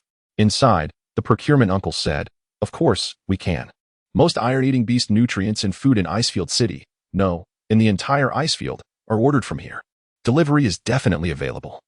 Head instructor Lin mentioned that you can freely use the center's cultivation resources, including home delivery. Just provide the quantity, address, and delivery time. Great, thank you, Shi Yu said. Relieved. Let's start with 3 times the normal food intake for an iron-eating beast daily. It seemed the panda senior's family was wealthier than he had imagined. After all, a private giant panda breeding base was not a common undertaking. After scheduling 3 days' worth of food resources, Shi Yu left the martial arts center. 3 more days, he realized. The Beast Tamer Association's ruin exploration was in 3 days, on August 7th, when Shi Yu would join the main group in entering the ruins. As it was said to be a trial-type ruin, Shi Yu resolved to maximize 11's strength during these 3 days using the skill index. With ample supplements and food, 11's power would undoubtedly surge. Upon returning, Shi Yu prepared all the supplements and commenced teaching 11 intimidation. His plan was to impart all high-level skills first, then enhance 11's hardening and thunder palm proficiency, culminating in the combined technique. 11 shielded its eyes, peering through a gap, enduring the wait. Skill. Intimidation skill level. High-level description. A mental skill that uses aura to intimidate, deter, and command, capable of causing weaker beings to faint. It is a symbol of possessing the qualities of a king. Status. Teachable at a certain level. Intimidation was a common skill, self-awakened by transcendent creatures of monarch level or higher. However, mastering intimidation during the awakening, transcendent, or commander stages was remarkable, almost guaranteeing monarch-level potential. The Icefield City breeding base was a hidden treasure trove, suggesting that the Snow Wolf's owner was no ordinary individual. Shi Yu knew little about intimidation except for its effects at the first 3 proficiency levels. Entry-level, Dieter's opponents. Weakens their morale, strengthens one's own will, and has some commanding effect on creatures of the same species. Adept, directly destroys the opponent's will, stunning them and causing mental damage. Expert, enables large-scale intimidation, capable of causing countless beings to faint with a single gaze. His phone lacked information on perfect and transcendent proficiency, but Shi Yu could infer their nature. As a high-level skill, its potential was undeniable. Teach. From today on, you are Panda King 11, Shi Yu declared, reaching out to touch 11's head. As light flowed in, Shi Yu swallowed a divine bean, catching his breath. In the empty courtyard, as Shi Yu completed the teaching, 11 closed its eyes to receive the experience, and time seemed to stand still. 1 second, 2 seconds, 3 seconds. Moments later, 11 opened its eyes, and the leaves on the ground trembled despite the absence of wind. The leaves rustled in unison, creating an eerie scene. Rumble. At that moment, 11 seemed more than just a panda cub, exuding immense power with every gesture. The young king of beasts remained a king. 11's bright eyes revealed a natural dominance, radiating a primal ferocity that made one's heart tremble. Is that it? However, 11's composure soon faltered under Shi Yu's doubt. The iron-eating beast cub's harmless appearance made it difficult to perceive any dominance. Even with mental intimidation, the effect was limited. It seemed that 11 needed to grow larger or enlarge itself to truly instill fear in enemies visually. 11 said, deactivating the uncontrollable intimidation skill and expressing its frustration. The skill did not seem very useful, and it did not understand its effect. Chirp. Just as Shi Yu and 11 were lamenting the need to upgrade intimidation, Qing Mian Worm, who had been watching from the tree, fell with glazed eyes, affected by the intimidation wave. Seeing the unconscious Qing Mian Worm on the pile of leaves, Shi Yu and 11 fell into contemplation. Intimidation. Doesn't it only have a certain mental deterrence effect after the adept level? Shi Yu wondered. However, this azure silkworm. He quickly twitched the corner of his mouth, realizing that in the realm of pet beasts, even the most insignificant of fighters could be so easily frightened. It has been confirmed that the release date is set for August 1st, and the 1-month period for new books is about to conclude. After the launch, I will certainly strive to increase updates. Therefore, I humbly seek your support in advance, requesting recommendations, monthly votes, and subscriptions at that time. Thank you all. Chapter 54. The formation of combination techniques for 11 at this moment. The practical value of deterrent skills is temporarily inferior to that of the same tier absolute sleep and duplication. Of course, compared to the combination techniques of hardening and thunder palm, its value is also comparatively lower. Thus, after some contemplation, Shi Yu decided to continue with the original plan, assisting 11 in perfecting its first combination technique. According to the standard, a combination of 2 perfect level skills is termed an ultimate technique. However, this standard might be slightly premature for 11, primarily due to Shi Yu's physical limitations and possibly insufficient supplements. Therefore, they intended to pursue a regular combination technique for now. Theoretically, as long as both skills have a proficiency level above intermediate and their compatibility aligns, there exists potential for a combination technique to form. The owner of the Lin Hongyan Pavilion informed Shi Yu about the minimum threshold standards for the combination of hardening and thunder palm. It requires hardening at the proficient level and thunder palm at the intermediate level. Currently, 11 meets this threshold, though even within the same proficiency level, there will inevitably be some discrepancies. Despite achieving the minimum requirements, after a night of effort, 11 realized that it still lacked the necessary finesse to complete the combination technique. What could they do? Continue training? No, they needed to level up. Shi Yu was determined. After completing the deterrent skill lesson, he swallowed a divine bean and drank a generous amount of the remaining happy water, finishing off more than half a bottle from the previous day. Thus, 5 divine beans were reduced to 2, and a third of the queen bee's happy water remained, while the 5 tendrils of the ginseng baby had yet to be touched. By the evening of the 4th day, Shi Yu had recovered and prepared to teach 11 thunder palm once again. In the courtyard, Shi Yu and 11 stood facing each other. After half a day of independent training, 11 took a small step back as it gazed at Shi Yu. Although it wanted to test the limits of a beast master, seeing Shi Yu in his current state made it fear he might suddenly collapse. The frequency of skill teaching had increased dramatically lately. 11 took another small step back and then turned around, deciding to practice on its own for a while. However, Shi Yu swiftly pulled 11 back. He could still endure. With the reinforcement feedback from the skill compendium, he recovered well each time. Thus, as long as there were supplements available, he could persist. The skill compendium was not only a reinforcement tool for the beast, but also for himself. After teaching for so long, Shi Yu could feel himself gradually growing stronger each time he recovered from a state of weakness. It was not merely that the various attributes within the beast master's space were enhancing. Rather, Shi Yu sensed a strengthening of his own physique. Each time he emerged from a period of weakness, he felt invigorated. although the incremental improvements were not as pronounced as those experienced by the beasts upon leveling up. The frequency of training made a significant difference. After all, it was not easy for beasts to level up. But recovering from teaching a skill took only a day or two. It seemed that after teaching a skill, Shi Yu was merely recuperating, but in reality, this process translated into substantial physical training. Hence, by frequently utilizing the skill compendium and supplements, Shi Yu was not solely focused on leveling up his beasts. He was also strengthening his own body. Although the immediate feedback effects were minimal, and his physique had yet to undergo a transformative change akin to that of a professional beastmaster, every little bit counts.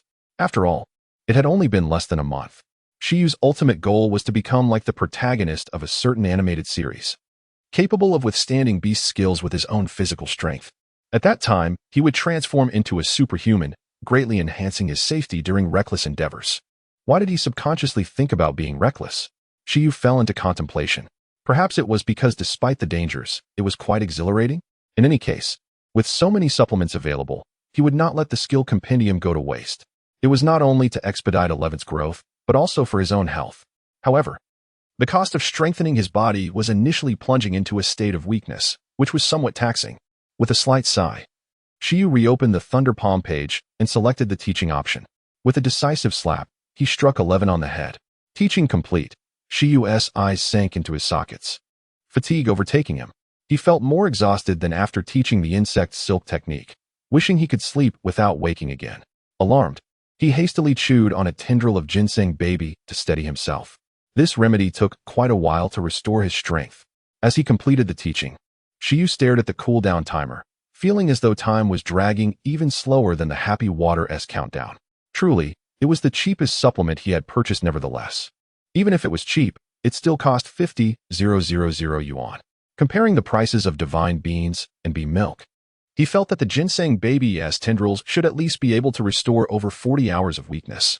Next, he would simply await his body to recover to its peak state. Shi Yu glanced at the sky and decided to wait and slumber. At that moment, 11 had nearly absorbed all the Thunder Palm experience. Previously at the intermediate level, it would now progress further in proficiency. If Shi Yu's judgment was correct, the next teaching session would elevate its Thunder Palm proficiency to the proficient level. At this moment, feeling a new understanding of Thunder Palm, 11's eyes sparkled with vitality, eagerly wishing to attempt the combination technique. However, a certain beast seemed to be in distress in the birdcage on the tree in the courtyard. The Qingyan worm, having recovered from its stupor, looked at 11 with a forlorn expression. "Don't come over." It merely wished for a peaceful slumber. Was that too much to ask? The little worm shed tears, gazing at the round moon, casting a pleading look towards Shi Yu. Shi Yu ahem. Shi Yu made a decision. It seemed 11 was indeed pushing too hard. Although sufficient food and absolute sleep could facilitate a swift recovery of physical energy, one could not neglect the psychological aspect of training. All right. Shi Yu pulled 11 back and said, "With absolute sleep, you need not return to the Beastmaster space. You can rest tonight." It was just right. He wanted to sleep on the panda pillow. In the grateful gaze of the Qingyan worm, Shi Yu led the bewildered 11 into the house. Inside, Shi Yu, with astonishing speed, groomed the fur of the panda 11, then shook his head and instructed it to shrink using duplication.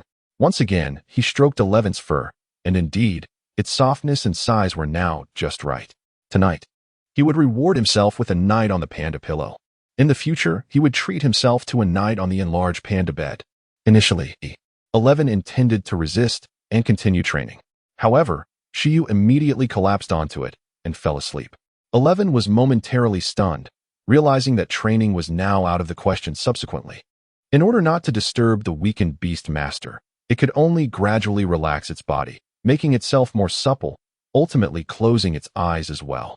The next day, at 4 in the morning, "I hate this." Shi Yu glared at 11, who was poised to rise for training, resting its chin in its hands, silently observing him from the bed. 11 looked at Shi Yu with utmost seriousness. "Isn't it about time for training? Let us go." What a torment. Shi Yu rubbed his eyes.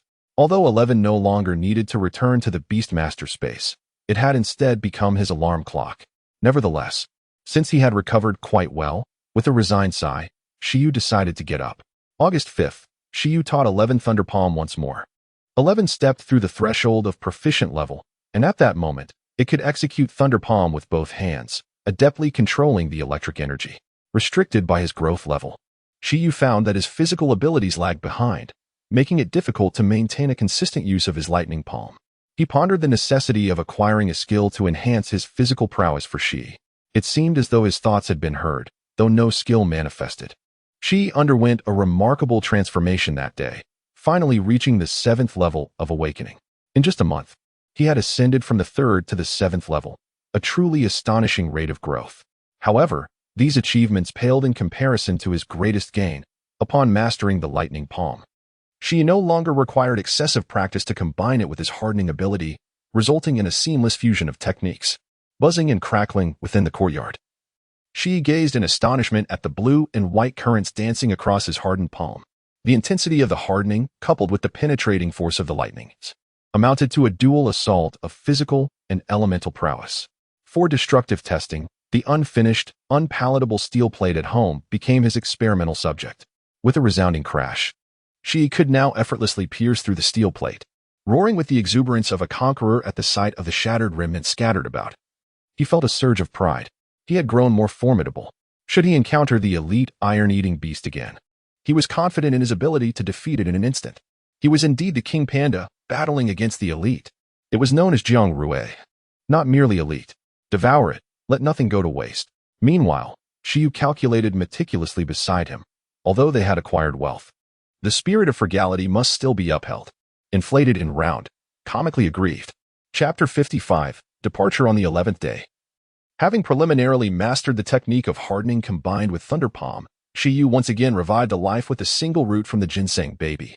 In the afternoon, he effortlessly taught the technique of hardening once more, marking the 3rd instruction on the foundation of the 11th's proficiency in the skill. Following this, Shi Yu temporarily reduced the intensity of his teaching. With the ruins approaching in 2 days, even with supplements available, moderation was essential, as the state of weakness carried psychological repercussions. Merely possessing physical strength was insufficient. Shi Yu felt a sense of fatigue. Being a beast master was indeed a worrisome endeavor. After replenishing himself with a refreshing drink until evening, Shi Yu taught a session on silk thread before finally succumbing to slumber. On August 6th, Shi Yu reduced the frequency of his teachings again, conducting only 1 session on hardening during the day. Coupled with an evening lesson on silk thread and the use of supplements, his condition was nearly optimal. In summary, following the completion of the Tianmong Mountain training assessment, Shi Yu spent the week at home, focusing on enhancing his strength. Aside from a few visits to the Zhu martial arts school, he had not ventured elsewhere. The achievements he garnered were indeed remarkable. Name: Iron Eater, growth level, awakening level 7 skills, hardening, proficient 4, Thunder Palm, proficient, enhanced vision, skilled, rapid healing, skilled, intimidation, novice, absolute sleep, novice, amplification, novice. Name: Qing Mian Bug, growth level, awakening level 7 skills, silk thread, proficient 6. By now, the 11th had mastered 2 proficient skills, 2 skilled skills, and 3 novice high-tier skills. Among these, 1 proficient skill was of mid-tier level, while the other, although low-tier, was a unique racial skill of the 11th, which had been taught 4 times under the skill compendium. It could be said that despite the 11th's growth level being merely awakening level 7, its combat prowess, in Shi Yu's estimation, could rival that of a cub from a king-level extraordinary species of the same rank. As the beast master of the 11th, Shi Yu found himself yearning for strategic retreat. What does it mean to be invincible at the same tier? Given the current pace of enhancement, it was not far-fetched to believe that before the 11th reached the extraordinary level, its combat strength could rival that of a cub from a sovereign-level extraordinary species of the same rank. As for equating it to a divine beast cub, Shi Yu refrained from indulging in such daydreams, for he was uncertain of the true strength of divine beast cubs. To be precise, he had only a vague understanding of the cubs from king-level and sovereign-level beings. On the other hand, the Qing Mian Bug, having undergone numerous teachings on silk thread, was also progressing swiftly. After reaching proficiency in silk thread, it could elevate its growth level approximately every 2 sessions of teaching, outpacing the growth of the 11th. Naturally, this was also attributed to its nature as an insectoid creature. While its growth level increased, its combat capability was well understood. Consequently, Shi Yu did not pay much attention to its growth level changes, as prior to its evolution, the growth levels of the Qing Mian Bug held little reference value. Upon entering the ruins, he would assess whether there were suitable materials for evolution, if fortune smiled upon him. On the morning of August 7th, Shi Yu addressed the lethargic Qing Mian bug, contemplating that should he find suitable materials, he could also take time to nurture the little bug. After all, if he could cultivate a Qing Mian bug evolving into a king-level racial form, he would have secured his second contracted pet beast, and together with the 11th, they would form a delightful duo. Today marked the time when the esteemed Beast Master Zhou Wanshan, from the Tianmong Mountain Training Base, would lead the successful candidates into the ruins. Over the past 2 days, Shi Yu had inquired about the ruins and, combined with previous insights from Lu Qingyi, had garnered a deeper understanding of this enigmatic space. It was discerned that only aspiring beast masters with a beast space level of 1 could stably enter the ruins. Any other beings attempting to enter would either destabilize the ruins or find themselves unable to perceive or interact with the essence of the ruins themselves.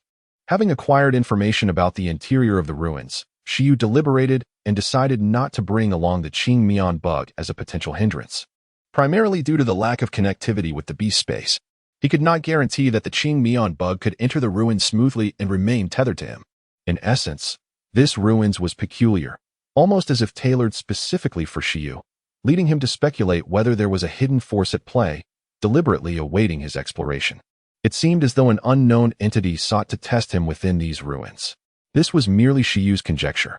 After all, this ruins was, in any case, awakened by him. Of course, it was also plausible that it was not a living entity, but rather a spirit, as mentioned by Lu Qingyi, an imprint of history imbued with consciousness. This kind of conscious entity had yet to be thoroughly studied by anyone. Early that morning, Shi Yu retrieved the 11th into the beast space and, with a sense of anticipation, headed towards the Beastmaster Association. Regardless of the secrets concealed within the ruins, he, the mythologist, archaeologist, and aspiring Beastmaster, Shi Yu, was determined to explore them. The ruins he summoned would be thoroughly investigated, even if it meant shedding tears. At long last, the day had arrived. The spirit of archaeology within Shi Yu stirred with vigor. Indeed, venturing out to embrace danger was exhilarating. Once this thrill was satisfied, he would focus on personal growth and stability. On that morning, at the designated location of the Beastmaster Association, approximately 80 individuals gathered. All were the elite among the aspiring beast masters of Pingqing. Their pet beast's growth levels were predominantly above awakening level 7, boasting high racial ranks and proficient racial skills. Most of these individuals were prodigies who had passed the training assessments organized by the Beastmaster Association. In addition to those who earned their spots through assessments, there were also direct recommendations from local martial arts schools, such as Jiang Rui and other apprentices from the Zhushi Martial Arts School, who were permitted to join this exploration. This exploration represented the third large-scale endeavor by the Pingqing Beastmaster Association. The first exploration occurred shortly after the ruins materialized, when beast masters of various levels gathered to study them. It was during that exploration that it was revealed that only aspiring beast masters could effectively uncover the secrets of the ruins. The second exploration involved the association mobilizing elite soldiers from the local beast corps to delve into the ruins. From that endeavor, the association gleaned the type of ruins they were dealing with. The third exploration, the one at hand, was organized by the Pingqing Beastmaster Association, bringing together outstanding aspiring beast masters from various fields. This exploration served as both a trial for aspiring beast masters and a gift. After all, based on previous exploration experiences, it was evident that rare resources existed within the ruins, albeit difficult to obtain. Seizing this opportunity, each explorer harbored hopes of enhancing their strength. It remained uncertain whether any among this batch of beast masters could unlock the mysteries of the ruins. The president of the association, clad in a gray suit, silently observed the assembly of the latest group of explorers from his vantage point in the association's high-rise building. This ruins had descended upon Pingqing, and according to the Eastern Huang Ruins law, the local Beastmaster Association held the priority for exploration. However, if the association failed to decipher the ruins within a specified time frame, the rights to explore would gradually be opened to adjacent districts and cities. Currently, the priority for exploring these ruins remained with Pingqing. However, a month later, if the ruins cannot be deciphered, aspiring beast masters from other districts and even the urban area of Icefield City will be able to explore and stake their claim. Should the ruins remain unsolved for an extended period, beast masters from cities beyond Icefield will also seek to partake, resulting in resources that would no longer belong solely to Pingcheng or Icefield City. Consequently, the president of the Pingcheng Beastmaster Association ardently hopes for a candidate to emerge from within Pingcheng to unravel the mysteries of the ruins, as this would ensure greater benefits for both the association and the city itself. If this rapid opportunity is missed, one can only wonder when such a fortuitous event might arise again. Among the 80 individuals present, only 3 acquaintances were discernible. Observing closely, it became apparent who they were. Outside the Beastmaster Association, Shi Yu spotted the exemplary student Chen Kai, who had fortuitously secured a place among the top 20 in the assessment.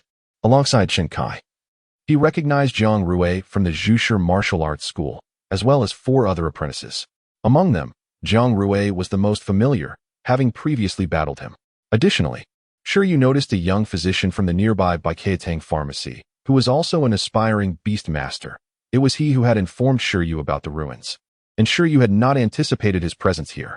To be precise, there remained one more semi-familiar face, Bai Shi, the referee who had overseen the competition between Shi Yu and Chen Kai. He appeared relatively young, perhaps in his 20s, and seemed to be an aspiring beastmaster as well. However, being a referee in the battle arena suggested that he possessed commendable skills, in addition to possibly having graduated from a referee or venue management program. As the time approached, a man in a gray suit with slanted eyes emerged from within the association. Upon his arrival, the 80 aspiring beastmasters ceased their discussions. The president of the Pingcheng Beastmaster Association, a master-level beastmaster. "Let us depart," he said, squinting slightly and addressing his secretary. Before long, the engine of a large vehicle that had been idling at the periphery of the association roared to life. "Ladies and gentlemen, please board in an orderly fashion, as we will be taking you to the entrance of the ruins." Amidst the crowd, Shi Yu boarded the vehicle, where he spotted Chen Kai and Jiang Rui, who acknowledged him with a greeting, albeit briefly due to the presence of their other companions. Interestingly, the young physician from the pharmacy approached Shi Yu, sitting beside him. Well, what brings you here? How is your health holding up?" Although Shi Yu had not purchased supplements from him for nearly half a month, the young physician still held a vivid impression of him. "My health is perfectly fine," Shi Yu replied. The young physician chuckled, evidently skeptical. "Is that truly the case, considering the frequency of your purchases?" Nevertheless, Shi Yu's qualification to enter the ruins was an unexpected surprise for him, indicating that he was indeed an aspiring beastmaster with ambition. "Strangely enough, I've noticed that the Mingshan capsules have been selling remarkably fast at various pharmacies, ours included. I was worried you might come by and find them out of stock," the young physician remarked, recalling that there had indeed been a shortage recently. Coincidentally, when Shi Yu had not visited, Shi Yu was at a loss for words. Selling rapidly. Previously, Chen Kai's situation had involved him, but this time, it should not pertain to him. Just as Shi Yu was about to respond further, he was interrupted. The president of the Pingcheng Association subsequently boarded the large vehicle alongside the aspiring beastmasters. He took the lead, resembling a tour guide, his demeanor gentle as he smiled at these newcomers. "We will need approximately 40 minutes to reach our destination. During this journey, I shall share some essential tips for exploring the ruins. You are all the elite among our aspiring beastmasters in Pingcheng, and I sincerely hope you achieve remarkable gains within the ruins." Chapter 56. Entering the ruins in the outskirts of Bingyuan City, within a secluded valley. A formidable line of defense has been established. The Beast Tamer Corps is stationed here, alongside a dozen professional beast tamers, tasked with safeguarding the entrance to the ruins that has appeared within the valley. Outside the tranquil valley, soldiers stand resolute like towering rocks, their gazes unwavering until the sound of approaching vehicles breaks the silence. Upon recognizing the vehicle dispatched by the Beast Tamer Association, an officer gives the command, "Let them through." In the next moment, the previously blocked area opens, allowing the vehicle carrying Shi Yu and his companions to enter the valley. At last, they have arrived. After a bumpy ride, the group finally reaches their destination. Peering out of the window, Shi Yu feels an unfamiliar atmosphere enveloping him. Although he has never been to this place before, the natural surroundings appear untouched, unlike the artificially modified Tianmong Mountain. Such untouched locales often harbor greater dangers. Shi Yu's companion, the young physician Xiao Liang, is brimming with excitement. The prospect of exploring the ruins is exhilarating. He had initially resigned himself to a life of selling medicine, but now sees a glimmer of opportunity for a transformative experience. If this expedition yields no rewards, perhaps he should abandon the notion of becoming a professional beast tamer and instead embrace a tranquil life with his fiancée, whose photograph he glances at in his wallet. He turns to Shi Yu and inquires, "You must be single, right? Given your frail appearance, what girl would be interested?" Shi Yu casts him a sidelong glance. "Are you aware of what you're doing? In our hometown, we call that stacking buffs. It's typically quite difficult to survive such a situation." The absurdity of Qiao Liang's public display of affection leaves Shi Yu bemused. Does he not realize that archaeologists are often akin to harbingers of doom? He hadn't anticipated that this physician would be even more adept at setting himself up for failure than he was. The physician, realizing he may have overstepped, grows anxious. "Well, the association has assured us that the ruins pose minimal danger. Surely, we should be fine," he thinks to himself. However, he quickly shifts the topic, observing, "The strength of the Beast Tamer Corps lies in their teamwork, but this time, exploration must be conducted independently, significantly diminishing their efficacy. It's no surprise they struggled to conquer the ruins." He gazes at the rookie soldiers of the Beast Tamer Corps stationed at the camp, noting their commendable individual qualities. Yet, in terms of nurturing their beasts, they may lack the advantages we possess. Nowadays, those who join the Beast Tamer Corps often do so due to financial constraints. They bond with the beasts provided by the association, endure standardized training, and utilize limited resources. While they excel in teamwork, practical experience, determination, and execution, the resources available to the grassroots of the Corps are inherently limited. Compared to those beast tamers who invest heavily in their beasts, they will inevitably fall short in certain aspects. Of course, there are exceptions. Those who possess wealth and have undergone rigorous training at the barracks are formidable indeed. However, such individuals are more likely to be found in elite training camps within the city rather than in a small town like Pingqing. If the rookie beast tamers of the Corps could easily conquer the ruins, the Pingqing Beast Tamer Association wouldn't be relying on this select group of apprentices. Perhaps Shi Yu begins, but is abruptly interrupted. "All right, we have arrived at our destination.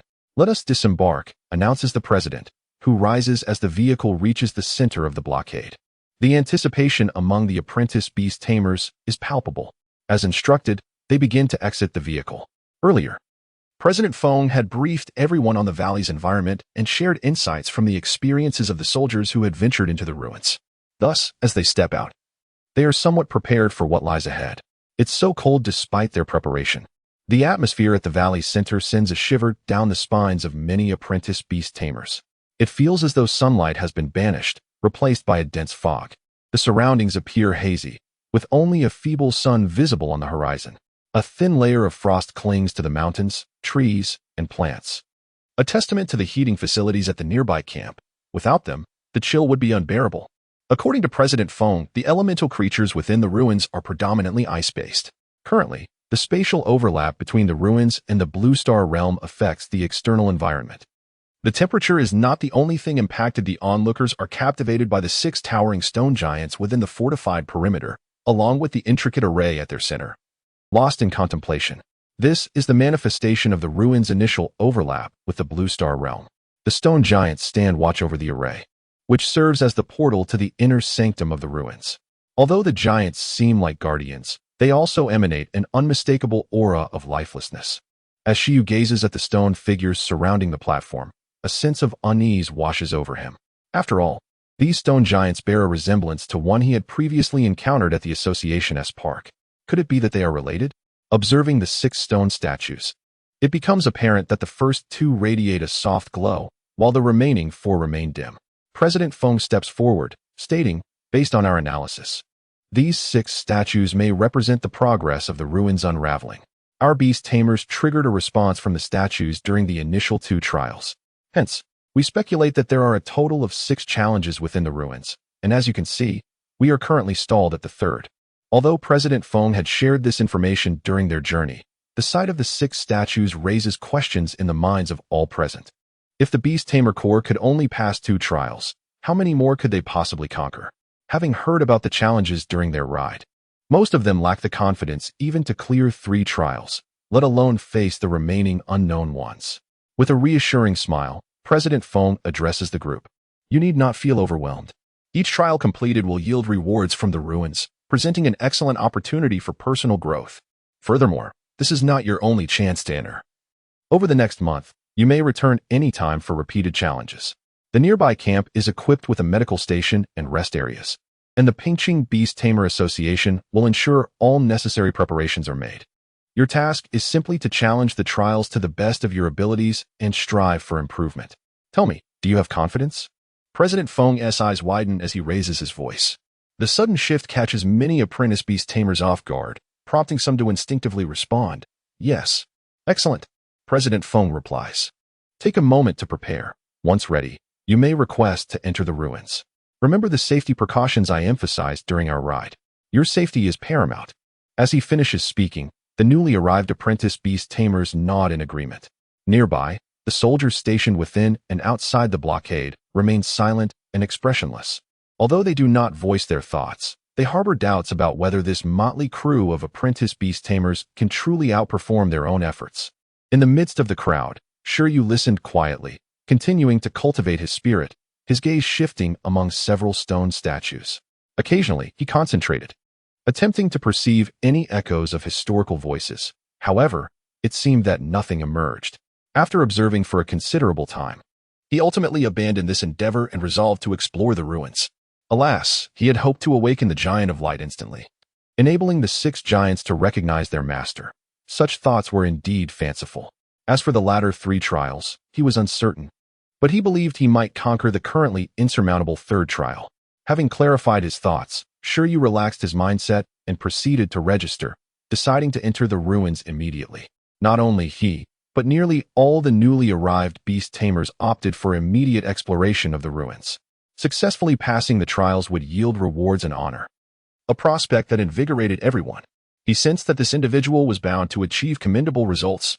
Perhaps even the 3rd trial held potential for success. In the crowd, Chen Kai searched for Shi Yu's figure among his classmates, inwardly affirming that this prodigy could surely overcome the 3rd trial.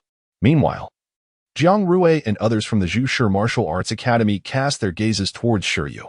It was said that the 3rd trial of the ruins involved an ice-armored giant, a creature of growth level 10 and a low-ranking leader in terms of its species. The ice-armored giant, an elemental extraordinary being, possessed considerable strength, and several of its racial skills had attained mastery. While this level of power may not be daunting to the new generation of geniuses from large cities, it certainly posed a challenge for the apprentice beast tamers from a small locale like Pingcheng. Before long, some individuals completed their registration and stepped onto the illuminated platform array, their forms blurring before vanishing from sight. Shi Yu did not squander much time. He finished his registration and ascended the platform, positioning himself in the center of the array, flanked by 6 stone giants. Upon his arrival, several gazes turned towards him, including that of President Feng from the Pingqing Association. This individual, renowned for his prowess atop Tianmong Mountain's trials, owned a steel-eating beast with expertise in hardening. Lin Hongyan had advised him to keep an eye on Shi Yu, suggesting that he would provide a certain surprise. Shi Yu was eager to discover what this surprise might entail. As Shi Yu's figure disappeared from the platform, President Feng glanced in the direction of the snowy mountains, pondering the tumultuous events of this year. With the previous beast tide and now the ruins, he wondered if there was a connection between the two. This time, in addition to the 80 new explorers, apprentice beast tamers from previous expeditions would also re-enter the ruins. The Beast Tamer Association had selected a group for focused training, resulting in a transient elevation of their abilities. For the sake of this exploration of the ruins, the Pingcheng Beast Tamer Association had resolved to invest substantially. Simultaneously, stepping onto the platform and enveloped in radiant light, Shi Yu felt a momentary disorientation in his mind. Completing the 6 trials grants ownership of the ruins and the key to history. In his dazed state, he was unsure whether he had heard a new voice, but the next instant, it felt as though he had traversed through the cosmos, stepping into another realm. Upon opening his eyes, he found himself atop a vast, white glacier, surrounded by crystalline walls of space. Before he could fully comprehend his surroundings, he saw in the distance countless ice elements converging, forming a giant-like creature. Name: Froststone Giant. Attribute: Ice. Species level: High. Extraordinary species skills: Ice Hammer. Cold Breath. Description: A mutated variant of the Stone Giant, an ice element creature with immense strength in its frozen arms, capable of freezing anything effortlessly with its cold breath. The first environment of the ruins was an icy expanse, with only Shi Yu present. Within this realm stood a frost stone giant of growth level 8, the first trial of the ruins. At Shi Yu's side, his small steel-eating beast emerged from the beast space. Its expression one of exhilaration as it faced the enemy. The roar of the Panda King, awoke. Chapter 57. Historical echoes on a vast expanse of glistening glaciers. Shi Yu gazed into the distance. 100 meters away, a froststone giant floated towards him.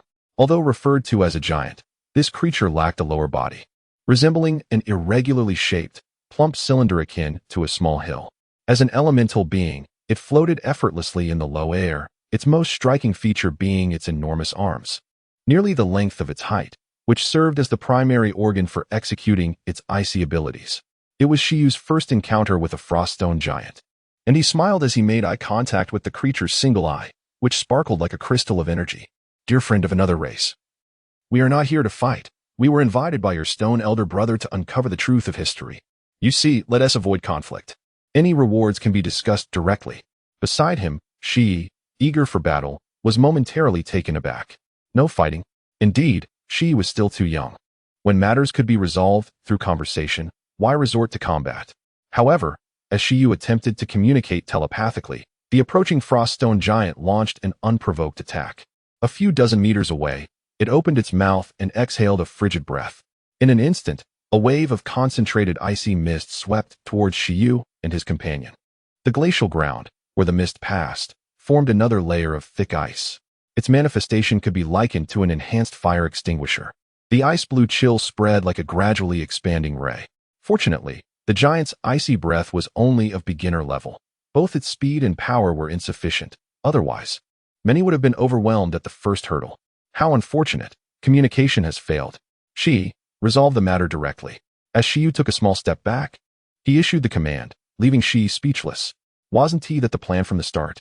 Shi raised his head, focusing his spirit and activating his enhanced vision, perceiving the external world as though it had slowed down. The range of the icy breath was limited. Its true potency was confined to a few meters, and the energy dissipated to a mere chill. With his toughened exterior, Shi did not even need to harden. He boldly charged through. As the giant exhaled and floated closer, Shi lunged at the stone behemoth like a ferocious beast. As they closed in, the threat from the icy breath intensified. In the next moment, Shi effortlessly dodged the concentrated icy breath using his enhanced vision, maneuvering to the side of the giant, denying the sluggish creature any chance to react. Boom! Shi leapt forward, his mastery of hardening coalescing as he struck the froststone giant with a resounding blow. Crack! With just one strike, the 3-meter-tall froststone giant shattered into countless ice elements, vanishing before Shi Yu and his companion. Simultaneously, a blue energy crystal fell from the disintegrating body of the giant. Not far away, a glowing teleportation array appeared on the icy ground. As Lu Qingyi had mentioned, the beings here were not true life forms, but rather akin to elemental avatars. Witnessing the giant's collapse, Shi Yu remained still, gazing quietly at the ice elements in the sky. He surveyed his surroundings, keeping in mind the most crucial purpose for entering the ruins. What truth did this place wish to reveal to him? In the widely circulated post-snow tales of Icefield City, a legendary ice dragon descended, igniting a mini-ice age. Subsequently, the ancient Beastmaster tribe residing in Icefield City waged war against the ice dragon. Did the environment within the ruins simulate the conditions following the ice dragon's arrival? As these thoughts crossed his mind, a sudden cacophony echoed in Shi Yu's ears, sounds of battle, voices of interaction. His mind throbbed as it had when he previously heard the voice of the statue, triggering the echoes of history. At that moment, the sounds intertwined, and Shi Yu seemed to glimpse fleeting images. He saw a group of young men and women clad in ancient garb, defending against a tide of beasts from the snowy mountains. The vision was brief, almost ephemeral, and Shi Yu returned to his senses, standing in silence. What was that? He wondered. Was that a moment from long ago? If Shi Yu's judgment was correct, his talent for hearing the echoes of history had activated once again. He witnessed ancient beastmasters commanding froststone giants and battling fierce snow wolves. Beyond that, there was nothing more. Shi Yu fell into contemplation, piecing together the fragments of history he had observed. He reconstructed the history of Icefield City based on existing evidence. A tribe of beastmasters lived peacefully around Icefield City until one day, an ice dragon descended, triggering a mini-ice age. This mini-ice age altered the surrounding environment, disrupting the tribe's way of life. Consequently, the tribe resolved to confront the ice dragon. However, due to the dragon's overwhelming power, they could only seal it atop the snowy mountains using special means. Although they succeeded in sealing the dragon, they could not revert the changes to their environment. The Beastmaster tribe had to adapt to the new conditions, and their faith in the totemic stone giant began to mutate into that of the frost stone giant. Concurrently, the extraordinary creatures surrounding the snowy mountains evolved due to the changing environment, leading to a significant increase in ice attribute beings. Furthermore, influenced by the sealed ice dragon, the beasts of the snowy mountains became exceedingly aggressive, frequently inciting beast tides. For generations, the tribe continued to defend against these tides. To this day, the ruins of the ice dragon remain, as do the beast tides, although the Beastmaster tribe has vanished for various reasons. This current ruin is a secret realm created by a legendary Beastmaster, who, nearing the end of his life, sought to train his kin. Thus, the environment within these ruins leans towards the icy expanse. Is that so? Shi Yu raised his head, but received no response. At that moment, Shi Yu returned, gleefully clutching the blue energy crystal. Wow, loot! Shi exclaimed, brimming with excitement. I've seen this before. It was in the nutritional meals for iron-eating beasts at Bamboo Stone Marshall Hall. Energy crystals of both gold and lightning attributes. The so-called energy crystal forms when elemental energy reaches a certain concentration, serving as a universal resource to enhance the attributes of companion beasts. However, they are exceedingly rare. The higher the quality, the scarcer they become. Although the enhancement effect is less diverse than that of most foods, its efficacy is superior, making it quite expensive. Shi had previously consumed a level 1 energy crystal, and this ice-type energy crystal appeared to be of the same grade. Was this indeed the reward? Temporarily setting aside the uncertainty of whether he had seen or heard the past, Shi Yu gazed at the energy crystal. It was acceptable, had this been earlier. He would have been thrilled to find an ice-type energy crystal, even though the attributes were mismatched. Selling it could have garnered a considerable amount of iron bamboo. However, they were not in need of such resources at this level. Considering this was merely the first trial, and nearly everyone could obtain one, Shi Yu felt reassured. Believing that the subsequent rewards would surely be better. Let us move on then. Perhaps we will uncover new discoveries. Although I believe my earlier conjectures align with many elements, the truth is undoubtedly more complex. There may be hidden truths regarding the ice dragon, while other aspects might remain unchanged. After all, the part of this widely circulated historical tale concerning the ice dragon had previously been refuted by the stone statue. However, setting that aside, the ruins may indeed serve as a trial ground prepared to withstand the onslaught of beasts. Alas, the primary issue lies in the lack of crucial information.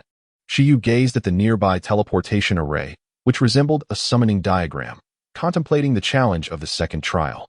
Yet, before embarking on that endeavor, he turned to the energy crystal in Eleven's hand and remarked, "You cannot consume this. It will upset your stomach. Hand it over, and I shall exchange it for ice cream when we return home." 11 responded with a forlorn expression.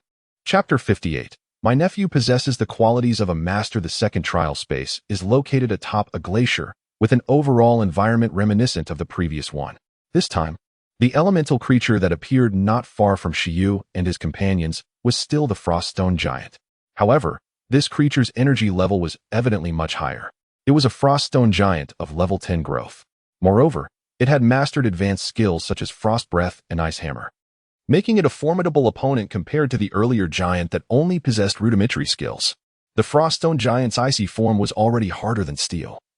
And with the added threat of long-range frost breath and the devastating ice hammer, the second stage would likely prove to be the limit for most challengers. Even though the Froststone Giant's clones lacked intelligence and were sluggish in their movements, the chances of victory would be exceedingly slim.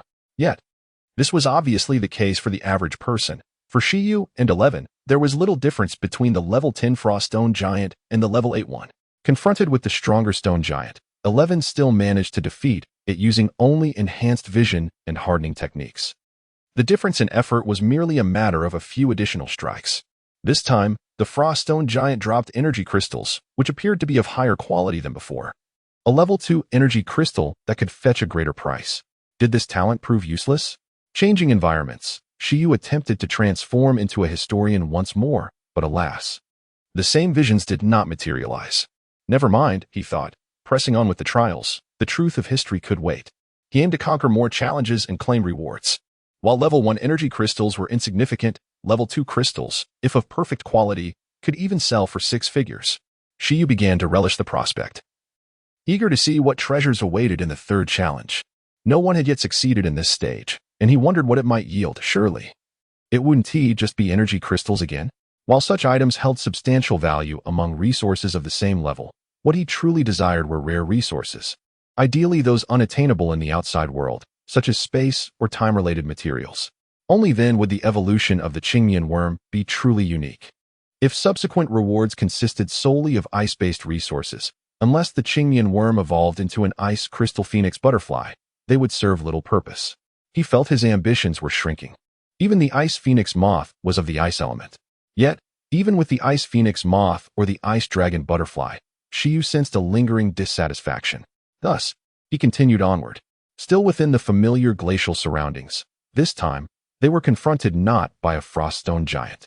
Instead, coalescing from the ice elements, a humanoid figure emerged, an ice-armored giant, its form resembling that of a human, with limbs and a head, yet diverging in every other respect. Clad in an impenetrable armor of ice. Name, Ice-Armored Giant. Attribute, Ice. Species level, low-ranked commander. Species skills, Ice Hammer, Ice Armor.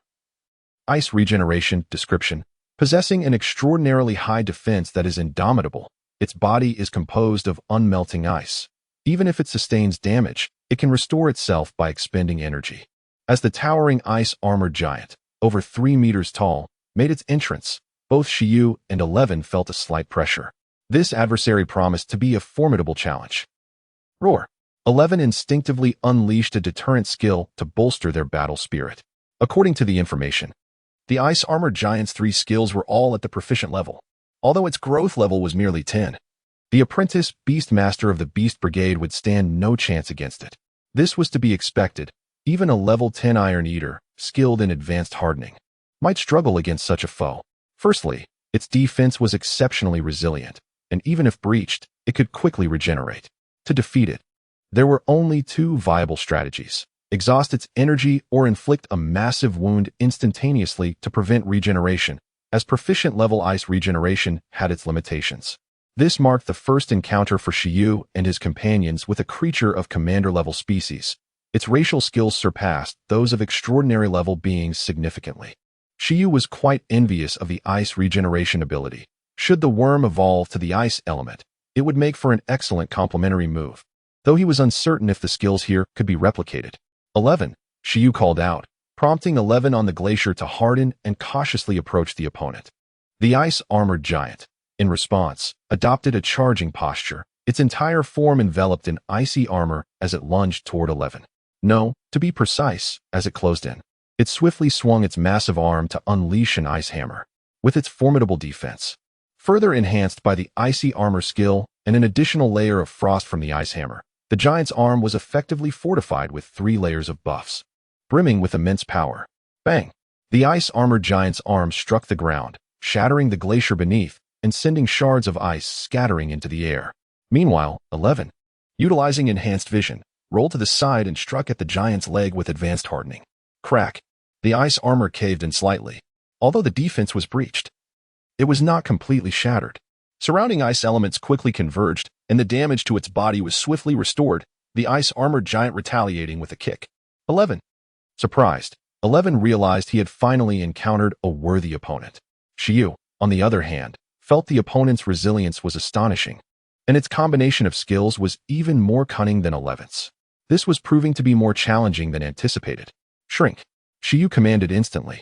The ice-armored giant's casual kick, due to the proximity, was difficult for 11 to evade even with enhanced vision. Fortunately, Shi Yu's command came just in time, allowing 11 to dodge the giant's strike. Double, harden, thunder palm. Shi Yu issued further commands, aiming for a swift conclusion. In the next moment, 11, originally half a meter tall, suddenly surged in size, reaching just over 2 meters. Although still a meter away from the ice-armored giant, the disparity in stature was no longer as pronounced. Roar! After doubling in size, 11's strength soared, a tremendous aura erupting as he launched a counterattack. Starting from his massive palm, he hardened his entire body, and an astonishing blue-white light enveloped his hand. The combination of advanced hardening and advanced thunder palm, further amplified by the doubling effect, created a formidable technique. Doubling proved to be a versatile combination skill, harmonizing seamlessly with most other abilities. 11's hardened thunder palm pierced toward the ice-armored giant's abdomen, but at that moment, the giant responded without hesitation, swinging its ice hammer in retaliation. Boom! In the blink of an eye, 11's hardened thunder palm penetrated the ice-armored giant's body, creating a hollow in its abdomen. Such an injury would be exceedingly difficult to heal. However, while delivering a decisive blow, 11 was simultaneously struck by the ice hammer. The opponent's immense strength and level suppression proving too overwhelming. Even advanced hardening could not fully mitigate the impact. 11 was sent flying, losing his hardening ability and reverting to his normal state, rolling several times on the ground before regaining his composure. Wail. On the icy ground, 11, disregarding his pain, scrambled to his feet and gazed at the ice-armored giant, which was now disintegrating from its abdomen outward. It has completely dissipated. Yes. Victory. 11. At that moment, observing 11's performance, Shi Yu remarked, "A true man does not look back at explosions. The choice you should have made was to utilize high-speed healing to treat your injuries. Alternatively, if in a formal battle, you could feign unconsciousness to take advantage of absolute sleep, putting on a show. I'll alert you to any changes in the enemy's state." 11 nodded vigorously. Understood. I need to replenish my energy. Shi Yu, not bothering to check what the ice-armored giant had dropped, hastily grabbed his backpack and rushed over to 11. He retrieved an energy crystal prepared from outside his backpack and fed it to 11, while simultaneously falling into deep contemplation. The adversary had indeed been vanquished. Yet the process proved to be more arduous than anticipated. Were it not for the combination of doubling, hardening, and thunder palm, it would have been exceedingly difficult to eliminate that foe instantaneously. Without the ability to secure a swift defeat, the confrontation devolved into a war of attrition, where 11, possessing a lower stamina level, would undoubtedly find himself at a disadvantage. Although the opponent boasted a 3-level superiority over 11. This merely indicated a lack of mastery and skill rather than an insurmountable gap in capability. It now seemed rather presumptuous to assert that 11's combat prowess could rival that of a juvenile monarch-level creature of the same rank. Nevertheless, this was not a grave concern, for 11 still had ample room for growth. Meanwhile, in the external world, the current batch of apprentice beast tamers had nearly all entered the arena. Each professional beast tamer officer speculated on the unfolding situation. Do you believe anyone has a chance of overcoming the ice-armored giant? It seems unlikely. The beasts of our beast tamers in Pingcheng are predominantly of the extraordinary level, which pales in comparison to the commander-level beasts. It is a well-known fact that within the same growth level, higher racial levels correspond to greater overall combat strength. When there exists a disparity in racial levels, the hope of victory may hinge on attribute advantages, skill counters, and proficiency in techniques. Indeed, beast tamers are also permitted to bring along some restorative items. Consuming potions to secure victory is also a viable strategy. At the edge of the camp, not far from the arena, President Feng of the Pingcheng Beast Tamer Association gazed at the 6 stone statues and remarked, "All participants have entered in approximately an hour. We may discern if anyone can pass the 3rd trial." "President, if I recall correctly, one of the challengers is your nephew, is he not?" inquired the president's secretary, clutching a folder. With a squint and a smile, President Feng replied, "Indeed, he is studying in the city and returned specifically for the ruins. My nephew possesses commendable talent and qualifies as a master. He is thoroughly prepared for this challenge and is certainly capable of surpassing the 3rd trial. I have high hopes for him." No sooner had the president finished speaking than a resonant hum erupted as the 3rd of the 6 stone giants suddenly illuminated. This occurrence left the surrounding beast tamers in astonishment. What just transpired? Has someone already succeeded in the 3rd trial? Yet, it had been less than 20 minutes since the earliest beast tamer had entered today. Who could possibly be that formidable? Chapter 59. Breaking Records President? As the 3rd stone giant illuminated, the secretary glanced at the association president. The record shattered? President Feng momentarily froze. The 3rd trial, which had long eluded the apprentice beast masters of the beast taming corps, was conquered in less than half an hour by this batch of beast masters. Perhaps it was time to consider increasing the training efforts for the beast taming corps. At that moment, He Biao, the vice captain stationed in Pingcheng, burst out of the camp and approached President Feng. "What is happening?" he boomed. "Clearly, among the beast masters I brought, someone has already passed the 3rd trial. Our core skill level is in dire need of improvement." "Nonsense. You just talk big. Why don't you contribute some funds? Vice Captain He Biao retorted sharply. You want the horse to run, but you don't want to feed it hay. How can that be? The secretary remained silent, accustomed to their exchanges. These two were close as brothers, having shared life and death bonds during the Beast Wave 10 years ago, often engaging in banter that escalated into bickering. President Feng chose to remain quiet. He too wished to invest more money, but wasn't he Pingsheng rather impoverished? President, who could it be? Could it be your nephew? The second trial, the level 10 Frost Stone Giant. The third trial, the level 10 Ice Armored Giant. President Feng squinted and shook his head. I am well aware of my nephew's abilities. He possesses great talent and might manage to pass, but it would certainly not be so swift. There must be someone else. Having trained his nephew prior to their arrival, he was certain. The secretary cleared his throat and remarked, what if, perhaps your nephew performed exceptionally this time? Impossible. If it were him, I would. What would you do? Eat deep-fried silkworms. He Biao gazed at him. Are you trying to scam a meal? I maintain my denial. President Feng adjusted his attire. But, who could it be? The three beast masters ranked first in the trials, or those recommended by various martial arts schools. For a moment, President Feng found himself unable to discern. His gaze deepened as he looked towards the stone statue. Curious if the fourth would illuminate. Within the ruins, the third trial space. Shi Yu picked up the translucent stone shaped like a pebble, which had fallen from the ice-armored giant and fell into contemplation. This was no energy crystal, quite intriguing. But what exactly is it? 11 beside him also displayed a puzzled expression. This object, it had never seen it before, nor tasted it.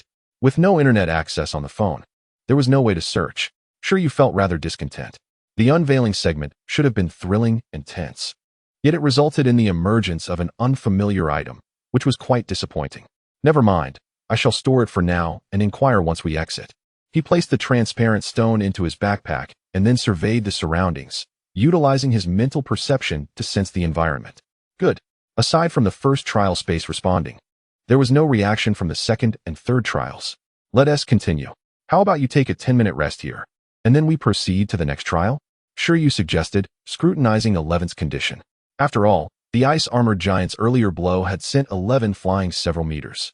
Adjusting its state was crucial to avoid any missteps in the next trial and to better investigate the historical truths.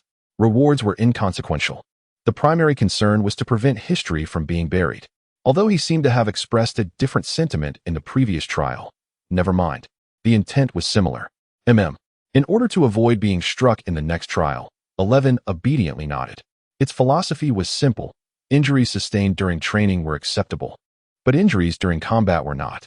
That would render all its training efforts futile. Subsequently, 11 shrank down and went to sleep, swiftly recovering its stamina. After a brief delay, they stepped into the teleportation array for the fourth trial. A change of environment? Upon opening his eyes, Shi Yu discovered himself atop a snowy mountain peak. 11 was beside him, and as they looked down, a fierce snowstorm was sweeping in. Countless ice elements coalesced, gradually forming a wolf-like creature. Name: Snow Wolf. Attribute: Ice, species level. High extraordinary species skills. Ice shard teeth, ice cracking claws, cold breath, snow veil, an old friend. Upon seeing that it was not a stone giant, but rather an ice wolf, Shi Yu felt a surge of novelty, and 11 appeared eager to engage. However, their expressions soon soured in unison. Even 11, who was keen to test its training results through battle, displayed a troubled demeanor. For beneath the gathering ice elements, the snow wolf was merely the first creature to appear. In the next instant, 9 more snow wolves materialized. Following them, 10 ice fong boars, a mid-level extraordinary species, emerged from the snowy mountain. Subsequently, another 10 ice-armored beasts, 10 ice-scaled serpents, and 10 snow monkeys appeared. The snowy mountain space Shi Yu occupied was vast, with these creatures scattered throughout, but from their vantage point on the peak, they could clearly see all 50 beings. Don't tell me the fourth trial is to defeat all these creatures. Shi Yu, is the ruin truly toying with us? It even employs a beast-sea strategy. 11 also felt a tinge of pressure. If the fourth trial was this daunting, how would they tackle the fifth? Fortunately, unlike the previous 3 trials, these fierce beasts currently bore no enmity towards Shi Yu and 11. They had ample time to devise strategies and contemplate how to clear the trial. What a blunder. On the snowy peak, Shi Yu cursed inwardly. Upon closer inspection, he noted that these fierce beasts seemed to be of lower growth levels, none having reached level 10. Yet even so, the difficulty far surpassed the previous trial. Shi Yu lamented, questioning why he hadn't invested his intimidation skills to mastery level earlier. Had he done so, a single mastered intimidation might have instantly incapacitated all 50 beasts. Even enhancing the multiplication to mastery level would have allowed the sizable 11 to trample through multiple foes. Now, it felt like they were at an impasse. Neither attacking nor retreating seemed viable. What if we step out and train for another half a month before returning? Shi Yu proposed. See? 11 stepped forward. No, we've come this far. Let us give it a try before leaving. The Iron Eater fears nothing. Are we fighting or not? Shi Yu did not feel that combat was impossible. However, given their current strength, even if they succeeded, it would be a considerable challenge. With such overwhelming numbers, coordinating a strategy amidst the chaos would not be simple. Maintaining full body hardening would protect against their attacks, but the test would be one of stamina. In this respect, Shi Yu had absolute sleep and could shrink to maneuver, so there remained a glimmer of hope for success. Shall we give it a try? Shi Yu analyzed slowly. 11 nodded. Soon after, 11 slid down the mountain peak, rolling down like a ball. Whoa! To try was to venture into a battle that appeared exceedingly brutal. First, they would use the iron rolling tank to crush a horde. Outside, a considerable amount of time had passed since the third stone statue illuminated. At this moment, individuals began to emerge one after another. Within the ruins, beast masters could easily return by retracting their pets into the beast space and confirming their exit with their thoughts. Thus, as long as they did not recklessly venture too deep, beast masters generally faced little danger. Chen Kai won one trial. Upon their exit, the beast masters were met with inquiries from soldiers required to register their achievements. The exemplary student Chen Kai felt quite distressed at this moment. He only conquered the initial trial, a feat mirrored by the majority present. The Froststone Giant of the second trial presented a formidable challenge, let alone the third. Upon reflection, the relic space was likely designed by a powerful beastmaster tribe, capable of sealing dragons as a training ground for their young. The difficulty was naturally high, not easily overcome, especially considering that Pingxing was merely a third-tier city. Bai Shi and others only made it through the second trial. They vanquished the level 10 Froststone Giant, only to be overwhelmed by the ice-armored giant. Initially, this was the common experience, until the group noticed the third statue illuminated, causing a collective astonishment. Someone defeated the ice-armored giant. The illuminated third statue signified the completion of the third trial. Who passed the third trial? A beastmaster inquired of the registering soldier. The soldier shook his head. I wouldn't know. They haven't emerged yet. The third statue lit up over half an hour ago. They're likely challenging the fourth trial. The emerging beastmasters were dismayed. They conquered the ice-armored giant over half an hour ago. Is this person even human? Even the top performers from the Beastmaster Association's trials failed to pass the third trial, disappointing Chairman Feng and He Biao. Chen Gong, third trial. A Beastmaster with a weary expression emerged, immediately drawing attention during registration. You passed the third trial? The registrar asked. Yes. Chen Gong.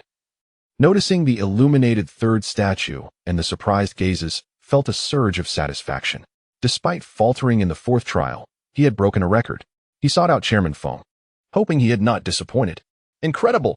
The soldier praised. Clearing 3 trials in mere minutes is astounding. But why did it take so long to emerge? Is the fourth trial difficult? What is it? The fourth trial is beyond the reach of apprentice beast masters, Chen Gong retorted, before realizing something was amiss. When did I clear 3 trials in minutes? The third trial took ages. He was perplexed when the fourth statue suddenly illuminated. The onlookers were initially puzzled, then erupted in astonishment. The fourth statue was lit. Its significance was clear to all. Outside a camp, Chairman Feng was astounded. The fourth trial, truly conquered? He suspected who it was. Lin Hongyan, what is going on with Shi Yu? The chairman's secretary and vice captain, equally surprised, looked towards the registration area, confirming it was not Chairman Feng's nephew. Meanwhile, Chen Gong, the only one familiar with the fourth trial's difficulty, was bewildered. How is this possible? The fourth trial is insurmountable. 1 verses 50. Chapter 60. The ethereal stone. At this moment, although Chen Gong claimed to have passed the third stage, the spectators were not naive. Through the changes in the stone statues, they could discern that the record had indeed been broken by another. As for Chen Gong, the nephew of the president of the Pitching Association, he was lost in thought. Just then, President Feng and He Biao approached him. Chen Gong, what is the fourth stage? Having passed the first 3 stages, you must have seen what the 4th entails, President Feng inquired directly. The surrounding beast tamers and soldiers perked up, eager to hear more. Yes, if the 3rd stage was so challenging, what monstrous trials await in the 4th? The 4th stage. Gong inhaled deeply and continued. It presents a new snowy mountain environment, far more expansive than the icy plains and glaciers of the previous stages. Upon entering, the trial space conjured 50 fierce beasts of the snow-capped mountains, 10 snow wolves, 10 ice-armored beasts, 10 ice-toothed boars, 10 ice-scaled snakes, and 10 snow monkeys. Judging by their growth, none are below level 7, and their skill proficiency is commendable. I initially intended for my Moonfire beast to attempt it, but there were no openings. As Gong finished speaking, a profound silence enveloped the crowd. 50 beasts? After a moment, He Biao, the vice-captain of the Pingqing Beast Tamer Corps, exclaimed, his eyes wide with disbelief. In the previous stages, there was only one opponent. How could the 4th stage suddenly escalate to such numbers? This is akin to a minor beast tide. The other beast tamers, who had struggled through the 2nd and 3rd stages, also found the 4th stage's difficulty astonishing. Given the limitations of an apprentice beast tamer, how could one possibly confront 50 opponents alone? Suddenly, the crowd recognized a crucial detail and turned towards the illuminated 4th stone statue. A brief silence fell over them, as if someone had indeed passed the stage. Who could it be? Well done, you performed admirably. There will be future opportunities, President Feng encouraged his nephew, then turned to the recorder. Please check how many participants are still within. Yes. The recorder quickly compared the information, and within moments, he announced, currently, it seems just one person has yet to emerge. No one anticipated the resolution to come so swiftly. Indeed, whether or not one passed the first 3 stages, a one-on-one confrontation would not consume excessive time. However, attempting the 4th stage would undoubtedly require substantial effort, making it reasonable for only one individual to remain. Who is it? Although he had a hunch, President Feng instinctively sought confirmation. Meanwhile, the beast tamers in the crowd scanned their surroundings, trying to identify who was missing.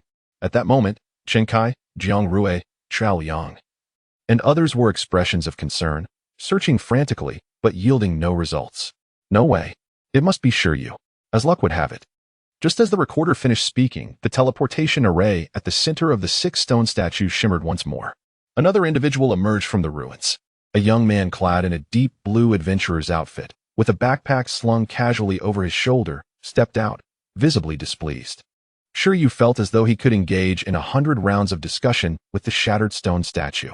The 4th stage might be exceedingly difficult, but with all his cards on the table, he had not been unable to succeed. In fact, while the process had been arduous, they had ultimately triumphed. Yet, upon glimpsing the 5th stage, Shi Yu deemed it uninteresting. The 5th stage comprised a total of 100 beasts, with increased numbers, greater diversity, and overall higher growth levels, including 10-level beasts. While there were no leader-class beasts, merely defeating 50 had left his team exhausted. Shi Yu doubted their ability to conquer this stage, and thus chose to withdraw. They will undoubtedly return. Once they master their skills, they shall rectify their past failures. As Shi Yu pondered, he suddenly noticed numerous scrutinizing gazes directed at him from the outside world. Feeling uneasy under such peculiar scrutiny, he heard the recorder closest to the teleportation array inquire, "Are you Shi Yu? Yes, is there an issue? You passed the 3rd and 4th stages?" Indeed, there was no way to conceal such information, nor was there any need to. Shi Yu nodded. He glanced toward the stone statues, and as expected, where only 2 had previously lit up, now 4 were aglow. This, beside him, Gong, who had felt the pressure of the 4th stage, wore an expression of disbelief. He simply could not fathom how an apprentice beast tamer could manage a 1 versus 50 scenario. Even more incredulous were those familiar with Shi Yu, including Chen Kai, by Shi, and Jiang Rue, whose mouths hung agape in astonishment. While Shi Yu was undeniably formidable, they recalled that his little iron-eating beast did not seem particularly high in growth level. Far from the 10th level, a lack of growth level indicated limited physical capabilities. How had he managed to pass the 4th stage? What they did not realize was that Shi Yu's team had utilized their ability to shrink, allowing them to kite their opponents, conserve energy, and exploit the lack of intelligence among these non-sentient beasts to rest briefly. Unbelievable. Yet, the most baffling of all was the young physician Chao Liang. In his mind, Shi Yu was merely a somewhat tenacious novice with a frail physique. How could he possibly be the one to break records by overcoming 4 stages? Excellent work. At this moment, Although the onlookers were unsure how Shi Yu had succeeded, any progress in the deciphering of the ruins was welcome news. President Feng smiled at Shi Yu. You are an apprentice from the Zhu Martial Arts Academy, correct? Master Lin had mentioned you to me before. He said you would surprise me. But I did not expect such a grand surprise. Heroes emerge in youth. President Feng applauded and asked, could you share with us the details of the 5th stage? Master Lin Hongnian had spoken of him to the president of the Pingqing Association. Shi Yu was taken aback and replied. The 4th stage consisted of 50 ice-type beasts with growth levels between 7 and 9. The 5th stage features 100 ice-type beasts with growth levels between 8 and 10. Their species ranks are all extraordinary, with variable skill proficiency. Due to the difficulty of the 5th stage, we merely took a glance before withdrawing, opting not to challenge it further. Upon hearing this, the crowd collectively gasped. The 4th stage was already outrageous. Could the 5th stage truly be passable? President Feng fell silent for a moment before addressing everyone. Since you have all experienced the ruins, I have an announcement to make. In the coming month, the Pingqing Association will allocate resources to aid in enhancing your strength. Anyone who can pass 2 stages will be eligible to receive resources for nurturing their beasts, with the amount increasing for each stage passed. To expedite the progress of deciphering these ruins, the Pingqing Association must invest in the development of those who dare to challenge them. Otherwise, we may face stagnation in our efforts. Now, you may take the day to rest. If your beasts have sustained injuries, please remember to visit the infirmary for recovery. Zhengong, Shi Yu, right? Do you need to visit the infirmary? Afterward, please come with me. President Feng called out to the 2 apprentice beast tamers who had passed the 3rd stage. Within the beast taming space, while typical injuries would gradually mend, halting further deterioration, recovery via healing skills yielded the best results. All right, Zhengong nodded. I'll pass. My beast is uninjured, Shi Yu replied. 11 had been fighting while recovering, currently resting in the beast taming space to regain its energy. The crowd was momentarily stunned. Did he just say that? Beside him, Zhengong appeared slightly discomfort, opening his mouth wide in disbelief as he questioned. You're telling me that after facing a 1vs50 situation, you emerged unscathed? Is that truly the case? Then, by all means, follow me. The corners of President Feng's mouth twitched. The Zhu Martial Arts School had already been fortunate enough to cultivate an 18-year-old professional beast tamer, Lin Xiuzhu. What then? Was the situation with this Shi Yu? Regardless, President Feng found the information utterly incomprehensible. Subsequently, under the silent gazes of the crowd, Shi Yu accompanied President Feng into the camp, joined by Vice Commander He Biao. Little brother, you truly passed the 4th challenge? He Biao inquired, having caught a glimpse of Shi Yu's beast data. How is that even possible? By the way, I'm the Vice Commander of the Pingqing Beast Tamer Corps. His confusion was palpable. Not only was he perplexed, but President Feng also harbored numerous questions. At that moment, Shi Yu produced the reward for passing the 3rd challenge, a transparent stone, and, in addition, the reward for the 4th challenge, 3 transparent stones. The rewards for both challenges were identical, differing only in quantity. President Feng, Commander He, these are the items I obtained from the 3rd and 4th challenges. What is this? A resource for nurturing beasts? Upon revealing the rewards, the attention of both men was immediately diverted. Upon seeing the stones, President Feng was momentarily taken aback. Void crystals? The rewards for the 3rd and 4th challenges are not energy crystals but void crystals? He Biao exclaimed in astonishment. What are void crystals? Shi Yu had never heard of such a resource before. Goodness, you've struck gold. This is a rare spatial resource. He Biao exclaimed bluntly. It is even rarer than energy crystals, something that cannot be bought with money, and is exceedingly scarce, rarely encountered by the average individual. This truly comes from a relic. It's a product favored by mysterious spatial realms. Spatial resources? Shi Yu was taken aback, glancing at the 4 transparent stones in his hand. Could this be the rare evolutionary material I've been seeking? Worm, this time, I've truly fought tooth and nail for you. Indeed. Spatial resources were coveted by all beast tamers, as utilizing such stones could expedite the elevation of a beast's spatial domain. President Feng nodded, stating, This is a remarkable item for enhancing the level of a beast tamer. Can this be used to strengthen the beast's spatial domain? Shi Yu asked, taken aback once more. Both men nodded in affirmation. Shi Yu once again scrutinized the stones, feeling reassured. Worm, let us see if there are even better resources in the 5th and 6th challenges. These spatial resources may not be enough for you. He resolved to make do with these stones for now as a beast tamer. It seemed that Gong had also acquired void crystals. Indeed, with these, their beast domains could be upgraded to level 2 sooner, allowing them to contract a second beast. President Feng nodded in agreement, but soon his expression shifted. Wait a moment. Shi Yu, once you return, be sure not to hastily elevate the level of your beast's spatial domain. This relic currently only accommodates novice beast tamers. I understand. Shi Yu nodded in acknowledgement. He wouldn't rush the upgrade. As long as his beast's spatial domain reached the required standard before the vocational assessment, that would suffice. With this newfound assurance, he felt he wouldn't fall too far behind 11's advancement speed. Meanwhile, Gong's recovery was swift. In just 2 minutes, he arrived at the location. This was expected, as the military doctors stationed nearby were professional beast tamers, and healing an awakened beast was merely a matter of skill. President, Commander He, Gong greeted, deliberately concealing his relationship with President Feng. Displaying such a connection would imply that his success stemmed from lineage rather than personal effort. Gong, what was your reward for passing the 3rd challenge? President Feng inquired. It was a void crystal. Gong promptly produced a transparent stone, identical to the one Shi Yu possessed. President Feng and Commander He exchanged glances, nodding in mutual understanding. Keep your spoils safe. These are rightfully yours. In this relic challenge, you two are the only ones to have passed the 3rd challenge. Gong, you've completed 3 challenges, while Shi Yu, you've completed 4, both demonstrating exemplary performance. You heard earlier that the association will allocate funds to help enhance your abilities. Given your outstanding performances, the association will prioritize your training. Should you have any requests within a certain range, feel free to voice them. President Feng had pinned his hopes for the pinching relic strategy on these two. As for the other beast tamers outside, they were merely considered supplementary trainees, investing some resources to help them gain more growth within the relic. Thereby nurturing more professional beast tamers for pinching was not a loss. The main focus would undoubtedly remain on Shi Yu and Gong. All right. Gong seemed mentally prepared and nodded eagerly.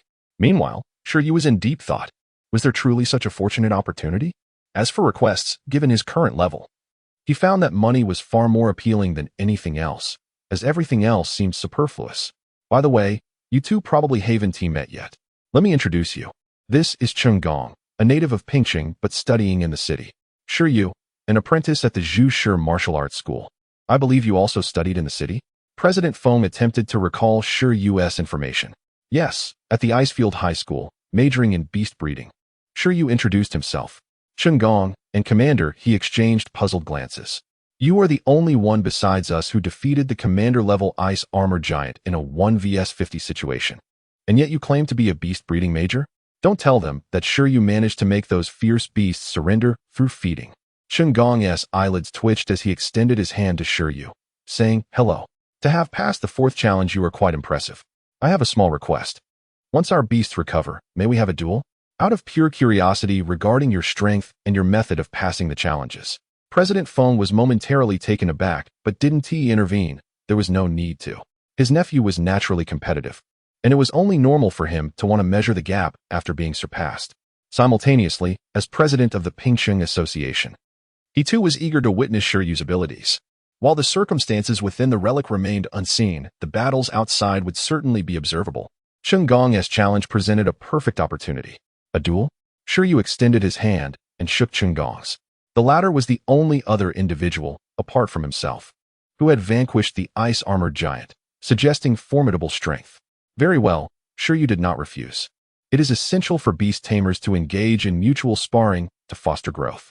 Chapter 61. Monstrous talent, are you going to battle? Commander He, a man of unrefined demeanor, exclaimed, damn, this is interesting. I'll call someone to clear a space for you. It's a perfect opportunity for those young soldiers to witness something remarkable. One is a relative of Old Feng, and the other is a newcomer who has inexplicably passed the 4th challenge. Both are formidable in their own right. I'm eager to see their prowess. Moreover, it will serve as a motivation for my new recruits. Youth is truly a blessing. President Feng chuckled, his squinted eyes betraying a sense of anticipation rather than mere nostalgia. Let us wait until after lunch. You should rest and eat well before the contest, he suggested. Sure, Gong replied nonchalantly. Shi Yu, too, was indifferent. Outside, the officers of the Beast Tamer Corps were addressing the group of apprentice beast tamers. They conveyed that for the next month, everyone could repeatedly challenge the ruins. but only once a day. During this month, they could choose to return home or remain here, as the camp was well equipped with ample provisions for 3 meals a day. I've decided to stay. I want to leave until I've passed 2 challenges. Chen Kai, a top student from Pingcheng Yizhong who had only cleared 1 challenge, felt a wave of embarrassment wash over him. I truly feel like a failure, having only passed 1 challenge. Are your Mingxin capsules sufficient? Inquired a close friend who had also passed the assessment alongside him. Damn, it seems they're running low. I need to go back and prepare a month's worth, Chen Kai realized. Why is it that while we both consumed the Mingxin capsules, my results pale in comparison to Shi Yu's? Our strengths were not that disparate during our battles. Yet, look at the gap now. One cleared 1 challenge, while the other cleared 4. The disparity is staggering. Has Shi Yu upgraded his supplements? I, too, must gather some. His friend, also a contender from Tianming Mountain, echoed his sentiments. Nearby, the eavesdropping physician Qiao Liang from Bai Chao Tang wore a perplexed expression. Why are they discussing supplements here at the ruins? What is the underlying trend with these supplements? And how did Shi Yu, a seemingly frail beast tamer who consumes them daily, become such a powerhouse? Could it be that these supplements possess hidden effects? Educated and skeptical, Qiao Liang contemplated trying them himself. Soon, the group dispersed. Some intended to stay and observe, while others planned to return and prepare. Just then, a squad of soldiers began marking out the battleground, piquing the curiosity of many. Once the area was delineated, a curious beast tamer approached to inquire about it. Upon learning the details, shock rippled through the camp. News quickly spread that Cheng Gong, who had passed the 3rd challenge, and Shi Yu, who had passed the 4th, were set to battle here. This was sanctioned by President Feng and Commander He, and everyone was welcome to spectate. With this announcement, fatigue and hunger were forgotten, and excitement surged. A battle to observe? I will stay. I wish to witness the gap between myself and these great talents. The new Beast Tamers echoed similar sentiments. While the seasoned members of the Beast Tamer Corps remained stoically silent, the professional officers were unfazed, but the ordinary apprentice soldiers felt a mix of emotions, as none among them had passed the 3rd challenge. The disparity between these 2 challengers, one clearing 3 and the other 4 challenges, was stark. Many were eager to see just how formidable they truly were. The area near the ruins buzzed with anticipation. At noon, nearly everyone remained, opting to dine at the barracks. However, no one had located Shi Yu and Cheng Gong. It was only after lunch that they made their appearance, having been called by Commander He for a special nutritional meal. This meal accelerated the recovery speed of their beast companions in the beast space, and after consuming it, both were nearly at their peak condition.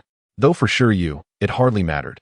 He possessed the dual recovery buffs of absolute sleep and the beast space.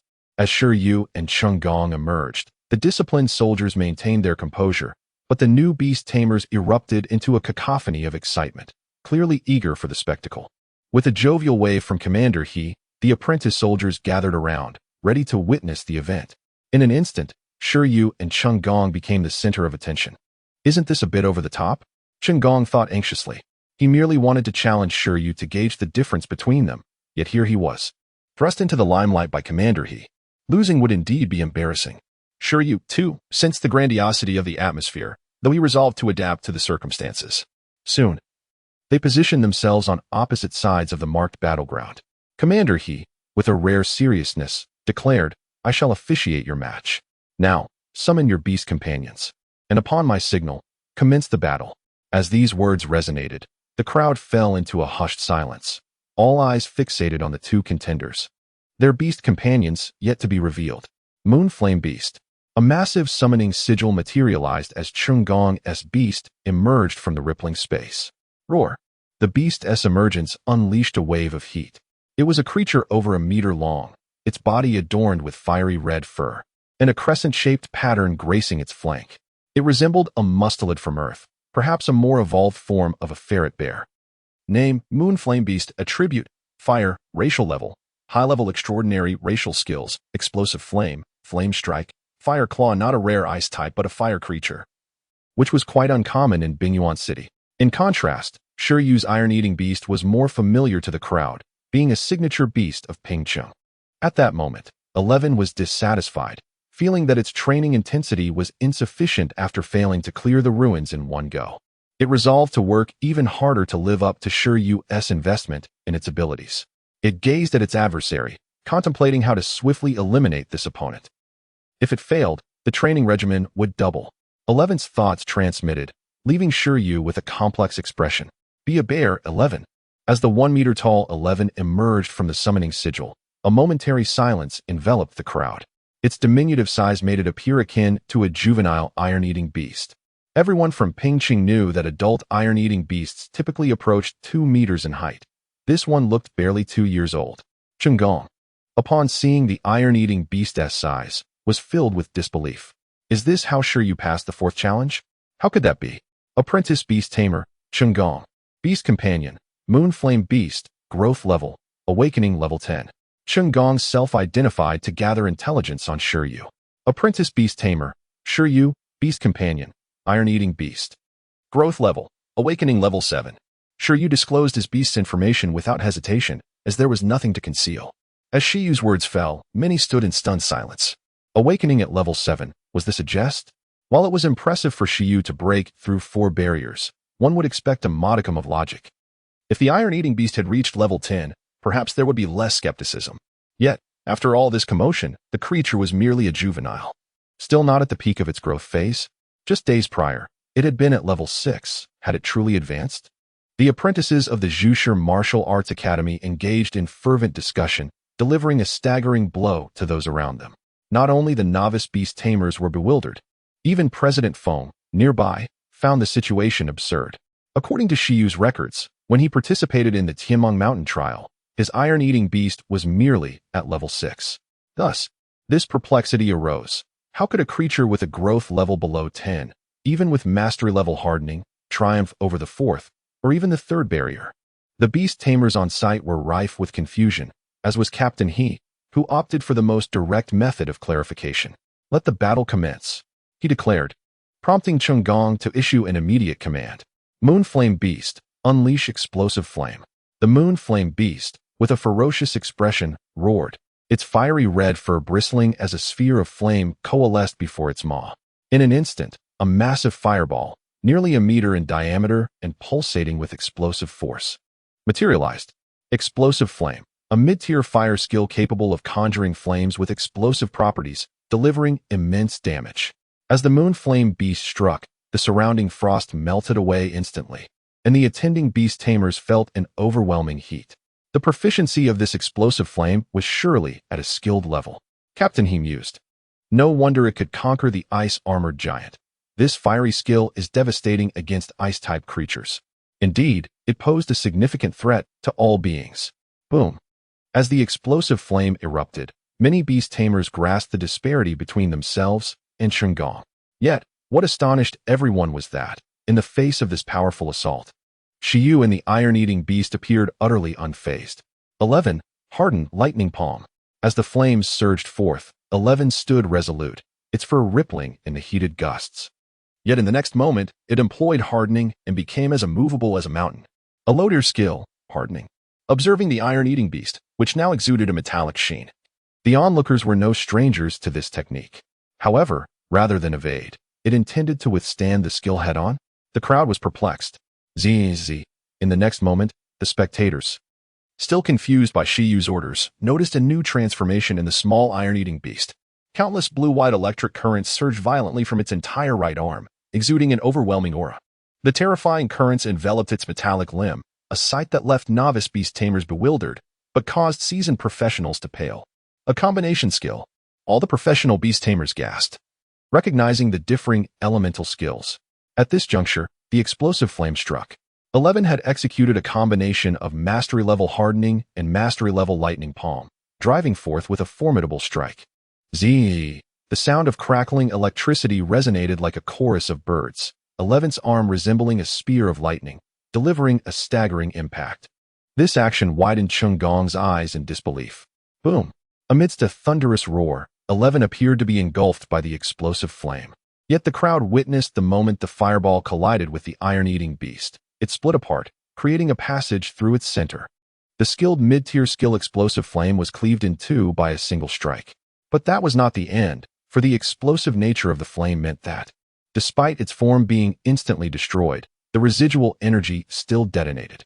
At this moment, 11 had already advanced to the front of the severed flame. And utilizing the force of the explosion, It surged toward the Moonflame Beast like a fearsome creature born of thunder and fire. Its speed so rapid it left the Moonflame Beast disoriented. Roar. The Moonflame Beast's pupils constricted, bewildered at this creature that could slice through its explosive flame. This reaction was understandable, for the perfect level lightning palm could cleave through even the lightning of nature. Albeit 11's proficiency was not yet sufficient, the augmentation from hardening compensated remarkably. Though the explosive flame was formidable, its intensity proved inadequate. Flame Strike. Fiery Claw.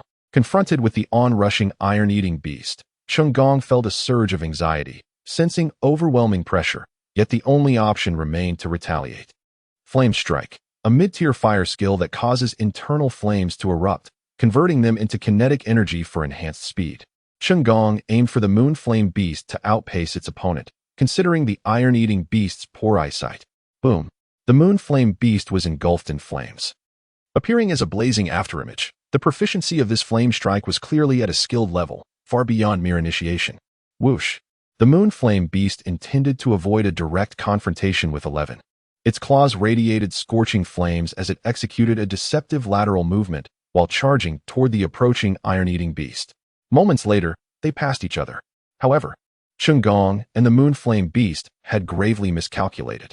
Their chosen strategy of speed disruption had no effect on 11, whose superior vision rendered their efforts futile. Bang!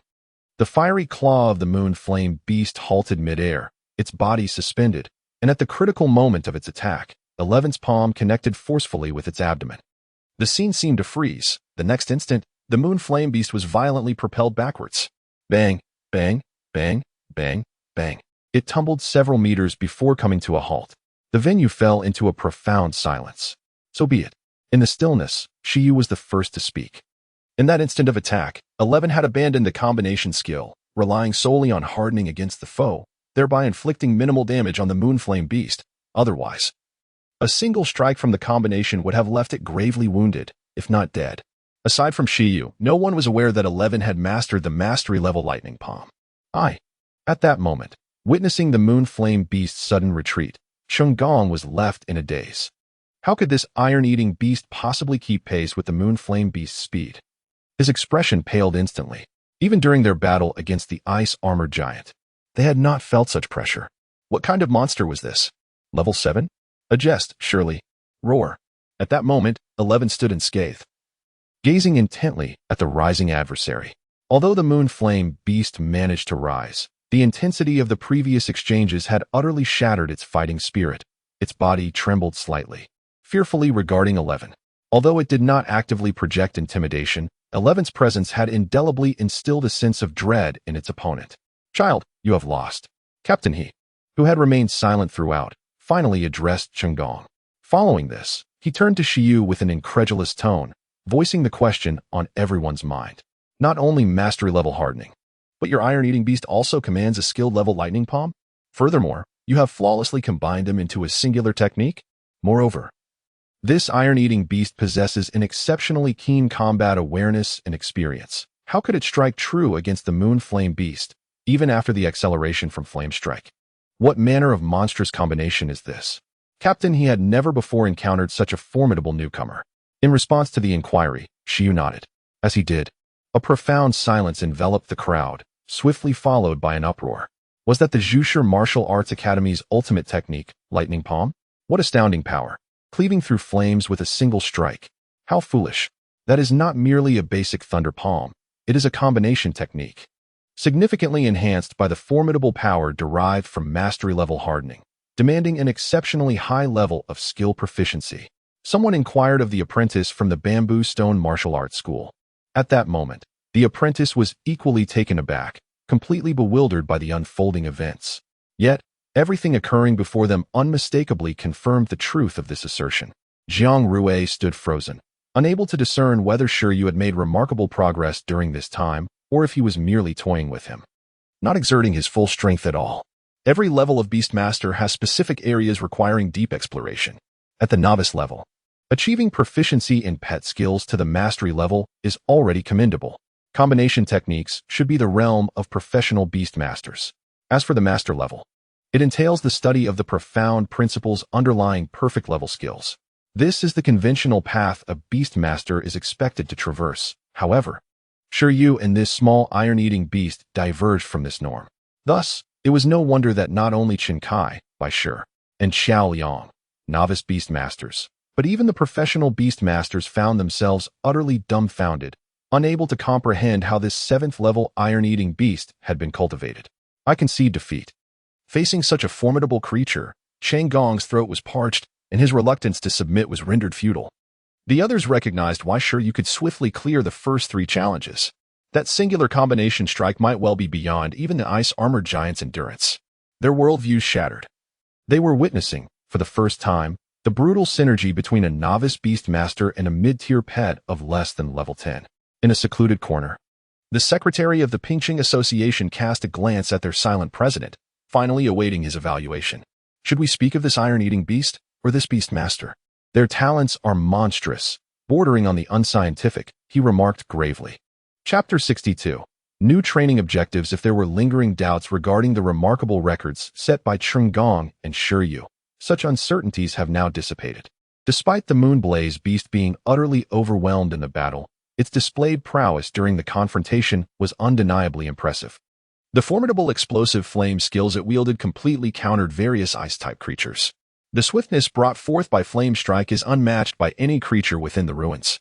Combined with its agile fiery claws, the Moonblaze beast's combat style is versatile, capable of both close-range and long-range attacks. With mastery over all 3 skills, it possesses a genuine opportunity to defeat the higher-tier ice-armored giant due to its elemental advantage. As for Shi Yu, his strength is beyond question. The overwhelming nature of the Moonblaze beast's performance serves as the most compelling testament to Shi Yu's capabilities. This is the first time the onlookers have witnessed such an extraordinary Iron Eater.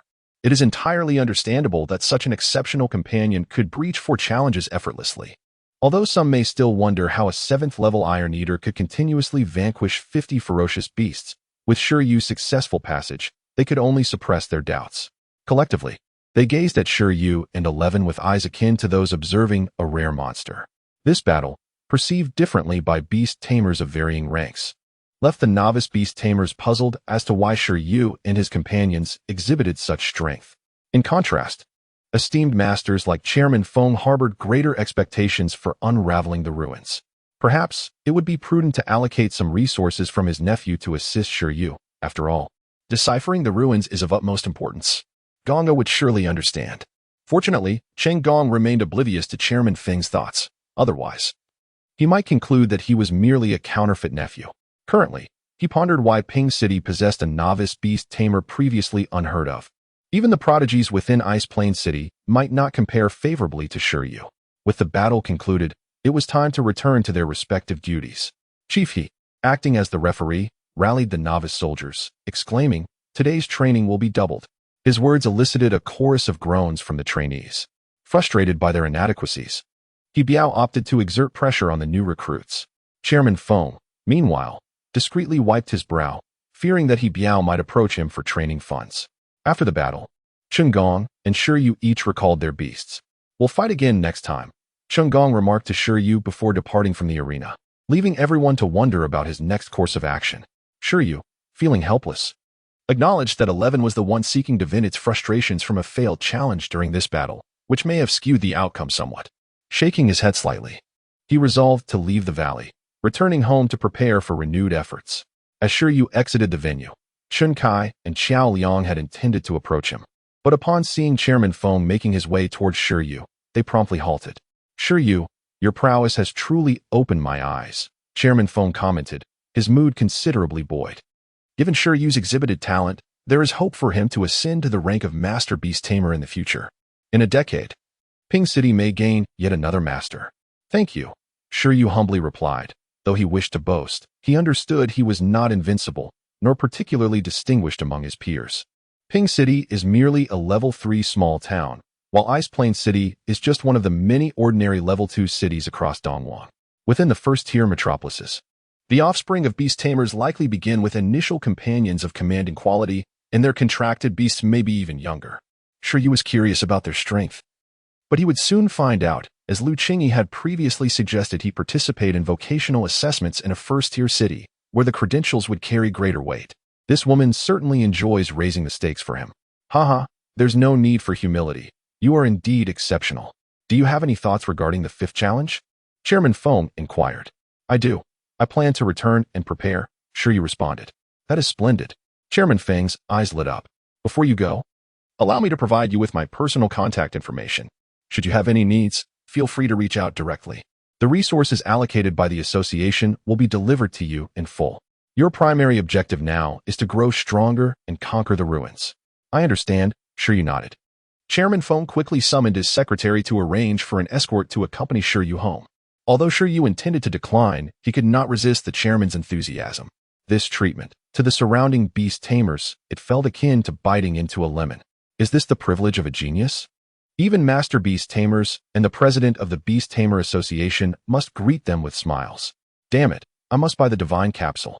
I refuse to believe that by consuming the same supplements as Shi Yu, I won't achieve at least a fraction of his strength. Chen Kai declared with grand ambition. What do you mean by the same as Shi Yu? One of his companions questioned, puzzled. After Shi Yu's departure, discussions erupted among the crowd, filled with astonishment. Healer Xiao Liang suspected he had unraveled the source of the supplement craze within Ping City. Thank you. Shi Yu, escorted home in a military vehicle, felt a slight embarrassment. He had never even ridden in a police car in his past life, only in an ambulance, and now he found himself in a military truck. The pressure was immense. He needed to swiftly devise a strategy to pass the fifth challenge. With a sigh, Shi Yu returned home, acutely aware that passing the fifth challenge would likely require more expenditure on supplements. His small frame, even with supplements. Learning advanced skills was taxing on both body and mind. Had it not been for the necessity of teaching, he would have preferred to enhance his physical condition with basic skills before proceeding. As he entered, the green silkworm residing in the persimmon tree in the yard emitted a sound upon hearing him, which Shi Yu understood through mental communication. It was a welcome home. The creature's intelligence had evidently increased. As the silkworm matured, its cognitive abilities had gradually improved. When it was at level 1, it was quite foolish and dazed. But now it could engage in relatively normal conversations with him. An impressive feat. Is there any food left? Shi Yu glanced at the iron plate beneath the birdcage, noting some remaining dragon whisker grass. That was sufficient. After all, it had only been released in the morning. No matter how voracious the silkworm was, it wouldn't consume 3 or 4 meals at once like 11. After replenishing some food, Shi Yu tossed his backpack aside and lay down. This time, he had reaped significant rewards. Disregarding the energy crystals, the 4 ethereal stones were indeed rare resources. He had inquired with Chairman Feng, and these 4 ethereal stones, if utilized, would allow him to elevate his beast taming space to level 2 within 3 to 4 months, even without intensive meditation. Moreover, this upgrade would encompass spatial strength, range, and environment, enabling him to contract a second beast. Simultaneously, achieving a level 2 beast taming space would facilitate 11's ascension to the extraordinary tier. Otherwise, the limitations of a level 1 beast taming space would hinder the growth of contracted beasts. In essence, the ethereal stones represented a high cost-performance ratio for Shi Yu, who had started his journey as a beast tamer much later than his peers. He pondered how well the spatial system would harmonize with the green silkworm. The spatial system undoubtedly possesses formidable attributes. However, it is said that ethereal stones have traditionally been utilized as resources for beast tamers, leaving Shi Yu perplexed regarding their application for creatures, particularly the azure silkworm. Rather than dwelling on this, he finds it more pragmatic to acquire a spatial skill. Should he truly attain spatial attributes, Shi Yu muses that the evolutionary potential of his cherished creature might ascend to the royal tier.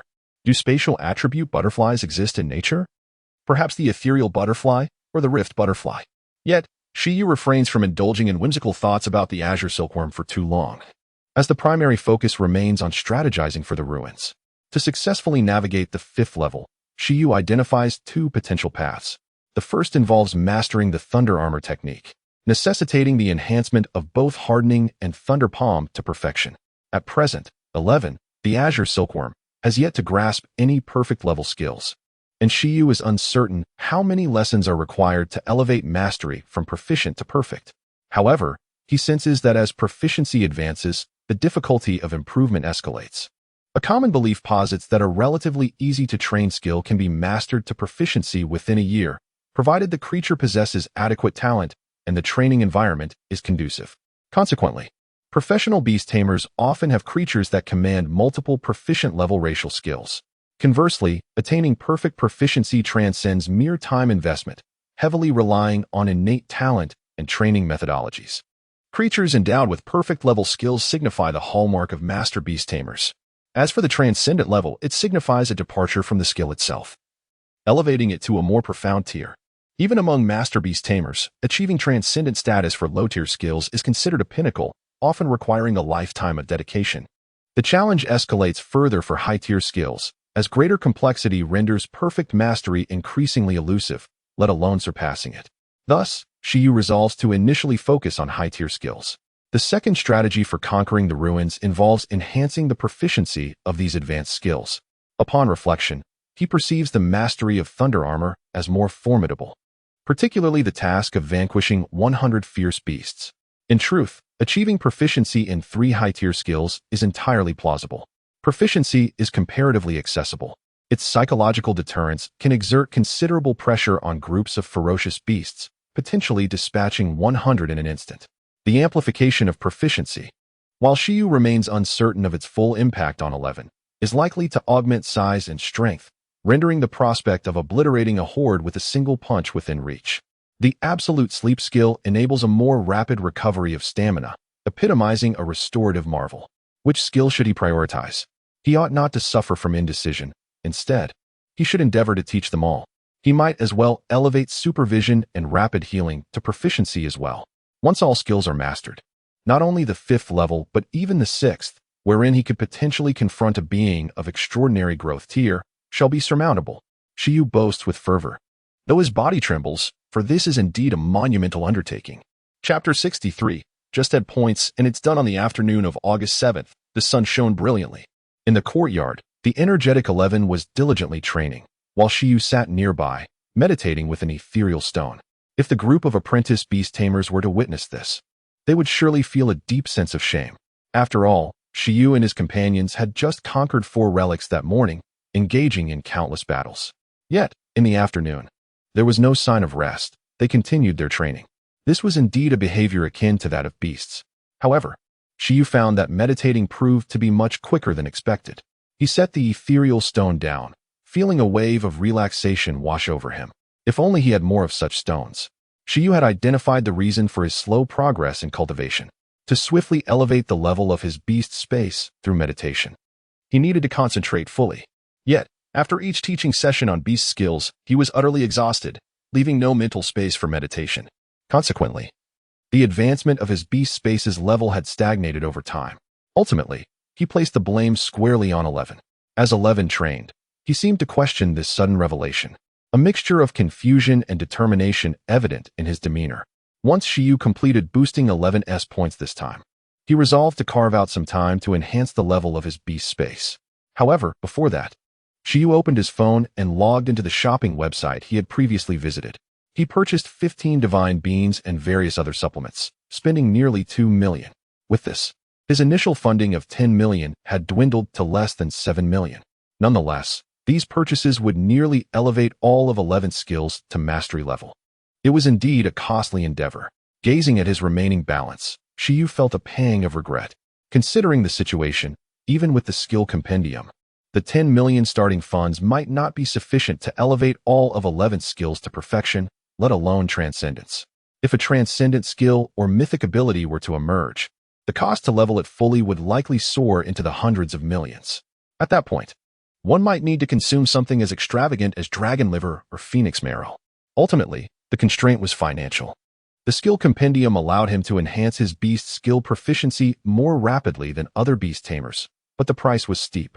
Yet, the investment seemed worthwhile, as other beast tamers also needed to purchase nutritional supplements for training, and in terms of cost-effectiveness, Shi Yu's approach was undoubtedly superior.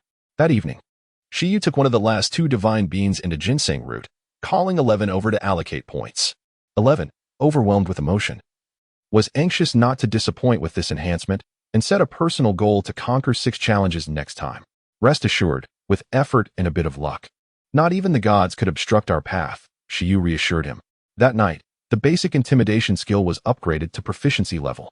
Previously, it could only enhance combat intent and diminish the opponent's morale, but now it evolved into a mental attack skill. The elevation of the intimidation skill represented not only 11's newfound ability to potentially vanquish weaker adversaries with sheer presence, but also indicated that any mental debilitation skills would have minimal effect on him. However, it seemed that the side effects of this teaching session were not limited to Shi Yu alone. Certain unique skills could subtly alter a beast's temperament and character. For instance, frequent use of the frenzy skill could lead to a beast becoming reckless and violent. The intimidation skill bore a similar effect, instilling an aura of confidence that emanated from the very core of the spirit. After the upgrade, 11 swelled with pride, eager to tackle challenges head-on.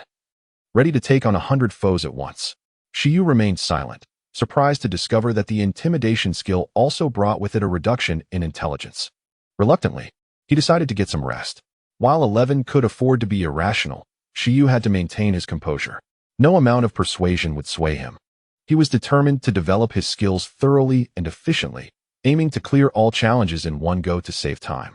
To help 11 cool down a bit, Shi Yu made him a pillow for the night, plunging the Panda King into deep contemplation.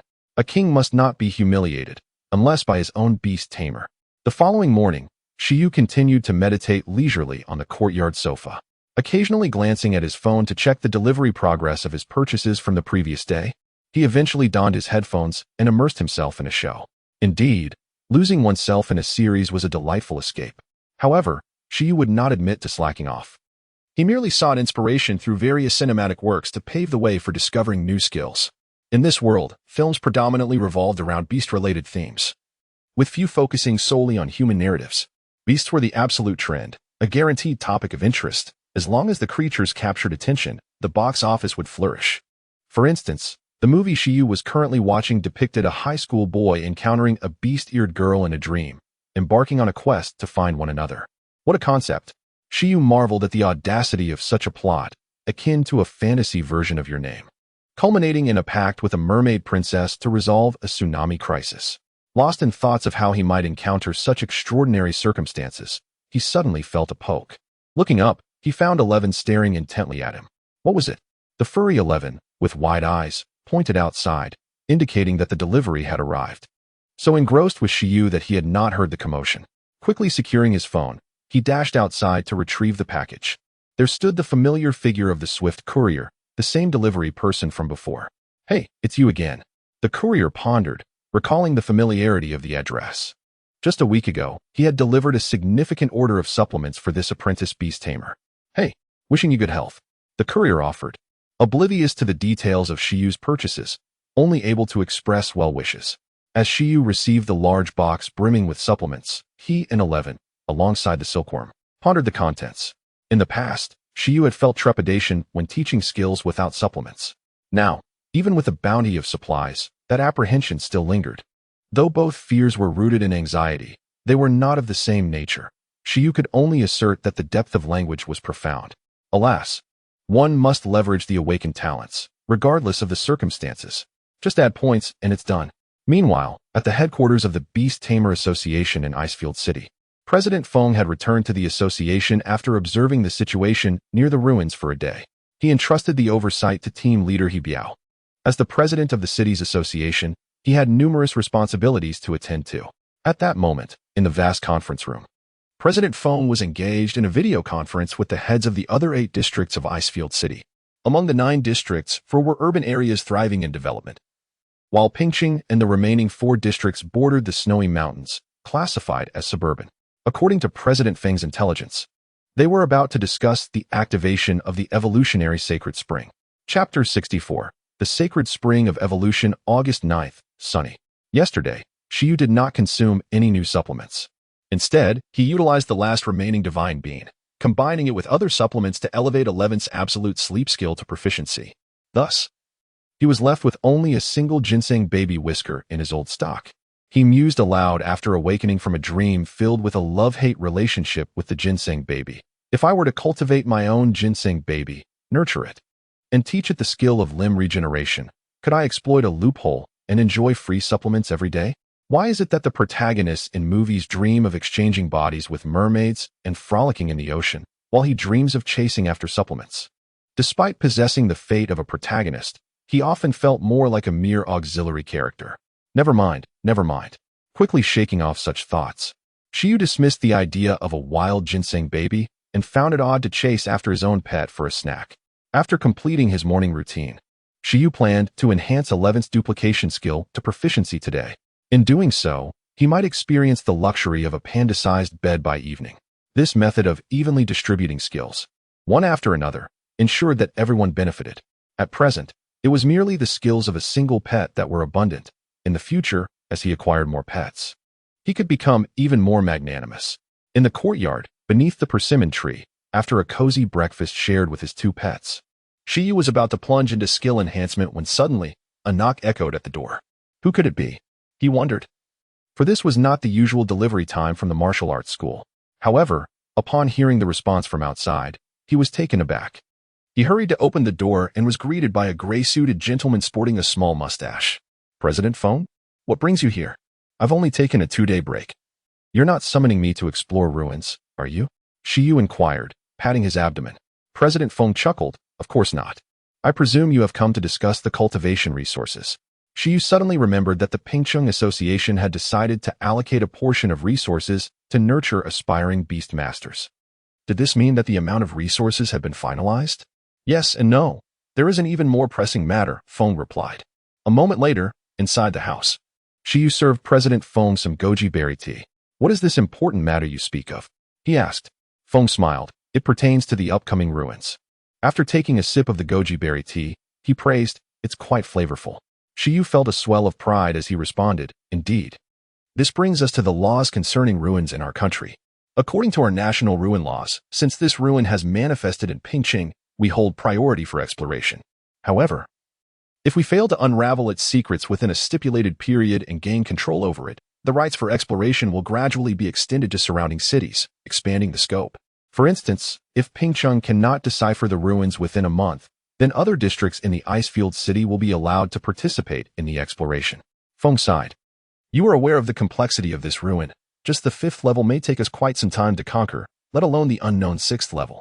Given our current progress, the other Beastmaster associations in Icefield City doubt our ability to independently decipher the ruins, leading them to prepare in advance for a challenge in a month.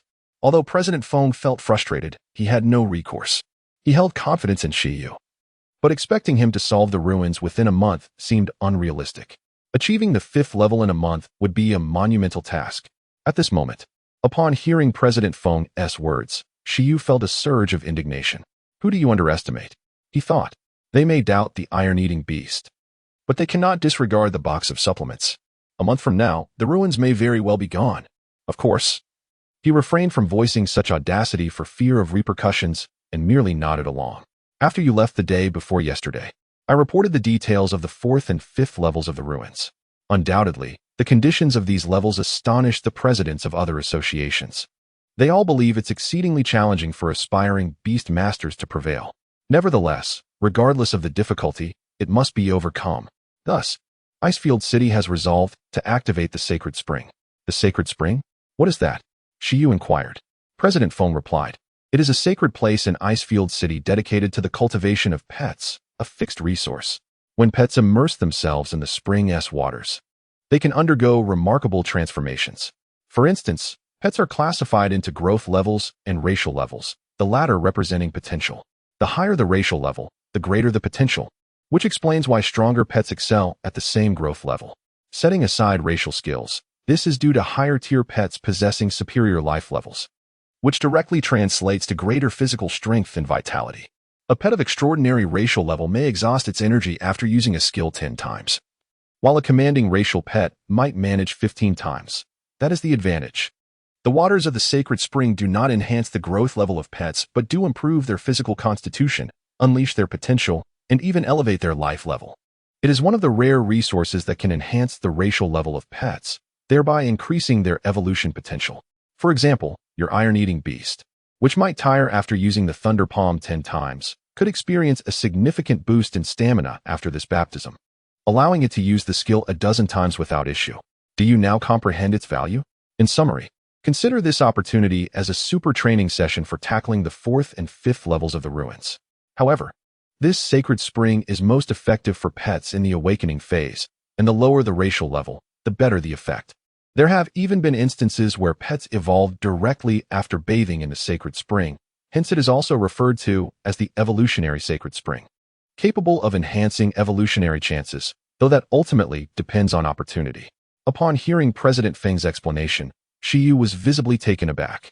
It seemed that fortune favored the prepared. The greatest flaw of 11 was its abundance of powerful skills, which its stamina could not support.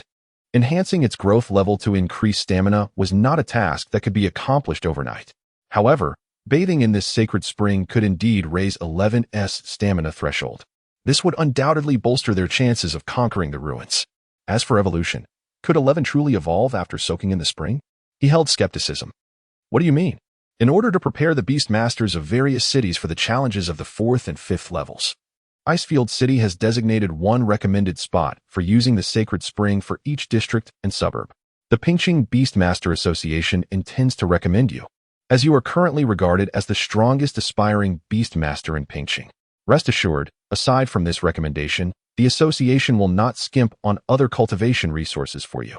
Shi Yu genuinely felt that the Pingqing Association was quite generous, not only allowing him to take loans to acquire pets initially, but also providing such ample resources.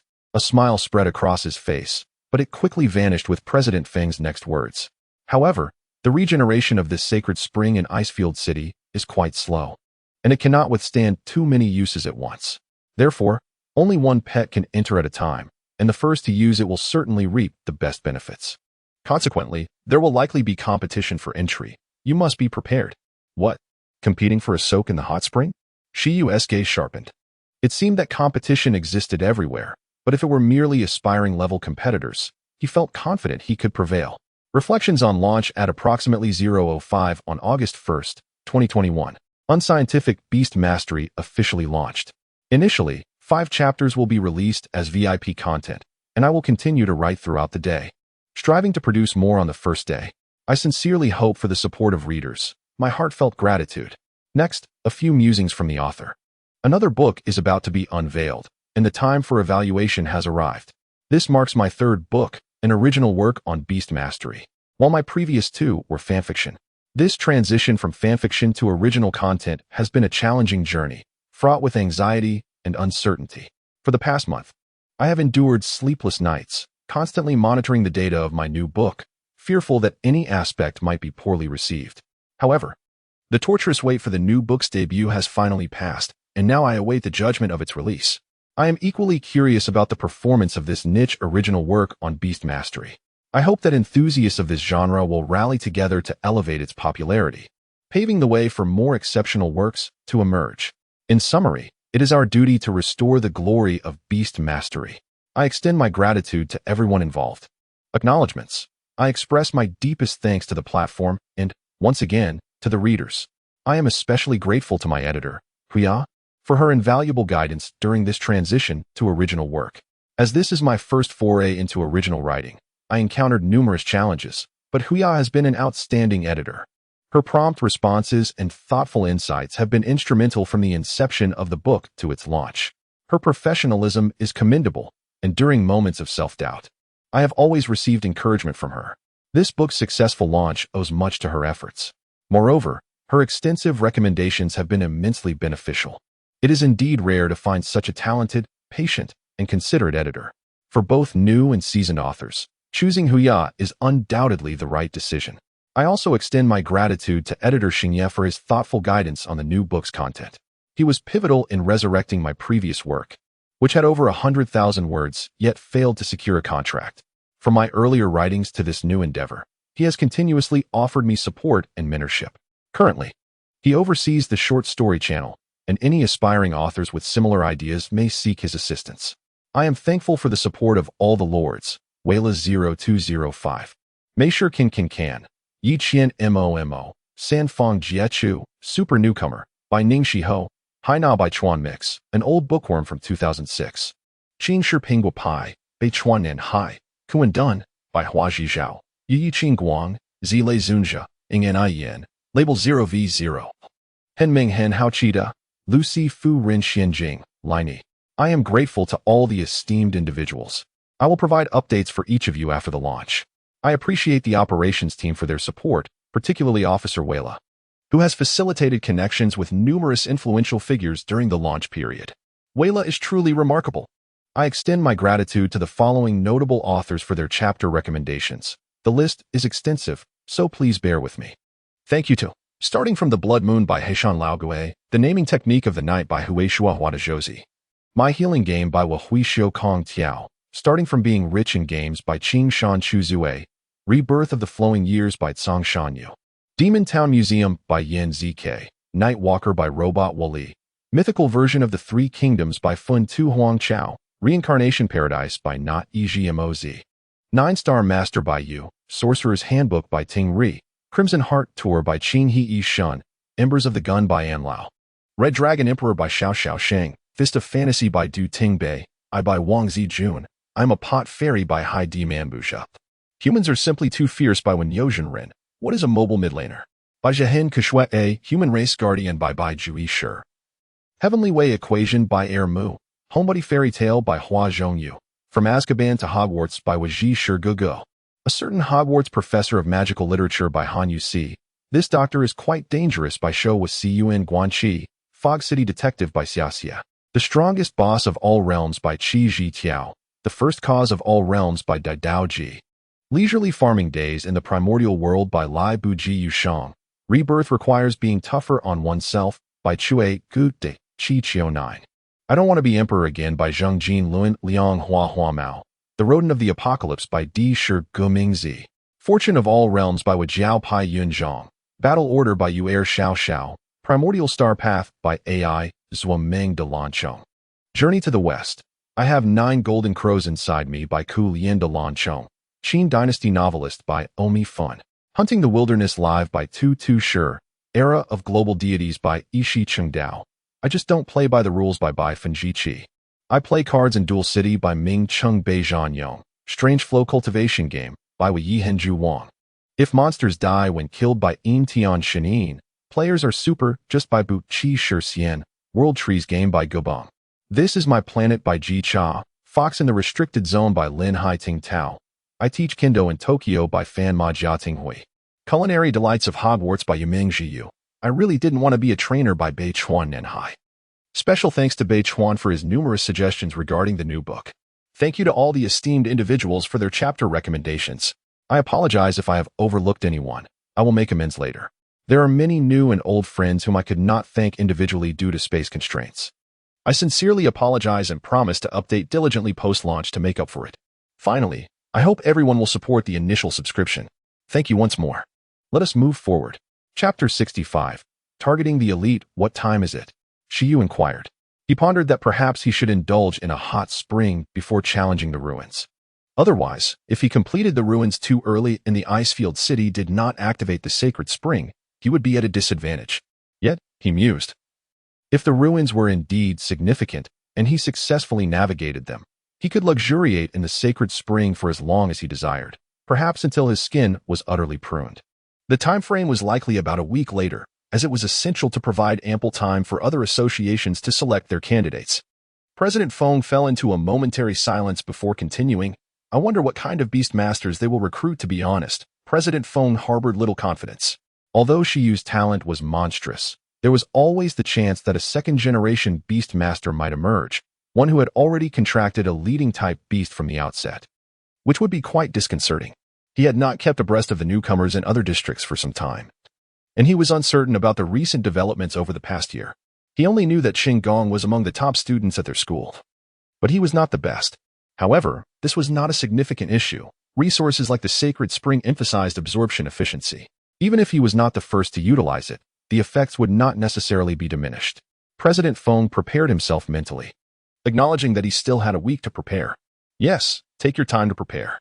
The Pingqing Association will allocate 1 million yuan in cash resources to you. If you require additional resources later, feel free to apply directly, President Feng stated, sipping his goji berry tea. 1 million. Shi Yu's eyes lit up. While it was not an exorbitant sum, it was certainly substantial enough to cover his expenses for supplements during this period. All right, he nodded in agreement. Haha. I won't keep you any longer. It's unfortunate that old Lin is away. Otherwise, he could have provided you with some last-minute guidance. Although I have not raised a steel-eating beast, should you encounter any issues, Do not hesitate to seek my assistance, President Feng remarked as he set down his cup. Understood, Shi Yu replied, grateful despite not requiring guidance. He merely hoped that President Feng would showcase all the beasts for him to observe. Subsequently, President Feng took his leave. After seeing him off, Shi Yu found himself deep in thought in the courtyard. He had a week to make progress to ensure a solid foundation. It would be prudent to push through and allow Shi to enjoy a hot spring experience, so he resolved to work diligently. A week passed swiftly when there was a goal in sight. Aside from his visits to the Zhushi Martial Arts Hall, he remained at home, diligently honing his skills. After frequenting the martial arts hall, he learned that Master Lin Hongyan and Senior Lin Xiuzhu were both absent from Pingqing.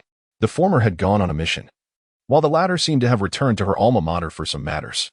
No wonder the news of his mastery of combination skills had not elicited any astonished inquiries. Everyone was absent. How disappointing. With few acquaintances nearby, Shi Yu's life became monotonous and dreary, filled with relentless training. Before he knew it, a week had elapsed. Shi's attributes had undergone a remarkable transformation.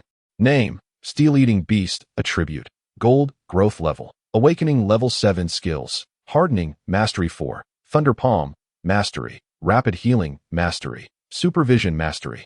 Intimidation, Mastery. Absolute Sleep, Proficient. Doubling, Proficient. From this formidable panel, one could discern the extent of Shi Yu's dedication. Compared to a week prior, Shi had significantly enhanced 4 skills: Rapid Healing, Supervision, Intimidation, and Doubling. Each of these abilities had evolved to varying degrees. In contrast to the proficient level of Rapid Healing, the Mastery level exhibited a complete embodiment of speed. As long as the energy consumption was adequate, even the gravest injuries could be instantly mended within the healing range. Next was Supervision. The Mastery level now allowed for 360-degree detection without blind spots, and it could easily pierce through illusions of the same tier. With this ability, Shi would remain invulnerable on the battlefield, even when facing opponents head-on. Reaching this milestone, Shi Yu felt that Shi's transformation was thoroughly successful. Observation Haki, Supervision, Armament Haki, Hardening, Conqueror's Haki, Intimidation. While he may not ascend to the ranks of One Piece, Shi was undoubtedly the king of the Panda clan. In just 7 days, Shi's Intimidation skill had also reached the Mastery level, marking it as its sole high-tier skill so far. However, they had yet to test the upper limits, as the Qingyan insect was far too weak. Nonetheless, Shi Yu and Shi speculated that as long as the opponent was in the awakening phase, even at level 10, they might not withstand the Mastery-level Intimidation, given that it primarily operated on a psychological level. Having elevated Intimidation and Supervision to Mastery, and Absolute Sleep to Proficiency, Shi had received considerable mental fortitude in return. The precise level of its mental power remained uncertain. As for the proficiency level of Doubling, the enhancement could be described as standard. In its minimized state, Shi could shrink to a mere 25 centimeters, which was exceedingly diminutive, significantly reducing its combat prowess. Yet it appeared quite adorable and seemed manageable to carry. In its doubled state, Shi could transform from its original height of 1 meter to a towering 4 meters, dramatically increasing its strength. Yet the energy consumption was equally staggering. Presently, Shi could hardly maintain this form for long, rendering it unsuitable for combat. Overall, a significant deficiency in energy remained. Perhaps this expedition to the Sacred Spring could rectify Shi's energy scarcity. On August 16th, the day of departure to the Sacred Springs location in the southern district of Icefield City, President Feng personally came to escort Shi Yu. Together, they journeyed towards their destination. "How have you been resting?" President Feng squinted, his expression peculiar as he observed Shi Yu through the window. He sensed that Shi Yu's mental state was not as optimal as expected after a week. Had he not rested well? Was it possible that his words had spurred Shi Yu into rigorous training? What a genius! President Feng felt his eyes welling with tears. With both talent and diligence, how could Pingqing fail to thrive with more beast masters like him? "Not bad," Shi Yu replied, giving a thumbs up to indicate all was well. After speaking, he opened the car door and took his seat. President Feng occupied the front passenger seat, while he settled in the back, with the driver being President Feng's female secretary. How fortunate it is to be the president, Shi Yu mused. There's no need to be tense. With your talent and strength, you are an elite even in a large city. The newcomers from other districts competing for the evolution of the Sacred Spring may not necessarily be your match. President Feng spoke with confidence, primarily because Shi Yu was indeed outstanding. "I'm not tense. It's they who should be nervous," Shi Yu countered. eliciting puzzled expressions from both President Feng and the secretary. As the day approached noon, Shi Yu and President Feng arrived in the southern district of Icefield City. This urban area boasted a significantly more developed infrastructure compared to the suburban regions of Pingqing. Coincidentally, Shi Yu's school and internship were located in this district. This was not Shi Yu's first visit to the Beast Master Association in the southern district. It remained as grand and magnificent as ever. Upon their arrival, it appeared that they were not among the earliest to arrive, given the considerable distance from Pingqing. Prior to their arrival, the presidents of 8 other districts, along with their respective representatives, had already gathered there. It was a convergence of the elite and the promising newcomers. Suddenly, Shi Yu recalled that she had an affinity for targeting the elite. Chapter 66, the unit of combat power upon arriving at their destination. The South District Association extended a warm welcome. The president of the South District Association, a jovial middle-aged man with a round face and a rosy complexion, approached with a beaming smile. "Old Feng, you finally made it," he exclaimed, glancing at Shi Yu, who stood beside President Feng. "Is this the genius from Pingqing who conquered 4 relics? Indeed, a fine specimen." "Indeed, this is Shi Yu," President Feng replied with a chuckle. However, while the South District president could smile now, he secretly hoped that his counterpart would be in tears later. Although on the surface, this gathering was meant to share the resources of the sacred spring, it was, in essence, a covert competition for the relics. The other districts harbored no expectations of Pingqing independently exploring and succeeding within the relics, which is why they agreed to open the sacred spring. The process of determining the order of entry into the sacred spring would likely reveal which district's newcomer was the strongest. In a sense, this ranking would foreshadow the progress of each district in conquering the relics. Naturally, President Feng hoped Shi Yu would perform admirably, as he did not wish for Pingqing's relics to be seized by others. "Greetings, President Sun," Shi Yu reciprocated politely, noting President Sun's discerning eye. He could clearly recognize Shi Yu's remarkable presence. "All right, let us proceed to the banquet hall, where a welcoming feast has been prepared. Let us dine and rest before discussing matters regarding the sacred spring," President Sun suggested cheerfully. Within the banquet hall, several other association presidents and their representatives were present. Upon President Feng's arrival, the other presidents greeted him warmly, calling him Old Feng with familiarity. The young beast tamers, all under 20, paid little mind to this rural dignitary and instead focused their attention on the dashing Shi Yu. The representative from Pingqing was rumored to have deciphered 4/6 of the Pingqing relics mysteries.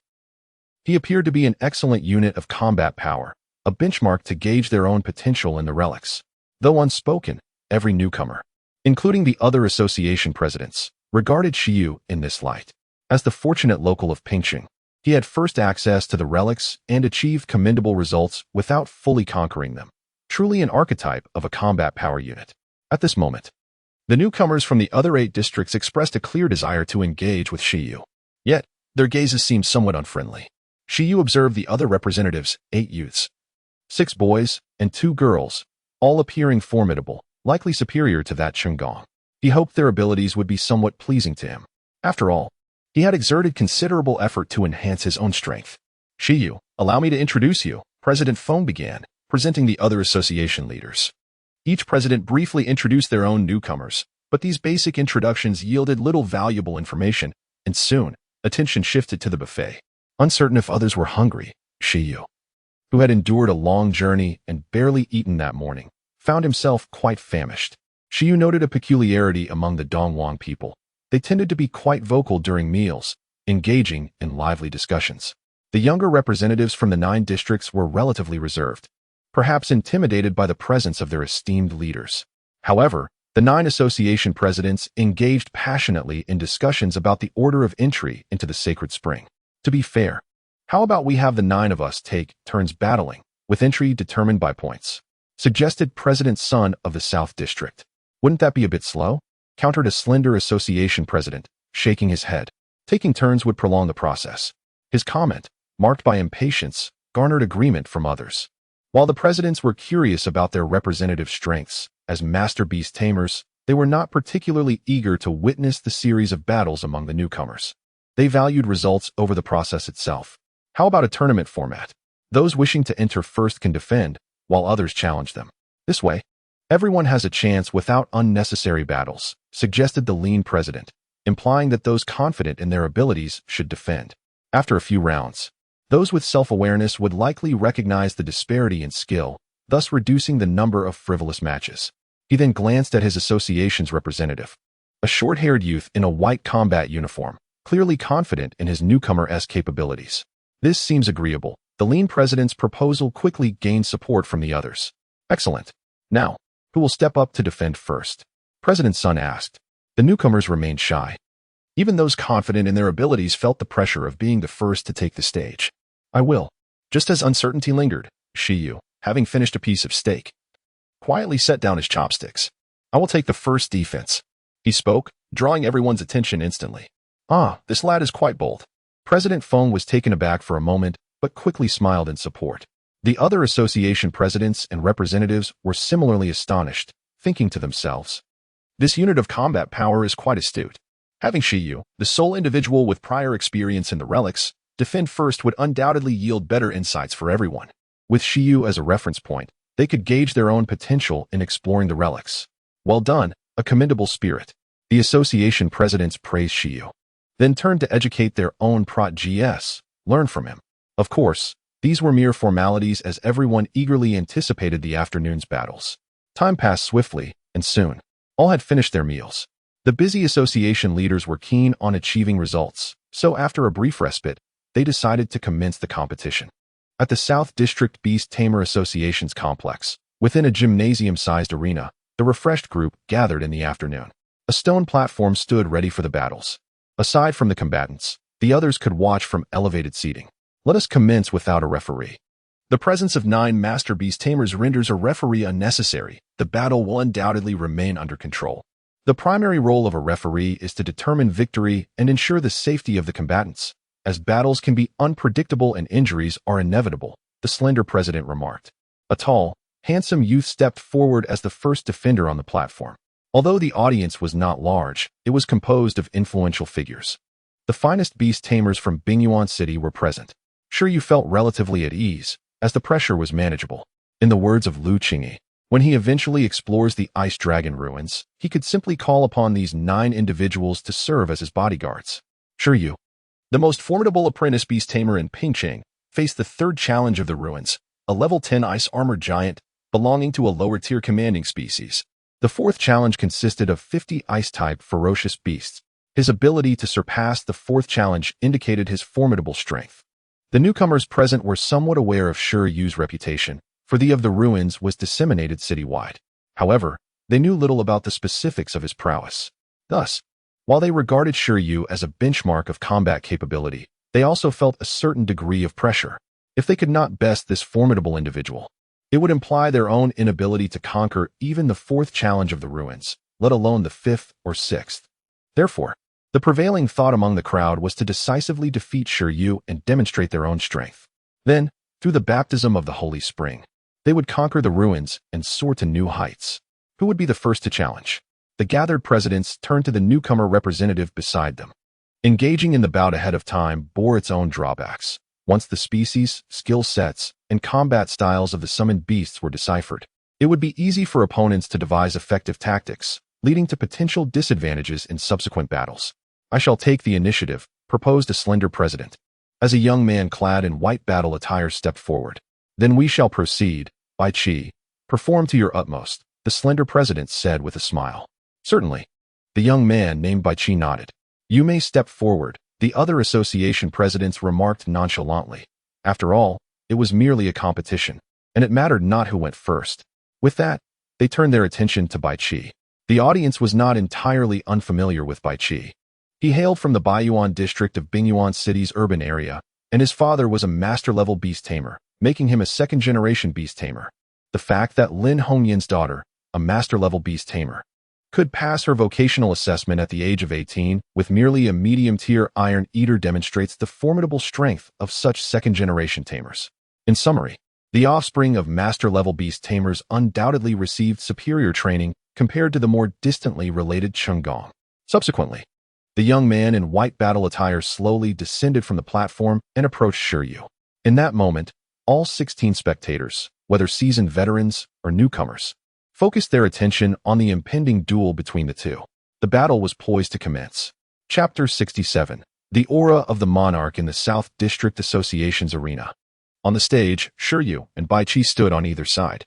After a slight nod of acknowledgement, Shi Yu initiated the exchange. Let us summon our beasts. Agreed. Bai Qi replied. In the next moment, as the ground surged with energy, two massive transparent summoning arrays materialized before them. Chirp. Tweet. Within the summoning arrays, two voices resonated, and their respective beasts made their grand entrance. Whoosh! From Bai Qi's side emerged a magnificent avian beast, nearly 2 meters tall, with robust muscles, striking golden brown feathers, and sharp, piercing eyes. Chirp! Upon its arrival, it let out a mighty cry that echoed through the arena, swirling winds encircling it. Its voice resonating with overwhelming authority, akin to that of a ruler of the skies. Name: Wings of the Sky Hunter. Attribute: Wind, species level. High extraordinary species skills. Wind wings, rending claws, enhanced vision. Windblade. This creature was a formidable aerial combat pet, a paragon among extraordinary species. However, across from it, the beast summoned by Shi Yu was lost in contemplation. This creature, isn't it the same bird that delivered packages for Shi Yu? To be precise, it belonged to the same species. Was this the opponent he had to face? Could he possibly lose to a mere courier? No way. With fierce determination in its gaze, and having never battled against a flying beast before, it instinctively let out a cry, expressing its excitement. The Wings of the Sky Hunter versus the Iron Eater. As both beasts took their places, the audience began to murmur their opinions. Naturally, the level 10, seemingly remarkable Wings of the Sky Hunter drew significant attention. At the awakened stage, the advantage of a beast capable of agile flight was considerable, given that most beasts lacked aerial combat experience. Thus, upon witnessing the Wings of the Sky Hunter, the apprentice beast tamers felt that Bai Qi would be a formidable opponent. With an impressive species and diverse skill set, Bai Qi, as a representative of the Baiyuan District Association and a descendant of a master beast tamer, undoubtedly possessed a high proficiency in beast skills, a formidable adversary. In stark contrast, Shi Yu's side left the crowd momentarily stunned, followed by a wave of incredulity. Although they knew Shi Yu's beast was an Iron Eater, they gazed at the small, plump creature, barely a meter tall, and fell into deep thought. This Iron Eater hardly appeared to be of a high growth level, did it? As growth levels rise, they typically enhance a beast's development, creating a deceptive illusion of age, yet their physical development could not be misleading. This petite Iron Eater, standing just over a meter tall, surely had a low growth level. What on earth was happening? A few association leaders instinctively glanced at President Feng. Could Shi Yu possibly have passed the trials of the relics with this diminutive Iron Eater? Surely this was a jest. Just watch quietly, President Feng said, his silence belied by a whirlwind of thoughts. The Wings of the Sky Hunter. Could Shi Yu truly contend against a flying beast? By his estimation, this Wings of the Sky Hunter would be far more challenging than Chen Gong's blazing beast. After all, Shi Yu's Iron Eater had no mastery of ranged skills, placing him at a natural disadvantage against aerial foes. Meanwhile, in the arena, Bai Qi glanced at Shi Yu, momentarily taken aback. What level has your Iron Eater awakened to? He inquired. Level 7, Shi Yu replied. A silence enveloped the crowd. Bai Qi's lips twitched as he asked, how did you manage to pass the trials of the relics? Wasn't there talk of a commanding species and a small-scale beast tied? Shi Yu's Iron Eater's appearance led many to question the authenticity of the relic's difficulty, but it was understandable, as the Iron Eater's exterior was quite misleading. Indeed, Shi Yu smiled gently. So, how many trials do you think my Wings of the Sky Hunter can pass? Once on the stage, Bai Qi became quite talkative. Perhaps it will falter at the 4th trial, Shi Yu thoughtfully analyzed. Upon hearing this, Bai Qi chuckled, implying that the Wings of the Sky Hunter would undoubtedly struggle against his Iron Eater. He was eager to witness what tricks Shi Yu's level 7 Iron Eater could produce. Even with additional skills and species abilities honed to mastery, it would not be easy to resist the Wings of the Sky Hunter. Let us begin. Embrace your fate. Bai Qi's expression grew serious, and simultaneously, the Wings of the Sky Hunter began to radiate a vibrant azure energy from its wings. Whoosh! The ferocity of the winds surrounding the Wings of the Sky Hunter intensified.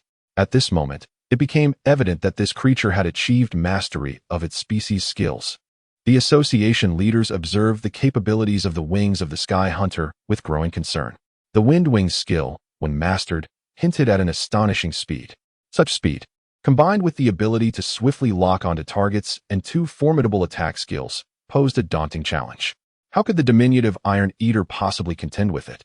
Even seasoned Beast Tamers found themselves at a loss for strategies to counter Shi Yu's Iron Eater. Even President Feng, who was somewhat aware of Shi Yu's capabilities, wore a slightly furrowed brow. Could Shi Yu's Iron Eater hold its own? It should be able to, right? Chirp! With another deafening cry, the wings of the Sky Hunter launched its attack.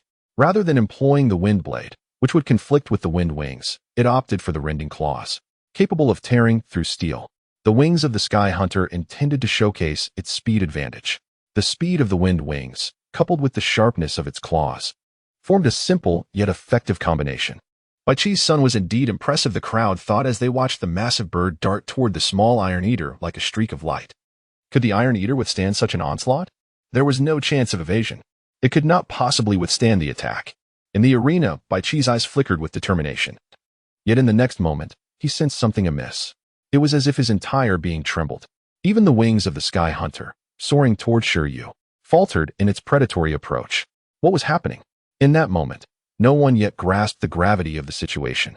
But as the seemingly insignificant Iron Eater raised its head to gaze at its opponent, everything changed. Boom! It was as though an invisible wave emanated from the Iron Eater. As it locked its gaze onto its foe, the air around Shi Yu began to thrum, creating a tangible aura of intimidation that manifested as a translucent tide around him. This scene left all witnesses in utter shock. In the next instant, the terrifying wave of intimidation surged outward, sweeping across the arena like a tempest. Buzz! The wings of the Sky Hunter seemed to brush against an ominous boundary. Yet it felt as though it had touched nothing at all. In that moment, its gaze paled, its body weakened, as though it had suffered a grave injury. Plummeting from the sky, thud! The wings of the Sky Hunter crashed heavily to the ground, and Bai Qi's expression shattered into disbelief.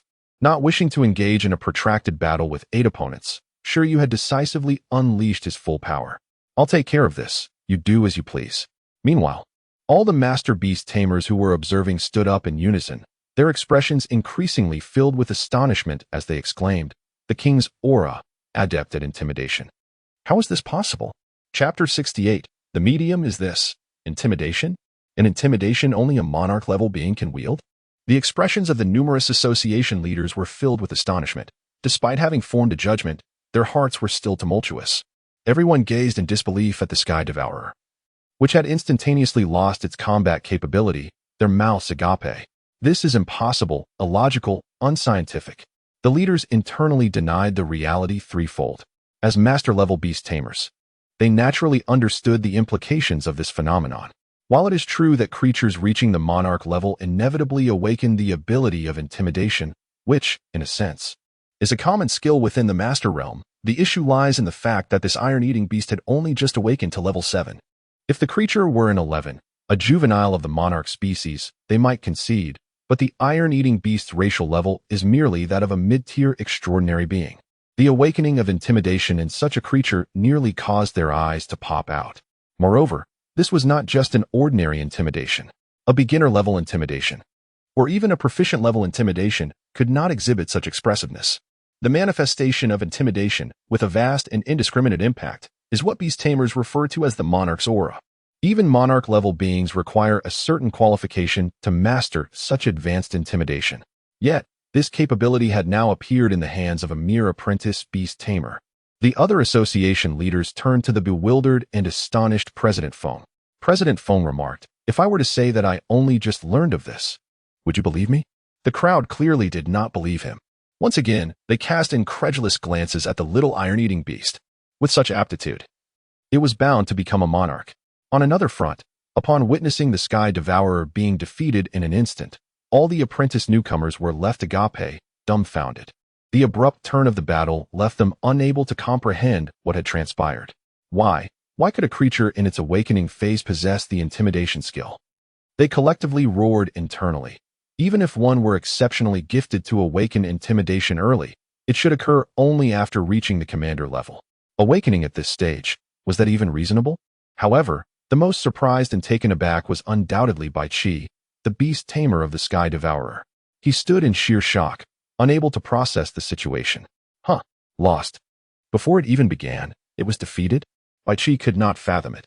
I misjudged. The proficient level Windwing might have been able to pass the 4th challenge. Shi Yu thought silently. This thought utterly shattered Bai Chi's mental defenses, nearly causing him to black out. A monster. The apprentice beast tamer before him, and that innocently expressive iron-eating beast were undoubtedly monsters. Following this, Bai Chi could not recall how he stumbled back to the audience seats. At this moment, with Shi Yu effortlessly securing victory in the first match and defending the arena, silence enveloped the crowd. Why could an ordinary creature in the awakening phase of an apprentice beast tamer awaken the intimidation skill, and even elevate it to the proficient level? It was utterly incomprehensible, and even more perplexing was the fact that, with such a skill, they were unable to pass the 5 challenges of the ruins? Just how difficult were these ruins? Many apprentice newcomers began to waver in their confidence, retreating in fear. They believed they could not defeat the Sky Devourer, rendering Shi Yu seemingly insurmountable. Would anyone continue to challenge? On the stage, after tossing a restorative fruit to 11, Shi Yu turned to the other 7 beast tamers, his voice piercingly sharp. This caused the 7 to subconsciously clench their fists. Human words? How could they proceed with the fight? That seemingly formidable Sky Devourer had been defeated in an instant. The vast majority had lost confidence in overcoming Shi Yu. The expressions of the few association leaders observing the silent newcomers were complex. They too felt it unlikely anyone could triumph over such an iron-eating beast. The proficient level intimidation was likely a match even for extraordinary beings. Yet, amidst this, a brave soul emerged. A short-haired, demure girl stood up. She took a deep breath, her gaze flickering. As she rose, all eyes turned to her. Jingyin. In the audience, President Sun of the South City Association regarded the girl. She was one of their own. Su Jingyin, the medium, at your service. Upon taking the stage, the short-haired girl introduced herself. She hailed from a prominent family of mediums in the city. A medium, being a branch of beast tamers, mediums typically contract with necromantic creatures. With that, the girl began to summon her beast. A chilling wind swept through as a pure black, red-eyed spectral giant cat emerged from the summoning array. Name, Nether Cat. Attribute, necromantic. Spiritual, racial level, high extraordinary racial skills, soul claw, illusion, invisibility. As the Nether Cat materialized, the association leaders were momentarily taken aback. It was a rare, dual-attribute necromantic creature. The rarity of this beast surpassed that of the Sky Devourer. Indeed, the representatives from the 4 major city districts were no ordinary lights. The leaders from the outskirts silently acknowledged this disparity in talent resources. Did they believe the spiritual attribute would withstand the intimidation? Could it endure? The crowd speculated. Meanwhile, on the stage, hello, Shi Yu greeted the girl in the black dress with a slight nod. The girl was quite charming, yet the battle must still proceed. As the medium Su Jingyin made her entrance, the crowd's assessments swiftly reversed. They had previously wondered whether Shi Yu's iron-eating beast could withstand the opponent's attacks. But now the question was whether the opponent could endure the intimidation of the little iron-eating beast. After all, that intimidation was exceedingly formidable. The intimidation skill primarily targets the mental domain. Perhaps a creature specializing in the spiritual attribute might withstand it. Shadow, invisibility, illusion. As the battle commenced, Su Jingyin focused entirely, issuing commands to her beast. In the next instant, the giant black spectral cat became transparent, vanishing from sight. Invisibility, a low-level necromantic skill that eliminates one's presence, entering a concealed state. Illusion, a high-level spiritual skill capable of creating illusions that disrupt perception. The former is a fundamental skill of necromantic beasts, while the latter is a particularly troublesome illusionary skill. Once the Nether Cat entered the invisibility state, it utilized illusions to further conceal itself and disrupt 11's line of sight, rendering its presence nearly unfathomable. Was the battle style to employ the invisibility state to use Soul Claw to inflict curses? The Beast Tamers gradually deduced Su Jingyin's combat strategy. The Soul Claw, also a necromantic skill, possesses the ability to attack the soul, potentially cursing the target.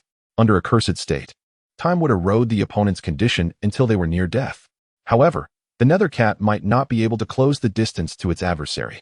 The many masters focused intently. If the iron-eating beast were to employ intimidation again, even if the Nether Cat could endure it, the invisibility state would likely be compromised. Ultimately, this could be a contest of mental domains. Despite this, the masters made the most accurate judgments, yet the unfolding events did not align with their expectations. On the battlefield, 11 refrained from using intimidation again. Instead, it found the situation amusing. Not only was this its first battle against a flying creature, but it was also encountering a necromantic beast for the first time. It simply had to test the new effects of its upgraded skills. Intermediate skills. Mastery level supervision activate. Hardening, Thunder Palm. To test the efficacy of Shi's mastery level supervision, Shi Yu issued a direct command. Buzz. In the next moment, everything in the arena seemed to slow down in Shi's eyes. Within its line of sight, a blurred outline appeared, slowly approaching. It was the Nether Cat. The mastery level supervision could penetrate illusions, directly unraveling the hidden spirit and illusion techniques. Zzz. Amidst the confusion of the onlookers, Shi's palm transformed with a metallic hum, followed by a surge of blue-white, high-intensity, violent electricity. It was as if a thunderous armament coalesced around its right fist. The thunderous brilliance illuminated the entire arena, and the surging currents enveloped Shi in a tempest of lightning. The mastery-level Thunder Palm required at least mastery-level hardening. Otherwise, such a combination technique could not be formed. This was an exquisite skill of the Bamboo Stone Martial Arts Hall. How could a creature of this caliber possibly master it? In that moment, the presidents were all stunned.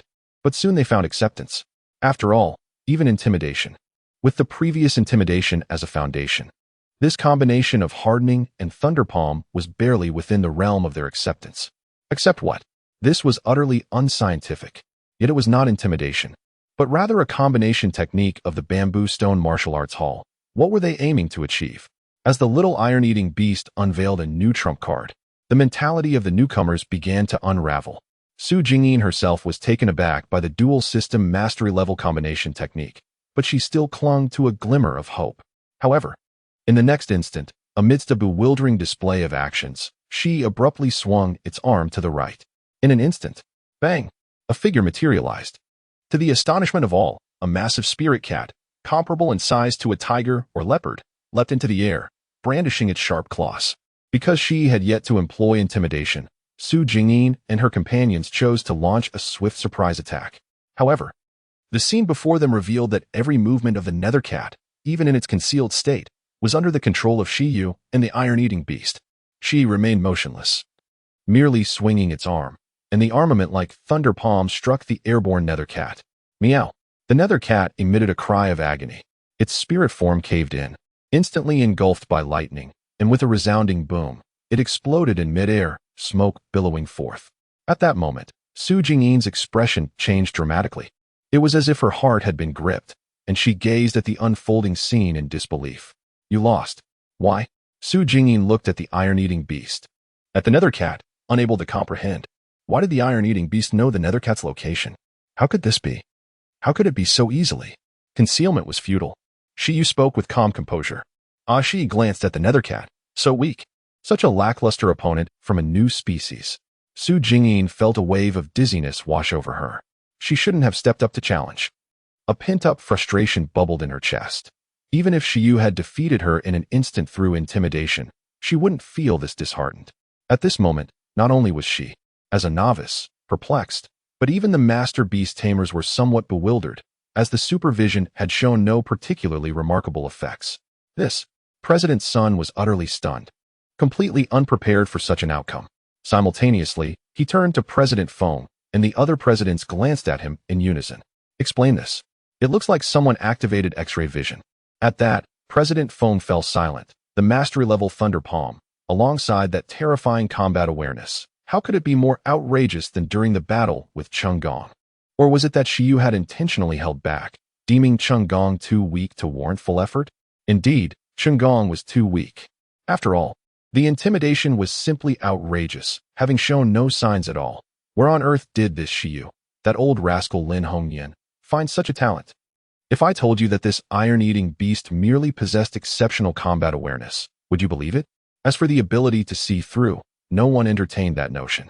Upon his words, the other presidents inwardly cursed. How could a level 7 iron-eating beast possess such terrifying combat awareness to annihilate a dual-concealed undead with a single blow? Nonsense. Yet, considering this little iron-eating beast's royal-grade potential, they trembled again.